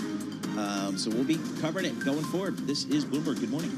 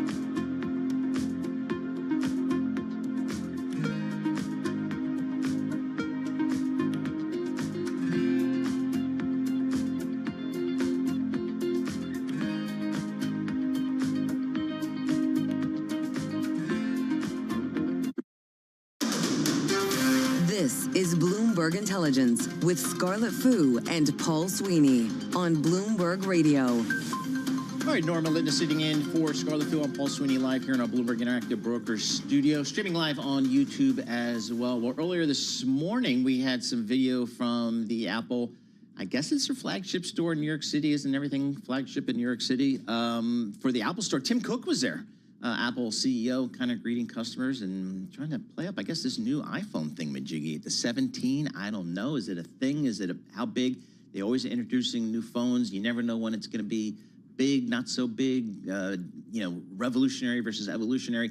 Anurag Rana, he's out there in Chicago, that fledgling tech hub, and he's going to be hitting the Apple store out there soon today, I'm sure, because he's definitely cutting edge on all the phone stuff. Anurag Rana, Senior Technology Analyst for Bloomberg Intelligence. Anurag, tell us about this new flow of products, particularly the iPhone 17 for Apple. What's it mean? Yeah, so when you look at most of the models are very in line with what they've done in the last few years. There's one notable difference in a model called iPhone Air, which is the slimmer version of it. And that's the one I'm most curious about as to whether, people are going to go out and buy those or not. The normal phones, you will see the normal upgrade cycle, which is in the US a little less than 3 years or so. People, upgrade it, and it's usually because of battery or physical damage, etc. But the Air is a much slimmer model, and it is, replacing the iPhone 16 Plus or the Plus model of the base that they launch. I was walking past Fifth Ave on my way to the office today, so I passed the Fifth Avenue flagship Apple Store, and I already saw a line at 6:50 in the morning. Nice. Everyone's waiting outside. Didn't see Tim Cook, but I saw a crowd of people out there clearly ready to go get their iPhone. What is demand looking like, especially as we think about pre-sales, pre-orders? So there is a slight uptick compared to last year, but to be very honest, it's very difficult to really gauge that because it's possible that Apple's holding supply back just to look at those delivery dates going forward. So it's going to take a little while to see that. I'm kind of, you want to make sure there is no damage to the product or there are no big issues on those ends. Those are the bigger things that we have to see. The second biggest thing is, do we get subsidies from carriers? In the US, that's always the case. So that's really strong right now. We want to find out what happens in China. That's another area because it is, frankly speaking, Apple's biggest growth market. And whatever happens in China dictates, how the year is going to shape up. So looking at the stock here, on August, down 3% year to date, obviously trailing the market. But from an April low, it's up 40%. Yeah. What's the call out there on the stock right now? So what happened last year, we were around the same time, the sentiment was really negative on the company. But then what they did was they talked a lot about AI, and we've seen a big run up on the stock over that time period, as you said. Now the question is, what happens to their AI strategy next? It seems to us that they are really looking for partnership with the leading large language providers, including Google, actually, because when we have talked ever in the past, our biggest fear was that Google will stop paying them money, or they'll be forced to stop paying that money for the search default. That's no longer the case, at least for the time being. So we are hopeful over the next several months, Apple can go out and do a new deal with the likes of Anthropic or Google or anybody else out there and give the options to people to use some models on their iOS ecosystem. So when we're looking at the latest phones that came out on Anurag, so they're supposed to be scratch resistant. It's supposed to have a more scratch resistant finish here, but we have iPhone 17 shoppers noticing scratches on the latest models. What's going on there? Yeah, I heard that news too, but frankly speaking, given the stock reaction today, I can't say statistically how important that is, but that is probably the most important thing we'll be looking for over the weekend, because something like that can dent the buying fever that we see right now, or the pre-orders that we are seeing right now. Anurag, we saw Tim Cook hanging out with President Trump over there in London with the state visit. Seems to be, I guess, kind of butting up to the president here. As do investors you talk to, do they care about that stuff? Oh, it's very important, Paul. That's it. I mean, if you go back and look at the meeting President Trump had in Saudi Arabia, he called out that Tim Cook wasn't present. And frankly speaking, you can look at the stock from that point onwards. It started to trend down. Then he tweeted that, why is he making phones in India? So for a short period of time, the relationship was strained. And then, Tim Cook went to the White House, presented a plaque, and then talked about investing a lot more money. So all of those things, and you could see the stock's been going up since then. So you're absolutely right. This is an important thing. He's got to keep the president happy, especially because of the supply chain issues we have talked about in the past. It's very difficult to make the phones in the U.S. In order to escape tariff. Apple is making, or I would say assembling most of them in India at this point, and for the ones that come to the US, and so he's got to keep that relationship cozy, otherwise it's a problem for the stock. Well, definitely important for them to keep that relationship ongoing with the Trump administration, but how are they navigating the current tariff environment? So one of the easiest ways they're doing it is, when the phones that are being sold in the US, they are getting them from India at this point. Now, I can't say all of them, but I would say a majority of them. That helps them offset some of the cost. They are not completely free, because in this particular quarter, they will be spending $900 million extra because of tariff-related costs. All right. That's a big number even for Apple. Anurag Rana, technology analyst, Bloomberg Intelligence. He's out there in our Chicago bureau. You're a tech analyst. Why wouldn't you be in Chicago? That makes sense to me. For our listeners in the U.S., a reminder, you can listen to us via satellite radio and Sirius XM Channel 121. Access the world's only global audio business network, coast to coast, 24 hours a day. Bloomberg Radio on Sirius XM Channel 121 is presented by Oracle. Stay tuned for the latest market news and industry research. The next hour of Bloomberg Intelligence starts right now with an S&P 500 up 10, the NASDAQ up 81. More coming up. This is Bloomberg.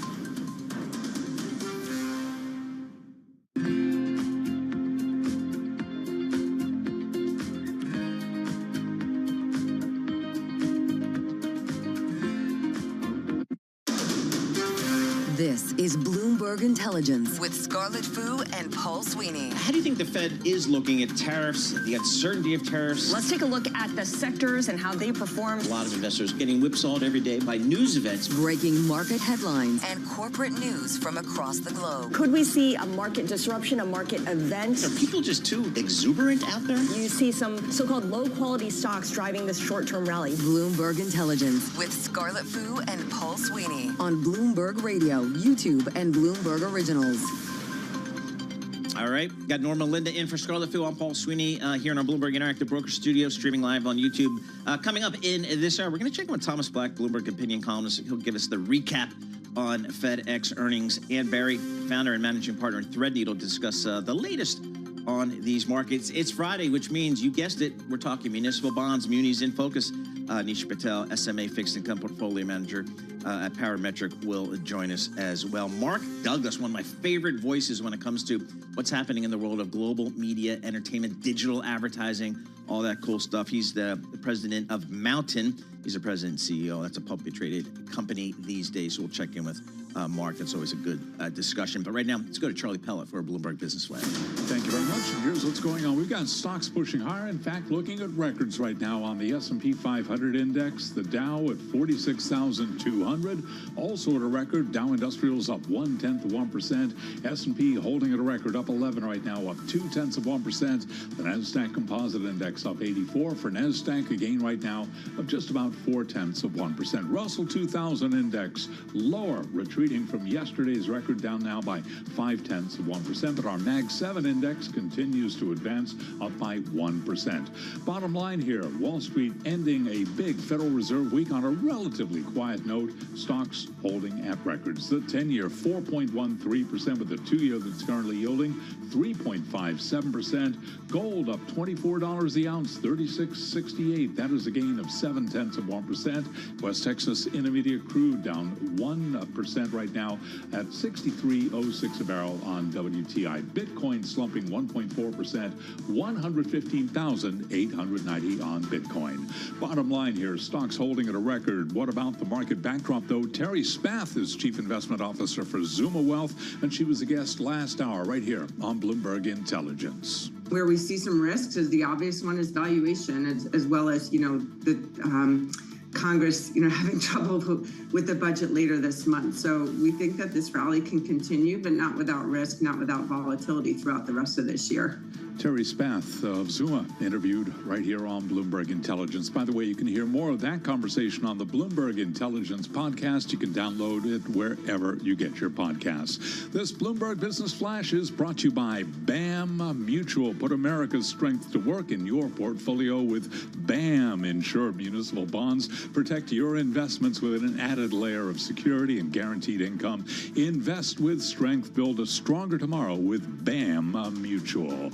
Apple shares are advancing right now. We are looking at Apple stock up by just over 2% today. We've got Apple gaining 2.1%. Long lines from Hong Kong to London to New York for Apple's latest iPhones, but some early buyers say they're finding certain store models already scratched after just a few hours of being on display. Again, Apple right now up by 2.1%. I'm Charlie Pellet, and that is a Bloomberg Business Flash. All right, Charlie Pellet, thank you so much. We appreciate that. Appreciate that BAM read.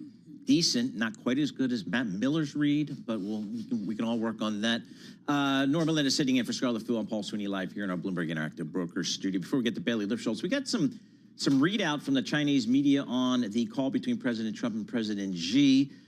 Getting some headlines. Xi asks for U.S. to refrain from taking unilateral trade measures. And President Xi asked for the U.S. to avoid undermining outcomes from recent talks here. So we'll have some more reporting on that, but we're starting to get a readout from the Chinese sources on that call. We'll have more reporting going forward. Let's get a look at what's happening out there in the world of stocks. I'm Paul Sweeney with Norma Linda. We're joined by Bloomberg's Bailey Lipschultz. Bailey, what do you got for us today? Yeah, I want to start with FedEx, ticker FDX, stock up just about 3% right now. This comes after the company reported earnings that were better than expected and the fact that it maintained its full-year sales and profit outlook. The big question mark, though, has been the impact of tariffs, the company noting that they expect a $1 billion hit from trade volatility this year. Bloomberg intelligence analysts coming out saying that the parcel environment may not be as dire as feared. FedEx's domestic business doing well, but the big question is the impact of the de minimis duty-free exemption, how that's going to impact FedEx, given that's a pretty not healthy chunk of the business, but certainly an area that FedEx has been, working out and being a bigger part as it relates to that kind of operations, moving things around. Right now, the stock trades at about $233, hit a low in the wake of tariffs below 200. So rally off the low is pretty strong. Yeah, shares down 17% so far this year. What other companies are you keeping an eye on here? So I want to preface this by saying it is a stable market day. S&P's up like 5 points.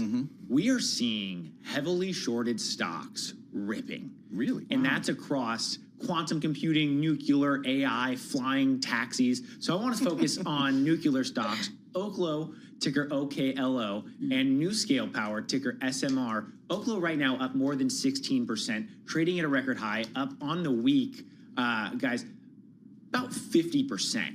And NuScale up about 14%. This is coming after news that Trump was going to use nuclear as part of kind of trade talks and coming after that meeting with the UK. But we are really seeing big moves in some of these stocks. Having covered the SPAC space, a lot of people will say, what D-SPACs are trading well? Well, Oklo, Sam Altman-backed SPAC, went public, $10. Right now trades for $122. So that's wow. Nora and I were just talking with James Walker, CEO of Nano Nuclear Energy, NNE. That stock is up 13% today, up 300% over the trailing 12 months. And he kind of said, hey, the market's trying to identify winners and losers in this emerging kind of micro nuclear technology. And you said those stocks are ripping today. And it's been an interesting patch to just keep an eye on. Just to that point is if you're putting your money across and betting on every horse, presumably one or two will win, and that can be result in some big bucks. And I just want to end on Netscope. Company went public yesterday, ticker NTSK. Traded well, traded up about 18% yesterday, up another double digits. So right now up 30% from its IPO price. This is a cybersecurity company, so we've been keeping a close eye on software, cyber, and potential new entrants in the IPO market. A big positive data point, especially in the wake of StubHub, which is traded pretty darn poorly. So a big move higher again in Netscope. That ticker NTSK up about 30% from where it priced just on Wednesday night. All right, Billy, thank you so much. We appreciate that. Billy Lipschultz covers all the equity markets for Bloomberg News. For more conversations like this, subscribe to our Stock Movers Reports. Listen for 5-minute audio reports on the biggest winners and losers in the stock market. Subscribe to Stock Movers on Apple Podcasts, Spotify, or anywhere you listen. One of the big earnings stories of today was FedEx. The company saying they're going to take a $1 billion hit as tariff chaos upends parcel business. So for those particularly politicians that say, I don't know, China's going to pay the tariff, or India's going to pay a tariff, or the EU's going to pay a tariff, that's not the case. It's the U.S. economy that pays the tariff, whether it's the companies themselves taking it in the margin, or whether it's the importer maybe taking it in its margin, or maybe it's even the consumer in the form of higher prices. That's where the tariffs ultimately get paid. Thomas Black joins us. He's a columnist. He covers logistics, manufacturing, and aerospace for Bloomberg Opinion. He's down there in the Big D. Thomas, talk to us about what we heard from FedEx and their results. What we heard is that they're taking a hit because of the tariffs. It's more about volume.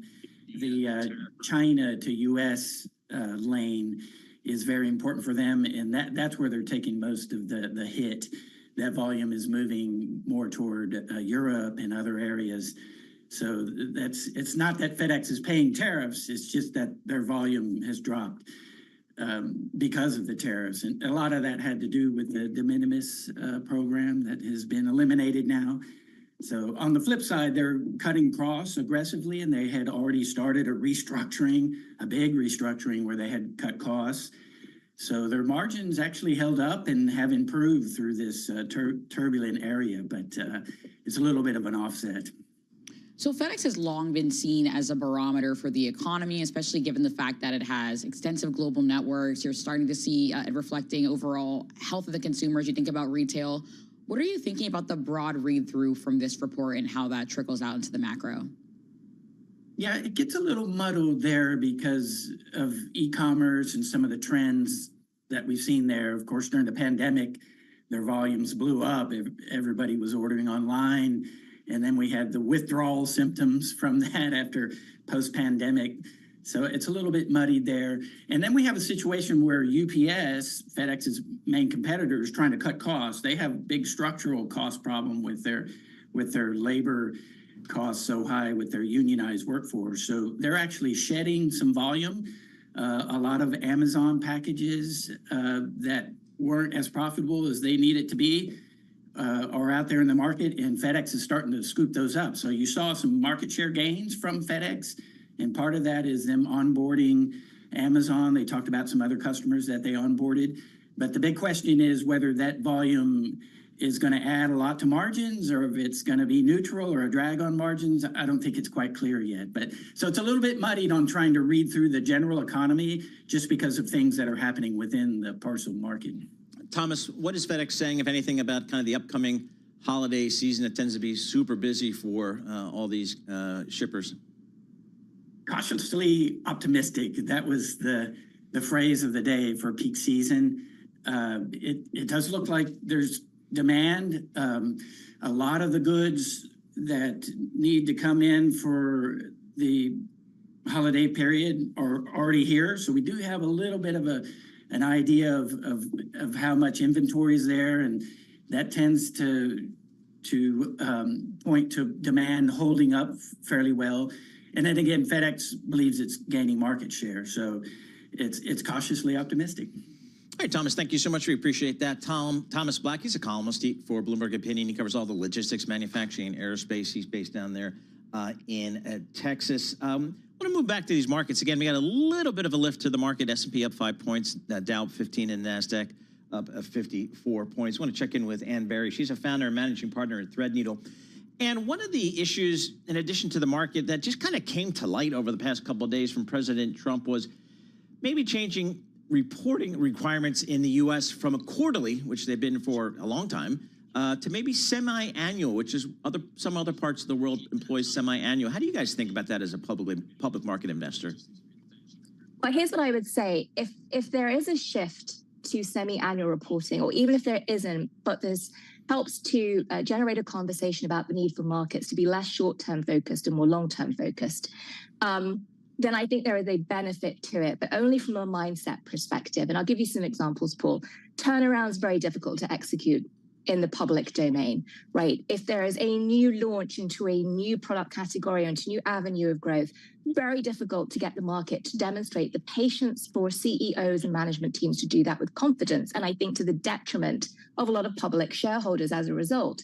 That being said, I will not buy the stock of a US company, or frankly, any company that doesn't report on a quarterly basis, that chooses not to disclose quarterly if this comes in, because I do feel that the transparency, the discipline of accurate reporting of the quarterly cadence is important, even if I personally invest with a much longer term mindset than that information might imply. Wow. So, I mean, do you think other folks feel strongly about this as you do? I think it really depends by sector. And let me give you a couple of examples where we've seen the paring back of information and with very specific metrics where it had no impact. Let's take Netflix for an example, and a couple of the other streamers. I think you and I discussed this, Paul, in prior shows. Netflix, for example, is no longer providing the same kind of subscriber information that it used to, right? Has it impacted Netflix's share price? No. Right? It's continued to go up. It's continued to perform very well in terms of return to public investors. But if Netflix were suddenly to stop reporting completely on a quarterly basis and going to every 6 months, I absolutely think other people would have the same reaction I'm having. What are they up to? What are they executing against? How do we hold the team accountable? And I think what happens, and then I'll pause, is it would make public shareholders ever more dependent, particularly retail shareholders, on believing that the boards are holding their management teams accountable. And I think there's already a disconnect in how accountability of management teams is being upheld. You called out Netflix, but I'm curious, are there any sectors that you think could potentially get by with the semi-annual just reporting every 6 months without facing intense scrutiny? Well, I'm going to focus on the core thing you just said in your question, which is get buy. And again, I have a very strong view on this. I would not buy a US company that doesn't disclose quarterly. But I do think some of the more capital intensive industries, for example, real estate, right, particularly when it comes to new build, some of the housing stocks, for example, where it may take a bit of time for rate impact to happen on buyer appetite for buying homes, or other kinds of sectors where there's very long gestation when it comes to construction.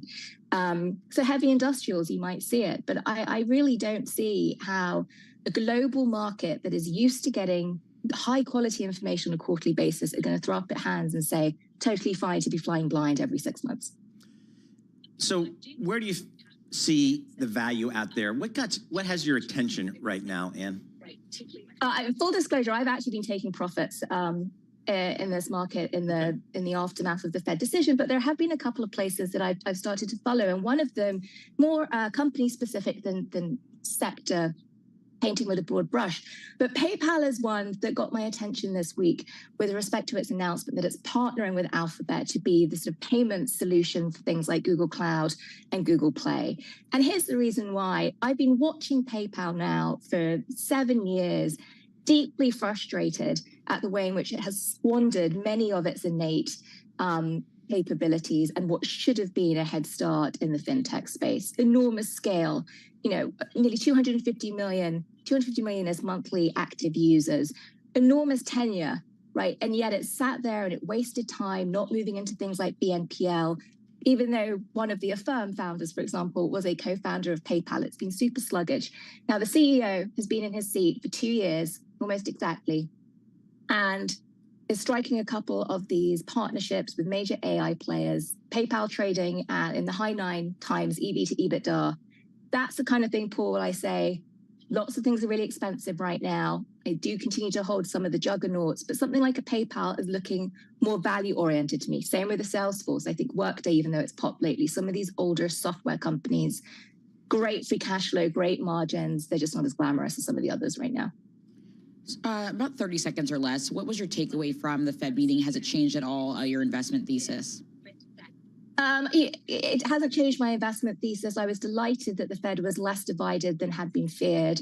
The thing that did weigh on me a little bit was the preponderance of the emphasis that's being based on the labor market as opposed to inflation. So this is one where I continue to look at the impact of tariffs. We're not out of the woods yet. And I think we have to remember, even if tariffs feel final, we've seen that, this administration wouldn't be shy about reversing even deals that have been struck, in my opinion. And thanks so much for joining us. Always appreciate getting your thoughts there. Ann Berry, she's a founder and managing partner of Threadneedle. Joining us here, gives her thoughts on these markets here. Again, a little bit of green on the screen. The S&P 500's up 4 points. The Dow's up 38 points. The NASDAQ is up 48 points. Gold, it's higher, $36.72 an ounce. This is Bloomberg. Good morning.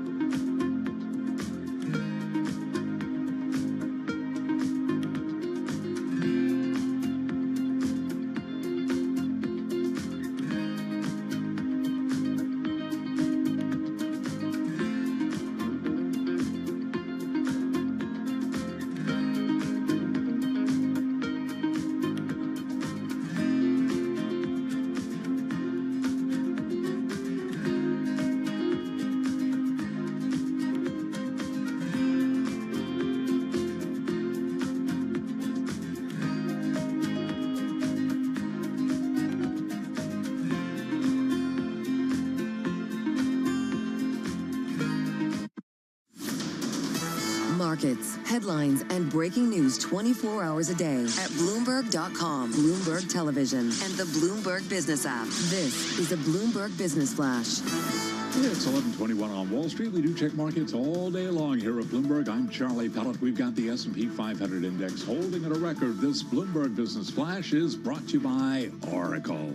Attention growing businesses. Oracle's offering to cut your current cloud bill in half if you move to Oracle Cloud Infrastructure. For new U.S. customers with minimum financial commitments, see if your company qualifies at oracle.com/Bloomberg. S&P ending the week, a Federal Reserve week, on a quiet note. Right now, the S&P holding on to gains, up 2 points, little change. At a record 66.34, up under 0.1%. Dow Industrials up 16 right now, also little changed on the day, up under 0.1%. Nasdaq higher by 0.2%, up 41 points now at 22,512. A retreat from a record for the Russell 2000 index of small cap shares, down now by 0.6%, but the Bloomberg Mag 7 index continues to rip higher, up by another 0.8%. The 10-year is yielding 4.13%, with a 2-year right now 3.57%. The U.S. Supreme Court will not be immediately acting on President Trump's bid to fire Fed Governor Lisa Cook. Chief Justice John Roberts has asked for a response from Cook by September 25th on the president's bid to immediately remove her from office. Earnings news. Home builders Lennar down now by 2% after earnings. Its forecast for quarterly home sales did miss analyst estimates. Among rivals, Pulte Home up by 0.7%. Toll Brothers up by 0.3%. For on-demand news 24 hours a day, subscribe to Bloomberg News Now wherever you get your podcasts. I'm Charlie Pellet, and that is a Bloomberg Business Flash. Now on Bloomberg Intelligence, Munis in Focus. All right, today's Focus on Munis is brought to you by BAM Mutual. Put America's strength to work in your portfolio with BAM insured municipal bonds. Protect your investments with an added layer of security and guaranteed income. Invest with strength. Build a stronger tomorrow with BAM Mutual. It is Fridays. That means we talk municipal bonds. We're going to check in with Nisha Patel, SMA Fixed Income Portfolio Manager for Parametric in New York City. Nisha, talk to us about the muni bond market. How's the performance been so far this year? Yes, great to be here. So the performance, I mean, munis have lagged most other all of fixed income indices so far year to date. We've seen a little bit of a rally as of, I would say, the past week and a half. But the biggest story on the muni side has been technicals. That's been the biggest drag for performance for municipal bonds specifically. This has been all about supply. So we've just seen a record amount of supply in a very short period of time this year in the municipal bond market at a time where demand has not been able to keep up. So now if you're looking at the intermediate long end part of the curve relative to what treasury yields have done, you're seeing a very compelling relative valuation of municipal bonds, particularly in the long end, where you can achieve tax equivalent yields north of 7.5%. And keep in mind, in that part of the curve, treasuries are down, maybe in the 20-year part of the curve, let's say 20 basis points year to date, 30 years flat. On the other hand, municipal bonds in that same part of the curve, high quality, are probably up higher in yield, anywhere from 20 to 40 basis points. Right. And so the 20-year AAA muni yields are still sitting above 4% on the long end. That's a level that's counter to historical averages. How should investors be thinking about this and where the opportunities are in this moment? Of course. So I think you hit the nail on the head, right? That 4% mark really ends up being that magical number and really kind of that yield bogey where investors start to pick up their heads. Over this past year, week and a half, we have seen investors getting involved. We have been talking about this opportunity for quite some time, perhaps in conjunction with some money coming off the sidelines. Obviously, the recent Fed cut, some macro tailwinds here. We're seeing more investors, especially high tax bracket individuals, getting more comfortable. But this window of opportunity is still open. So to your point, I think we're really saying that relative to what we've seen historically, in this long end part of the curve, we are looking at historical highs, decade highs in terms of this yield opportunity that we're seeing. So again, you translate this for the highest national tax bracket client, you're looking at about 7.5%. High state taxes like California, New York, you're almost inching towards north of 9%. Now, if you compare that to other fixed income asset classes, right? Even equities, this is where you really start to pick your head up and say, wow, this is an incredible opportunity. The story's been about waiting for income, and now the time's finally here. Nishi, you mentioned the new issuance. I know last year was a record year of new issuance. I think this year may be on track as well. Yes. What's the use of proceeds here for a lot of these issuers? Yes, good question. So I would say the issuance and the uptick in issuance has been due to a few reasons. So the number one theme that we've seen not only last year, this year, we will likely probably see into next year is just inflation, right? So as inflation has hit households, all other sectors, if you will, in terms of rising prices, the cost of implementing these projects, when states, cities, towns may be looking for infrastructure projects, when the deal was initially approved, you're looking at an increased cost of anywhere from 10 to 20%. So that is accounting for some of this uptick in just overall nominal issuance. The other story also has been, if you recall, earlier this year, there was a threat to tax exemption for a short period of time, right? So during the OBBBA, one big beautiful bill, as a lot of pay-fors were being looked for, there was talk about possibly capping or changing the tax exemption on munis. The threat was low, but again, from an issuer standpoint, you are going to pull forward, right, any issuance in case there was going to be any change. So, Paul, I would say it's inflation, right? Cost of projects just being higher. Yep. I would say it's a threat. And think about 10 years ago, 2015, 16, going to 16, we had a pretty sizable amount of issuance.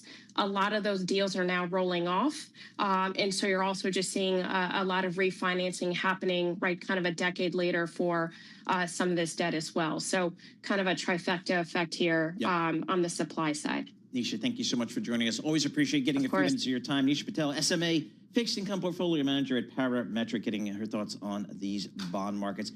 President Trump out with a tweet. I just completed a very productive call with President Xi of China. We made progress on many very important issues, including trade, fentanyl, the need to bring the war between Russia and Ukraine to an end, and the approval of the TikTok deal. I also agreed with President Xi that we would meet at the APEC summit in South Korea, that I would go to China in the early part of next year, and that President Xi would likewise come to the United States at an appropriate time. The call was a very good one. We will be speaking again by phone. Appreciate the TikTok approval, and both look forward to meeting at APEC, end quote there from President Trump. So we'll have some more reporting on that. In the world of digital media, the Federal Trade Commission is investigating whether Amazon and Google misled advertisers about the terms and pricing for ads on their websites. For more on this, Justin Teresi joins us. He's antitrust and litigation and policy analyst for Bloomberg Intelligence. Justin, what's behind this U.S. Federal Trade Commission investigation? Yeah, Paul. So that was announced last week. That related more to search advertising. But the big news we're really focused on right now is on Monday, Google's ad tech remedies trial starts in the Eastern District of Virginia. So this is following a liability ruling from last April. Basically, to break down kind of what that technology is, every time you visit a website, there's this little auction that takes place in a split second, under a second, I would say, that matches the right user with the right ad at the right time, and important for this case, at the right price. In April, it was found that Google had illegally monopolized the market for the sell-side platform that connects those websites with the right users and the exchange in the middle that operates the actual auction. So this now is deciding what to do about that problem. Really, you know, it's a debate over, do we do a breakup? Do we have some rule changes? What's that going to look like? Well, I mean, what is the case here for the company? I mean, what are Amazon and Google saying about this? What are they What are they doing with Yeah, this? so this one definitely relates. This is Google specifically, right? But here, what we're going to see next week coming up is, both sides really have some things in their back pocket. The DOJ is really going to be taking the position here that, look, Google can't be trusted. There are all these evidence destruction issues that were part of the liability trial last fall. They're also going to say, look, Google's offered to sell parts of its advertising exchange business in the past here. And in so doing, they really have made the point that it would be feasible to sell some of those things off. On the other side of the coin, Google, great team of lawyers per usual, they're really going to take the standpoint that, we do a really great job with security features. We protect publishers, website publishers, from malicious advertising and things like that might appear on their website. Also, I think they're very likely to take the position that, the trial itself, it was only about desktop ads, and the market's changing, right? We're going to see things about AI, about connected TV, about mobile ads and in-app ads, and things might be really headed that way. So the trial itself is about a technology that's on its way out in many ways. Oh, by the way, Google, parent Alphabet, stock hit a 52-week high today. It's up 33% year to date. So the market doesn't seem to be too concerned about this. Is there a downside, unexpected outcome from this remedies part of the trial? Yeah, so I'm a little bit out of consensus with my view on this. At the moment, I really do think that a behavioral remedy is more likely than a structural remedy. There's a much higher chance of a breakup in this case, and always has been. Breakup of what? Of Google's advertising business. I think specifically the advertising exchange in the middle would be the thing divested if it is.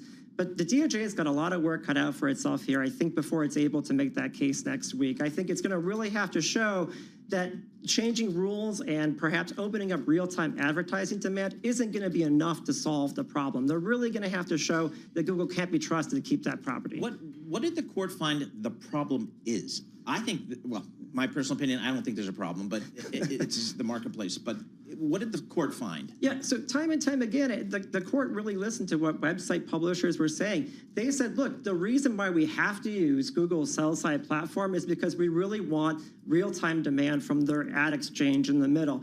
And that's really what the court found, is that there's this tying problem between the two products. So the question is, to remove that tie, do you need to skip the court altogether or simply change the way that Google does business to solve the problem? Mm-hmm. I mean, you mentioned earlier the DOJ has a lot of work cut out for itself, in particular with this, but then they also have so many other antitrust suits that are going on. What's the headline for you right now? What do you think is the biggest situation right now? So obviously we've had a change in administration here. So, I think there are a lot of question marks about how DOJ and a lot of other agencies are really proceeding with antitrust and a number of issues right now. At the moment, we're still looking at a lot of cases, right? We just had a ruling in Google search on remedies. We're now looking at this remedies trial in the ad tech case, the FTC suit against Meta. The verdict is still pending there. We really haven't seen a plethora of new cases, though, from the DOJ antitrust division. There's been some word about shakeups in that particular part of the DOJ, too. So where we go from here is a really big question mark, but it does seem like status quo for cases that are already pending. All right, Justin, thank you so much for joining us. Justin Teresi, antitrust litigation and policy analyst for Bloomberg Intelligence. Coming up, we're going to check in with Mark Douglas. He is the president and CEO of Mountain. They are a digital advertising company. They talk to kind of all the advertisers out there and all the tech platforms there. So about where the ad dollars get spent. We'll have some thoughts on what's happening in the global media business. That's coming up this year.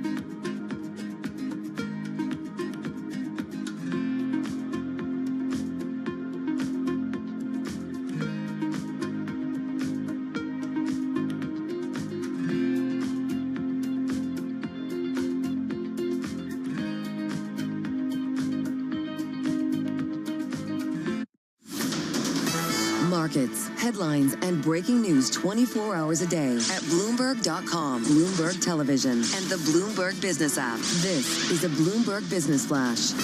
It's 11:40 on Wall Street. We do check markets all day long here at Bloomberg. We have got the Dow Jones Industrial Average fluctuating between gains and losses. Right now, we are looking at a small advance for the Dow, well off session highs, up now by 1 point.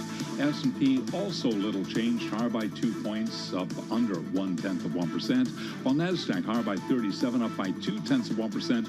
A retreat for the Russell 2000 index, pulling back from a record, down right now. Small cap shares lower by about 0.7%. Bottom line here, stocks ending the Federal Reserve week on a fairly quiet note. Stocks holding close to records. The 10-year yield, 4.13%, with the 2-year, 3.57%. Gold is surging $26 the ounce, up 0.7%, $36.70. West Texas Intermediate crude down 1.1%. WTI 62.89 a barrel, and Bitcoin down 1.4%, 115,882 per token on a Bitcoin. The Fed's decision to cut rates this week is getting solid marks from former St. Louis Fed President Jim Bullard. He's one of the candidates to succeed Jay Powell as chair next year. I thought the Fed's decision was a good one.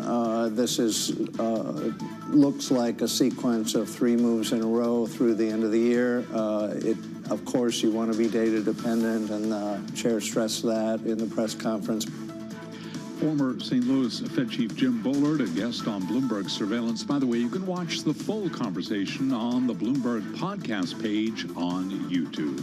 Recapping, stocks are advancing. S&P right now up by about 0.1%. For on-demand news 24 hours a day, subscribe to Bloomberg News Now wherever you get your podcasts. I'm Charlie Pellet, and that is a Bloomberg Business Flash. All right, Charlie Pellet, thank you so much. We appreciate that. Norma Linda sitting in for Scarlett Fu. I'm Paul Sweeney. We're live here in our Bloomberg Interactive Broker Studio, streaming live on YouTube as well. A lot of stuff happening in the global media, entertainment, advertising, digital advertising, technology space. One of the folks that we talked to kind of stay on the forefront of all that is Mark Douglas. He's the president and CEO of Mountain, and he's down there in Miami. Of course he is. So we love checking in with Mark every once in a while. Hey, Mark, thanks for checking in with us here. I want to get your thoughts on this TikTok deal. I mean, the last reporting I've seen, it might be some consortium of Oracle, Andreessen Horowitz, private equity firm Silver Lake Management. It might have the blessing of President Xi and President Trump. What does it mean for you and your kind of global advertising clients? Well, I think not much changes. It's probably going to mean a lot to influencers.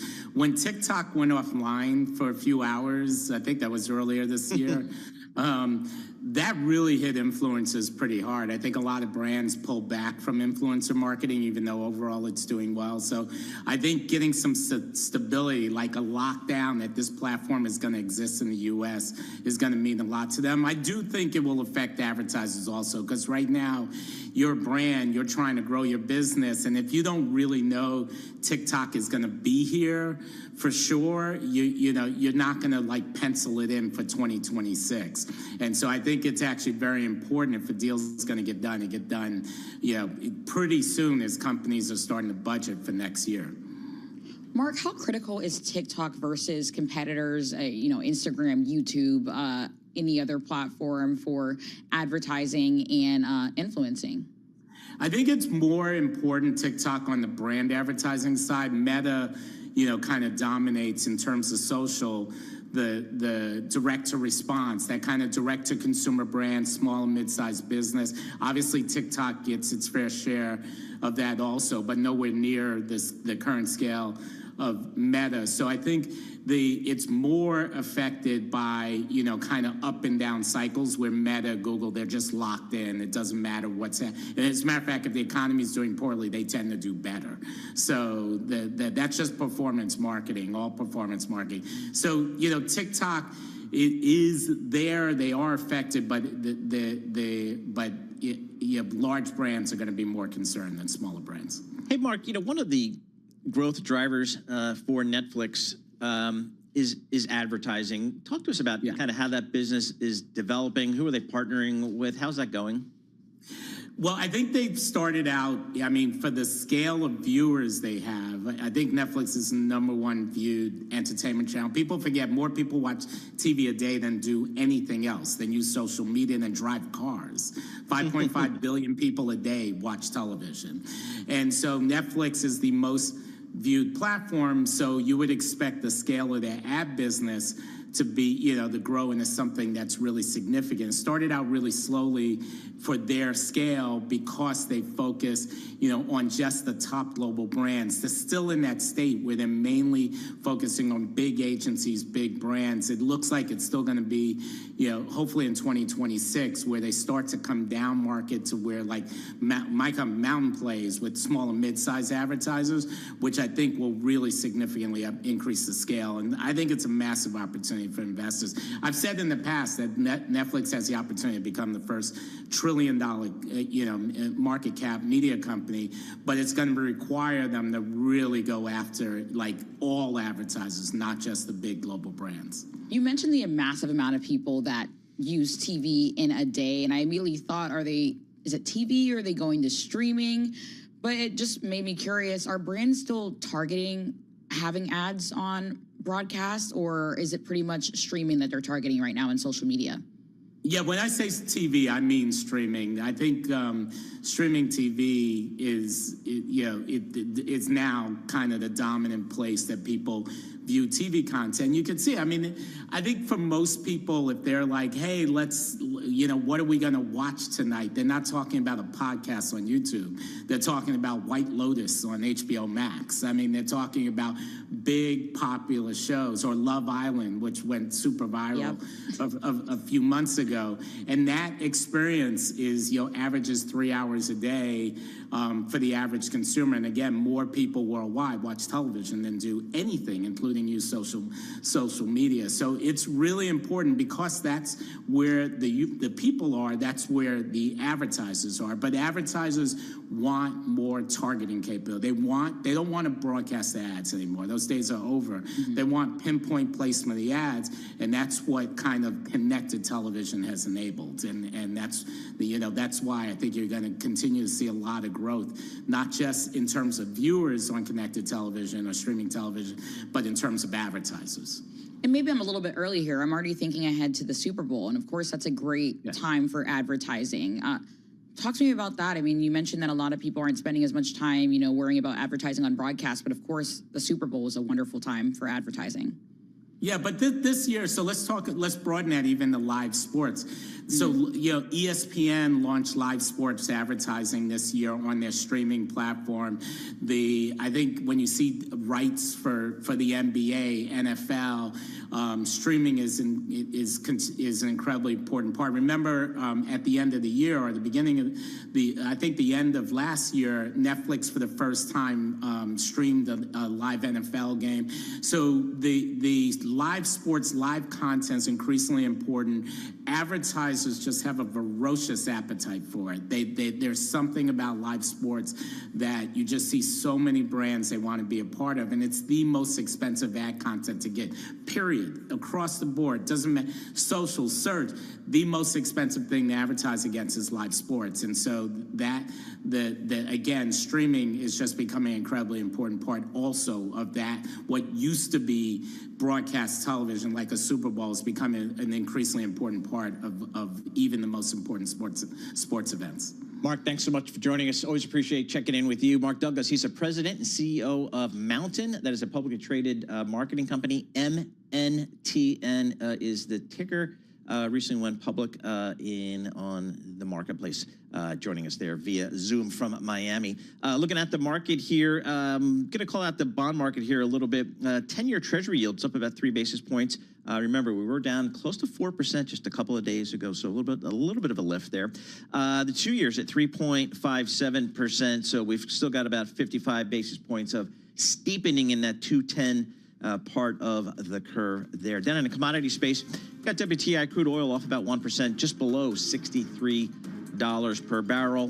Gold, that is higher yet again. Let's call it $3,670 per ounce. And Bitcoin down 1.4% today, just below $116,000. We're going to have more coming up. We're going to check in with Matt Cheltenham, talk to us about the FCC. Jimmy Kimmel.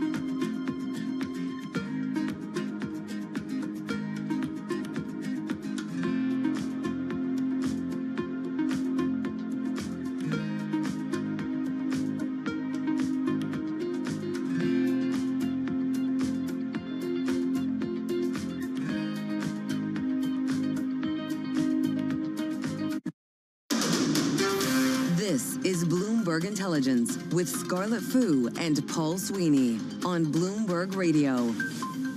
All right, Norma Linda sitting in for Scarlett Fu. I'm Paul Sweeney live here in our Bloomberg Interactive Broker Studio and streaming live on YouTube as well. So obviously some big news out there in Hollywood. ABC pulling Jimmy Kimmel's show, I guess indefinitely. I'm not sure what that means, over some content that some folks found objectionable.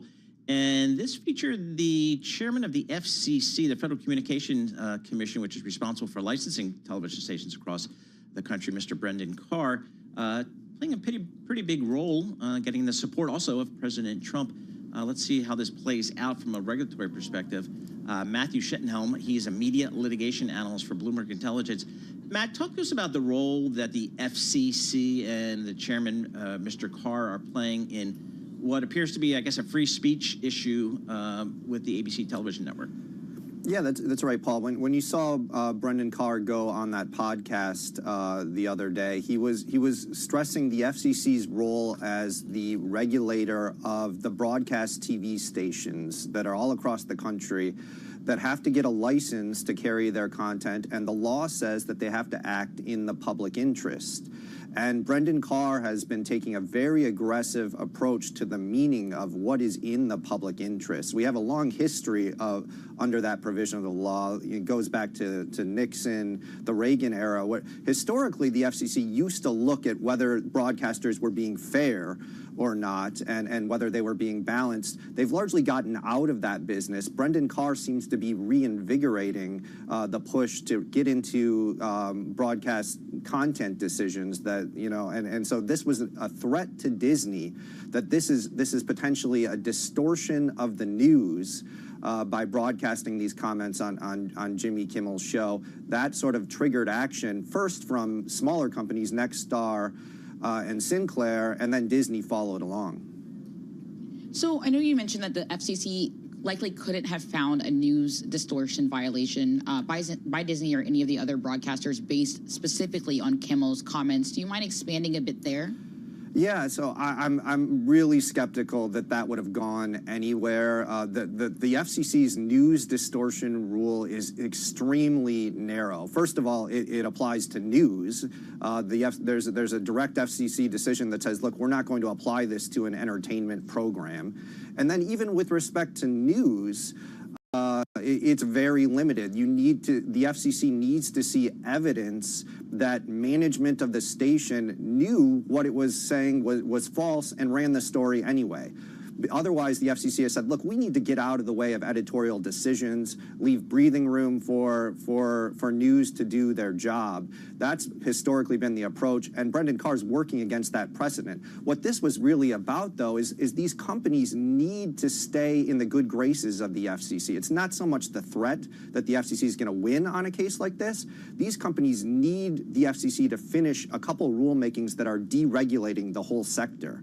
And so if the FCC asks them to do something, they have a strong incentive to do it because they want other actions from this FCC that will help their business. Does that partially explain to some degree the actions from Nexstar, which is one of the largest owners of TV stations in the country, and they have a pending acquisition of Tegna, which is a TV broadcasting company. That's in front of the FCC right now.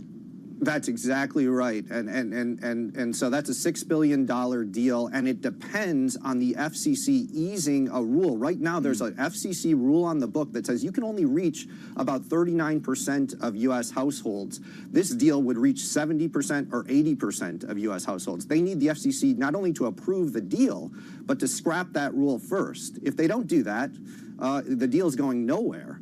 And so when Brendan Carr goes on this podcast and says, local stations, would you please do this? You saw an almost immediate response from Nexstar and Sinclair, followed by a thank you from Brendan Carr. I mean, what's the likelihood of this deal being approved? I mean, of course, that would be massive to have that amount of sway ownership there. Yeah, all signals are that this deregulation will move ahead at the FCC. This has been a priority for Republicans in FCC circles for a long time, and I think it will advance. There is a very difficult legal question looming as to whether the FCC can change that 39% cap. There's a strong argument on the other side that Congress must do it, and I think we're going to have a tough court fight on exactly that issue. I think the FCC probably can win that fight, but it might depend on what court ends up hearing it, what set of three judges ends up hearing it first. All right, Matt, thanks so much for joining us. Appreciate it, as always. Matt Chettenholm, he's media litigation analyst. He's kind of really the litigation and the regulatory guy that we chat with when it comes to all things related to the media and the regulation of the media. And clearly, this is a big issue for the ABC television network, for Walt Disney in general, and of course, other parties involved there, whether it be Nexstar, Sinclair, and some others. So we'll keep an eye on that, but it's certainly a big piece of news in the TV business. Looking at the markets here on this Friday as we close out the morning session, just kind of a light lift. Everything's up about 0.1%, so not a lot of movement there. But again, looking at the dollar, we got a little bit of a lift in the Bloomberg Dollar Index, and it's up about the 0.1%. So just kind of finding a bid. The dollar hasn't really come back as other risk assets have. It's still down about 10% from its recent high earlier this year.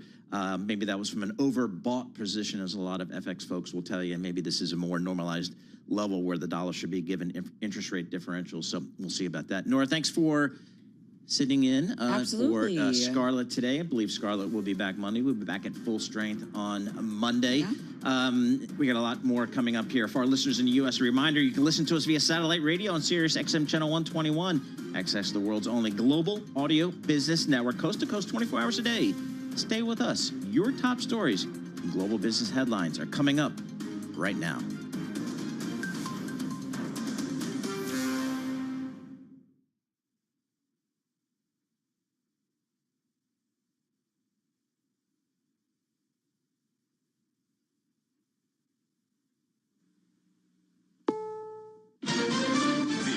CBS News on the Hour, sponsored by ZipRecruiter.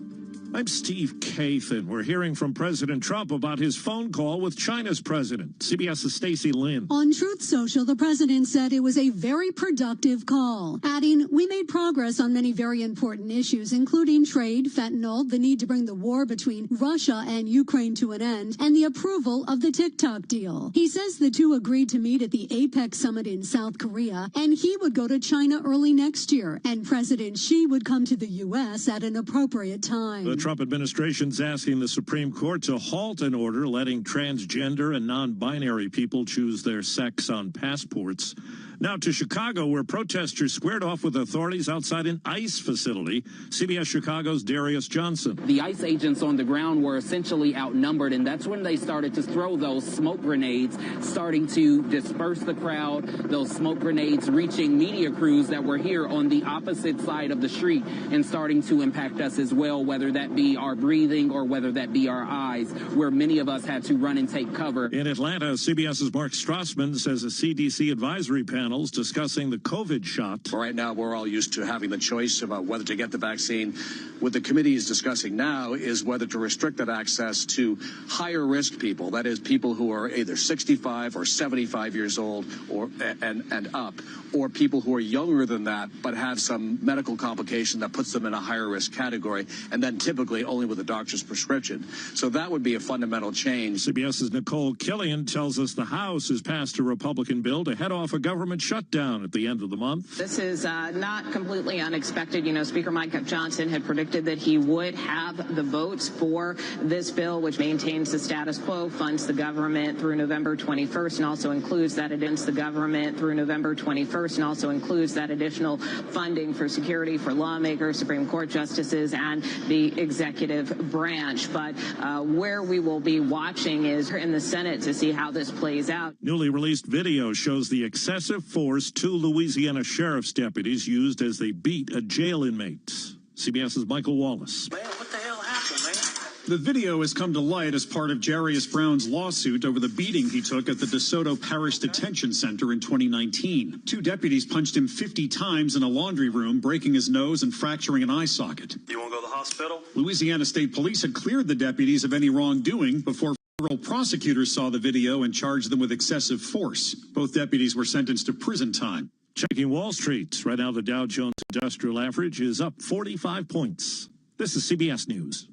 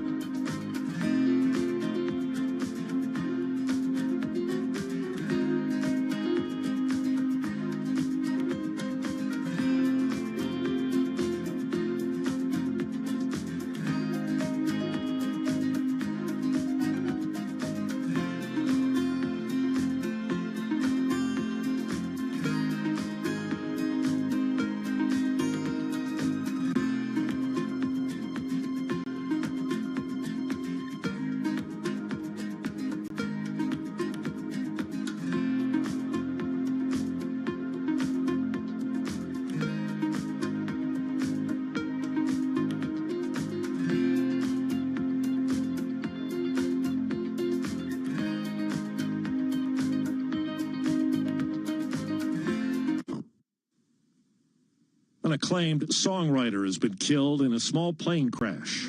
Jesus, take the wheel. The NTSB is investigating a small plane crash that's taken the life of songwriter Brett James. The FAA says 3 others on board also died after their single-engine Cirrus took off from John Thune Airport in Nashville and went down in an open field next to Macon County Airport in North Carolina. 57-year-old James was a member of the Nashville Songwriters Hall of Fame and a Grammy winner. He wrote hit songs for artists like Bon Jovi, Carrie Underwood, Jason Aldean, and Tim McGraw. Deborah Rodriguez, CBS News. Marilyn Haggerty, the North Dakota columnist whose 2012 review of her local Olive Garden became a social media sensation, has died at 99. Her piece drew wide attention. Celebrity chef Anthony Bourdain was one of her vocal defenders. Steve Kathan, CBS News.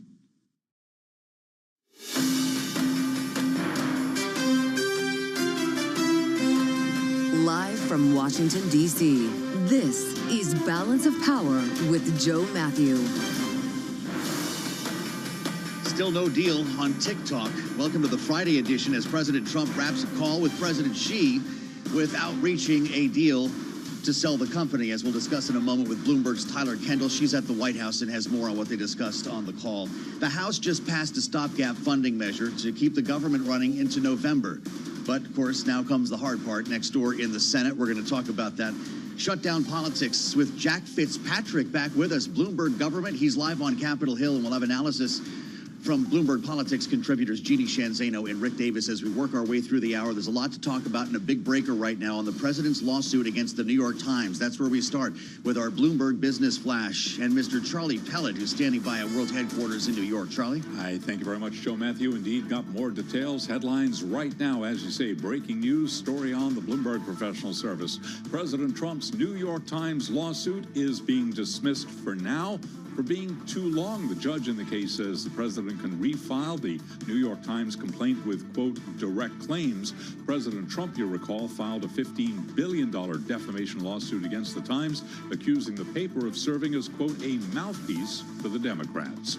U.S. stocks higher as Wall Street wraps up a big Fed week on a fairly quiet note. We've had the Dow swinging between gains and losses, but right now looking at an advance of 61 points, potentially a record close today, up 0.1%. S&P at a record, up 14, up 0.2. NASDAQ also at a record, up 88, now up by 0.4%. Interestingly, on an update for the rest of the market, the Russell 2000 index of small cap shares is pulling back from a rally and a record, down by 0.6%.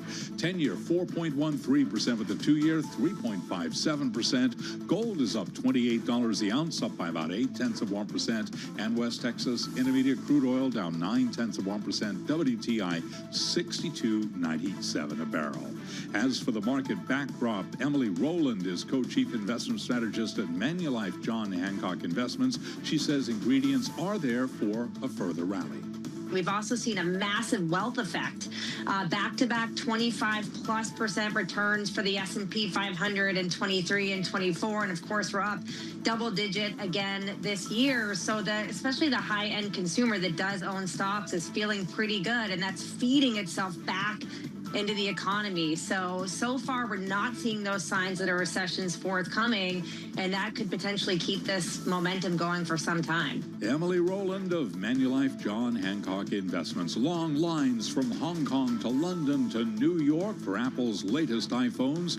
Apple shares, they're up now by about 2.4%. And AMC Entertainment shares, they're higher after the Hollywood Reporter said Taylor Swift is preparing for an in-theater event tied to her new album. AMC up by 7.2%. Balance of Power continues right now, and back we go to Washington. Once again, your host, here he is, Joe Matthew.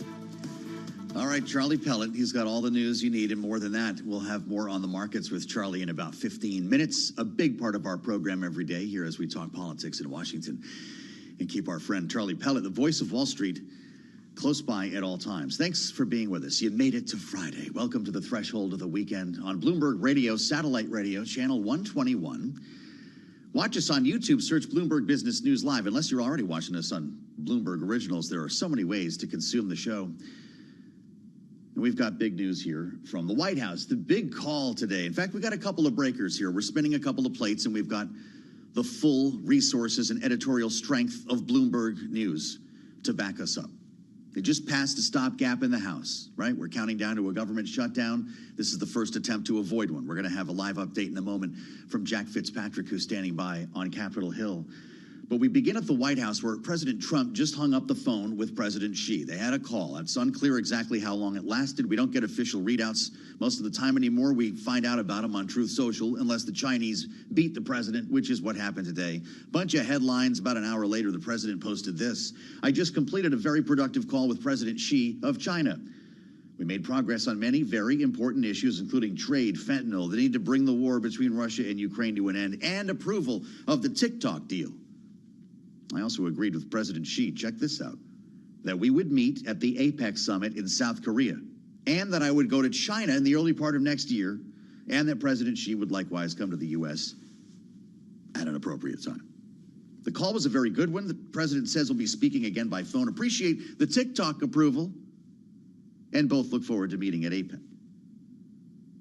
Now, I don't know how you're reading this, but what TikTok approval are we talking about here? Because, see, first he says that we made progress on many very important issues, including approval of the TikTok. That doesn't sound like we closed the deal, but then later refers to it like it happened.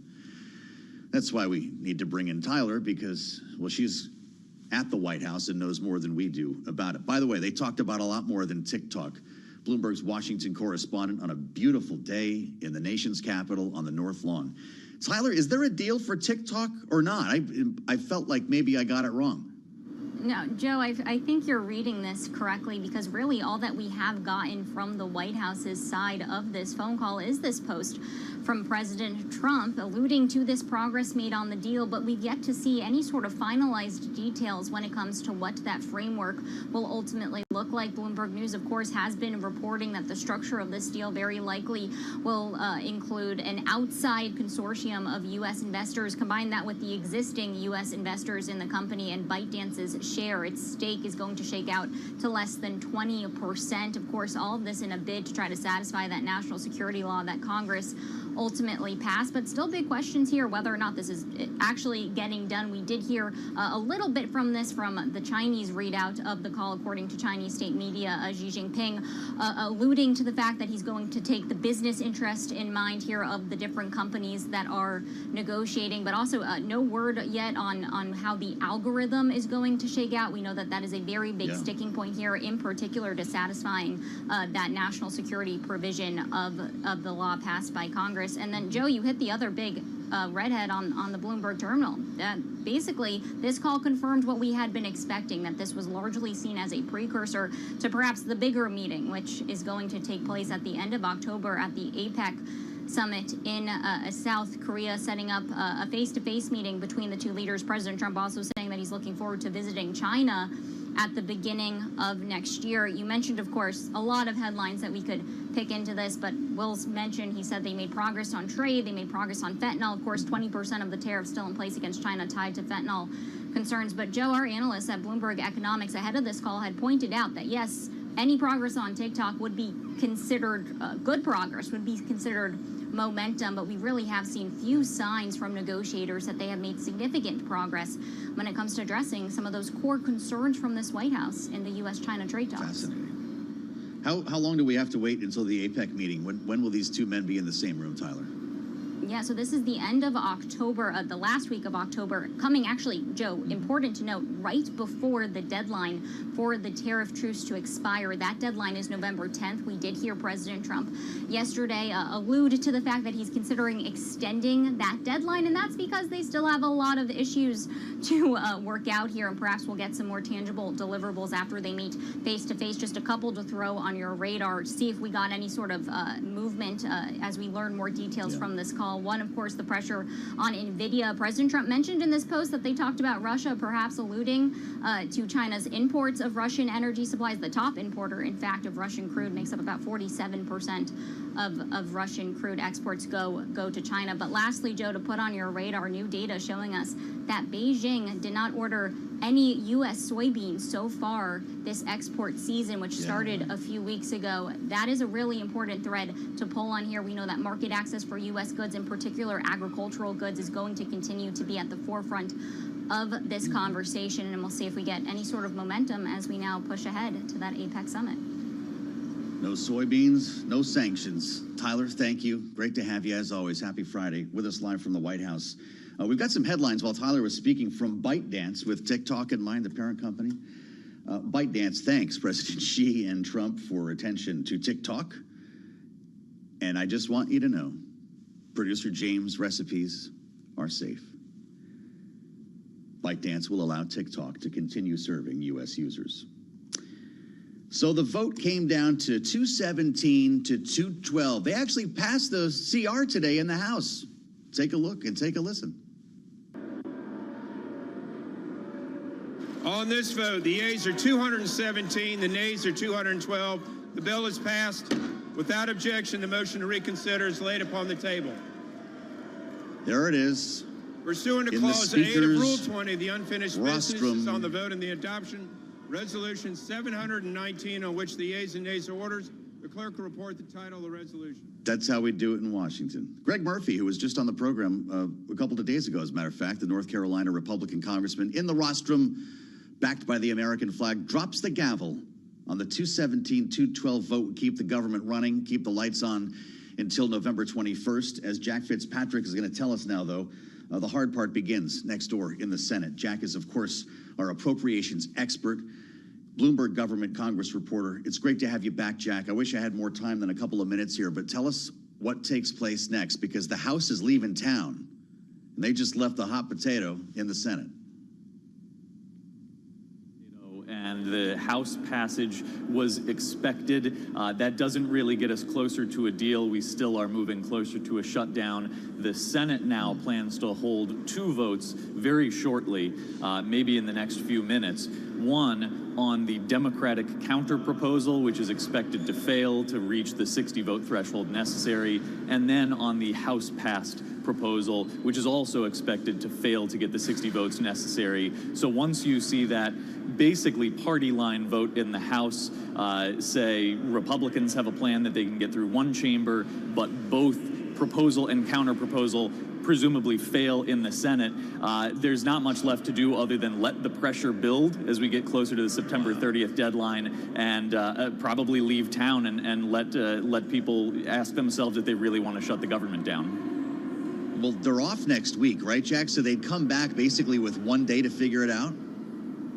Yes, with 2 days. They're supposed to be off next week. Okay. If some breakthrough happens, they could come back towards the end of next week. Monday is the beginning of Rosh Hashanah. Then they have 2 days before the actual deadline at midnight on Tuesday night. Wednesday would be the shutdown. So that's a classic case of jamming the Senate and saying something got through the House. You have very little time to figure it out, but you have to figure it out before October 1st. You know, Tom Emmer is going to be with us in an hour. As you know, Jack, I've only got about 30 seconds. Is this a good strategy? I mean, usually it's the Senate jamming the House, right? Did the Speaker just pull off something? It's a win for the Speaker. It's a win for Emmer. Congratulations to him for getting something through the House. It puts the pressure on the Democrats, and if there's a shutdown, it puts blame on the Democrats. Come on more often. I miss talking to you. Jack Fitzpatrick, Bloomberg government Congress reporter, is the busiest man in Washington, and he's got the breaker today, right? It's phase 1. The House passes the CR. Phase 2, we'll find out about it, and we'll, of course, let you know right here on the fastest show in politics. I'm Joe Matthew in Washington. This is Bloomberg.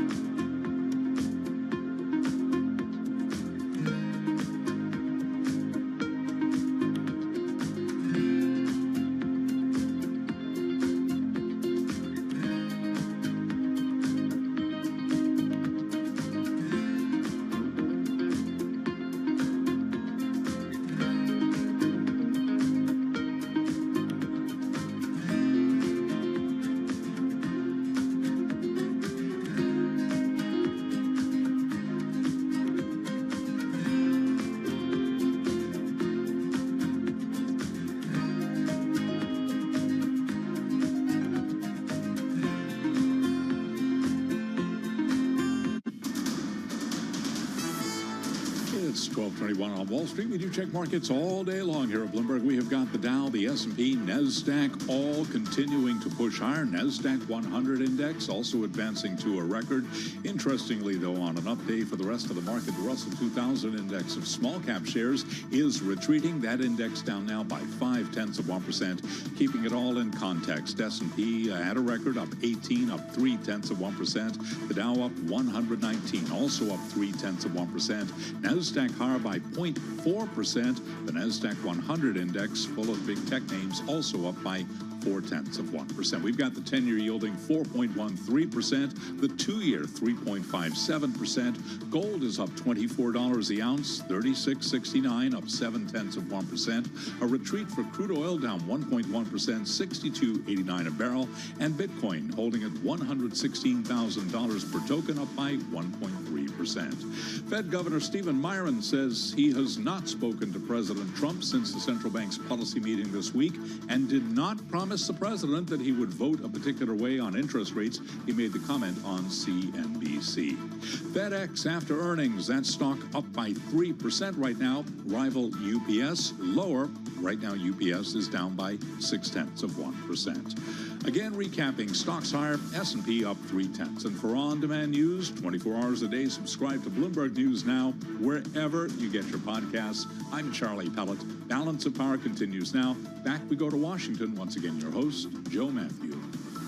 All right, Charlie, many thanks. We'll have more from Charlie Pellet in just about 20 minutes as we track the Friday trade. Yeah, I said it. It is at last Friday, and I did have to check twice today. It's been a long week.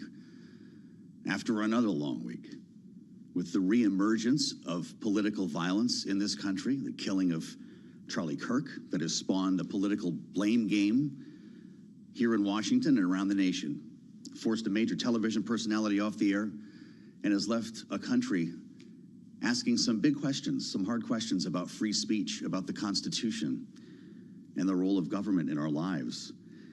With the White House now testing the limits of its authority in trying to shape government into President Trump's own image, it's a time that calls for some context, and I have an important voice to introduce you to. It's a conversation that we've been looking forward to and that you will only hear on Balance of Power here on Bloomberg. Hassan Kwame Jeffries, College of Arts and Sciences, Alumni Associate Professor of History at Ohio State University, is with us right now. And Professor, I want to welcome you to Bloomberg. It's great to have you with us here. I don't know how you would describe this period of time that we are in, but I'm sure it's something that is spawning a lot of conversation on your campus. And I wonder how your students are feeling about this, what kind of questions you're hearing. Well, first, it's great to be with you and on this important topic and during this tumultuous time. And that's how I would, in fact, describe it, as being a tumultuous time. And the students at Ohio State, brilliant students, very thoughtful students, there's a degree of fear, there's a degree of concern, there's a degree of confusion, because they're being hit with a lot of mixed signals. Do you want us to have to sort of speak our mind and learn and be curious, or do you want us to sit down and be quiet?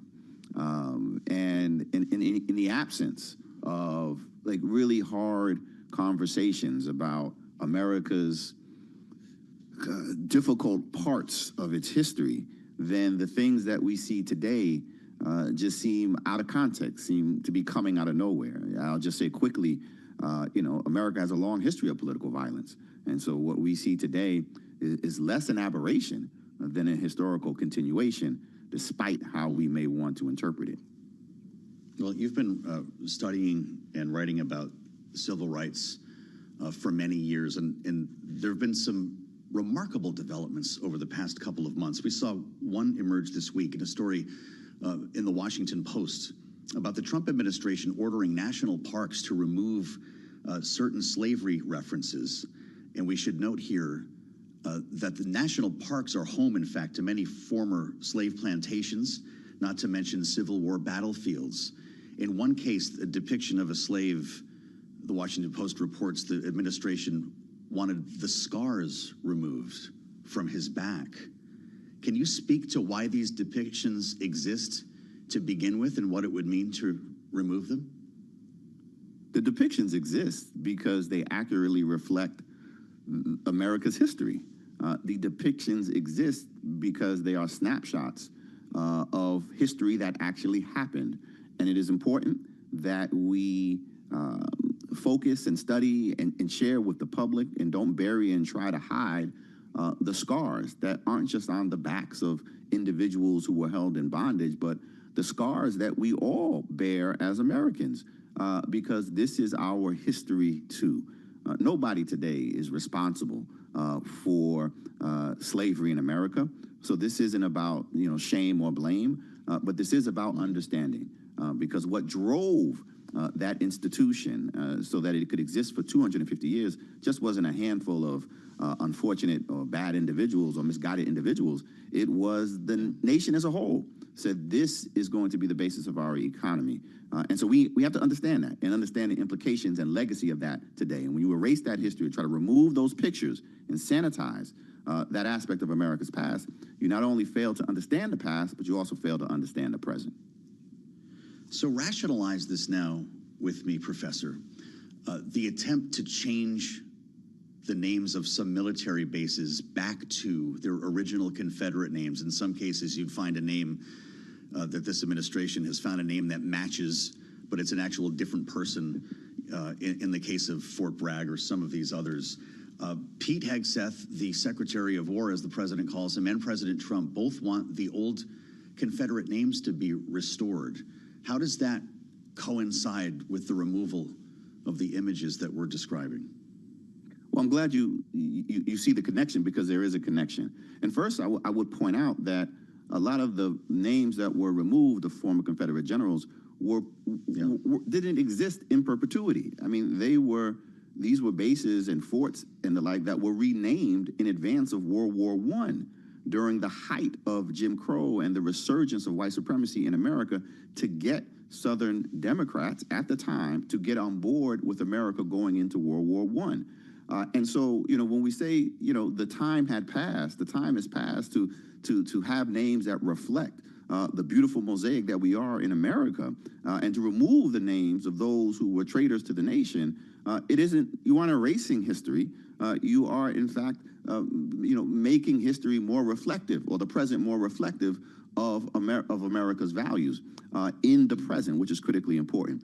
And just to link the two more clearly, one of the things that we have done in America, rather than confront the most difficult aspects of our past, is to create false narratives about the past. And the biggest false narrative that we have created is that of the lost cause, and celebrating, lionizing the Confederacy to downplay the horror of slavery and to shine a light on those who engaged in rebellion against the nation is the lost cause narrative. And we're revisiting that by trying to rename these forts and bases.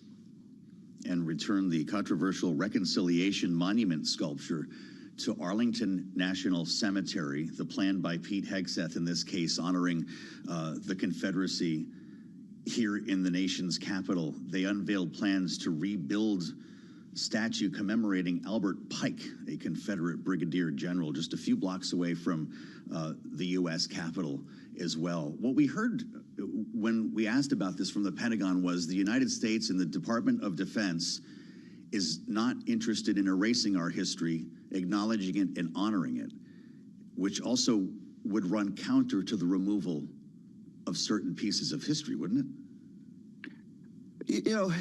Removing statues, updating names so that they reflect the values of the society in which we live, the principles, the goals, the objectives, is not erasing history. You can remove Confederate monuments. The Confederacy still lost. Robert E. Lee was still a traitor. And so that's a talking point. What you are doing, in fact, is, and I think every community over time, every nation over time should pause and reflect and think about what occupies our public space. And do these monuments and memorials reflect who we ought to be and who we aspire to be? And I would humbly submit that uplifting the Confederacy and Confederate generals, those who took up arms against the United States, do not reflect the best aspects of America's past or America's present. You may have seen the White House Peace Vigil, which was standing there, kind of a tent with some signs around it, and a 24-hour stand by some anti-nuclear peace activists, essentially. It's been there for 44 years, Professor. Widely considered the longest continuous act of political protest in American history. Has been dismantled. Park Police went outside, tore the whole thing down last night after a reporter mentioned this to the president in the Oval Office. Another symbol that has left us here in the nation's capital. And I know you're no stranger to Washington, Professor. Our viewers and listeners should know that you are the brother of House Democratic leader Hakeem Jeffries. We've seen quite an interesting couple of weeks go by here with the federalization of our local police, National Guard troops here on the streets. Can I ask you, with the course of study that you follow and the conversation that we're having right now, are you concerned that your university will run into political trouble as you teach the history of civil rights? I'm more concerned that my university, the Ohio State University, home of the defending national football champions, I should say, will not necessarily run into political trouble, because what they've done is they've actually already bent the knee. They've shuttered diversity, equity, inclusion programs. They right now just announced the ACLU of Ohio has filed a lawsuit on behalf of a student who was expelled for nonviolent, non-threatening posts about the war in Gaza. And so I'm less worried. I mean, Ohio State has demonstrated that they are aligning with the Trump administration on many of these issues. So I'm less worried about them, succumbing to political backlash, and more worried about them clamping down on not just free speech. And you mentioned the memorial of the protest, the peaceful protest there, but clamping down on the right to dissent and on campus, particularly among students. And it's not, and it's pressure that they're feeling, and they're going along with it, not only from the Trump administration, but also from the Ohio State legislature. And so many of these now, as we would call them, red states, are facing this sort of dual threat when it comes to free speech and the right to dissent, not only from the federal government, but also from state government. So I'm deeply concerned and worried that we're continuing to make it more difficult and not create space for students to raise their voice and dissent, not only about what's going on campus, but also what's going on in their nation and in their world. Well, I appreciate the conversation, Professor, and I hope you come back and see us sometime on Bloomberg, because this is something that's going to take time and probably more than one talk. Hassan Kwame Jeffries, College of Arts and Sciences Alumni Associate Professor of History at Ohio State University. It's great to meet you, sir. Come back and talk to us again. We'll turn this over to the panel coming up next. It's been a pretty newsy day here in Washington. Beyond the headlines we just mentioned, a stopgap funding bill has passed the House. The president has spent some time with President Xi. Trump and Xi on the phone together. Rick and Jeannie will be up next. Our panel on Bloomberg.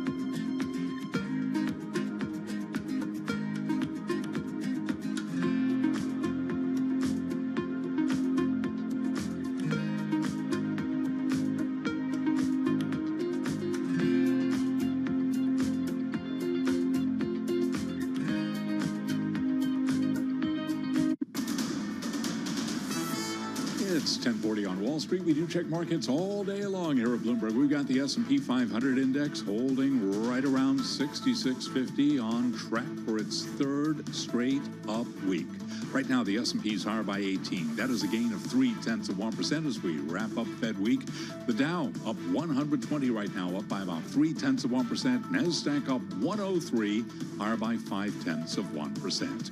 On an update for much of the market, the Russell 2000 index of small cap shares is lower, retreating from a record, down now by 0.4%. The 10-year 4.13%, with the 2-year currently yielding 3.57%. Spot gold is higher by $24 the ounce, $36.69, up by about 0.7%. A retreat for crude, $62.86 a barrel, down 1.1%, and Bitcoin now down 1.4%. 16,955. The Fed's decision to cut rates this week getting solid marks from former St. Louis Fed President Jim Bullard. He is one of the candidates to succeed Jay Powell as chair next year. He says the central bank looks set to cut up to 2 more times this year. I think the committee was worried about the non-farm payrolls report that revised the previous months down considerably. Non-farm payrolls is kind of the key number for the Fed, so I think that made them a little bit nervous. Former St. Louis Fed Chief Jim Bullard interviewed on Bloomberg Surveillance. By the way, you can watch the full conversation on the Bloomberg podcast page on YouTube. Scholastic shares are plunging 10% after the publishing company reported a wider adjusted first quarter loss per share than the same period a year ago. It says its education division was pressured by a difficult and volatile funding environment, with many schools delaying or reducing purchases. And Citigroup downgrading Intel after that surge yesterday. Right now we got Intel down by 2.2%. Yesterday, you'll recall, Intel rallied by 23%. For on-demand news 24 hours a day, subscribe to Bloomberg News Now wherever you get your podcasts. And back we go to Washington. Friday edition, Balance of Power continues. Once again, your host, our friend, here he is, Joe Mack. How about it, Charlie? Last trading session of the week. We'll get back to Charlie at the top of the hour for another read on the Friday trade, and I will let you know as well. At 1 o'clock, we'll be joined by Tom Emmer. That's the Republican whip in the House of Representatives who managed to get the votes together. He's taking a victory lap right now. They actually passed the bill. Yeah, it was not by a lot, just by 4 or 5 votes. 217 to 212, the final on the CR. This is the clean, if you will, CR that Speaker Mike Johnson's been talking about. Democrats had their own answer. I think, by the way, only one Democrat voted for this, Jared Golden, once again. But Democrats answered this with their own plan. They're both going to get a vote, it looks like, in the Senate today, and, well, both are expected to fail. We talked about this process with John Cornyn yesterday, the senior senator from Texas, looking to Democrats now as we already start the blame game before the government shuts down. Here's what he said. Right now, Democrats are making a demand which is completely unreasonable. It's a lot of unnecessary drama, and yes, I have seen this movie before, and it's embarrassing, frankly, because the government and the Congress ought to be able to figure out how to keep the lights on, how to keep government funded. But unfortunately, things have become so polarized and so partisan that it's hard to get some consensus on something as simple as that. Ain't that the truth? Of course, he's talking about Democratic demands to extend Obamacare subsidies. And if you listen to this program, you've been hearing about this for days, if not weeks. We drill down to each wrinkle here in this story, and that is where this seems to be held up right now. So both bills get votes in the Senate. John Thune's making room for it. Both are expected to fail. And then everybody goes home for a week. We've got Rosh Hashanah next week. By the time they're back, there will be 2 legislative days to figure this out. So smarter people we're talking to right now are thinking that a shutdown is appearing to be more likely, even if it's a short one. It will be very difficult to keep this from happening. See how the panel feels about it, because each morning has been a little bit closer feeling to a shutdown lately. Bloomberg Politics contributors Rick Davis and Jeannie Shanzano are here. Rick is our Republican strategist and partner at Stone Court Capital. Jeannie is our democracy visiting fellow at Harvard Kennedy School's Ash Center, our Democratic analyst. Rick, do I have this conventional wisdom straightened out here, and do you think it's correct? Well, conventional wisdom on the process, yes. I think that, Democrats are in the protest movement. They're not really in control of any of the legislative vehicles. But I would say the one thing that is counter to that is typically the party in power takes the hit for a shutdown, right? I mean, it's never worked out for the party in power. And even though they've got a great talking point, they have to understand the political reality, which is you're in charge of both houses of Congress and the White House, and you can't keep our fiscal business of government moving forward. And you lay over top of that the hangover from the big, beautiful bill, which is still out there begging for support from Republicans. I mean, it's not selling well, and nobody's out there really hustling it right now. When was the last time J.D. Vance went out, and did a promotional event for this? It's been weeks. So at the end of the day, conventional wisdom would probably say that this is going to hurt Republicans regardless of what the talking points are. Are you expecting a shutdown then, even if a brief one? Yeah, I think the Republican plan is to give the Democrats a vote on their bill. It'll be resoundingly beat. And then in exchange, Schumer is allowed Thune to bring his bill to the table, which is the House bill that just passed. That'll get beat. And then they're going to go on recess. I mean, and what voter thinks it's smart that the government's going to shut down while they're in recess? It makes no sense. Boy, all right. Chuck Schumer, in an interview with Punchbowl News, Jeannie, said, "We believe the American people will understand that they are causing a shutdown, Republicans, again, by not being bipartisan, by not wanting to do anything on health care at all, and by Trump." Is that a dangerous assumption for him to make? I think the problem here is that the Democrats are not thinking about what Donald Trump and, even more importantly, Russ Vought want. When you're going to negotiate with somebody, you better think about what they want. And what they want is clearly a government shutdown. This is Donald Trump's playbook. This is Russ Vaught's playbook.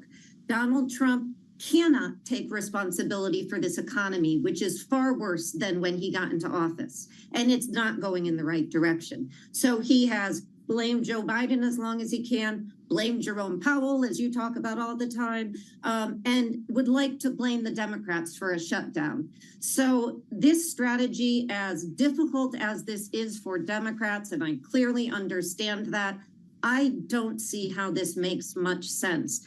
And I do applaud Jared Golden, and I don't say that a lot, for voting. What would they have been voting for? They were voting to maintain the status quo and then see if through regular process you can make inroads on the very important issue of healthcare subsidies. And, Senator Schumer's absolutely right about that. I know there's a lot of pressure on the Democrats from the left to play hardball. But play hardball for what? In my mind, it's almost as if they're playing right into Donald Trump's hands. And so conventional wisdom, Rick is right, is that the Republicans get blamed. But the other part of that, it's the instigating party for the shutdown that gets blamed. And Democrats have to be very careful. Donald Trump, who's very good at this blame game, doesn't blame them for instigating a shutdown. Wow, that's really interesting. Rick, you might remember a couple of weeks ago, Mick Mulvaney was on the program. I showed her to think that was just last week, but he said on the air that he was jealous of Russ Vought, who's sitting there with a plan, waiting for the government to shut down and basically be king for a day here and deciding what's essential and what's not. And many Democrats worry that if it shuts down, they won't be able to reopen it, and we'll have a whole new Doge effect with agencies closing at the whim of the president. Do you believe that? And if that's the case, what form would it take? Yeah, I'm not exactly sure that's accurate. I mean, there are limits to what OMB can do. during a government shutdown, they can decide what bills get paid and what don't, but there are a lot of mandatories in there too.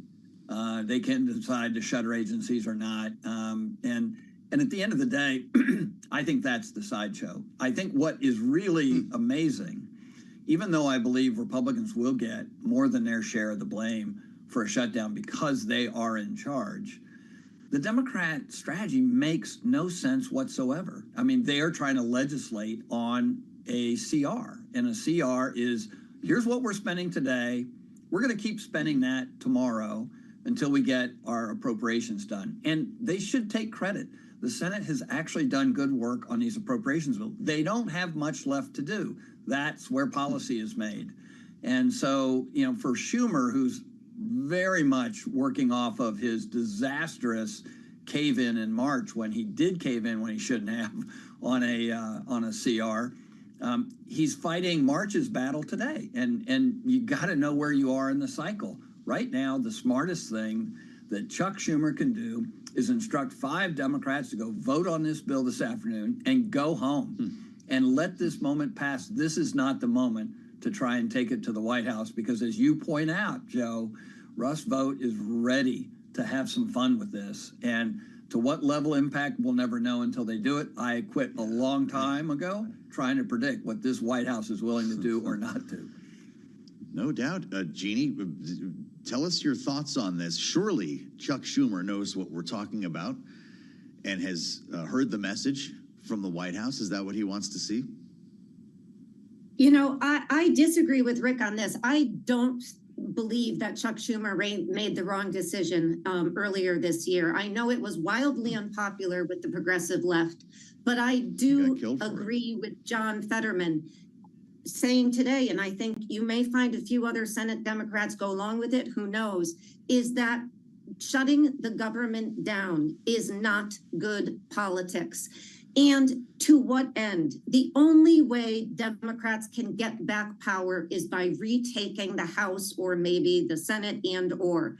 That requires, I understand the base play because they need to get their voters out, but they cannot open this window for Donald Trump to hit them as the reason that the economy is what it is. And so I think it is a wrong move, especially now, to shut down the government, because again, what can they do? They can negotiate. Let Republicans, if they want to sit on top of a government that cuts Obamacare subsidies by 20, 30, 40%, let them. If they want to sit on top of and responsible for a government with the inflation that we have, with the unemployment that we have, with the tariff wars that we have, I mean, the list goes on and on. Let them take responsibility for it and go out and make your case to the voters. These shutdowns do none of that. So I don't see this as good politics. And I know I am very much in the minority on that because there is a real interest, and I get it, on the Democratic base to fight. But this maximalist posture is a loser, I think, in the long term for Democrats. Well, would it be the Machiavellian move here, Rick, for Democrats to actually allow the Obamacare subsidies to expire, knowing what Republicans' own polling shows on this matter? Yeah, I don't even think it's Machiavellian. I mean, take the medicine that you are asking for, right? Republicans are saying, hey, look, we'll deal with this later. And by the way, they probably will, right? I mean, Republicans are not absolutely crazy about their future electoral prospects, right? They're going to do what they think they need to do to get elected. They can fix this in the appropriations process, which is what Thune has said. Let's just fix these problems in the future. Let's not do it in a CR that's completely unnecessary for the next 60 days. And so the reality is everyone's going to wind up on the same side on this. I mean, it is highly unlikely that this administration is going to want to unleash a 75% increase in people's health care bills, needlessly, right? I mean, this is a classic example of the messaging that Donald Trump did on the tax cut. The tax cut was expiring, right? It wasn't a tax increase, but it was an expiring tax cut, which means people's taxes are going to increase. This is a subsidy that's sunsetting. It's not like they're taking it away. It was never meant to last longer than this. But at the end of the day, voters will feel like it was taken away. So Republicans are looking at it and go, yeah, we're not going to do that. I mean, so let's fix it later in the right process. There you have it. Leading us up to our conversation with Tom Emmer, Rick Davis, and Jeannie Shanzano, the view from the Republican and Democratic sides of the aisle. It passed the House. What happens in the Senate? It doesn't sound like anything positive. We'll have much more on this as we welcome our global television audience to the conversation straight ahead, only here on Bloomberg.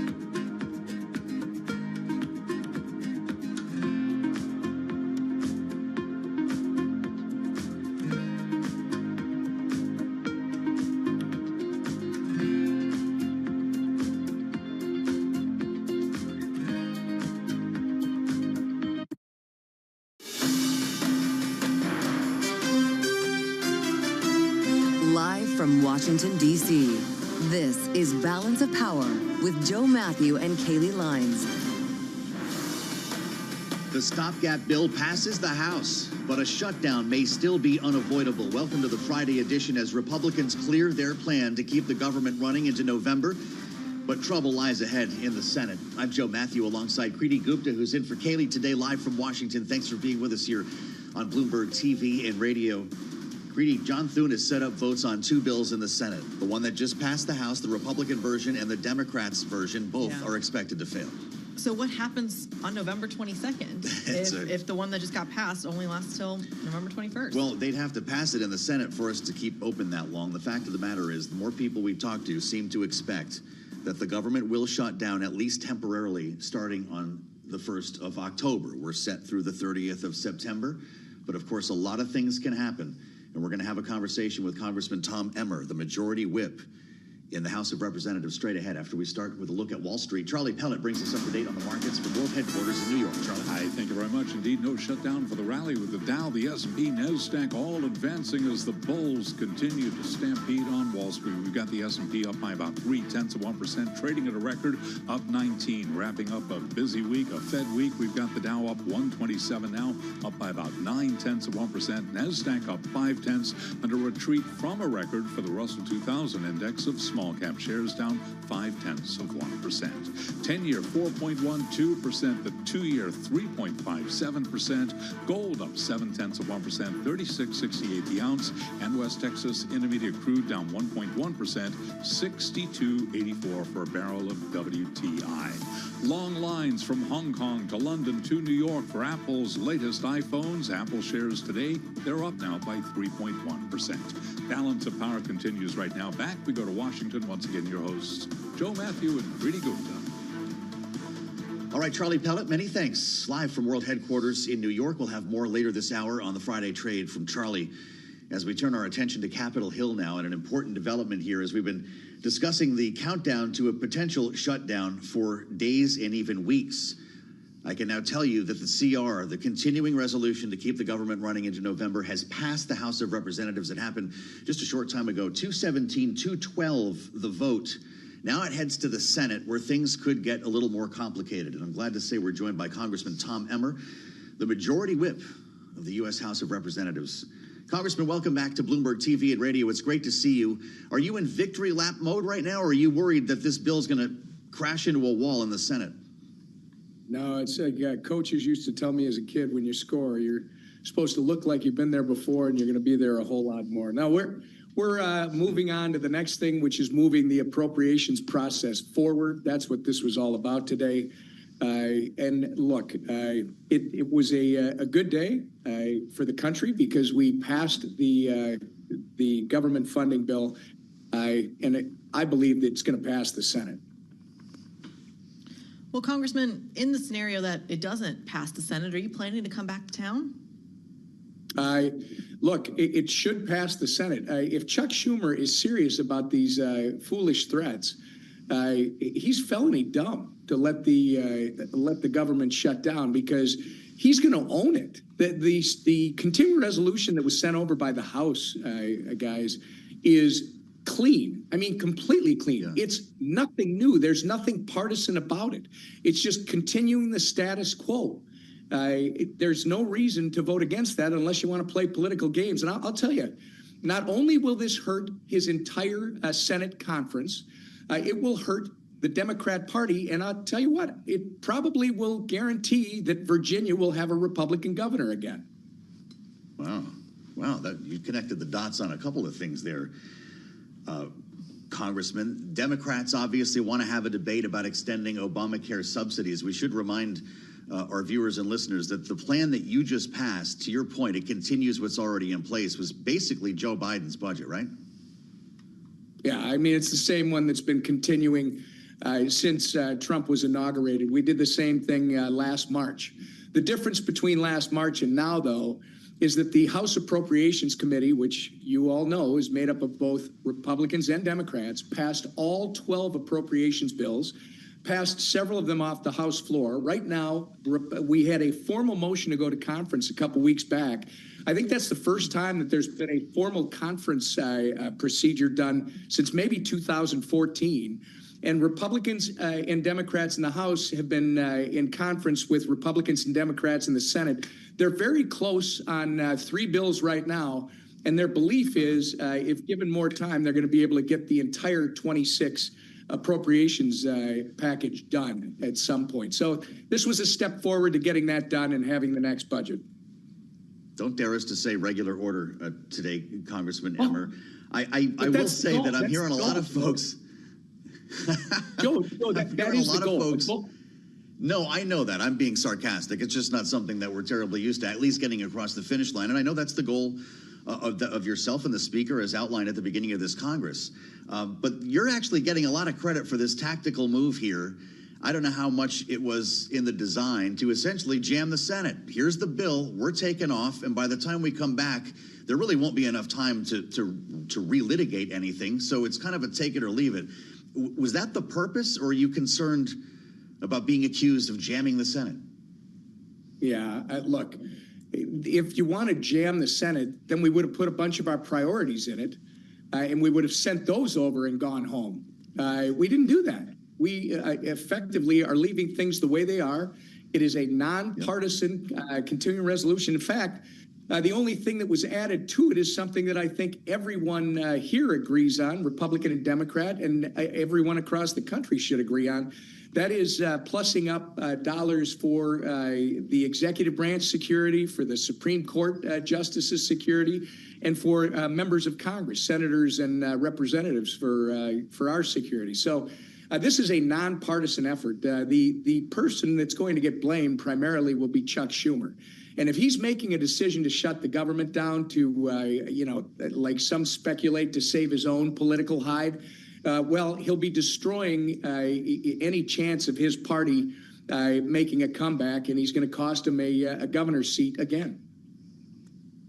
Well, Congressman, just walk us through what the next 3 months of the year look like here. Are we back in negotiation mode right before Thanksgiving? On November, if this does go through November 21st, what happens on November 22nd? Well, you can't, there are human beings involved, but I think so you can't, it's kind of like the weather. I can make some forecasts for you, but they never have to be right. I do have to be right. So I'm not going to forecast something that I can't accurately predict. I can tell you what's going to happen now. The House Appropriators, even though we're not going to be in session until after the government funding deadline, the House will be adjourned. They will continue their negotiations on the 3 bills and other bills that the House and the Senate are going to try to tie up. And the goal would be to have as many of those done by November 21st, because as the whip, that will allow me to go to our members when I'm asking them for their support to say we're making progress. This is either all done or it's close to being done. It's moving in the direction that you want it to. If it doesn't, for some reason, if Democrats walk away from this process, which I haven't seen the rank and file necessarily walk away, I've just seen Hakeem and Schumer posturing as if they're walking away. But if that were to happen, again, then we'd have to sit down with the speaker and figure out what the next step is. And there are some ideas, but we're not there. Really interesting. Lastly, Congressman, appreciate your generosity with your time today. I know it's a busy one. Democrats charge to extend the Obamacare subsidies that we were just mentioning, and this has been a kind of a long-running conversation now, is something that has split the parties here. I don't know what term you want to use, but I'm just wondering where you are personally on this. Not part of this CR, but when you get back to work and you're negotiating the next budget for the new year, is that something that you support? We saw polling from Tony Fabrizio's shop that showed the expiration of these subsidies could do a lot of damage to Republicans' chances in the midterms. I'm just wondering where you are in principle on that. Yeah, well, first off, you got to understand the job I have. You will not get me to take a position because I've got members who are split on this. My job is not to tell them, this is, you got to agree with me. My job is to say, all right, where are you at? What are you able to do? How is this going to work? What I do know is this, the continuing resolution that was just signed, our speaker said, this is about funding. This is a funding bill. We will be talking about that policy question before the end of the year because, of course, they expire at the end of the year. Yes, sir. It's good to have you back with us. Congressman Tom Emmer, the majority whip, he got the bill passed, and it's great to have you back on Bloomberg TV and radio. Let's stay in touch as we make our way closer to September 30th here, and then maybe November 20th. We'll keep you posted on all of this. I'm Joe Matthew in Washington, where we do have news today on both ends of Pennsylvania Avenue. We'll have more on the president's call with President Xi a bit later, but we have an important conversation to bring you now as we work our way up to Unga Week in New York. My colleague David Gura, the host of the Big Take podcast here on Bloomberg, sits down with Antonio Guterres, the United Nations Secretary General, in a conversation you'll only hear right here on Bloomberg TV and radio. David? Joe, thank you very much. Mr. Secretary General, thank you very much for the time. It's a great pleasure to I appreciate it.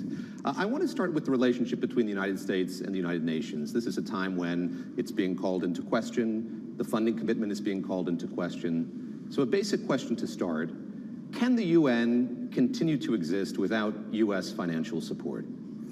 Well, first of all, it's important to say that the U.S. was essential in the founding of the UN, and it was the most important partner of the UN for most of our life.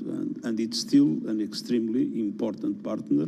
And I'm very grateful for all the UN has done to the US. At the present moment, as you said, we are having some massive cuts. The agencies have responded in humanitarian aid and development cooperation, which means that they reduced staff, they shrunk their operations. So the UN moves on, but of course the people impacted by the cuts suffer, which means less food distributed, less vaccines distributed, less HIV/AIDS treatment distributed. So obviously the impact is not in the UN, the impact is in those that benefit from the action of our humanitarian and development agencies. On the other hand, we have the assessed contributions, which means the mandatory contributions that were agreed by member states for the Secretariat and for the peacekeeping operations.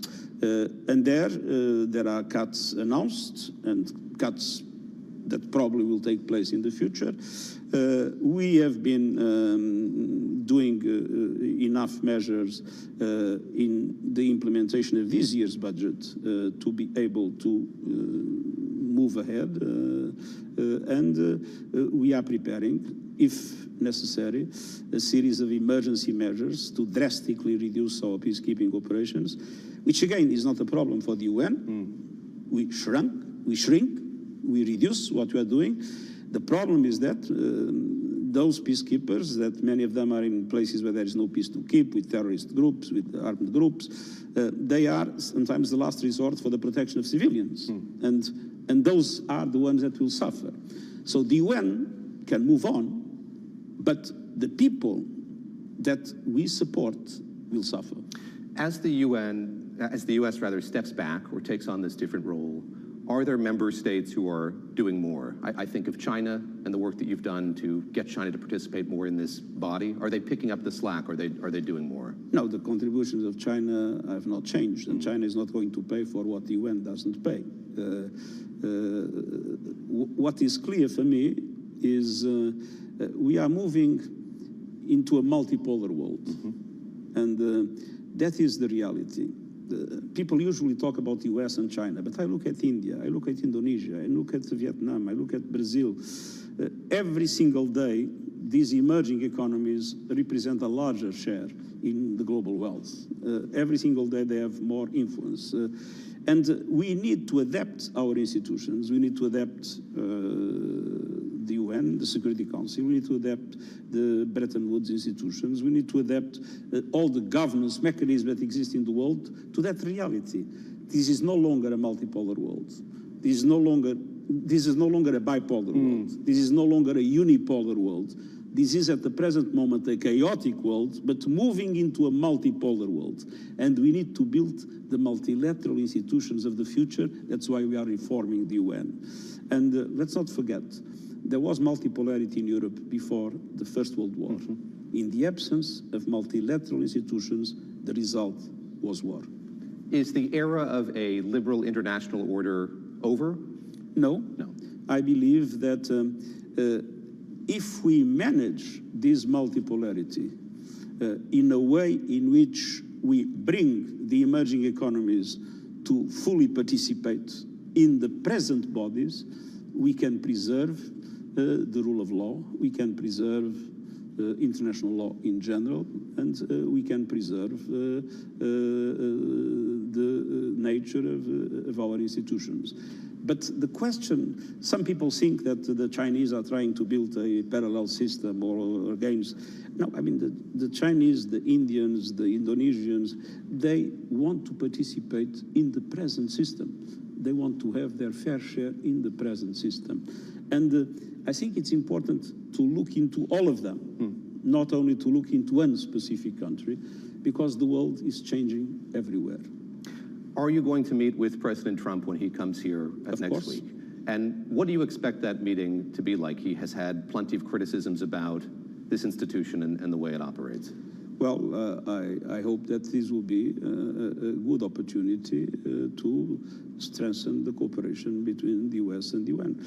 I mean, the relationship between the U.S. and the UN has always been a fundamental pillar of international relations, and I hope that it will be possible to work in that direction. Should we read anything into the fact that there are world leaders who didn't get visas to come here this year? What does that say about that relationship? This is a violation of the host country agreement. This is, in my opinion, unacceptable, and I think it's a mistake, because it's better to have everybody here than to let people out when that people are directly involved in the possible solution of the problems that we are having. You used to be the UN High Commissioner for Refugees, and a meeting that the U.S. is going to hold next week centers on putting new restrictions or limitations on asylum. How do you interpret that effort here to use the UN, this forum, to advocate for something that seems so antithetical or not in keeping with what the UN's perspective has been for so many years? Well, this is a UN convention, the 5th UN convention, that I believe is one of the most fantastic instruments of human rights that was ever created. So it's logic that those that want to change the convention do it in the UN. I was High Commissioner for Refugees for 10 years. It was the most exciting work of my life, where I felt I could really do something directly in the most remote locations where people were suffering in a terrible way, and I could take decisions to change their lives. So that was a fantastic job, and I consider the protection of refugees something fundamental, and I am completely against the idea that we should build a different convention. I think the 5th UN Convention is one of the most important instruments of human rights in the world. There is a frustration about the way this institution operates, and when I think of the conflict in Ukraine, the conflict in Gaza, the Security Council at this moment in time is deadlocked. There's vehement disagreement among many of the permanent members of that body. How does the broader institution continue to operate when you have that part of this unable to do its job effectively? The UN is much more than the Security Council. I mean, we are by far the main distributors of humanitarian aid in the world. We are in the front line of climate action. I mean, I believe it needs to be recognized that the UN has played a very important role at the present moment to accelerate climate action and to defeat climate change. We are bringing into the UN a very important discussion. We'll have the first high-level debate on artificial intelligence. We are going to create an international scientific panel, independent panel on artificial intelligence that will present reports regularly to the whole community. So we are involved in lots of activities of all kinds to the benefit of the people around the world. We have a problem, yes, in the core area of our activity, which is peace and security. We depend on a Security Council that today has a problem of legitimacy because it doesn't correspond anymore to the world of today. When we are talking about multipolarity, yes, where is the multipolarity in the Security Council? Clearly not. And it has a problem of efficiency. And that is a serious restriction for our activity.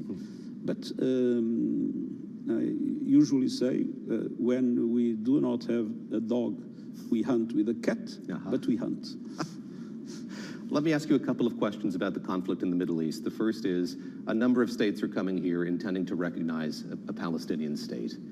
Help me understand in concrete terms what that will do. If you have a wider number of countries recognizing that, what does it mean in concrete terms? I think it's a very important pressure on Israel to understand that they cannot move on with the annexation of West Bank, and that they cannot move on without accepting the idea that we need an immediate ceasefire in Gaza with the immediate release of and unconditional release of all hostages and with free humanitarian access in Gaza.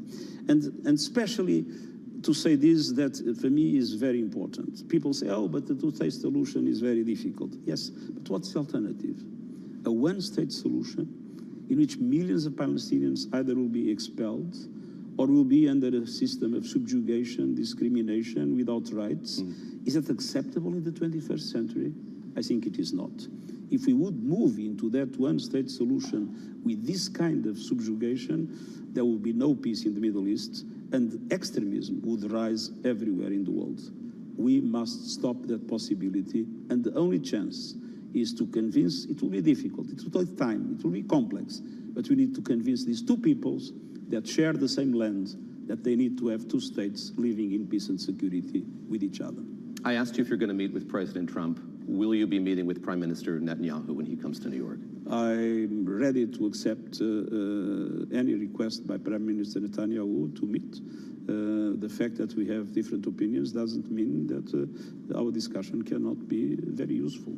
I want to ask you about the conclusions of this independent commission here at the UN that Israel is committing genocide in Gaza. And I expect that you'll say in reply, this is an issue of semantics. It's a determination that's best left to the international courts. It's not for you. But I assume you've looked at that 72-page report in which those findings are laid out and that assessment is made. How does it shape your understanding or the way that you look at this conflict that's still unfolding? Well, I mean, first of all, we all condemned clearly and in a very strong way. But you will not call it genocide. The horrific attacks by Hamas. Let's not forget that that happened. But we also consider that it is totally illegitimate, a collective punishment of the Palestinian people. And indeed, the situation in Gaza is horrendous. We have the highest level of death and destruction that I've witnessed in my time as Secretary General. And we are seeing now in Gaza City the total destruction of a city with people having to move in the most desperate circumstances. We have famine. I mean, it couldn't be worse. The legal attribution of genocide, I have not the power to do so. It's for the courts, and in the United Nations, it's the bodies of the United Nations that can decide that, the Security Council or the General Assembly. What I can do, and I do, is of course to denounce what in my opinion is an absolutely intolerable from the moral, political and legal situation in Gaza, and at the same time to mobilize as much as we can in very difficult circumstances all the possible aid to the Palestinian people that is suffering horrendously.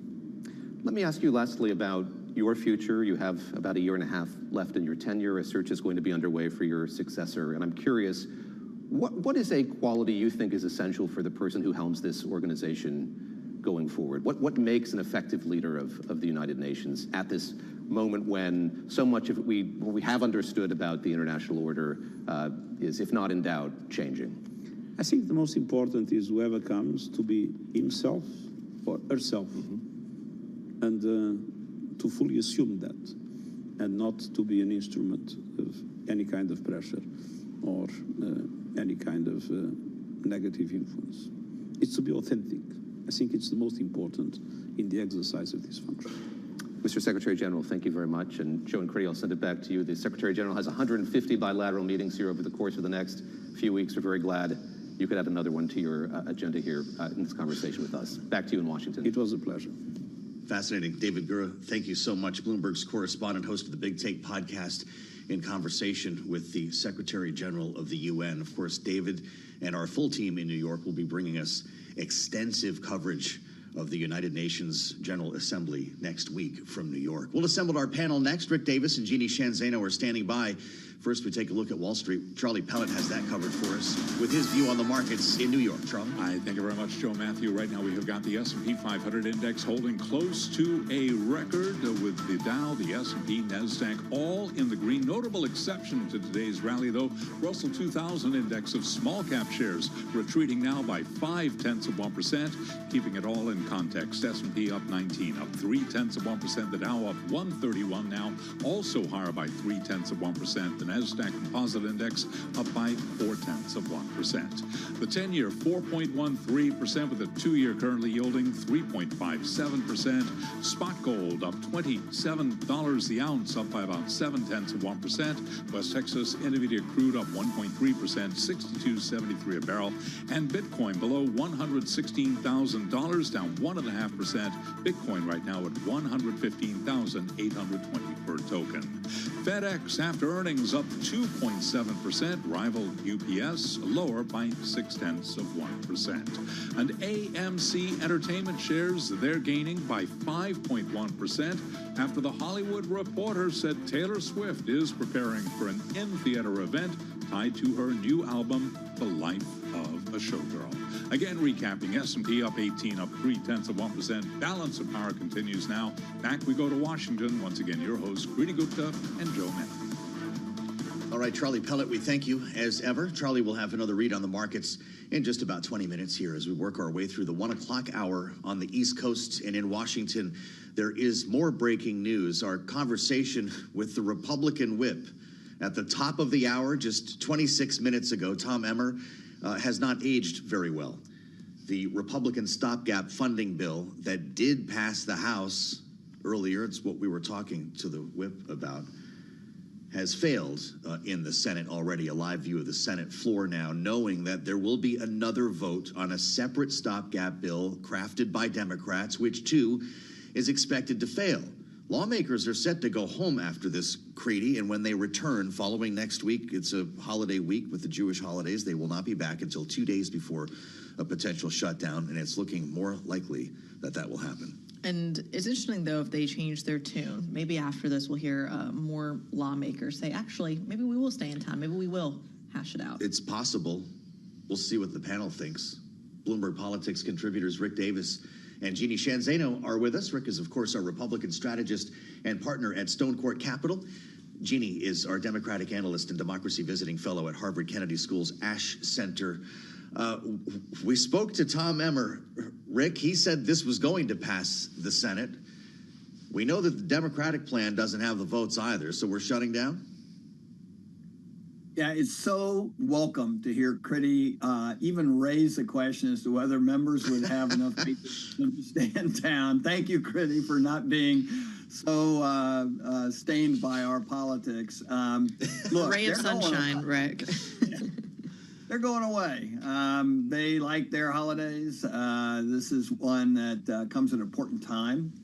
There's a lot going on in the country right now, and they want to go home and talk to their constituents, and they want to avoid the glare of Washington, especially because they haven't passed a budget for the government to run on. And so I highly doubt they'll take the extraordinary measures to stick around and do their day job. That being said, I don't think there is going to be a deal until their backs are up against the wall. And maybe, they get back and Democrats are willing to,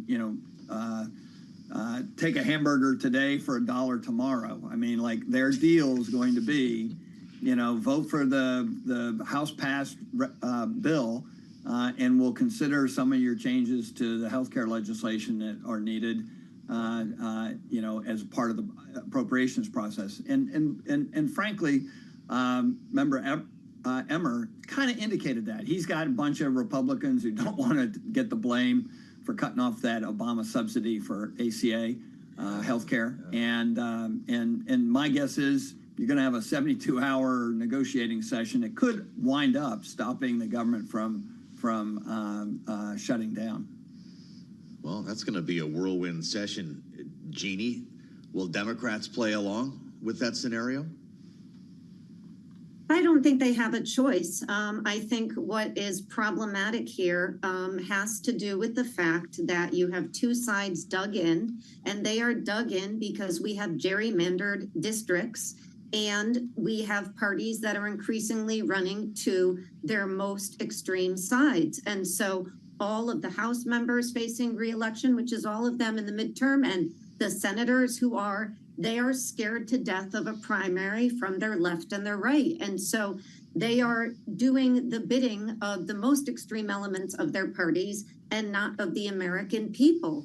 And, in what universe, when there is a crisis at your work, do you say, oh, goodbye, I'm going to go on vacation? But that's exactly what they're doing. And that's not to say they're not going to be working in their districts, but they're not going to be doing the business of the American people. So this is truly, when it comes to Congress, and has been for a long time, a very, very broken system. We don't ask a lot of Congress these days. It's a bare minimum that through regular order, you consider and pass a budget to keep the government operating. And they haven't been able to do that for a very long time. So I think it's pox on both parties and the entire House and Senate for the way this is turning out. But it's just an old story in DC today. Well, Rick, let's bring it right back to those healthcare subsidies. If they are not extended, do Republicans face the consequences at the midterms? Yeah, it could be a backlash, right? I think that nothing impacts people like their pocketbook. 75% increase in your health insurance costs are pretty extreme. I mean, there is a debate that should take place as to whether the federal government should be subsidizing some individuals and not others for their health care. I mean, and we went through that debate at the time ACA was passed under Obama, and it was a party line vote, right? And so this has been a polarized issue for a long time. And yes, Republicans could take the heat for that. When people start looking at the costs of health care, they'll be able to point to a Republican bill. That being said, it's not a done deal. I thought that Congressman Emmer's point that we're going to have to come to grips with that before we finalize this budget that goes into effect, once it's passed. Those subsidies don't run out until January, and so they do have time to put a patch in to policy legislation, not a continuing resolution. We haven't talked about rescissions for a while, Jeannie. Do Democrats need a guarantee there will not be another package of rescissions? They do, and that's something they should request during the appropriations process, and more than request, they should fight for healthcare subsidies, and to ensure that when they support a bill, that it is not going to be clawed back. And it's certainly something they're asking for. The problem is that it's very, very difficult to do that in a CR context. You've got to do that in the appropriations context. But this is exactly the playbook that Russ Vought on behalf of Donald Trump has been using.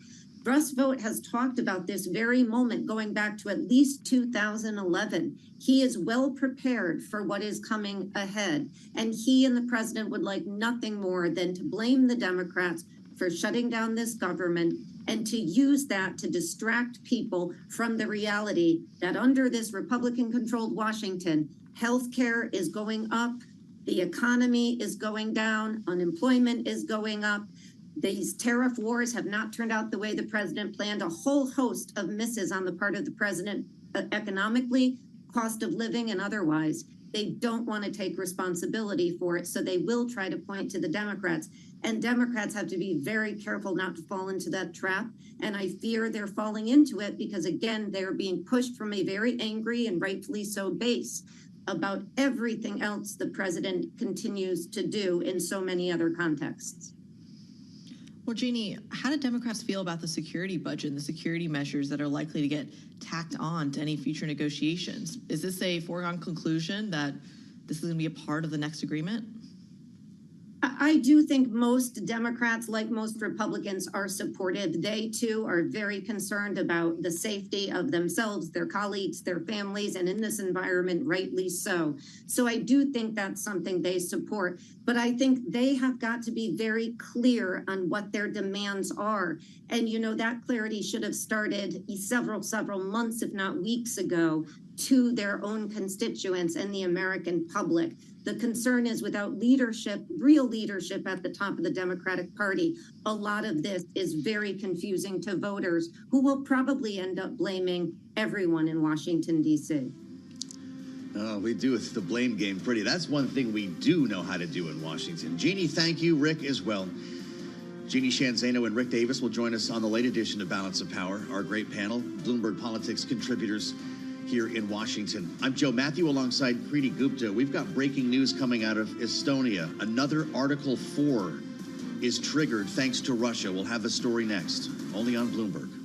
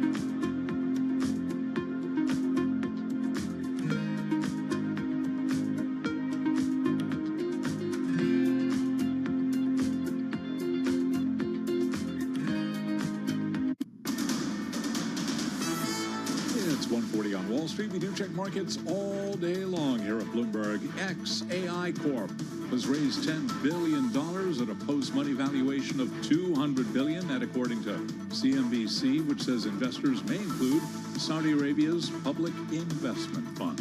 The Dow, the S&P, NASDAQ, all advancing. S&P right now, best level of the day, up 22 at a record 66.54. The S&P now gaining by 0.3%. The Dow up 159, on track for another record, also up by 0.3%. NASDAQ could too see a record close, up 0.5%. On an update from much of the market, though, the Russell 2000 index of small cap shares is retreating from yesterday's record, down 0.5%. The 10-year yield at 4.13%, with the 2-year 3.57%. Gold up $28 the ounce, 36.72, up 0.8%. And West Texas Intermediate crude down 1.1%, 62.88 a barrel. Bitcoin below $116,000, down 1.6% right now. Bitcoin 115,708 on Bitcoin. The home builder Lennar lower after earnings. Lennar shares slumping 3.8%. Among home building rivals, Pulte Home, ticker PHM, up down by 1.7%, and Toll Brothers, the luxury home builder, down by 0.5%. Recapping stocks higher, S&P up 21, up by 0.3%. Balance of power continues right now. Back we go to Washington. Once again, your hosts, Preeti Gupta and Joe Matthew. All right, Charlie Pellet on the Friday edition of Balance of Power here on Bloomberg TV and radio. Charlie will have more on the markets coming up at the top of the hour, 2 p.m. Eastern time, as we work our way through the Friday trade. Thank you for joining us here as we're live in Washington talking politics and connecting the dots here between Washington and Wall Street with an important development. If you're just joining us, the stopgap continuing resolution, the CR as they call it, that Republicans wrote to keep the government from closing at the end of the month, passed the House of Representatives. However, it has failed in the Senate, and a second version, authored by Democrats, is also expected to fail. So as we heard from Tom Emmer, the majority whip at the top of this hour, Republicans and Democrats are not agreeing on the extension of Obamacare subsidies. And as our political panel told us, we may well be shutting down on the 1st of October. We'll have more for you on that. As we turn now to geopolitics and a very important development here. Following the president's discussion with reporters on his trip to the UK about the war in Ukraine, he was asked about his relationship with Vladimir Putin and the prospect of secondary sanctions. Here's what he said. He's let me down. He's really let me down. A war is a different thing. Things happen that are very opposite of what you thought. You thought you were going to have an easy time or a hard time, and it turns out to be the reverse. It seems Vladimir Putin has let President Trump down again with news today that Russian fighter jets, MiGs, actually entered the airspace of Estonia. And just now on X, the Prime Minister of Estonia writing this morning, 3 Russian MiG-31 fighter jets entered Estonian airspace. NATO fighters responded, and the Russian planes were forced to flee. Such violation is totally unacceptable. The government of Estonia has decided to request NATO Article 4 consultations. And Creedy, this is the second time this has happened in the space of a week. Poland did the very same thing after Russian drones entered Polish airspace. Absolutely. We should mention this was right on the border of Romania as well, so it would be an additional incursion on that front. But the second country, to your point, that has invoked Article 4 in terms of military consultations. I wonder how close we are to Article 5. Well, that's the fear right now, and exactly what response the U.S. will have, which is why we're glad to be joined by Laura Cooper, the former U.S. Deputy Assistant Secretary of Defense for Russia, Ukraine, and Eurasia. Laura, it's wonderful to have you with us here on Bloomberg TV and radio. We have 2 Article 4 incursions being triggered here in countries that are very concerned about Vladimir Putin's next move. What will this lead to? Well, absolutely. This is a big source of concern for all NATO countries at this point. I think that when you first saw the drones flying into Polish airspace, there were many who initially thought, well, perhaps this was a mistake. Perhaps, these drones went off course. Yeah. I think at this point, we all have to treat these drone incursions and now these fighter incursions as Putin testing NATO. Well, there's a difference between drones and fighters, right? There were There were pilots in those planes. That could have turned into a conflict. Absolutely.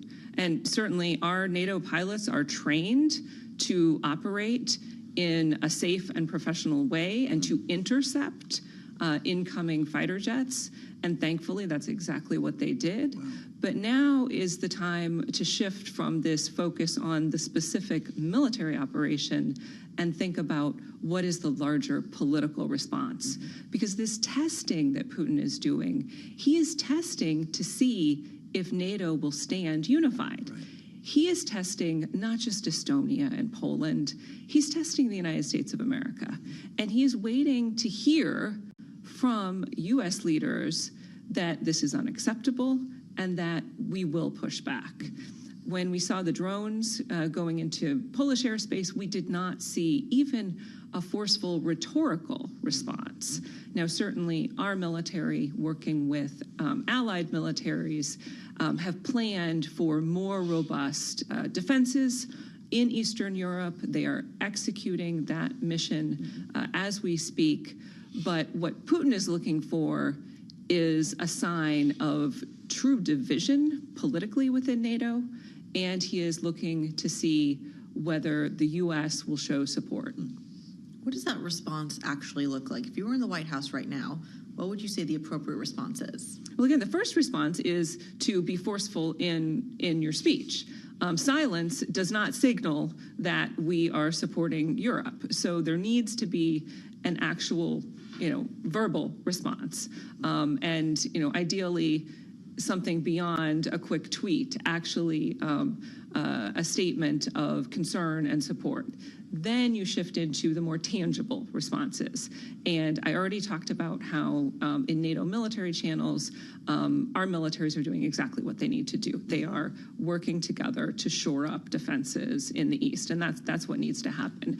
But in Ukraine, what you see is a structure right now of European support for the Ukrainians that appears to not include the United States of America, and that is what Putin is seeing. Should those Russian MiGs have been shot down? Well, I certainly wouldn't make a military recommendation. I have great confidence in how. How come it's not an Article 5? Would the nation need to be attacked by those jets to bring us to the next level? Article 5 specifically refers to an attack, whereas this Article 4, they're assessing the situation and they're needing to consult on further measures. Can 4 lead to 5? Can that review lead to something greater? Well, 4 could lead to 5.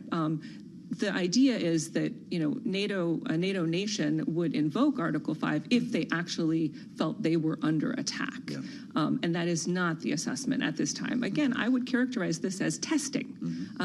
NATO countries and again the United States is being tested.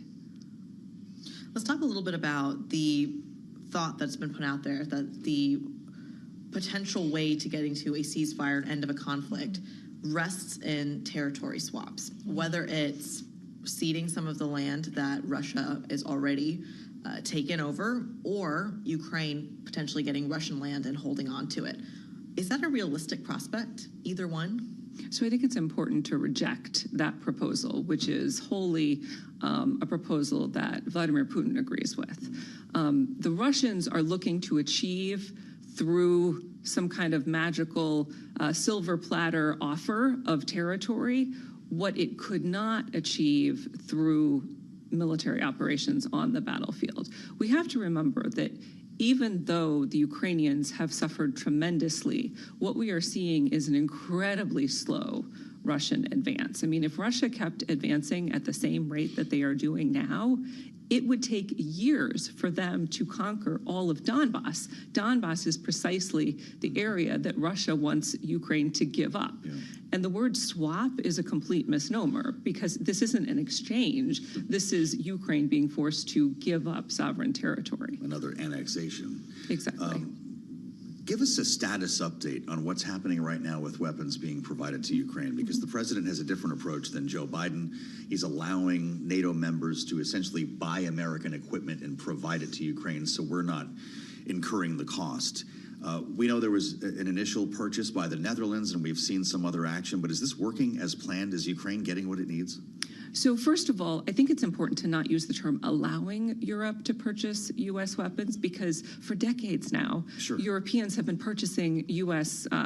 equipment, U.S. weapons, and it's not a grand gesture on the part of the United States. And I'm not trying to make a statement by using that term, but of course we were providing that weaponry until Donald Trump ran into the White House. Absolutely. So what you see right now is Europe has actually stepped up, and they are basically shouldering not just the U.S. share, the previous U.S. share of weapons, they're also continuing to shoulder a burden on their own. And so if you look at their new process, it's this prioritized Ukraine requirements list process. It's kind of a cumbersome name that is managed out of NATO headquarters. This is a process where the Europeans and other countries around the world, for that matter, can purchase what the NATO staff and what the Ukrainians deem are their most important requirements. But this is all the stuff that the U.S. used to provide. It's, the munitions for HIMARS, these, longer range launch systems. It's, interceptors for Patriot systems, for air defense.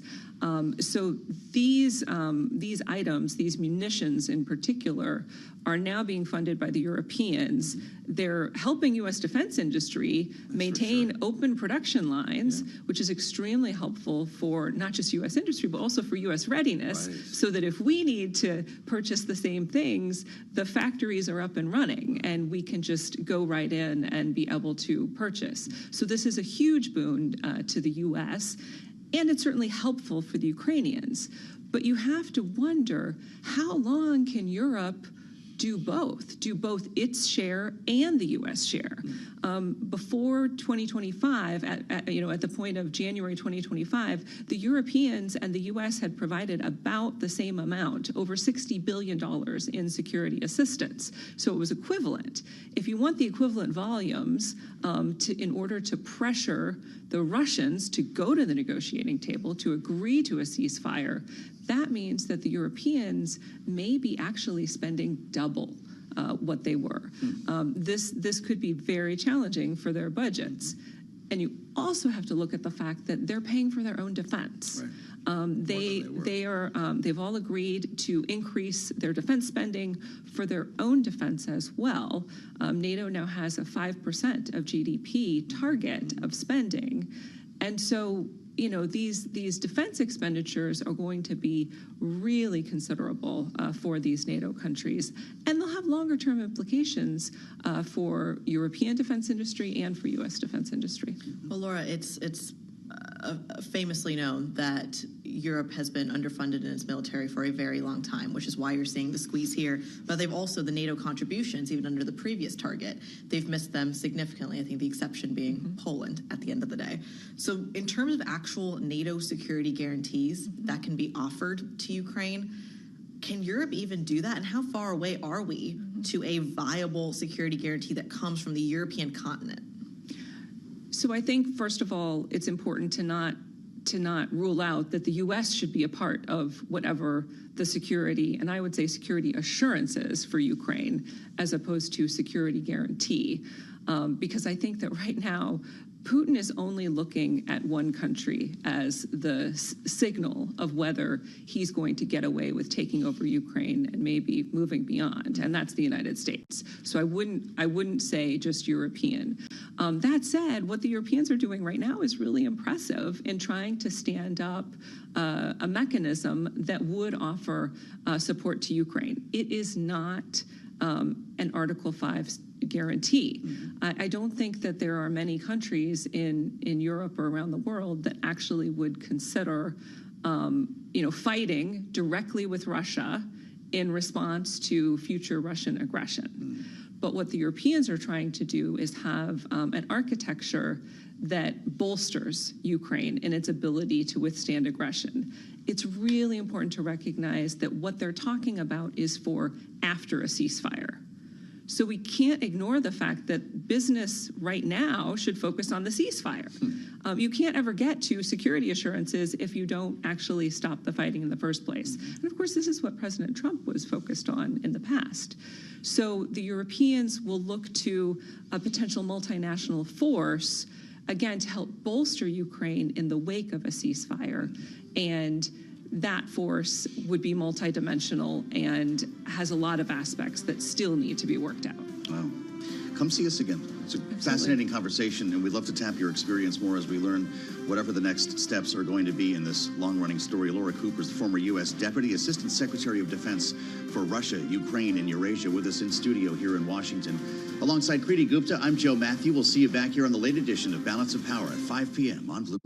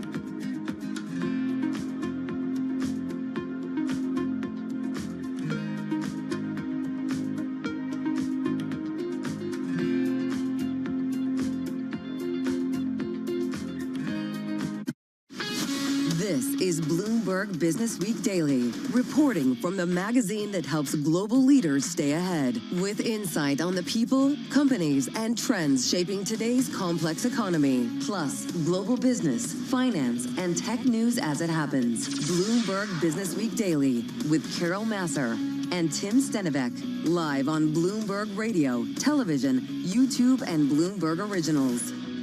It's a very busy Friday, folks, and we've got, a $15 trillion market rally that we've already seen happen, and perhaps we're kind of not done yet, Tim. Yeah, perhaps. The S&P 500 on track for its third straight up week. Corporate earnings I can't believe we're talking about this, Carol. We are. Just around the corner. It is. How are we talking about that? Because it happens. We're still reporting on companies that, reported this week. It happens 4 times a year, at least for now. It happens at least every for now. week. It happens always. Yeah, at least for now. That's a deep tease for a guest in our 4 o'clock hour, so stay tuned for that. All right, also coming up, though, in the next 60 minutes, the Xi and DJT chat on TikTok and what else. We'll get into that. We've also got the President of the United Nations General Assembly on the UN's relevance and role in geopolitics, so we'll get to that in just a moment. Plus, the CEO of Kraken Technologies on going it alone and checks on corporate America and the U.S. economy through the lens of a couple economically sensitive companies. We told you it was busy. Let's get you going with the check on the trade. Here is Charlie Pellet. All right, I thank you very much. Happy Friday. What a week. And we've got to begin with the developing story headline right now on the Bloomberg Professional Service. President Trump is expected to sign a proclamation to overhaul the H-1B visa program, requiring a $100,000 fee for applications. Again, that headline right now on the Bloomberg. We'll keep you updated right here on Bloomberg. The Dow, the S&P, NASDAQ, all pushing higher, on track for a record, also on track for another winning week, 3 in a row on the S&P this week, up by 1%. We've got the S&P 500 index up 20 now, 66.52, where we stand, up 0.3%. Dow Industrials up 157, also up 0.3%. NASDAQ, the composite index, doing a little bit better, up 0.4. The NASDAQ 100 index up 0.4%. But on an update for much of the market, the Russell 2000 index of small cap shares retreating from yesterday's record, down 0.6%. 10-year at 4.13%, with the 2-year 3.57%. Gold surging 1%, 36.79 the ounce. A retreat for West Texas Intermediate crude down 1.1%, under $63 a barrel, 62.86 right now.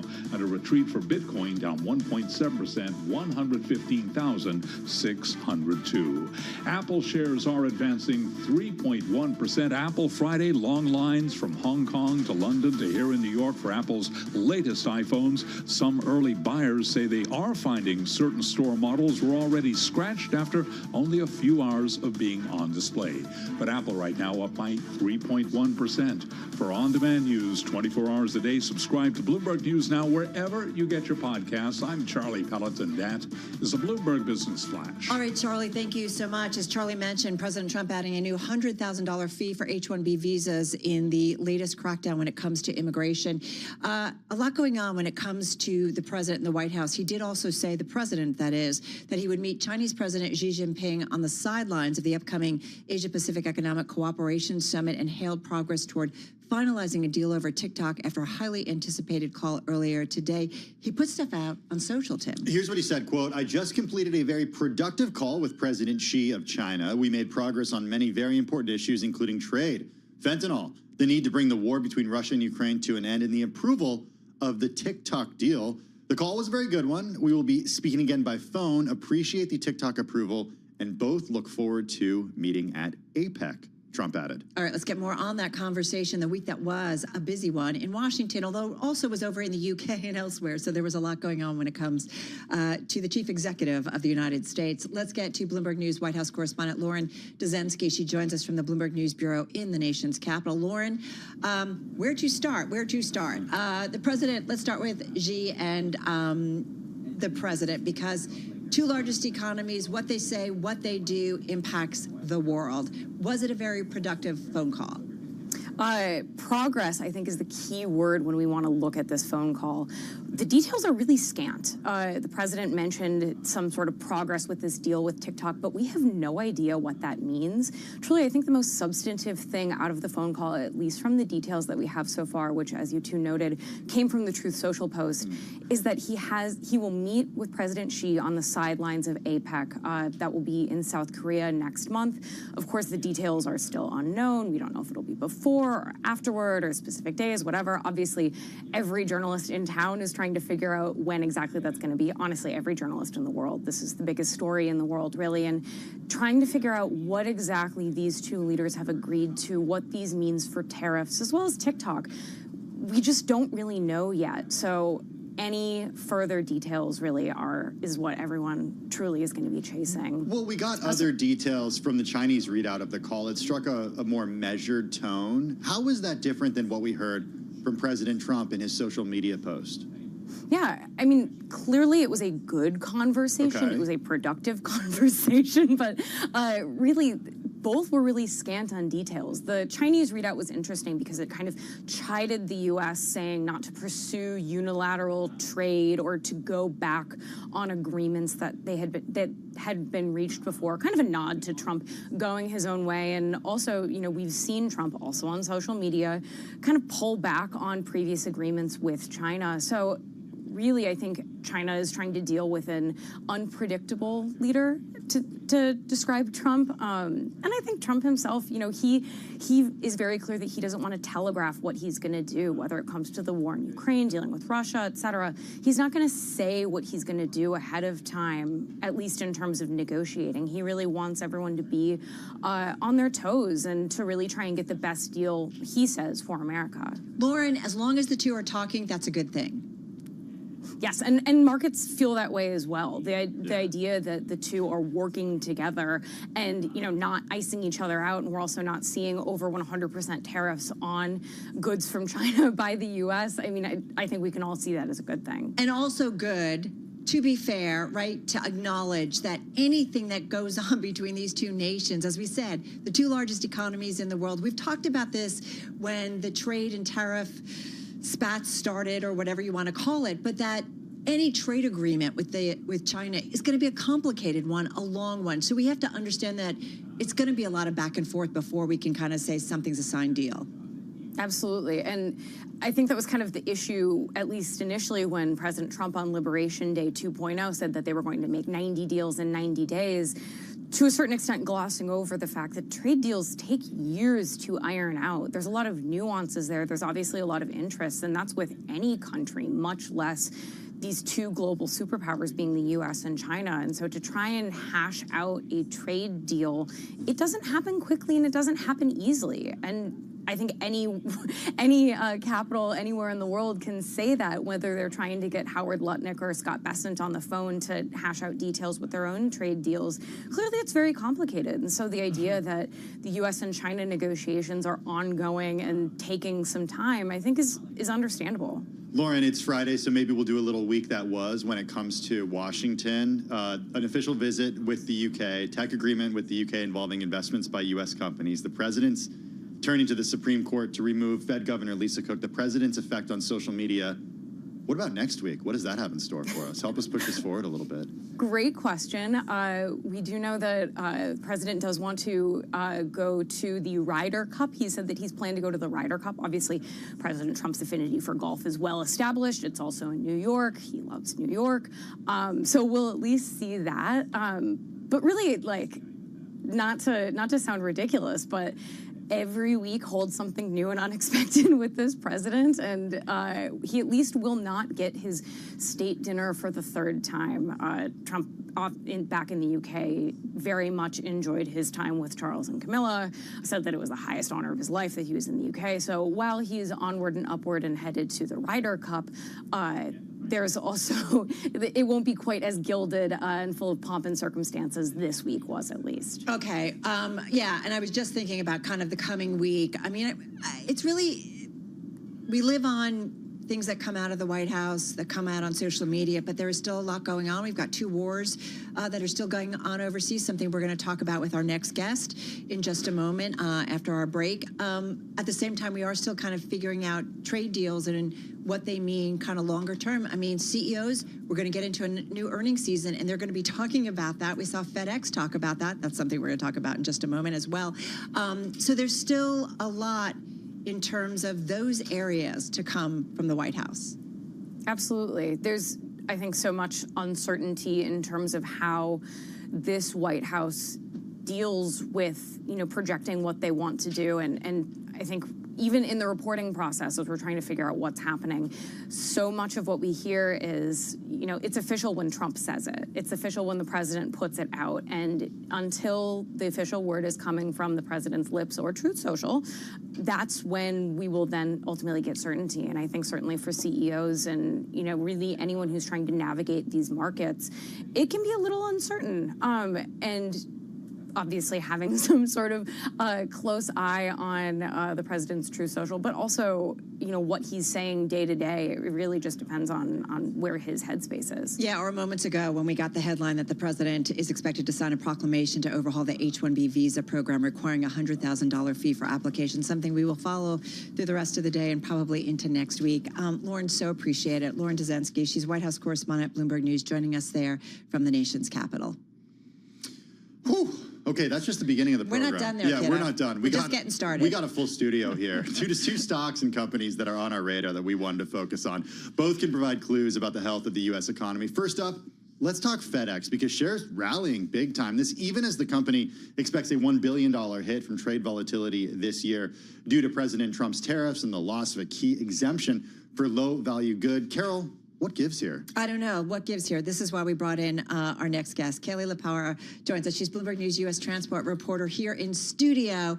So it's been interesting to kind of break this one down. It's so important. The company talking about how costly the trade environment will be and that it will be a challenge. The stock is rallying. Walk us through the FedEx story. Sure, happy to. It is an interesting one. I think better than feared is sort of the main takeaway. Expectations were pretty low, but the company did meet them. And really what people seem to be happy about is that, while these costs are going to be really high, and they laid out some of the specifics there, which were interesting to see, while the costs are going to be high, they at least know what's coming, which is definitely an improvement from last quarter, which was, we are not able to provide guidance for the year. It's the worst thing you want to hear from a CEO or C-suite. We don't really know, and we're not going to give you numbers. Sure, especially a company that, touches the whole economy. Well, on that, touching the whole economy, is there any way we can look at this as a barometer for how the U.S. consumer is doing or how the economy is doing? People love to talk about how FedEx is one of those companies that, which provides us with a lens to look at the economy. Sure, like a bellwether. Yeah. I mean, I think yes and no. Some of the stuff that FedEx is doing is specific to them. Like they're taking out, a lot of costs in their own business. And that is what's helping some of the results here. And analysts and investors are really liking that. But on the other hand, they're telling us that they're expecting some growth in demand and strength in demand. So, maybe that means that it'll be a pretty good holiday season.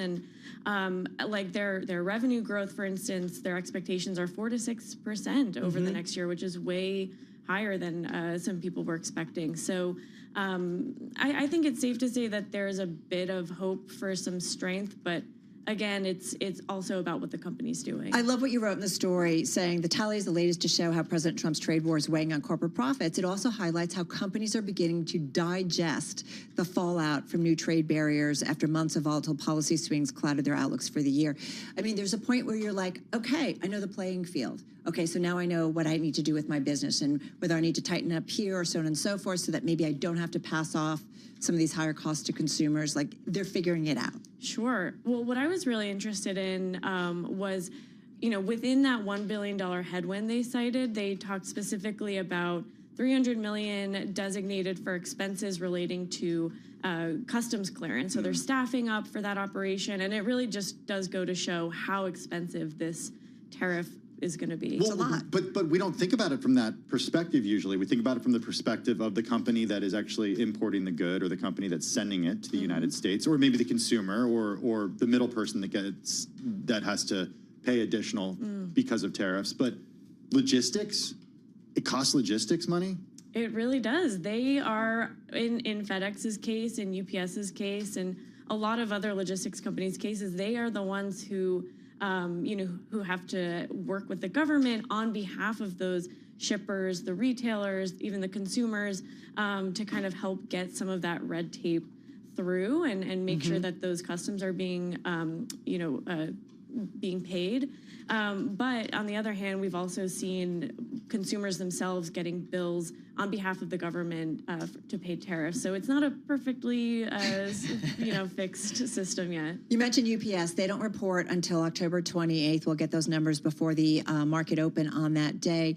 The stock did rally in the aftermarket initially when FedEx came out last night, Kelly. I'm looking at the stock. It was up 2/3 of 1% at its highs. It was down about 1% at its lows. Right now down about not just just shy of 0.9%. They're not the same companies, but nonetheless. Right. I did sort of take that to mean that, good news for FedEx means that the parcel market demand is improving, which would mean good news for UPS as well. But it's hard to say. They're not the same, and we will see what UPS has in store, and they're in a very different place just in terms of their costs and all these kinds of things. Yeah, they're different types of companies in terms of ownership and franchises and so on and so forth. Kaylee, thank you so much. Kaylee Lapira, she is Bloomberg News U.S. transport reporter. And as we mentioned, shares of FedEx, we are seeing them move a bunch higher in today's session, up about 3%, Tim. Hey, now to another economically sensitive stock that is on our radar today. Every name in the S&P 1500 Home Building Index down today. There are 18 names in there. The group down about 1.6% as a whole right now. Still, though, up about 11.5% so far this year. The biggest decliner in the index today is Lennar, off as much as 4% at one point today, down close to 3% year to date. With more on the company and the group and what it may say about the U.S. economy, Bloomberg News equities reporter Nora Melinda. She keeps an eye on the group, and she's here in the studio with us. What happened with Lennar today? Well, lots to digest here in this report that we saw. We're seeing shares of Lennar down as much as 5.8%, as you were earlier mentioning. That's the worst intraday performance that we've seen since April of this year. This comes after its report forecast disappointed for the fourth quarter. They were talking about new orders that fell short of Wall Street's expectations. Of course, we know all of this pretty much is underpinned by the fact of the current landscape of the job market. Also, the fact that we're seeing prices still high for a lot of these new homes. If you think about the average person looking to buy a home right now, for a lot of people, the affordability still remains a key challenge here, even despite the fact that we have a high demand here for housing in the United States. But even though we've seen a recent drop in mortgage rates, they're still kind of having a hard time. Remind me, Lennar, are they, first-time home buyers, a mixture? I always forget what they are. Yeah, they're a bit of a mix here. Okay. And they really are just facing a lot of competition as well. Builders here, the supply of available resale homes has also been growing, which is interesting. If you think about people who are actually putting their homes up on the market and moving out, it actually has been growing a bit, which is some interesting stuff to think about there. But I mean, we have on my house, on my street alone, I think there's at least 2 homes that are for sale. Interesting. In a block. Yeah. I thought you were going to say there were Lennar homes, and I was like, they're definitely not, because there's no room to build in the city. No, but I'm seeing and they've been sitting there for a little bit, so I kind of find that interesting. Just quickly, 30 seconds, what does it say more broadly? Again, not every home builder is the same, but if you look at the index, all the names have been down today. All the names are down today, and that is really important to note. But I mean, I think when we think about the broader economy here, it's just showing the fact that things are still challenged. It's a really prickly time period for a lot of consumers who are going out there looking to buy a home here. So it'll be interesting to see what home builders do moving forward. All right, good stuff. Nora, thank you so much. Bloomberg News equities reporter Nora Melinda joining us. Hey, from the U.S. micro and macro to the world at large with all its tensions and tumult, as the 80th session of the UN General Assembly gets underway. We have a special guest. We're going to talk to the UN General Assembly President. She joins us next when Bloomberg Business Week Daily continues on this Friday.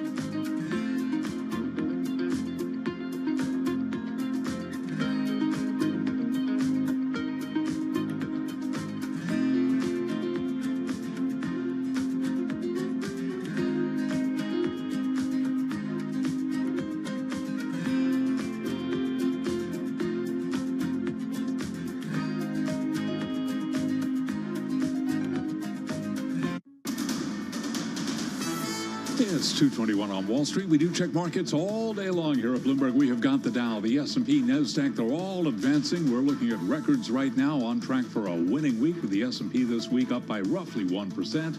S&P up 21 now at 66.53. That is a gain of 0.3%. Dow Industrials up 144, up 0.3%. NASDAQ Composite Index up by 0.5%, also on track for a record. 10-year 4.13% with a 2-year 3.57%. Gold up 1%, 36.81 the ounce. West Texas Intermediate crude oil down 1.3%, 62.68 a barrel. And Bitcoin now down by 1.8%, 115,500 on a Bitcoin. President Trump is expected to sign a proclamation to overhaul the H-1B visa program, requiring a $100,000 fee for applications. And AMC Entertainment shares are advancing. AMC right now up by 4% after the Hollywood Reporter said Taylor Swift is preparing for an in-theater event tied to her new album. Recapping, S&P up 20, up by 0.3%. I'm Charlie Pellet. That is a Bloomberg Business Flash. All right, Charlie, thank you so much. Carol Massar along with Tim Stenovic live here at Bloomberg headquarters in New York City. Well, the 80th session of the UN General Assembly is underway here in the city with the first day of the high-level general debate happening next week. Former German Foreign Minister Annalena Baerbock was elected president of the General Assembly's 80th session on June 2nd. Her appointment comes as the regional group that includes Western Europe takes its turn at the helm of the world body, and we are delighted to have her here in studio. President Baerbock, so nice to have you here with us. It's a shame there's nothing going on in the world to talk about. Let's talk about it, and I'm going to give you a little bit of a list, very familiar, I'm sure, to you. Russia's war with Ukraine, now 3.5 years old. Recent incident when Russian drones flew over Poland. Israel and Hamas coming up on its second-year anniversary. The tech war, the trade war, China, Taiwan, question marks. President Trump saying he had a productive call with President Xi just today, two largest economies in the world. Top of mind for you as world leaders are gathering here at the UN this week? It's a lot. It's a lot, and it underlines why it needs this World Parliament, the United Nations, more than ever. However, looking around the world, we are not only in shaky times, but this institution is under heavy pressure, politically and financially, and therefore we have to reform it. This is the biggest task for this upcoming year. And as well, and this is what I would like to underline as president of this General Assembly and the United Nations, that if we wouldn't have the United Nations, we would have to build it, because none of these global challenges you just mentioned could one country face alone or even solve alone. And this is why the theme of this session is better together. What is your priority in terms of reform? What is the number one reform that you intend to accomplish? It has to be more efficient. It's a very big organization. It does incredible work, but all we are talking about is the failure of the Security Council, because as you mentioned, the war in Ukraine going on, because a permanent member of the Security Council can just put a veto. So many are asking, so if you're not delivering on peace and security, why does it still matter? But there are institutions like UNICEF, everybody knows, millions of children wouldn't go to school without the UN, UNICEF. 125 million people would have literally starved last year if the World Food Programme wouldn't have supported them. And imagine the COVID pandemic. Even the biggest countries like the US, a strong economy like my country, Germany, we could have not fought this virus alone because COVID didn't have a passport. So you can only do it together with the help of the World Health Organization and vaccination going on. But people don't know about these great successes. So make clear that this is all the UN and the money goes to the points where it actually delivers on the people is the biggest task, and this is why it needs this reform, but it needs also the political commitment of leaders. It needs obviously the funding of member states, and currently, especially the host country is questioning this. What can you tell us about funding and where you are and how much it's difficult? And what more could you use? And what do you need? Well, every country should pay their obligation, and the United States has been one of the biggest donors. I'm also always underlining this. Germany has for a long time been the second biggest donors, but it's in the self-interest of every country itself. Because if we would not have these kind of organization, imagine also like terrorism, how would we fight it together? But at the moment, there have been the announcement by the American administration that they might stop everything. So we are in the depths of discussion. Like peacekeeping, if we want to keep peacekeeping going on, then we need also the funding from the US side. How do you look at the U.S. right now as a partner, if you indeed do look at the U.S. as a partner right now? Well, as a transatlantic, not only friend, but like my country owes to the American people, not only that we could recover after the Second World War, the biggest horror my country did around the world. Actually, also the reason why this United Nations was founded, and this is why Germany is so committed. But also lately, reunification, yeah, that East and Western Germany came together again. And these countries are all together in NATO. So it's the understanding of one for all and all for one, and this is why I think the transatlantic bond has to be stronger than ever before. But obviously, there are also at these kind of times different views on different topics, and this is why the United Nations comes into play. This is a place where you talk about also disagreements. Well, but on that, and I want to kind of pursue the U.S. role, I mean, what would you ask of the United States now? Because, you know, there is certainly pushback, and we've got a president who at times has said we've done a lot as a nation. What more, though, and how important is it for the U.S. to continue to take a leadership role? We've talked a lot about the importance of soft power, too, globally, but how important is it that the U.S. take a leadership role here when it comes to the UN? It's one of the biggest countries in the world. It has strong economic interest, like many countries in the world. And we saw already, not only with COVID, when global trade stopped, we saw it also when the Houthis attacked ships in the Red Sea, what it would mean for global trade. We saw it when one cargo ship was turned in the channel a couple of years ago. So the effects also for one of the biggest economic powers like the US, without a world of free trade and rules which are based on the UN Charter on every country having the same rights, would be horrible. I mean, it attaches employment, it attaches economic growth, and maybe one of the recent topics, artificial intelligence. The whole competence lies in this country here, in some other countries around the world. So the whole setup for artificial intelligence, and there's a high interest also from the US administration. This will take place on Thursday, actually, at this high-level week you mentioned, when all the tech companies are coming together with governments to say, okay, this is a new potential for the whole world, but it obviously also needs regulation, like if we look at deep fake and the dangers for the use. How does the role of the United Nations change in a world where countries increasingly are looking inward? And I speak about the United States, for example, and the America First mentality and the America First agenda of this administration. How do you convince this administration that the UN is worth it? Good diplomacy, in my point of view, is not about convincing. And it's not like just speaking with the people who have the same opinion anyhow, then you can just speak to the mirror, actually. But it's actually taking the people from there they are and try to understand why are they arguing that way. And if I've understood correctly, this administration, this president is very keen about bringing peace to the world.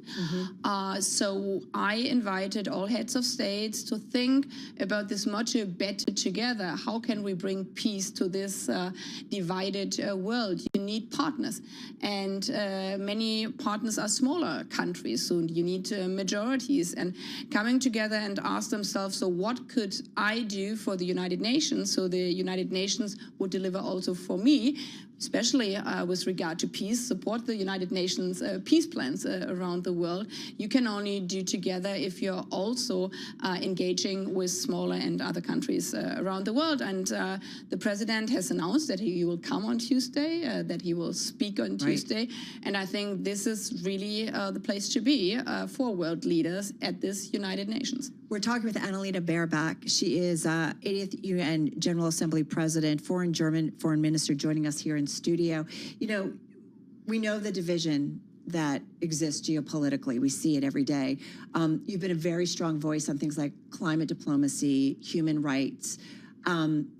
when we have such division when it comes to trade wars and business wars and tech wars and just plain out wars, how do we move forward on things like climate and climate change, which I feel like it's safe to say we are all seeing it every day in terms of its impact. Human rights violations, which I think now is becoming a discussion here once again in the United States in terms of human rights or free speech. So I'm just curious, how do you tackle those? And have smart discussions with world leaders about that against the broader backdrop that's troubled. Maybe starting with the climate crisis. Anyhow, I always say, if you're not staying positive, you should not be in international politics, yeah?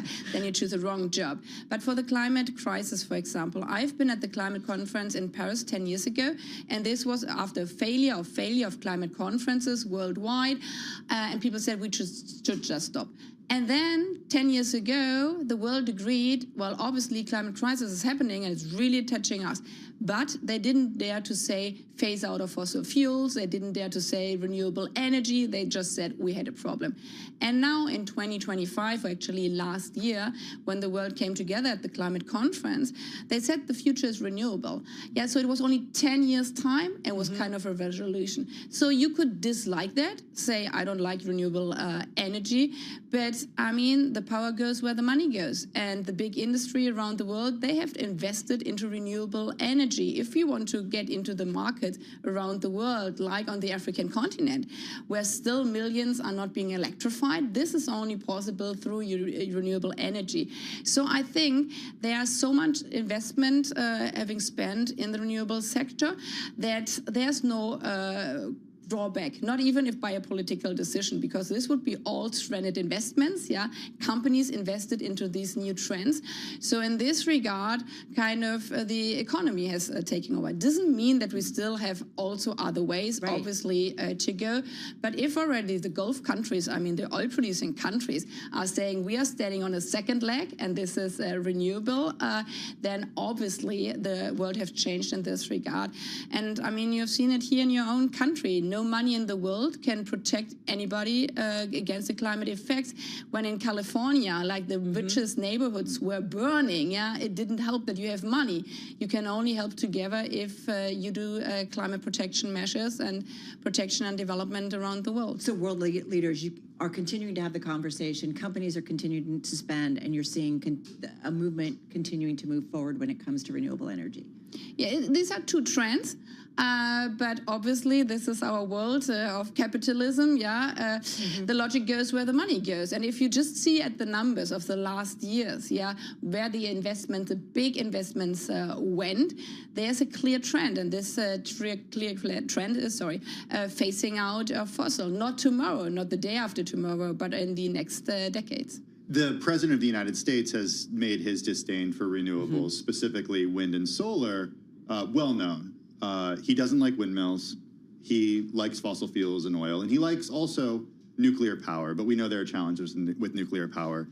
In your view, is the U.S. going to be left behind if we don't invest in renewables? Well, my role is not to commenting on national politics. However, I've been to Texas, actually, as a foreign minister, obviously also very strong on fossils, but they showed me there, especially all the wind parks, and they showed me how you make ammonia carbon neutral, because this is the source for the future with global technology. So I would say that also in these countries, there are like parallel trends going on, and which trends prevails. This is a decision of every national state. But if you see the trend worldwide, if you see it in China, if you see it in Europe, but if you see it in Africa, where the population of the future is living, it's crystal clear where the future economy will go. I just want to ask a big picture question. Carol went through this list of the challenging environment that we're in. Russia's war with Ukraine, now 3.5 years old. Israel and Hamas coming up on its second-year anniversary. The challenges between China and Taiwan. You said you want to make the UN more efficient, but what would you say to a critic that says it hasn't been effective in the last few years? You're right, not effective enough. But I always turn the question around, would any country in the world be better off without the United Nations? Because the logic of those who argue, well, it didn't deliver on the good, would be stop doing the right thing. but then evil would prevail. Would any like truck of humanitarian aid would enter Gaza if we say UN doesn't work anymore? Would the war in Ukraine would stop if we wouldn't have peace negotiations going on?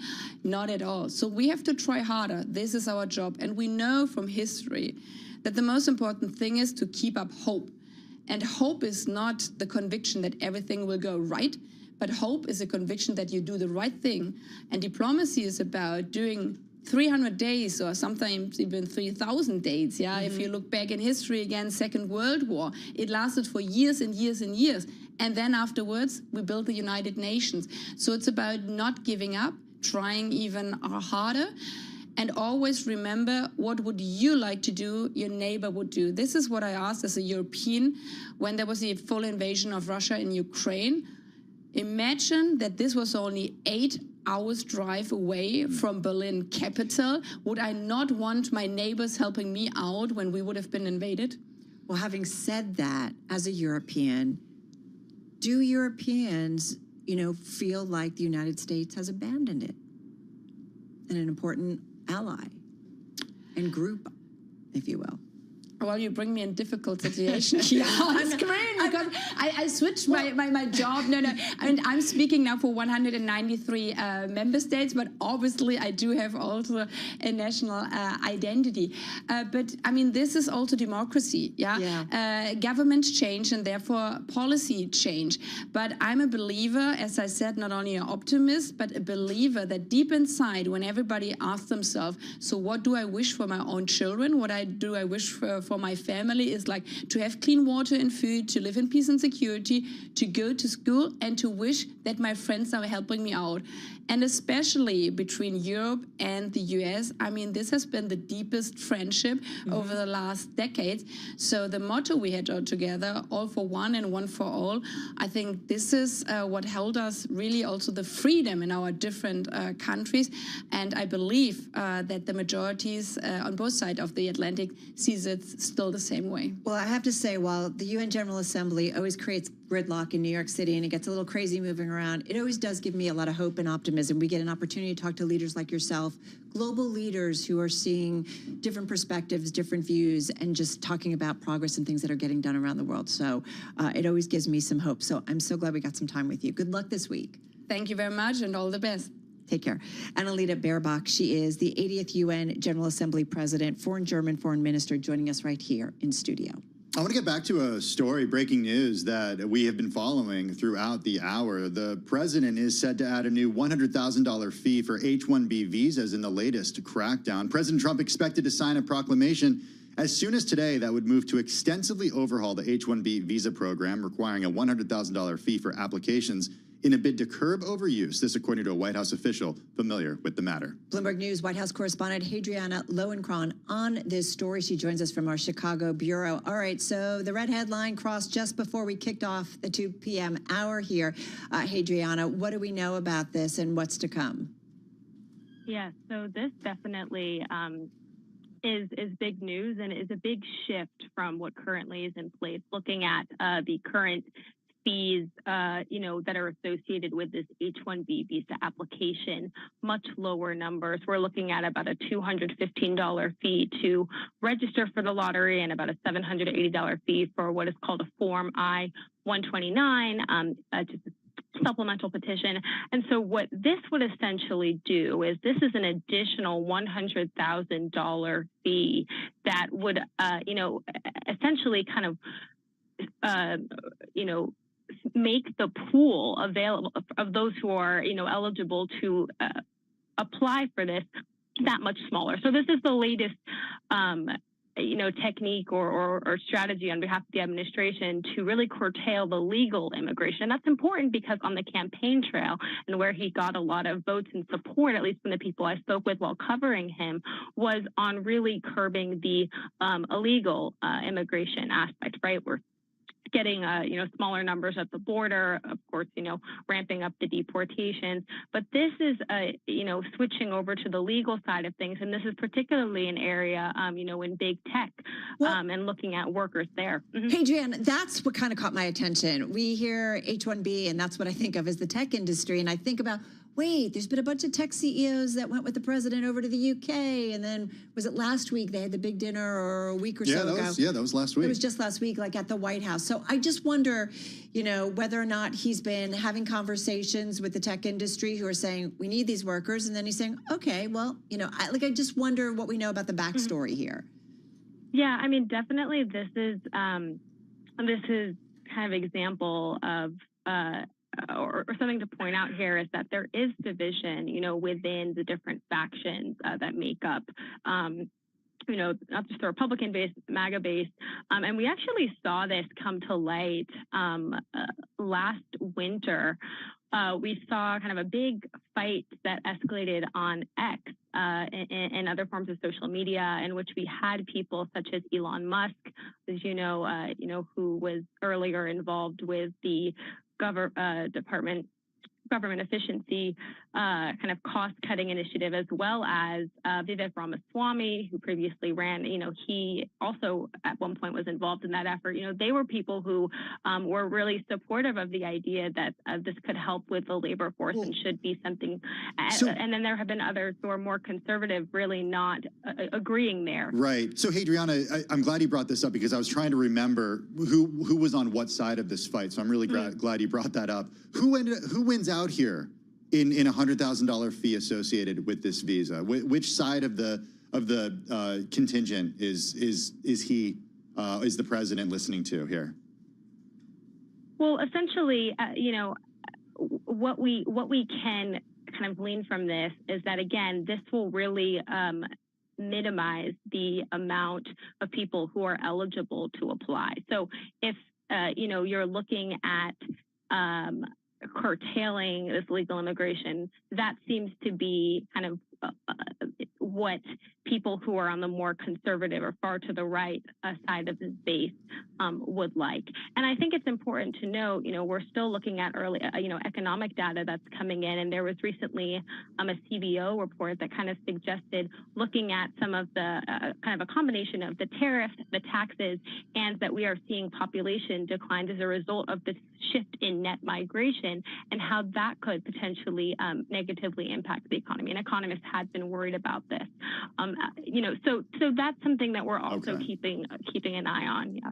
Hadriana Lohengrin, usually in Washington, D.C., in our Chicago bureau this afternoon, bringing us the breaking news on the president's effort to add a new $100,000 fee for H-1B visas. For more, check out the Bloomberg Terminal. In the meantime, Charlie Pellet is standing by, because we got just about an hour and 15 minutes to go until the close of trading here, Charlie. We got stocks higher across the board. Do want to begin with the developing story headline right now. The U.S. said to be in talks with the Taliban to return forces to Bagram, that according to the Wall Street Journal.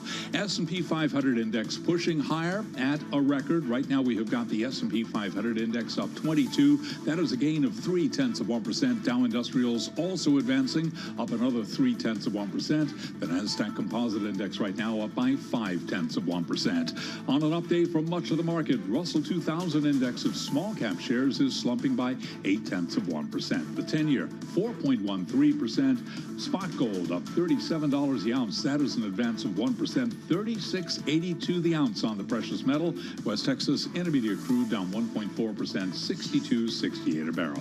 Recapping, S&P up by 0.3%. And for on-demand news 24 hours a day, subscribe to Bloomberg News Now wherever you get your podcasts. I'm Charlie Pellet, and that is a Bloomberg Business Flash.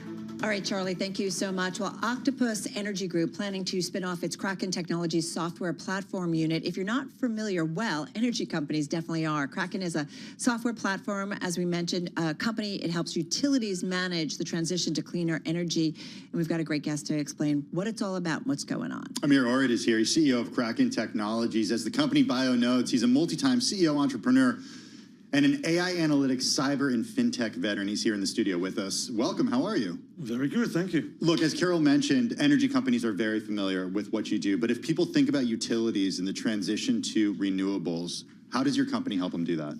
So every utility on the planet is evolving these days because the technology behind energy is evolving. You have from electricity at every home, smart homes, EVs, all the way to renewables, solar, and the like. They need to modernize their entire infrastructure, from billing to communication, from how we price to modern technology. We help him do that. Hold on, I thought the president is canceling wind projects and he's talking about drilling more in the U.S. and building nuclear. Look, nuclear takes a really long time. We've spent a lot of time talking about that. Are utilities pulling back on renewables? The state with the most investment in renewable right now is Texas. It's cheaper. Solar is cheaper, more accessible, more affordable, and you can buy it faster than building a new nuclear power plant. There's more solar investments than any other energy form. It's apolitical. Can it be done even with tariffs on hardware that comes from China? Obviously, it's more expensive that way, but in general, solar became so cheap, and it's getting cheaper every day, that everyone are moving to that. But it's a mix. It's never just solar or wind or nuclear. It's always a mix. Well, so I'm still trying to understand what you guys do. You're a platform. So what are you helping energy companies do? I'll give you an example. If you have, you're cooling your home during the summer, or you have an electric vehicle you charge at 7 p.m. when you get home, that creates a massive spike on the grid. And the issue is the grid is actually built for the maximum point in time. So every spike is really expensive for us as consumers. What we do is help manage that spike, spread it a bit. Maybe we charge your car a bit later at night, as long as you wake up and you have enough, juice. Maybe we cool your home slightly differently during the day. That's one example. There's many examples like that. We can shift load between the weekend, during the day. You can do dynamic pricing, so you incentivize consumers to spend the right time and the right energy. Is your software necessary because the grids in many parts of the United States are not sufficient? So for 2 decades, we did not have any increase in load and demand in the US. And then we found AI? Not just AI, with more manufacturing, more EVs, we moved from gas to electricity and so on. Was moving from gas to electricity the right move in hindsight? Yes, houses burn less if you use electricity.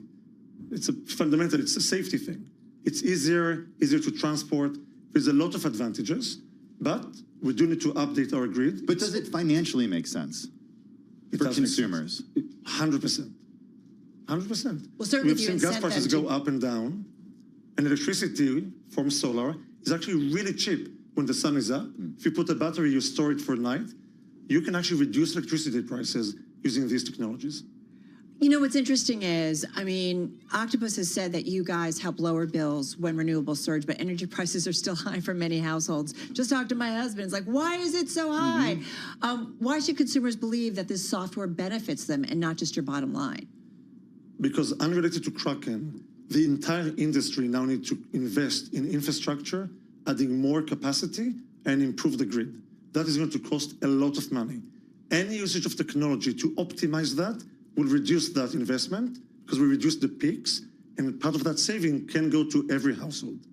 Is there a point, though, where the grids are built? We've been talking about this and how much they're maxed out, and now we've got all of the AI demand kind of starting to be factored in. But is there a point where the grid is built out and we don't need a software platform because we don't have peaks or we have enough? Even when the grid is perfect, we still need to choose which energy source do we use.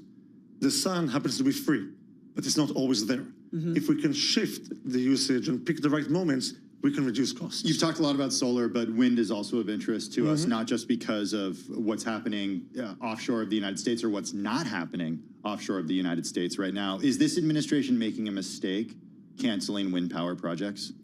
Look, some countries believe it's a really good investment for the future. The truth is you need a mix. You need variety. The ideal mix is a bit of everything versus choosing one over the other. So you think the U.S. should have wind power? I think we need to have a mix of everything versus just pick one or a favorite, and price goes into account. Investing in gas, for example, there's a 5-year wait. There's a line to get a new generator, a new turbine. So we have to have a mix. We are talking with Amir Orad. He is Chief Executive Officer of Kraken Technologies, joining us here in studio.